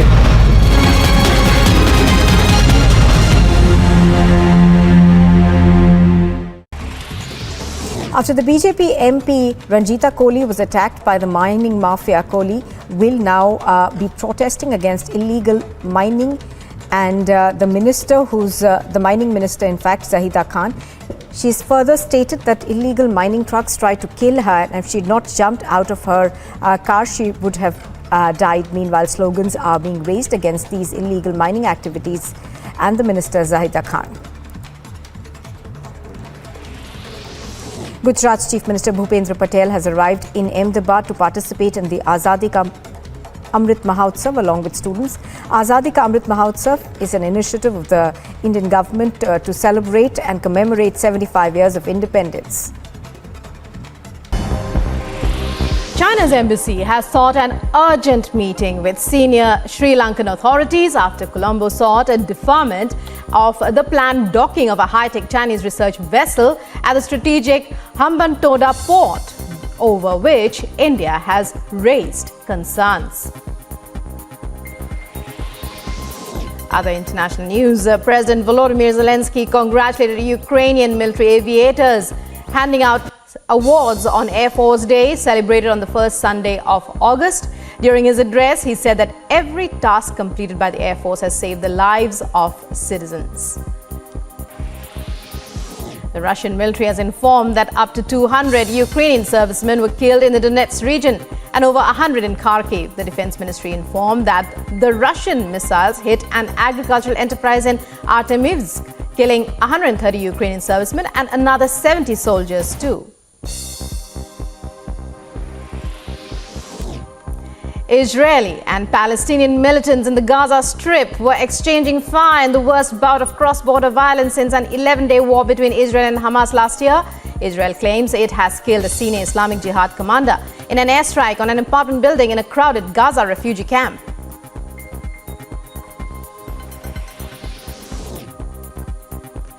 And funeral of Khalid Mansour, senior commander in the Palestinian militant group, and 6 other people were killed in the airstrikes on Rafah city as thousands mourn the Islamic commander. In a shocking incident coming into light from Uttar Pradesh's Mainpuri, Samajwadi Party leader Devendra Singh Yadav's car was hit by a truck. The car was later dragged for more than 500 meters. Police authorities have informed that further probe is underway. Mainpuri Samajwadi party के जिलाध्यक्ष देवेंद्र सिंह यादव जी आज अपनी Brezza गाड़ी से कहीं जा रहे थे, तो मैनपुरी में करहल चौराहे के निकट भदावर हाउस के पास उनकी ब्रेजा गाड़ी हरियाणा नंबर के एक ट्रक से दुर्घटनाग्रस्त हो गई। पुलिस कर्मियों द्वारा तत्काल चालक को हिरासत में लिया गया। चालक विनय यादव चौबिया इटावा का रहने वाला है।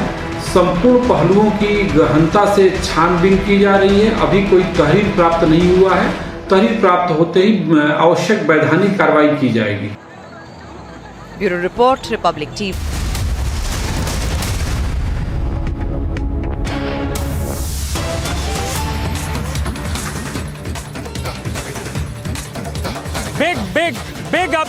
Big update from Mumbai's Zata Road jail. Sanjay Raut to move for bail application. Sanjay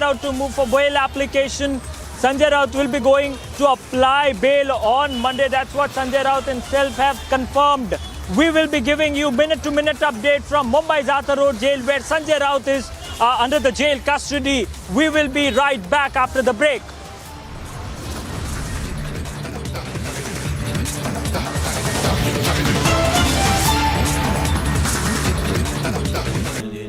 Amity has been ranked India's #1 not-for-profit private university for 9 years, with top 10 ranked institutions in management, engineering, biotech, law, masscom, telecom, hospitality, fashion and more. Yet another top ranking for Amity University. In a shocking incident coming into light from Uttar Pradesh's Mainpuri, Samajwadi Party leader Devendra Singh Yadav's car was hit by a truck. The car was later dragged for more than 500 meters. Police authorities have informed that further probe is underway. Mainpuri Samajwadi party के जिलाध्यक्ष देवेंद्र सिंह यादव जी आज अपनी Brezza गाड़ी से कहीं जा रहे थे, तो मैनपुरी में करहल चौराहे के निकट भदावर हाउस के पास उनकी ब्रेजा गाड़ी हरियाणा नंबर के एक ट्रक से दुर्घटनाग्रस्त हो गई। पुलिस कर्मियों द्वारा तत्काल चालक को हिरासत में लिया गया। चालक विनय यादव चौबिया इटावा का रहने वाला है। संपूर्ण पहलुओं की गहनता से छानबीन की जा रही है। अभी कोई तहरीर प्राप्त नहीं हुआ है। तहरीर प्राप्त होते ही आवश्यक वैधानिक कार्रवाई की जाएगी। Bureau report, Republic TV.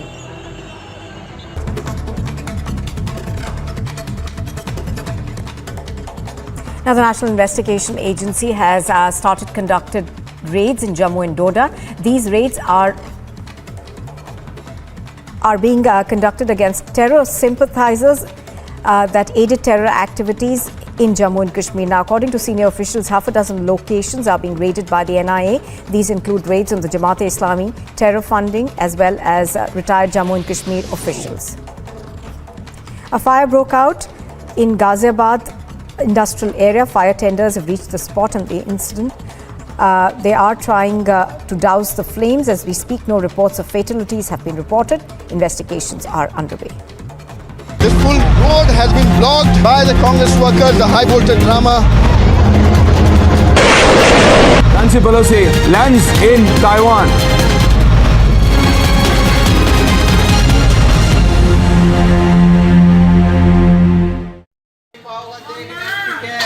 A shocking incident of stampede from Rajasthan's Sikar district.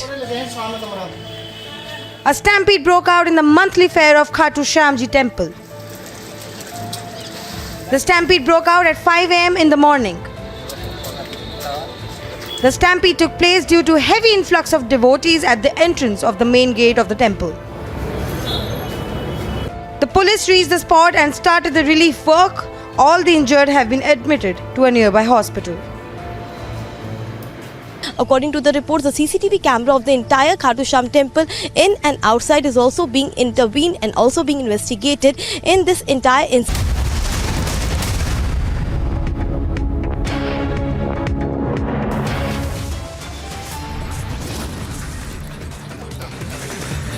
Kapil Sibal makes shocking remarks on the Supreme Court, says no hope left from the institution of Supreme Court.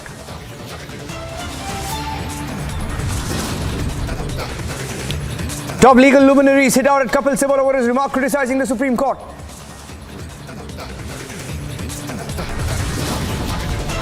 Set at the Commonwealth Games, bronze in 2014, silver 4 years ago, and now she struck gold. India shines bright at the Commonwealth Games. Sindhu smashing gold for India at Birmingham.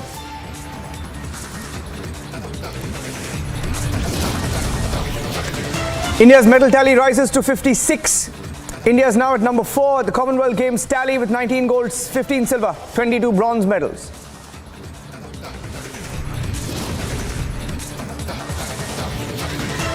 As Yogi hammers and bulldozes the arrogance of a leader called Shrikant Tyagi, sources suggest he could be surrendering next in a court in Noida.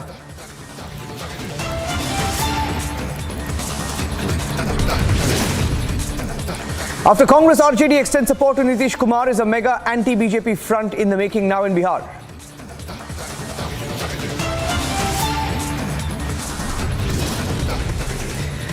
ED tightens news against Sanjay Raut. He's packed off to Arthur Road jail. He's locked up till the 22nd of August.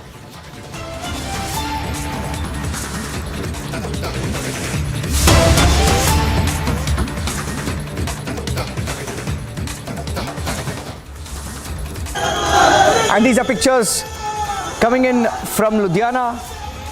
You're getting the breaking news pictures on your screens right now of a youth congress protest in Ludhiana. Staying with these live images coming in from Ludhiana as the youth congress protest there against both the centre and the state. Let's listen in, let's cut across live to what's going on in Ludhiana.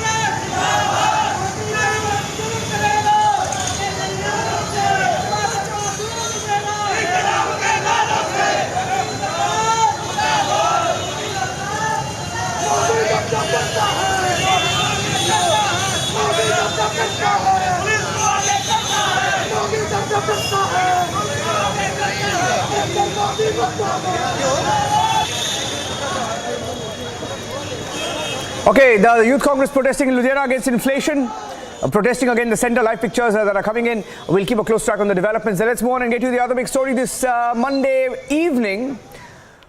The biggest controversy, as Kapil Sibal says, he has no faith left in the institution of Supreme Court. He says he's been an advocate in the Supreme Court for 50 years. And he says after 50 years, he has no hope left in Supreme Court.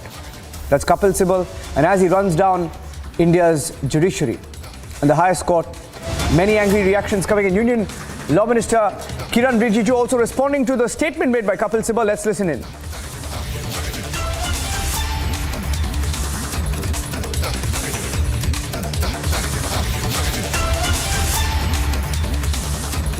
On the constitutional authorities and the courts is very unfortunate and condemnable. Sir, he is among the opposition leaders who had basically signed that particular letter when Supreme Court had upheld the PMLA. I have seen their statement, which is very critical of the High Court. If the High Court or Supreme Court are attacked like that, the way these people have criticized the Supreme Court judgment, that poses danger to the system itself. They don't believe in any kind of rule of law which is prevalent in the country. They are so used to it. Congress party has been attacking the constitutional authorities from before. They disregard any kind of freedom or independence enjoyed by the constitutional authorities. Thank you, sir.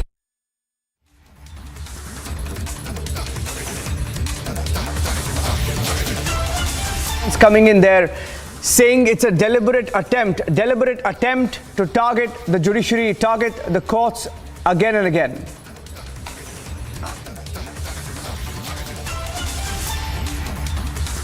On the constitutional authorities and the courts is very unfortunate and condemnable. Sir, he is among the opposition leaders who had basically signed that particular letter when Supreme Court had upheld the PMLA. I have seen their statement, which is very critical of the High Court.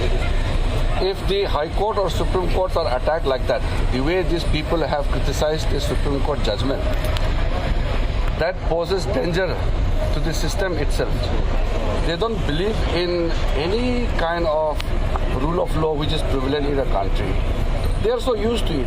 Congress party has been attacking the constitutional authorities from before. They disregard any kind of freedom or independence enjoyed by the constitutional authorities. On the constitutional authorities and the courts is very unfortunate and condemnable. Sir, he is among the opposition leaders who had basically signed that particular letter when Supreme Court had upheld the PMLA. I have seen their statement, which is very critical of the High Court. If the High Court or Supreme Courts are attacked like that, the way these people have criticized the Supreme Court judgment, that poses danger to the system itself. They don't believe in any kind of rule of law which is prevalent in the country. They are so used to it. Congress party has been attacking the constitutional authorities from before. They disregard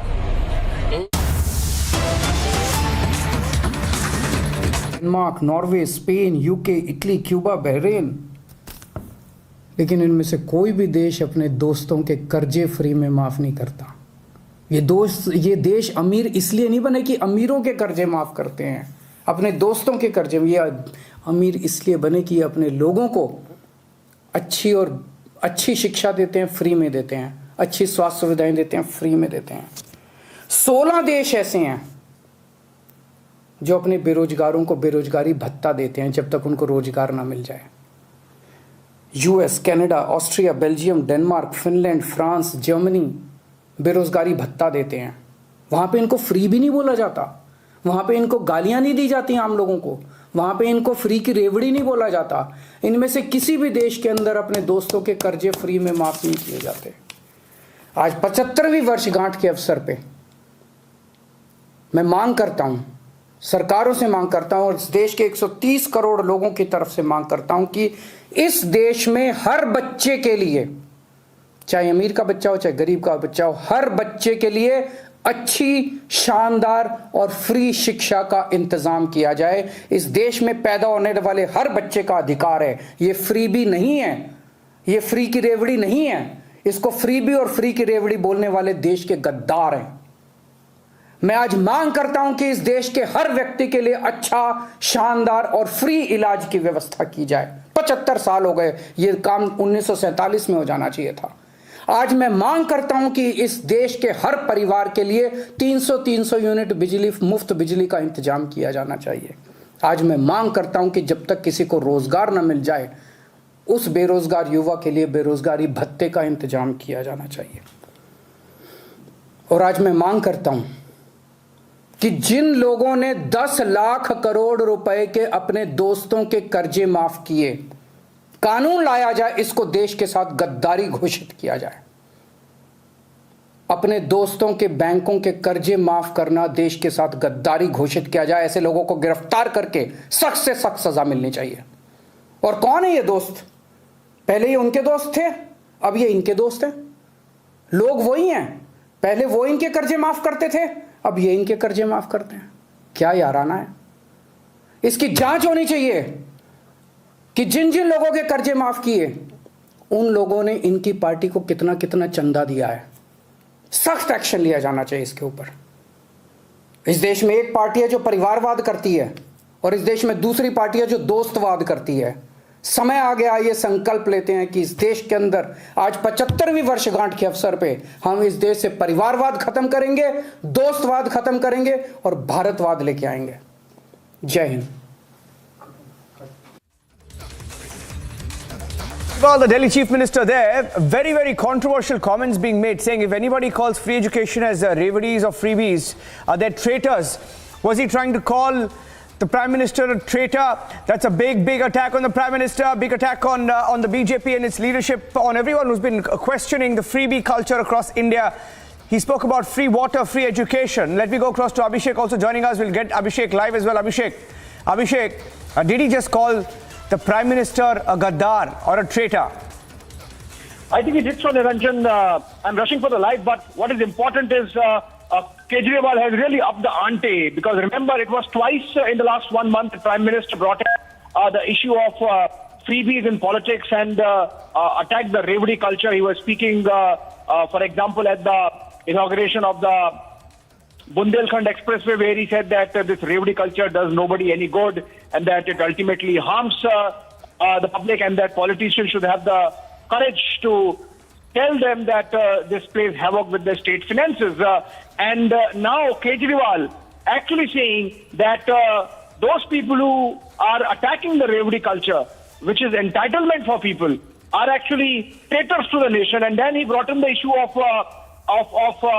the waivers that have been given, the loan waivers that have been given, and Kejriwal essentially suggesting that all those constitute treason with the nation, and that some action should be taken or some inquiry should be done. But then the message is political. I think we have seen in the last fortnight, Niranjan, how the Delhi government has faced the brunt of some inquiries on the excise issue, for example, on the issue of the work of PWD, which remains under the Delhi government, or the latest one where CAG reports have come in, and the LG has written to the Chief Minister saying that the reports should not have been delayed. 4-year-old reports of the CAG, which brought out some deficiencies of governance, were not submitted before, or not put before the Assembly. So I think that suggestion being made by Arvind Kejriwal now in a hitback, or if would say it was a political hitback by the Delhi Chief Minister, having been, perhaps he's feeling a little cornered by all the actions that are being taken, which question the decisions taken by his government. So essentially, Delhi Chief Minister Arvind Kejriwal upping the ante on the issue of freebie culture comment that was made by the Prime Minister. Thank you for that, Abhishek. That's Arvind Kejriwal's big attack. Big attack on the Revdi comment, or the freebies comment that was made by the Prime Minister. A very controversial statement that he made also in the course of his address right now, saying anybody who calls free education and some of the schemes roll out as a freebie, as Revdi, they're traitors. Let's get you some more breaking news updates right now. Some more breaking news now coming in from the state of Maharashtra. Let's go across to that and get you that breaking news update right now. We are hearing that the names of some of these ministers who could be given a portfolio tomorrow in Maharashtra.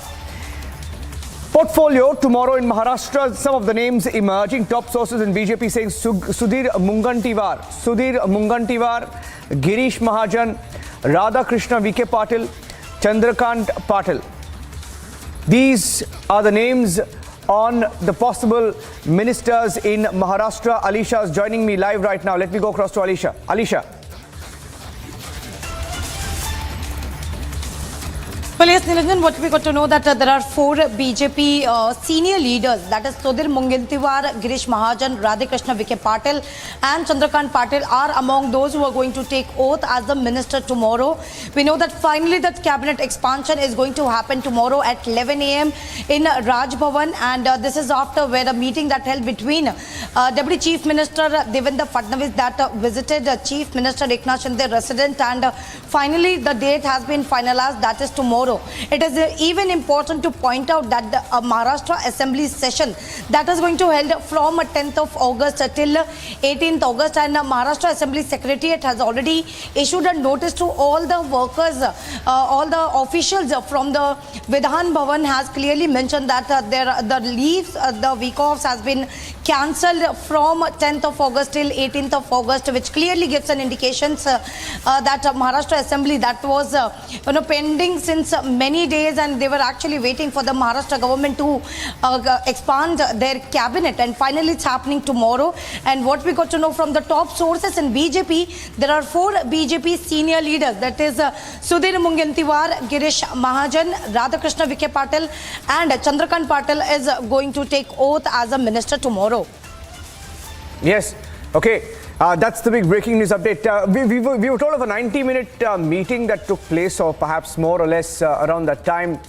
A meeting between Devendra Fadnavis and Eknath Shinde. There were reports that there were some disagreements. Were there any disagreements, or is everything okay, Alisha, on the cabinet expansion, on the constituents of this cabinet? Well, Niranjan, everything is fine as what we have been told by our sources, because it's very important to know that there will be 12 MLAs who is going to take oath as a minister is what we have been told, but we will still wait for an official, release that is going to be given out, that will be issued by Chief Minister Office, how many MLAs or how many leaders who are going to take oath as the minister. But this is something is confirmed from our top sources in BJP that there are 4 senior leaders, which include Girish Mahajan, Sudhir Mungantiwar, Chandrakant Patil, Radhakrishna Vikhe Patil, who is going to take oath as a minister tomorrow at 11 a.m. in Raj Bhavan is what decided. Of course, that was the meeting that was very important, because we even saw it's been 39 days and there was no cabinet expansion, and that issue has been something raised by the opposition leaders as well. There were many questions that was raised, and it was also giving an indication that some of the either way Eknath Shinde and Devendra Fadnavis was actually waiting for the Supreme Court to deliver its verdicts. But this is something has been already clarified by Devendra Fadnavis even yesterday, speaking to the media, that this decision while making a cabinet expansion has to do nothing with the Supreme Court order, and they have no limitations over the cabinet expansion, and this is something going to happen soon. But moreover, the first order that was issued by Maharashtra Assembly Secretariat giving a directions to all the official administration that their leaves has been cancelled from 10th of August till 18th of August, because the monsoon session is going to commence from 10th of August, and before that is on 9th of August, that is tomorrow, where the cabinet expansion is going to happen in Raj Bhavan. And there are moreover what we have been told that 12 leaders who is going to take an oath as a minister, but will still wait for an official. But this is something very important to know, that there are 4 names has already been finalized in the BJP, where the 4 ministers, the senior leaders, is going to take oath as the minister tomorrow. Alisha, tracking the latest details on the Maharashtra cabinet expansion.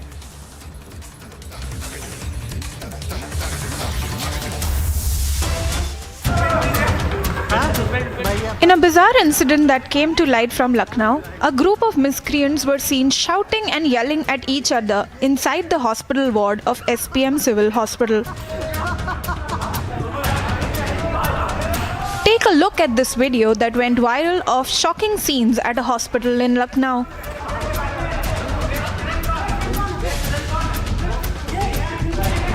Ruckus unfolded inside the hospital OPD as civil hospital employees were seen hitting each other with belts. Amid the unruly scenes, it was patients who bore the brunt.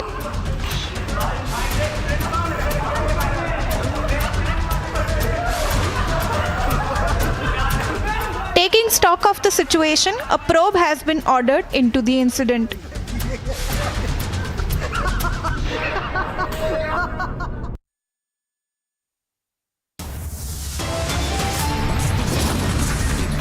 After 39 days, a cabinet expansion is going to happen tomorrow at 11 a.m. in Raj Bhavan. Moreover, top sources in BJP has informed that Sudhir Mungantiwar, Girish Mahajan, Radhakrishna Vikhe Patil and Chandrakant Patil to take oath as a minister. Minute-to-minute update and all the exclusive breaking only on Republic TV. We'll be back after a short break. Stay tuned.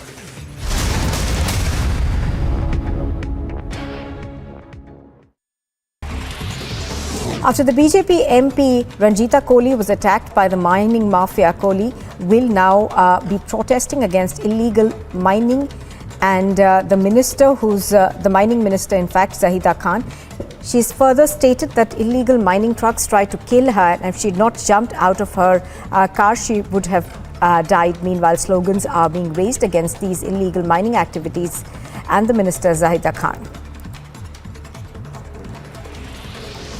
Gujarat's Chief Minister Bhupendra Patel has arrived in Ahmedabad to participate in the Azadi Ka Amrit Mahotsav along with students. Azadi Ka Amrit Mahotsav is an initiative of the Indian government to celebrate and commemorate 75 years of independence.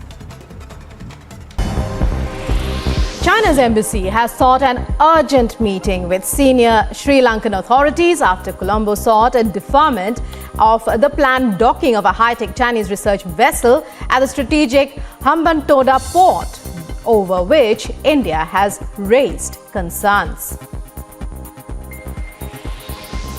Other international news, President Volodymyr Zelensky congratulated Ukrainian military aviators, handing out awards on Air Force Day, celebrated on the first Sunday of August.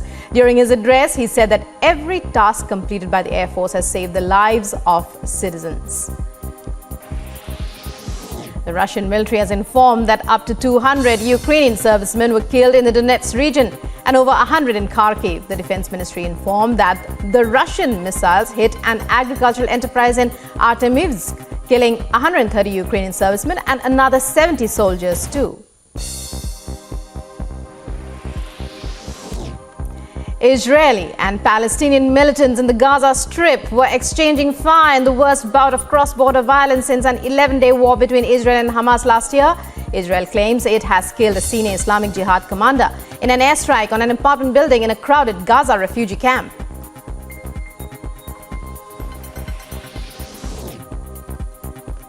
And funeral of Khalid Mansour, senior commander in the Palestinian militant group, and 6 other people were killed in the airstrikes on Rafah city as thousands mourn the Islamic commander. In a shocking incident coming into light from Uttar Pradesh's Mainpuri, Samajwadi Party leader Devendra Singh Yadav's car was hit by a truck. The car was later dragged for more than 500 meters. Police authorities have informed that further probe is underway. Mainpuri Samajwadi party के जिलाध्यक्ष देवेंद्र सिंह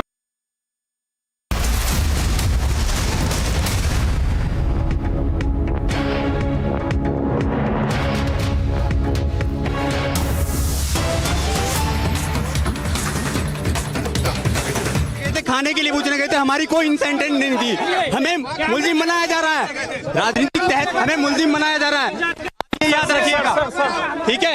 ये entry करा के legally तरीके से गए हैं। आप बताइए सर, आपको शर्मिंदगी नहीं हो रही है जो आपने किया था? भाई साहब, हमने गलत क्या करा है? गलत क्या करा है? इन्होंने गलत किया है। इन्होंने क्या गलत किया? बच्चों को खाना देना गलत है।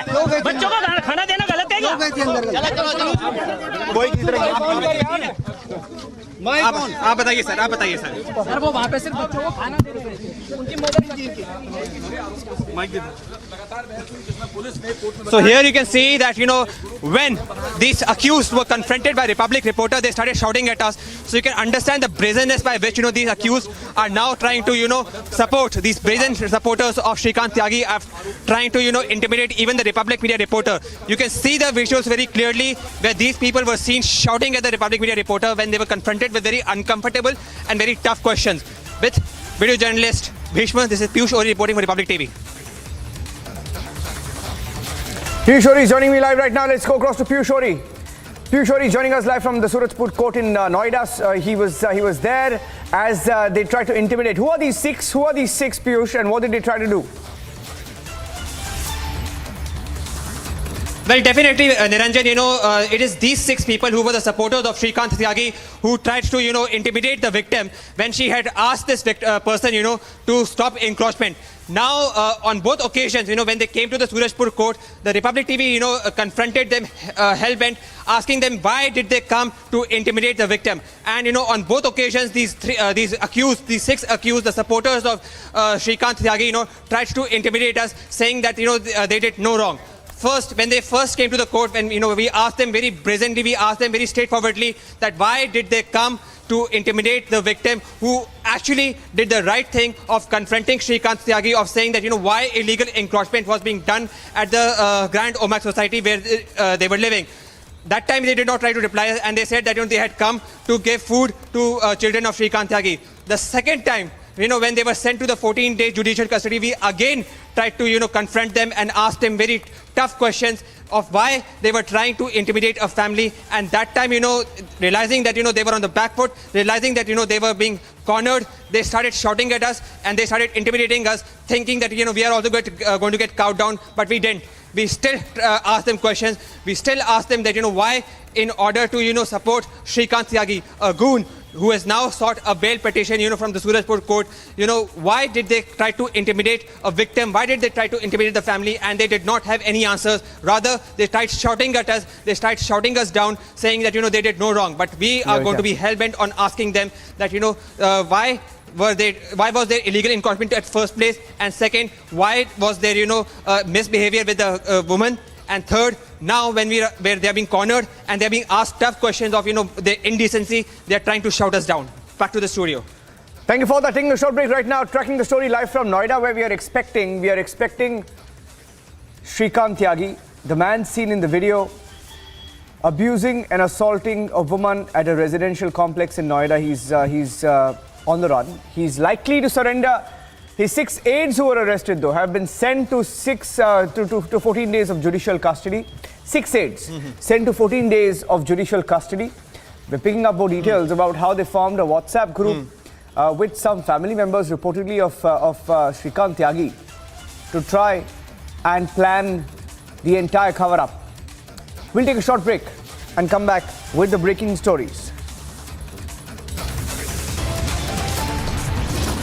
As Noida authorities and police tightens grip on Shrikant Tyagi, the goon who tried to intimidate the victim when she tried to answer that why there was illegal encroachment, now Shrikant Tyagi has approached the Surajpur court for the bail application. What is going to be the outcome of all these results is going to be shown to us by the Republic TV. Stay tuned, as we are going to keep you updated of every movement of Shrikant Tyagi as he tries to appeal for the bail.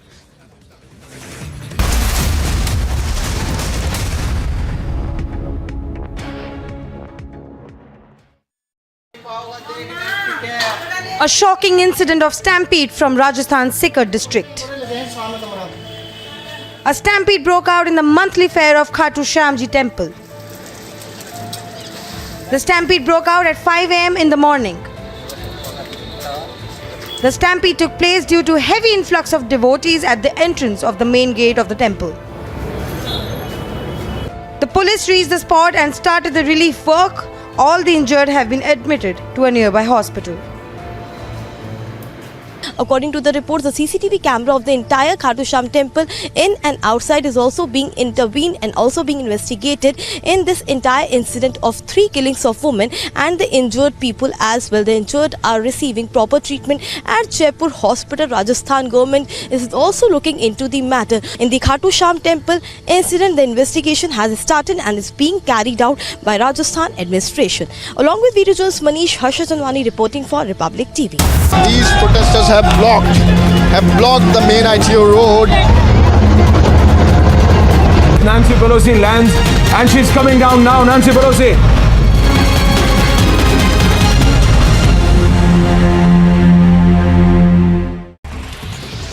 After the BJP MP Ranjita Kohli was attacked by the mining mafia, Kohli will now be protesting against illegal mining. And the minister, who's the mining minister, in fact, Zahida Khan, she's further stated that illegal mining trucks tried to kill her, and if she'd not jumped out of her car, she would have died. Meanwhile, slogans are being raised against these illegal mining activities and the minister, Zahida Khan.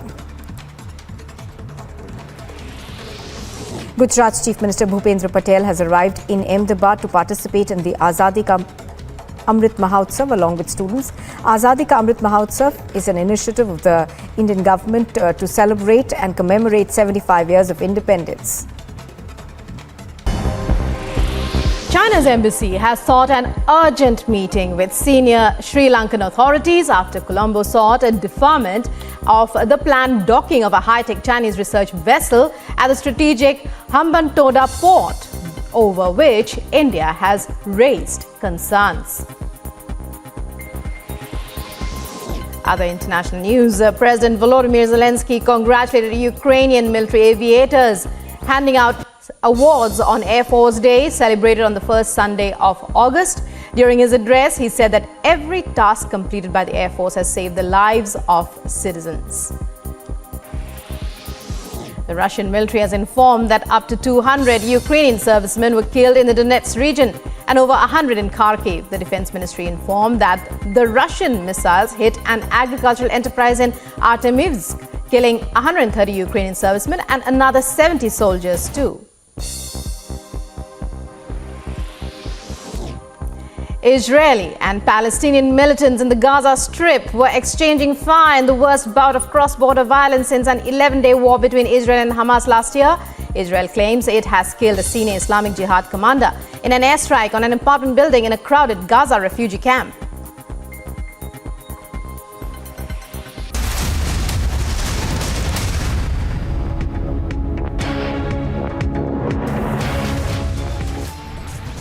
Kapil Sibal makes shocking remarks on Supreme Court, says no hope left from the top court.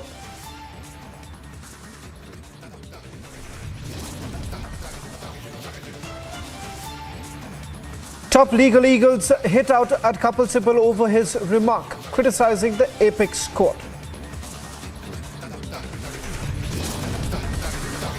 Shrikant Tyagi's supporters sent to 14 days custody.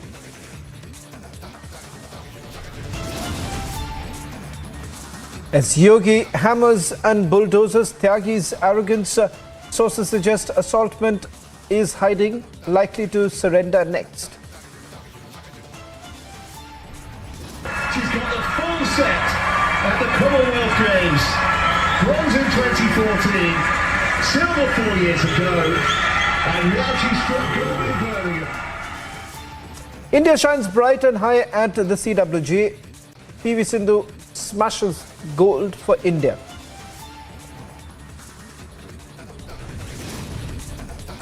India's medal tally rises to 56. India at number 4 at CWG with 19 gold, 15 silver and 22 bronze medals. After Congress, RJD extends support to Nitish, is a mega anti-BJP front in the making now.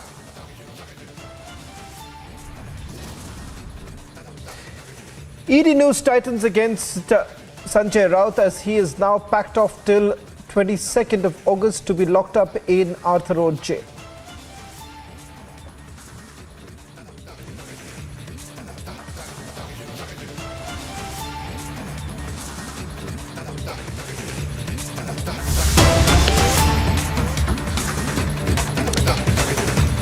Starting with some breaking news now coming in. Vineet Jindal, advocate and social activist, has now filed a letter to the Attorney General for consent for proceeding with the criminal contempt of court against Kapil Sibal, parliamentarian and senior advocate for scandalizing the Indian judiciary and disgracing its dignity. What you see right now on your screens, that's the letter.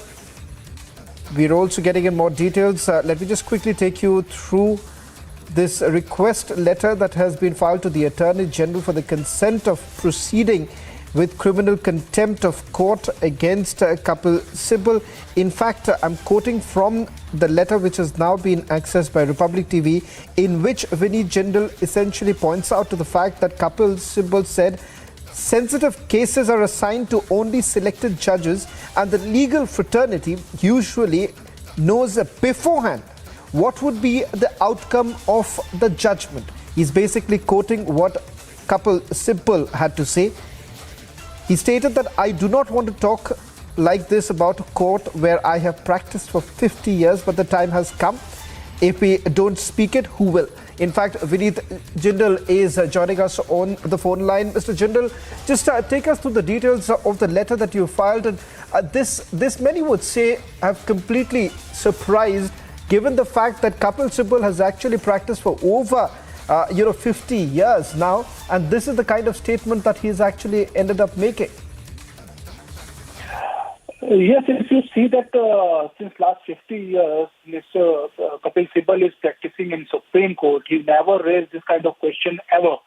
But all of a sudden, he is making this remark upon the appointment of judges, upon the decision which is taken by the Honorable Supreme Court judges. Even he is targeting the Chief Justice in respect to giving the cases to the other judges.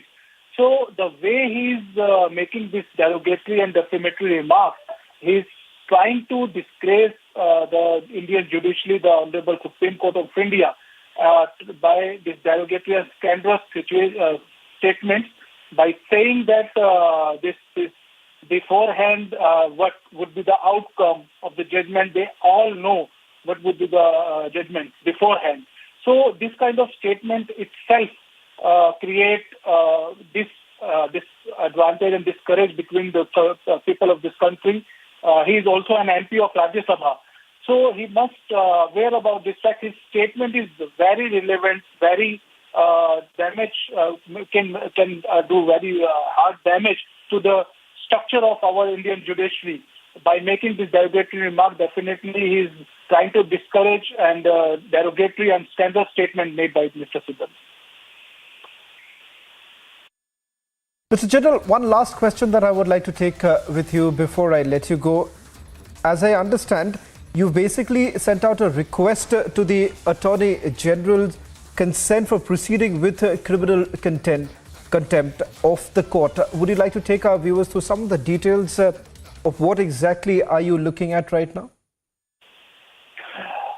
Yes, if you see that there are specific courts, which is I mentioned in my request letter, like Mr. Sibal has specifically stated that I do not want to talk like this about the court where I have practiced since इसका कहना कि त्यागी brothers के नाम से एक WhatsApp group बना था और व्हाट्सएप ग्रुप में भारी संख्या में लोग वहां पर पहुंचे तो कहीं ना कहीं अपार्टमेंट के अंदर जो है वो चीजें खराब करने की बात। देखिए मैं बताता हूँ, मैं बता देता हूँ। त्यागी जो ब्रदर्स है, त्यागी ब्रदर्स जो है वो जो भी ग्रुप हो, उस ग्रुप में एक वीडियो सर्कुलेट होता है कि श्रीकांत त्यागी जी उसमें समस्या में है, उनको उनकी पत्नी और उनके घर की लाइट काट दी गई है, उनके बच्चे रोते हुए की एक वीडियो वायरल होती है। तो उसमें कोई भी सोशल वर्कर, कोई भी सामाजिक कार्यकर्ता, आप और हम भी हो सकते हैं। इतनी भीड़ में जाने की क्या जरूरत है सर? मैं यही पूछ रहा हूं, प्रशासन के पास जा सकते हैं? प्रूफ ही नहीं है सर, कोई स्टेटमेंट तो दे, कोई प्रूफ तो हो, कोई उसका डॉक्यूमेंट्री एविडेंस तो हो कि भीड़ थी। सर व्हाट्सएप ग्रुप की बात आ रही है, व्हाट्सएप ग्रुप तो भीड़ जमा करने के लिए बनाया जाता है। नहीं सर, व्हाट्सएप, आप जिस व्हाट्सएप ग्रुप की बात कर रहे हैं वो व्हाट्सएप ग्रुप आज का बना हुआ नहीं है। I am the member of that group और वो व्हाट्सएप ग्रुप पिछले लगभग मुझे लगता है 4-5 साल से चल रहा है। वो सिर्फ क्या मैसेज गए थे आप बता दीजिए, क्या मैसेज? उसका क्या होता है व्हाट्सएप ग्रुप का, उसका ये है समाज में किसी भी व्यक्ति को अगर कोई दिक्कत है, मेडिकली हो, लीगली हो या किसी भी प्रकार की हो, तो उससे डिपार्टमेंट से रिलेटेड लोग जो हैं उनकी मदद करें। श्रीकांत त्यागी ने जिस तरीके से गाली गलौज की वहां पर, क्या आपको लगता है कि वो ठीक है? नहीं, बिल्कुल मैं इसको सिरे से खारिज करता हूँ। और श्रीकांत नहीं सर, ये मेरा पार्ट नहीं है। मैं I am not going to defend Shrikant Tyagi. और प्रशासन है, आईपीसी है, सीआरपीसी है, उनको कानून के खिलाफ, कानून के तहत उस पर कार्रवाई होनी चाहिए। आपने अंदर अपनी क्या दलील रखी? वो हमने अपनी दलील रखी कि ये लोग जो हैं, एक तो इनकी आज तक कोई प्रीवियस हिस्ट्री ऐसा नहीं है कि बैड एलिमेंट है, एक। दूसरा क्या है, इसमें वकील है, हम मेनली आए हैं क्योंकि वकील है, इसलिए हम लोग आए हैं और अपने कुछ वकील बंदे। दूसरे भी लोग, उन पास तक कोई क्रिमिनल हिस्ट्री नहीं है, सिर्फ क्या है सामाजिक कार्यकर्ता है, समाज के लिए। सवाल, अंदर जाके मारपीट की बात हो रही है। देखिए अभी तक उसके आईओ साहब ने कोई डॉक्यूमेंट्री, उसका कोई रिकॉर्ड दिया नहीं है। अगर डॉक्यूमेंट्री रिकॉर्ड आता है that we are going to discuss on it later on. ठीक है, फिलहाल ये देखिए अपना पक्ष रख रहे हैं और बता रहे हैं किस तरीके से जो त्यागी ब्रदर्स नाम का जो ग्रुप बना हुआ था वो ग्रुप पहले से चल रहा था, लेकिन ये जरूर है कि उसमें इस तरीके के जो मैसेजेस बार बार भेजे गए कि वहां पर पहुंचना है। और कहीं ना कहीं ये सब जो है अब वो जांच का विषय है। पुलिस जो है फोरेंसिक के लिए मोबाइल को भेजा है ताकि और ज्यादा जो है, और ज्यादा जो चीजें हैं उसमें से निकाली जा सके कि आखिर किस तरीके से लोगों को जो है वहां पर मोबिलाइज किया गया। जी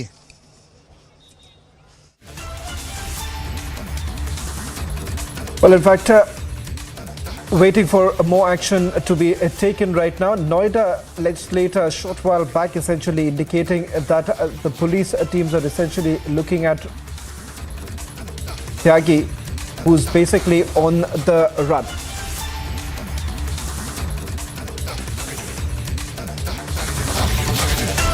Getting in some more breaking news right now. The gold rush for India in the Commonwealth Games continues with Lakshya Sen now winning the gold.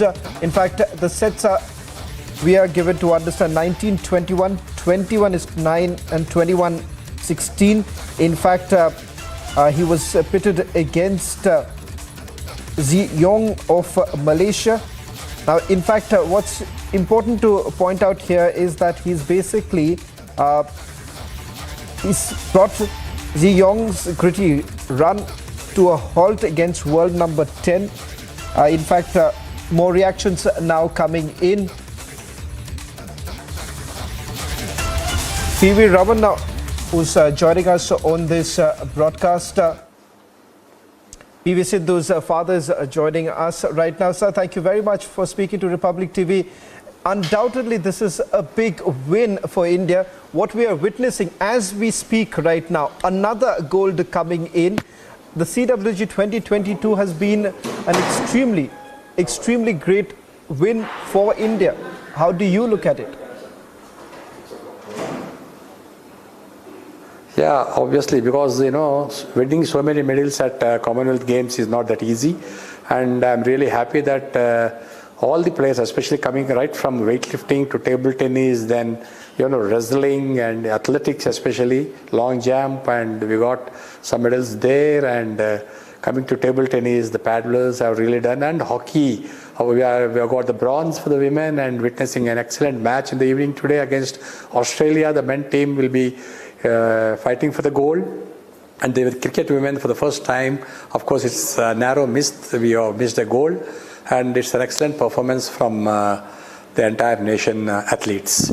So I'm so glad looking at all these results. Mr. Raman, if I can come to PV Sindhu's performance also, undoubtedly it was a scintillating match altogether. I want you to take our viewers take us viewers through those glorious moments, and also if you could share with us, did you get a chance to speak to your daughter? No, I haven't spoken to her because a bit busy with the media and press here, but I'll just speak to her. I spoke to her in the morning and I have given her some tips how to play, because I have been watching all these players, whether it is Gojin V or Yojomin or Lee Micheli and Christy Gilmer. These are players where I watch them regularly playing with Sindhu, and of course head to head Sindhu has some good results on these players, and we were confident, and Sindhu was also pretty much eager to win this medal, especially because she had one bronze in 2014, one in 2018, the silver, and now step by step she has completed her three colors of medals in the Commonwealth, that is the gold. Mr. Ramana, we're talking at a time when India is also celebrating the gold rush, and especially the last being of Lakshya Sen. Now, a parallel that many would like to draw between Lakshya and, for that matter, PV Sindhu is the fact that they've started very early. It's been a fantastic, inspirational journey, if I may say so. We've read a lot about the struggles that Lakshya also had to go through. But what a fantastic story it has been, and perhaps drawing a parallel with your daughter too. What would you like to say? Yeah, it's a great achievement for Lakshya also, and yet to come many more. And I only wish that he should concentrate more on his fitness, and he has a great fighting spirit, and may God bless him with many more medals at the highest level of events like Asian Games or Olympics or the World Championship, which is in the next coming 22nd of this month. And I wish him all the best and hope he will definitely come up with the flying colors. Well, thank you very much, Mr. Ramana, for speaking to Republic TV. It was certainly a pleasure having you on our network.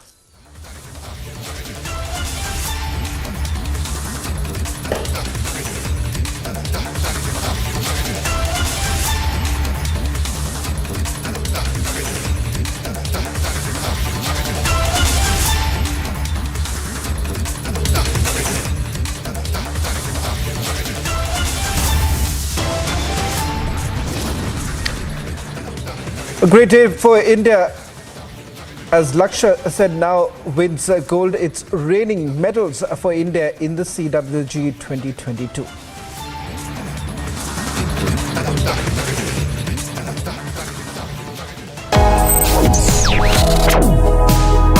Reading allows us to become familiar with ourselves. We don't read, we won't know what is knowledge. I just find it very interesting to know people's lives, how they went through certain situations, how they dealt with things. So wherever you want to go in life, if you read books along those lines, then that would really help you in growing. Reading could mean a million different things to every individual. What does it mean to you? Visit readindia.info to find out more. This full road has been blocked by the Congress workers, the high voltage drama. Nancy Pelosi lands in Taiwan.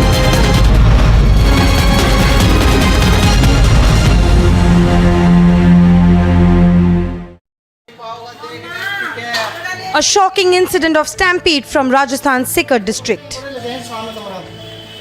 A stampede broke out in the monthly fair of Khatu Shyamji temple.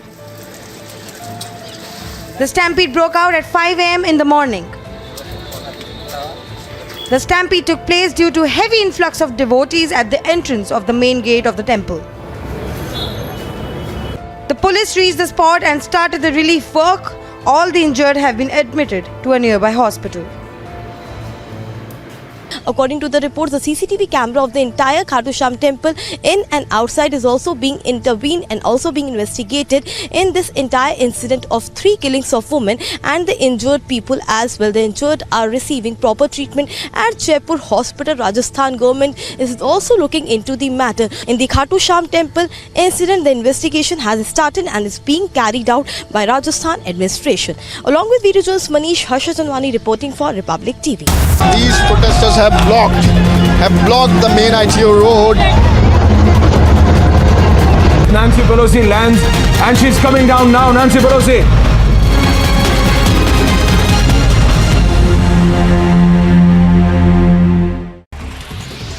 After the BJP MP Ranjita Kohli was attacked by the mining mafia, Kohli will now be protesting against illegal mining, and the minister, who's the mining minister, in fact, Zahida Khan. A massive win for India as on the 11th day of the Commonwealth Games, you have Lakshya Sen, PV Sindhu winning gold in badminton. Satyan also leads in the bronze tie.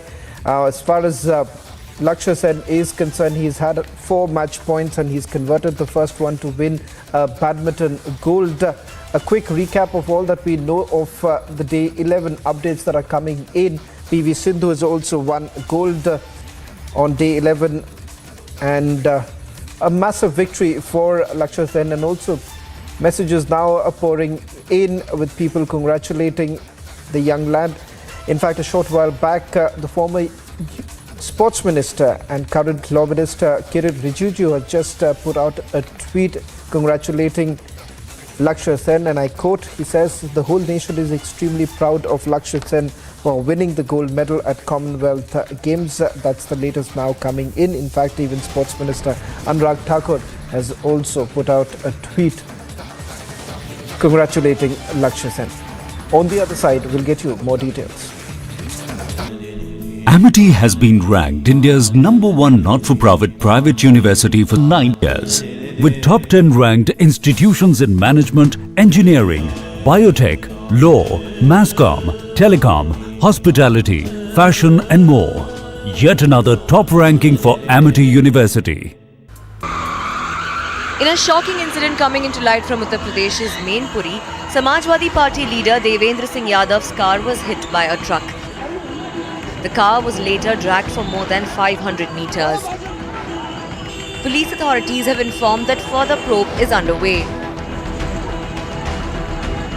Mainpuri Samajwadi party के जिलाध्यक्ष देवेंद्र सिंह यादव जी आज अपनी Brezza गाड़ी से कहीं जा रहे थे, तो मैनपुरी में करहल चौराहे के निकट भदावर हाउस के पास उनकी ब्रेजा गाड़ी हरियाणा नंबर के एक ट्रक से दुर्घटनाग्रस्त हो गई। पुलिसकर्मियों द्वारा तत्काल चालक को हिरासत में लिया गया। चालक विनय यादव चौबिया इटावा का रहने वाला है। संपूर्ण पहलुओं की गहनता से छानबीन की जा रही है। अभी कोई तहरीर प्राप्त नहीं हुआ है। तहरीर प्राप्त होते ही आवश्यक वैधानिक कार्रवाई की जाएगी। Bureau report, Republic TV.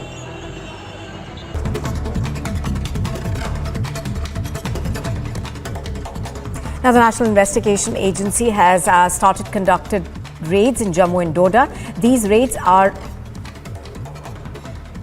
being conducted against terror sympathizers that aided terror activities in Jammu and Kashmir. Now, according to senior officials, half a dozen locations are being raided by the NIA. These include raids on the Jamaat-e-Islami, terror funding, as well as retired Jammu and Kashmir officials.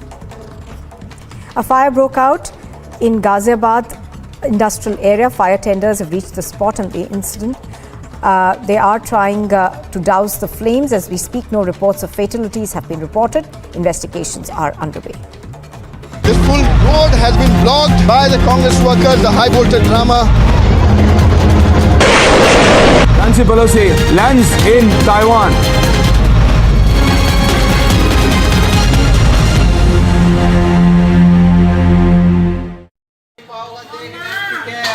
A shocking incident of stampede from Rajasthan's Sikar district. A stampede broke out in the monthly fair of Khatu Shyamji temple. The stampede broke out at 5 a.m. in the morning. The stampede took place due to heavy influx of devotees at the entrance of the main gate of the temple. The police reached the spot and started the भी अभद्रता नहीं कर सकता, कोई भी गलत तरीके से कब्जा नहीं कर सकता, कोई भी पत्थरबाजी नहीं कर सकता, कोई भी गुंडागर्दी नहीं कर सकता। तो ये एक नया एग्जाम्पल सेट कर रहे हैं योगी आदित्यनाथ। देखिए, बिल्कुल ठीक कहा। वो हमेशा पहले भी उनका तरीका है काम करने का कि जो भी गुनहगार है उसको सख्त सजा दी जाए, ताकि आने वाले समय में कोई और गुनाह की सोचे भी ना। तो नोएडा के लिए और नोएडा वासियों के लिए कुछ और कहना चाहेंगे? समझता हूँ ये अच्छा संदेश है कि अब वो शांति से रह सकते हैं, और महिलाओं के दिल में जो थोड़ा सा भ्रम था, वो भ्रम भी अब वहां के सभी वासियों, और वहीं वासियों नहीं, पूरे नोएडा क्षेत्र में जो सोसाइटी में जो देश के कोने कोने से जो लोग आते हैं, नोएडा खाली नोएडा नहीं, एक मिनी भारत है वहां, देश नहीं विश्व के लोग वहां रहते हैं, तो उनके दिल में भी एक अच्छा संदेश जाएगा कि कोई भी अपनी दादागिरी और दबंगई नहीं चल पाएगी। बिल्कुल, तो दादागिरी और दबंगई नोएडा में नहीं चल सकती है, क्योंकि अब नोएडा में कानून का राज है। और हमारे साथ बातचीत करने के लिए सीधे डॉक्टर महेश शर्मा जो नोएडा के सांसद है वो मौजूद थे, वो अपने घर में मौजूद हैं। और आप देख सकते हैं कि वो रिपब्लिक भारत जो है वो लगातार यहाँ पर देख रहे थे, पल पल की जानकारी वो ले रहे थे नोएडा के जो श्रीकांत त्यागी की गुंडागर्दी के संदर्भ में। और उन्होंने आश्वस्त भी किया है पूरी तरीके से कि नोएडा में जो लोग रहते हैं वो पूर्ण रूप से सुरक्षित रहेंगे, महिलाओं का सम्मान बरकरार रहेगा और कोई भी अवैध रूप से कब्जा नहीं कर सकता है। जी, Parliamentarian Mahesh Sharma reacting on this entire issue. Remember, Parliamentarian Mahesh Sharma was there at Noida Mex, assuring the residents that action would be taken. On the other side, Sanjay Raut has now been packed off till 22nd of August. He'll be spending the night at Arthur Road Jail.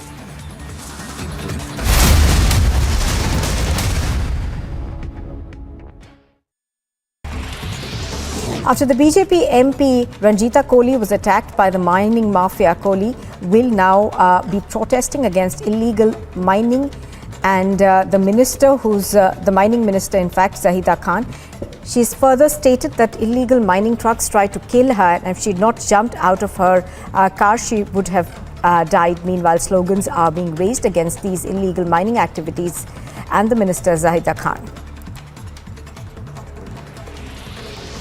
Gujarat's Chief Minister Bhupendra Patel has arrived in Ahmedabad to participate in the Azadi Ka Amrit Mahotsav along with students. Azadi Ka Amrit Mahotsav is an initiative of the Indian government to celebrate and commemorate 75 years of independence. China's embassy has sought an urgent meeting with senior Sri Lankan authorities after Colombo sought a deferment of the planned docking of a high-tech Chinese research vessel at the strategic Hambantota port, over which India has raised concerns. Other international news, President Volodymyr Zelensky congratulated Ukrainian military aviators, handing out awards on Air Force Day, celebrated on the first Sunday of August. During his address, he said that every task completed by the Air Force has saved the lives of citizens.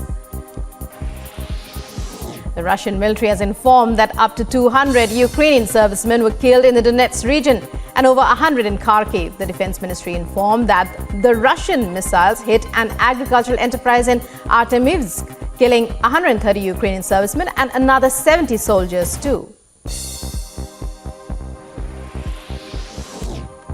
Israeli and Palestinian militants in the Gaza Strip were exchanging fire in the worst bout of cross-border violence since an 11-day war between Israel and Hamas last year. Israel claims it has killed a senior Islamic Jihad commander in an airstrike on an apartment building in a crowded Gaza refugee camp.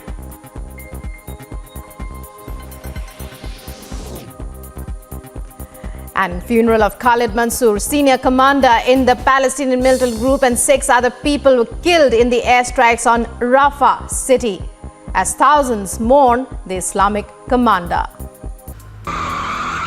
In a shocking incident coming into light from Uttar Pradesh's Mainpuri, Samajwadi Party leader Devendra Singh Yadav's car was hit by a truck. The car was later dragged for more than 500 meters. Police authorities have informed that further probe is underway. Mainpuri Samajwadi party के जिलाध्यक्ष Devendra Singh Yadav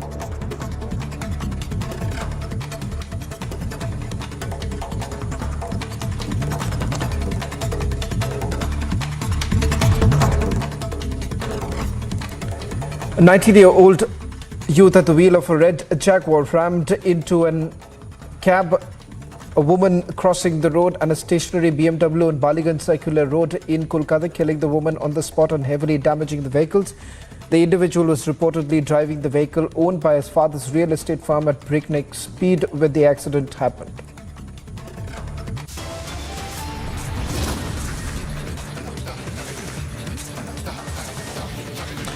On the other side, couple Sybil runs down the Supreme Court, a comment which has now been attacked by all.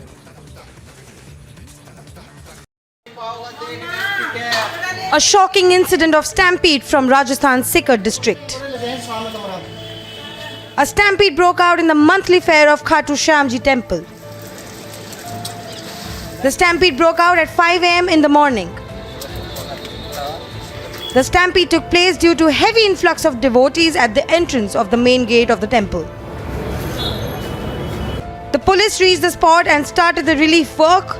All the injured have been admitted to a nearby hospital.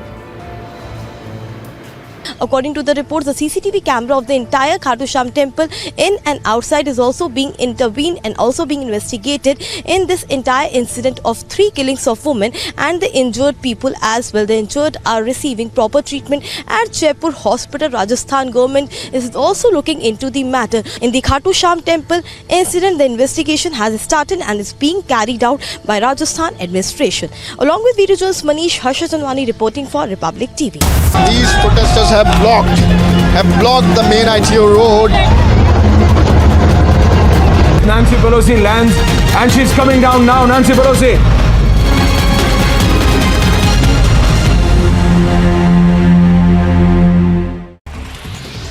After the BJP MP Ranjita Kohli was attacked by the mining mafia, Kohli will now be protesting against illegal mining. And the minister, who's the mining minister, in fact, Zahida Khan, she's further stated that illegal mining trucks tried to kill her, and if she'd not jumped out of her car, she would have died. Meanwhile, slogans are being raised against these illegal mining activities. The ABVP showed black flags to Rajasthan's Chief Minister Ashok Gehlot in the wake of the comments made against him with regard to the comments made on the death penalty given for rape. This full road has been blocked by the Congress workers, the high voltage drama. Nancy Pelosi lands in Taiwan.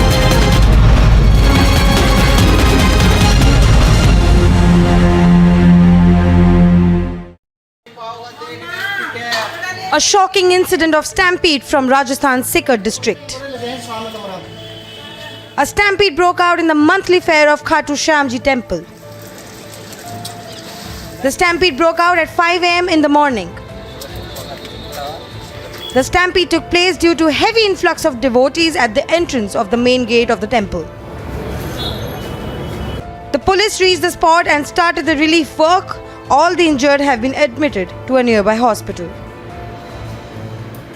According to the reports, the CCTV camera of the entire Khatu Sham temple in and outside is also being intervened and also being investigated in this entire incident of 3 killings of women and the injured people as well. The injured are receiving proper treatment at Jaipur Hospital. Rajasthan government is also looking into the matter. In the Khatu Sham temple incident, the investigation has started and is being carried out by Rajasthan administration. Along with video journalist Manish Harshatanwani reporting for Republic TV. These protesters have blocked the main ITO road. Nancy Pelosi lands and she's coming down now. Nancy Pelosi.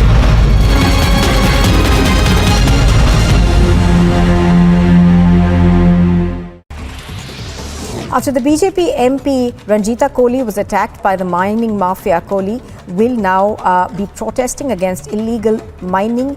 And the minister, who's the mining minister, in fact, Zahida Khan, she's further stated that illegal mining trucks tried to kill her, and if she'd not jumped out of her car, she would have died. Meanwhile, slogans are being raised against these illegal mining activities and the minister, Zahida Khan.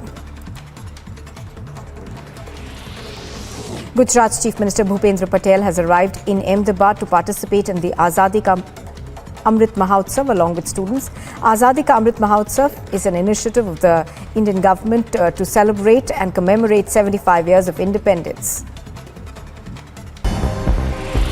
China's embassy has sought an urgent meeting with senior Sri Lankan authorities after Colombo sought a deferment of the planned docking of a high-tech Chinese research vessel at the strategic Hambantota port, over which India has raised concerns.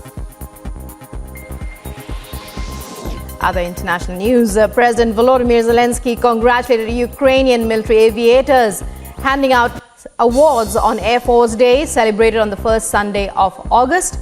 During his address, he said that every task completed by the Air Force has saved the lives of citizens. The Russian military has informed that up to 200 Ukrainian servicemen were killed in the Donetsk region and over 100 in Kharkiv. The Defense Ministry informed that the Russian missiles hit an agricultural enterprise in Artemivsk, killing 130 Ukrainian servicemen and another 70 soldiers too. Israeli and Palestinian militants in the Gaza Strip were exchanging fire in the worst bout of cross-border violence since an 11-day war between Israel and Hamas last year. Israel claims it has killed a senior Islamic Jihad commander in an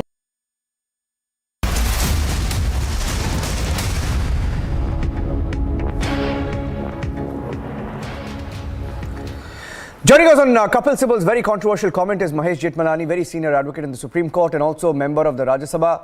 Mr. Jethmalani, good evening. Why do you think your colleague in the Supreme Court and in Rajya Sabha, Mr. Kapil Sibal, said what he did, that after 50 years he feels he has no hope left in the institution of the Supreme Court? Well, I don't know what's the immediate trigger for that statement, Ranjan. I mean, I wish I knew. I mean, I'm a little miffed by why he said it at this particular point of time. It's taken him 50 years to lose hope. He's at the, evening of his career. It's taken him a really long time to say this. But I suppose that this is more inspired by some disappointments in some political cases which he's been handling.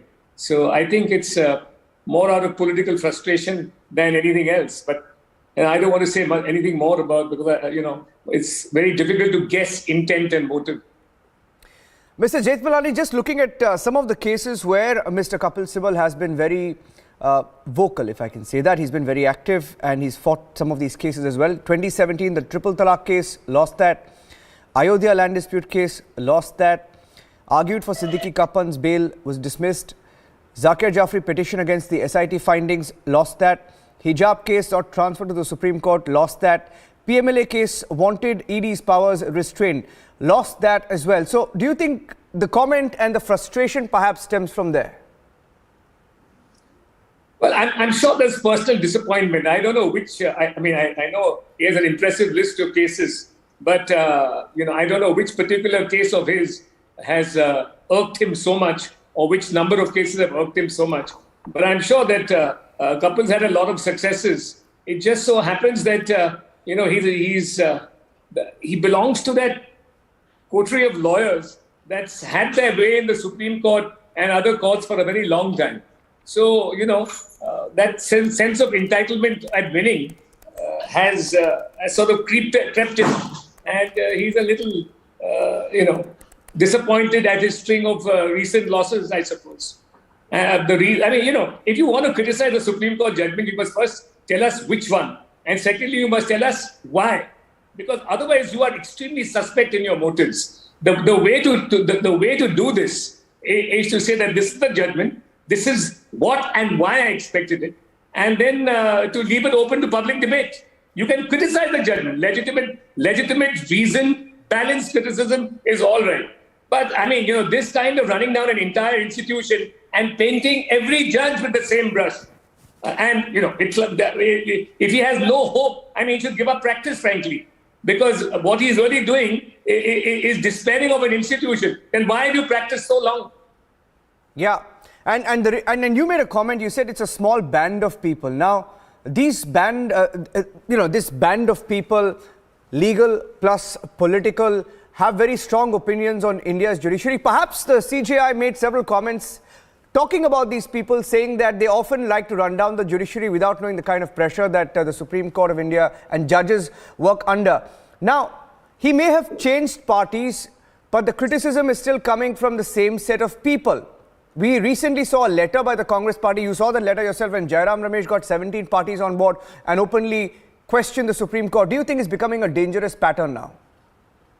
Of course it's dangerous. Forget the cases this coterie is involved with.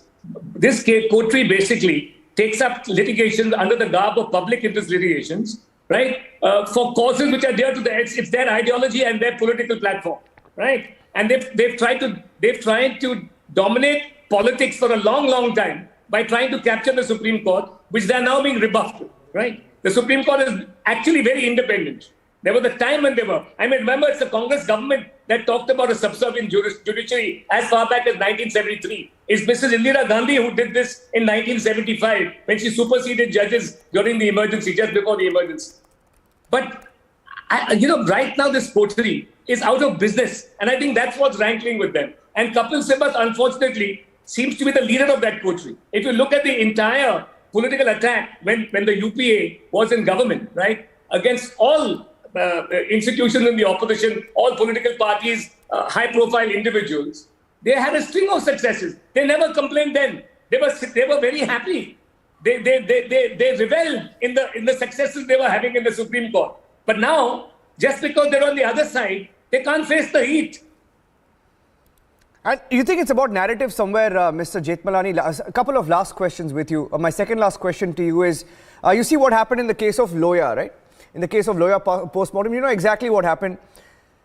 Sibal, as a lawyer, also spoke about the Rafale deal. We know what happened. EVM tampering and hacking. He, in fact, went to London and there was a news conference there. You'll remember that very well. It's somewhere, do you think the question of setting a narrative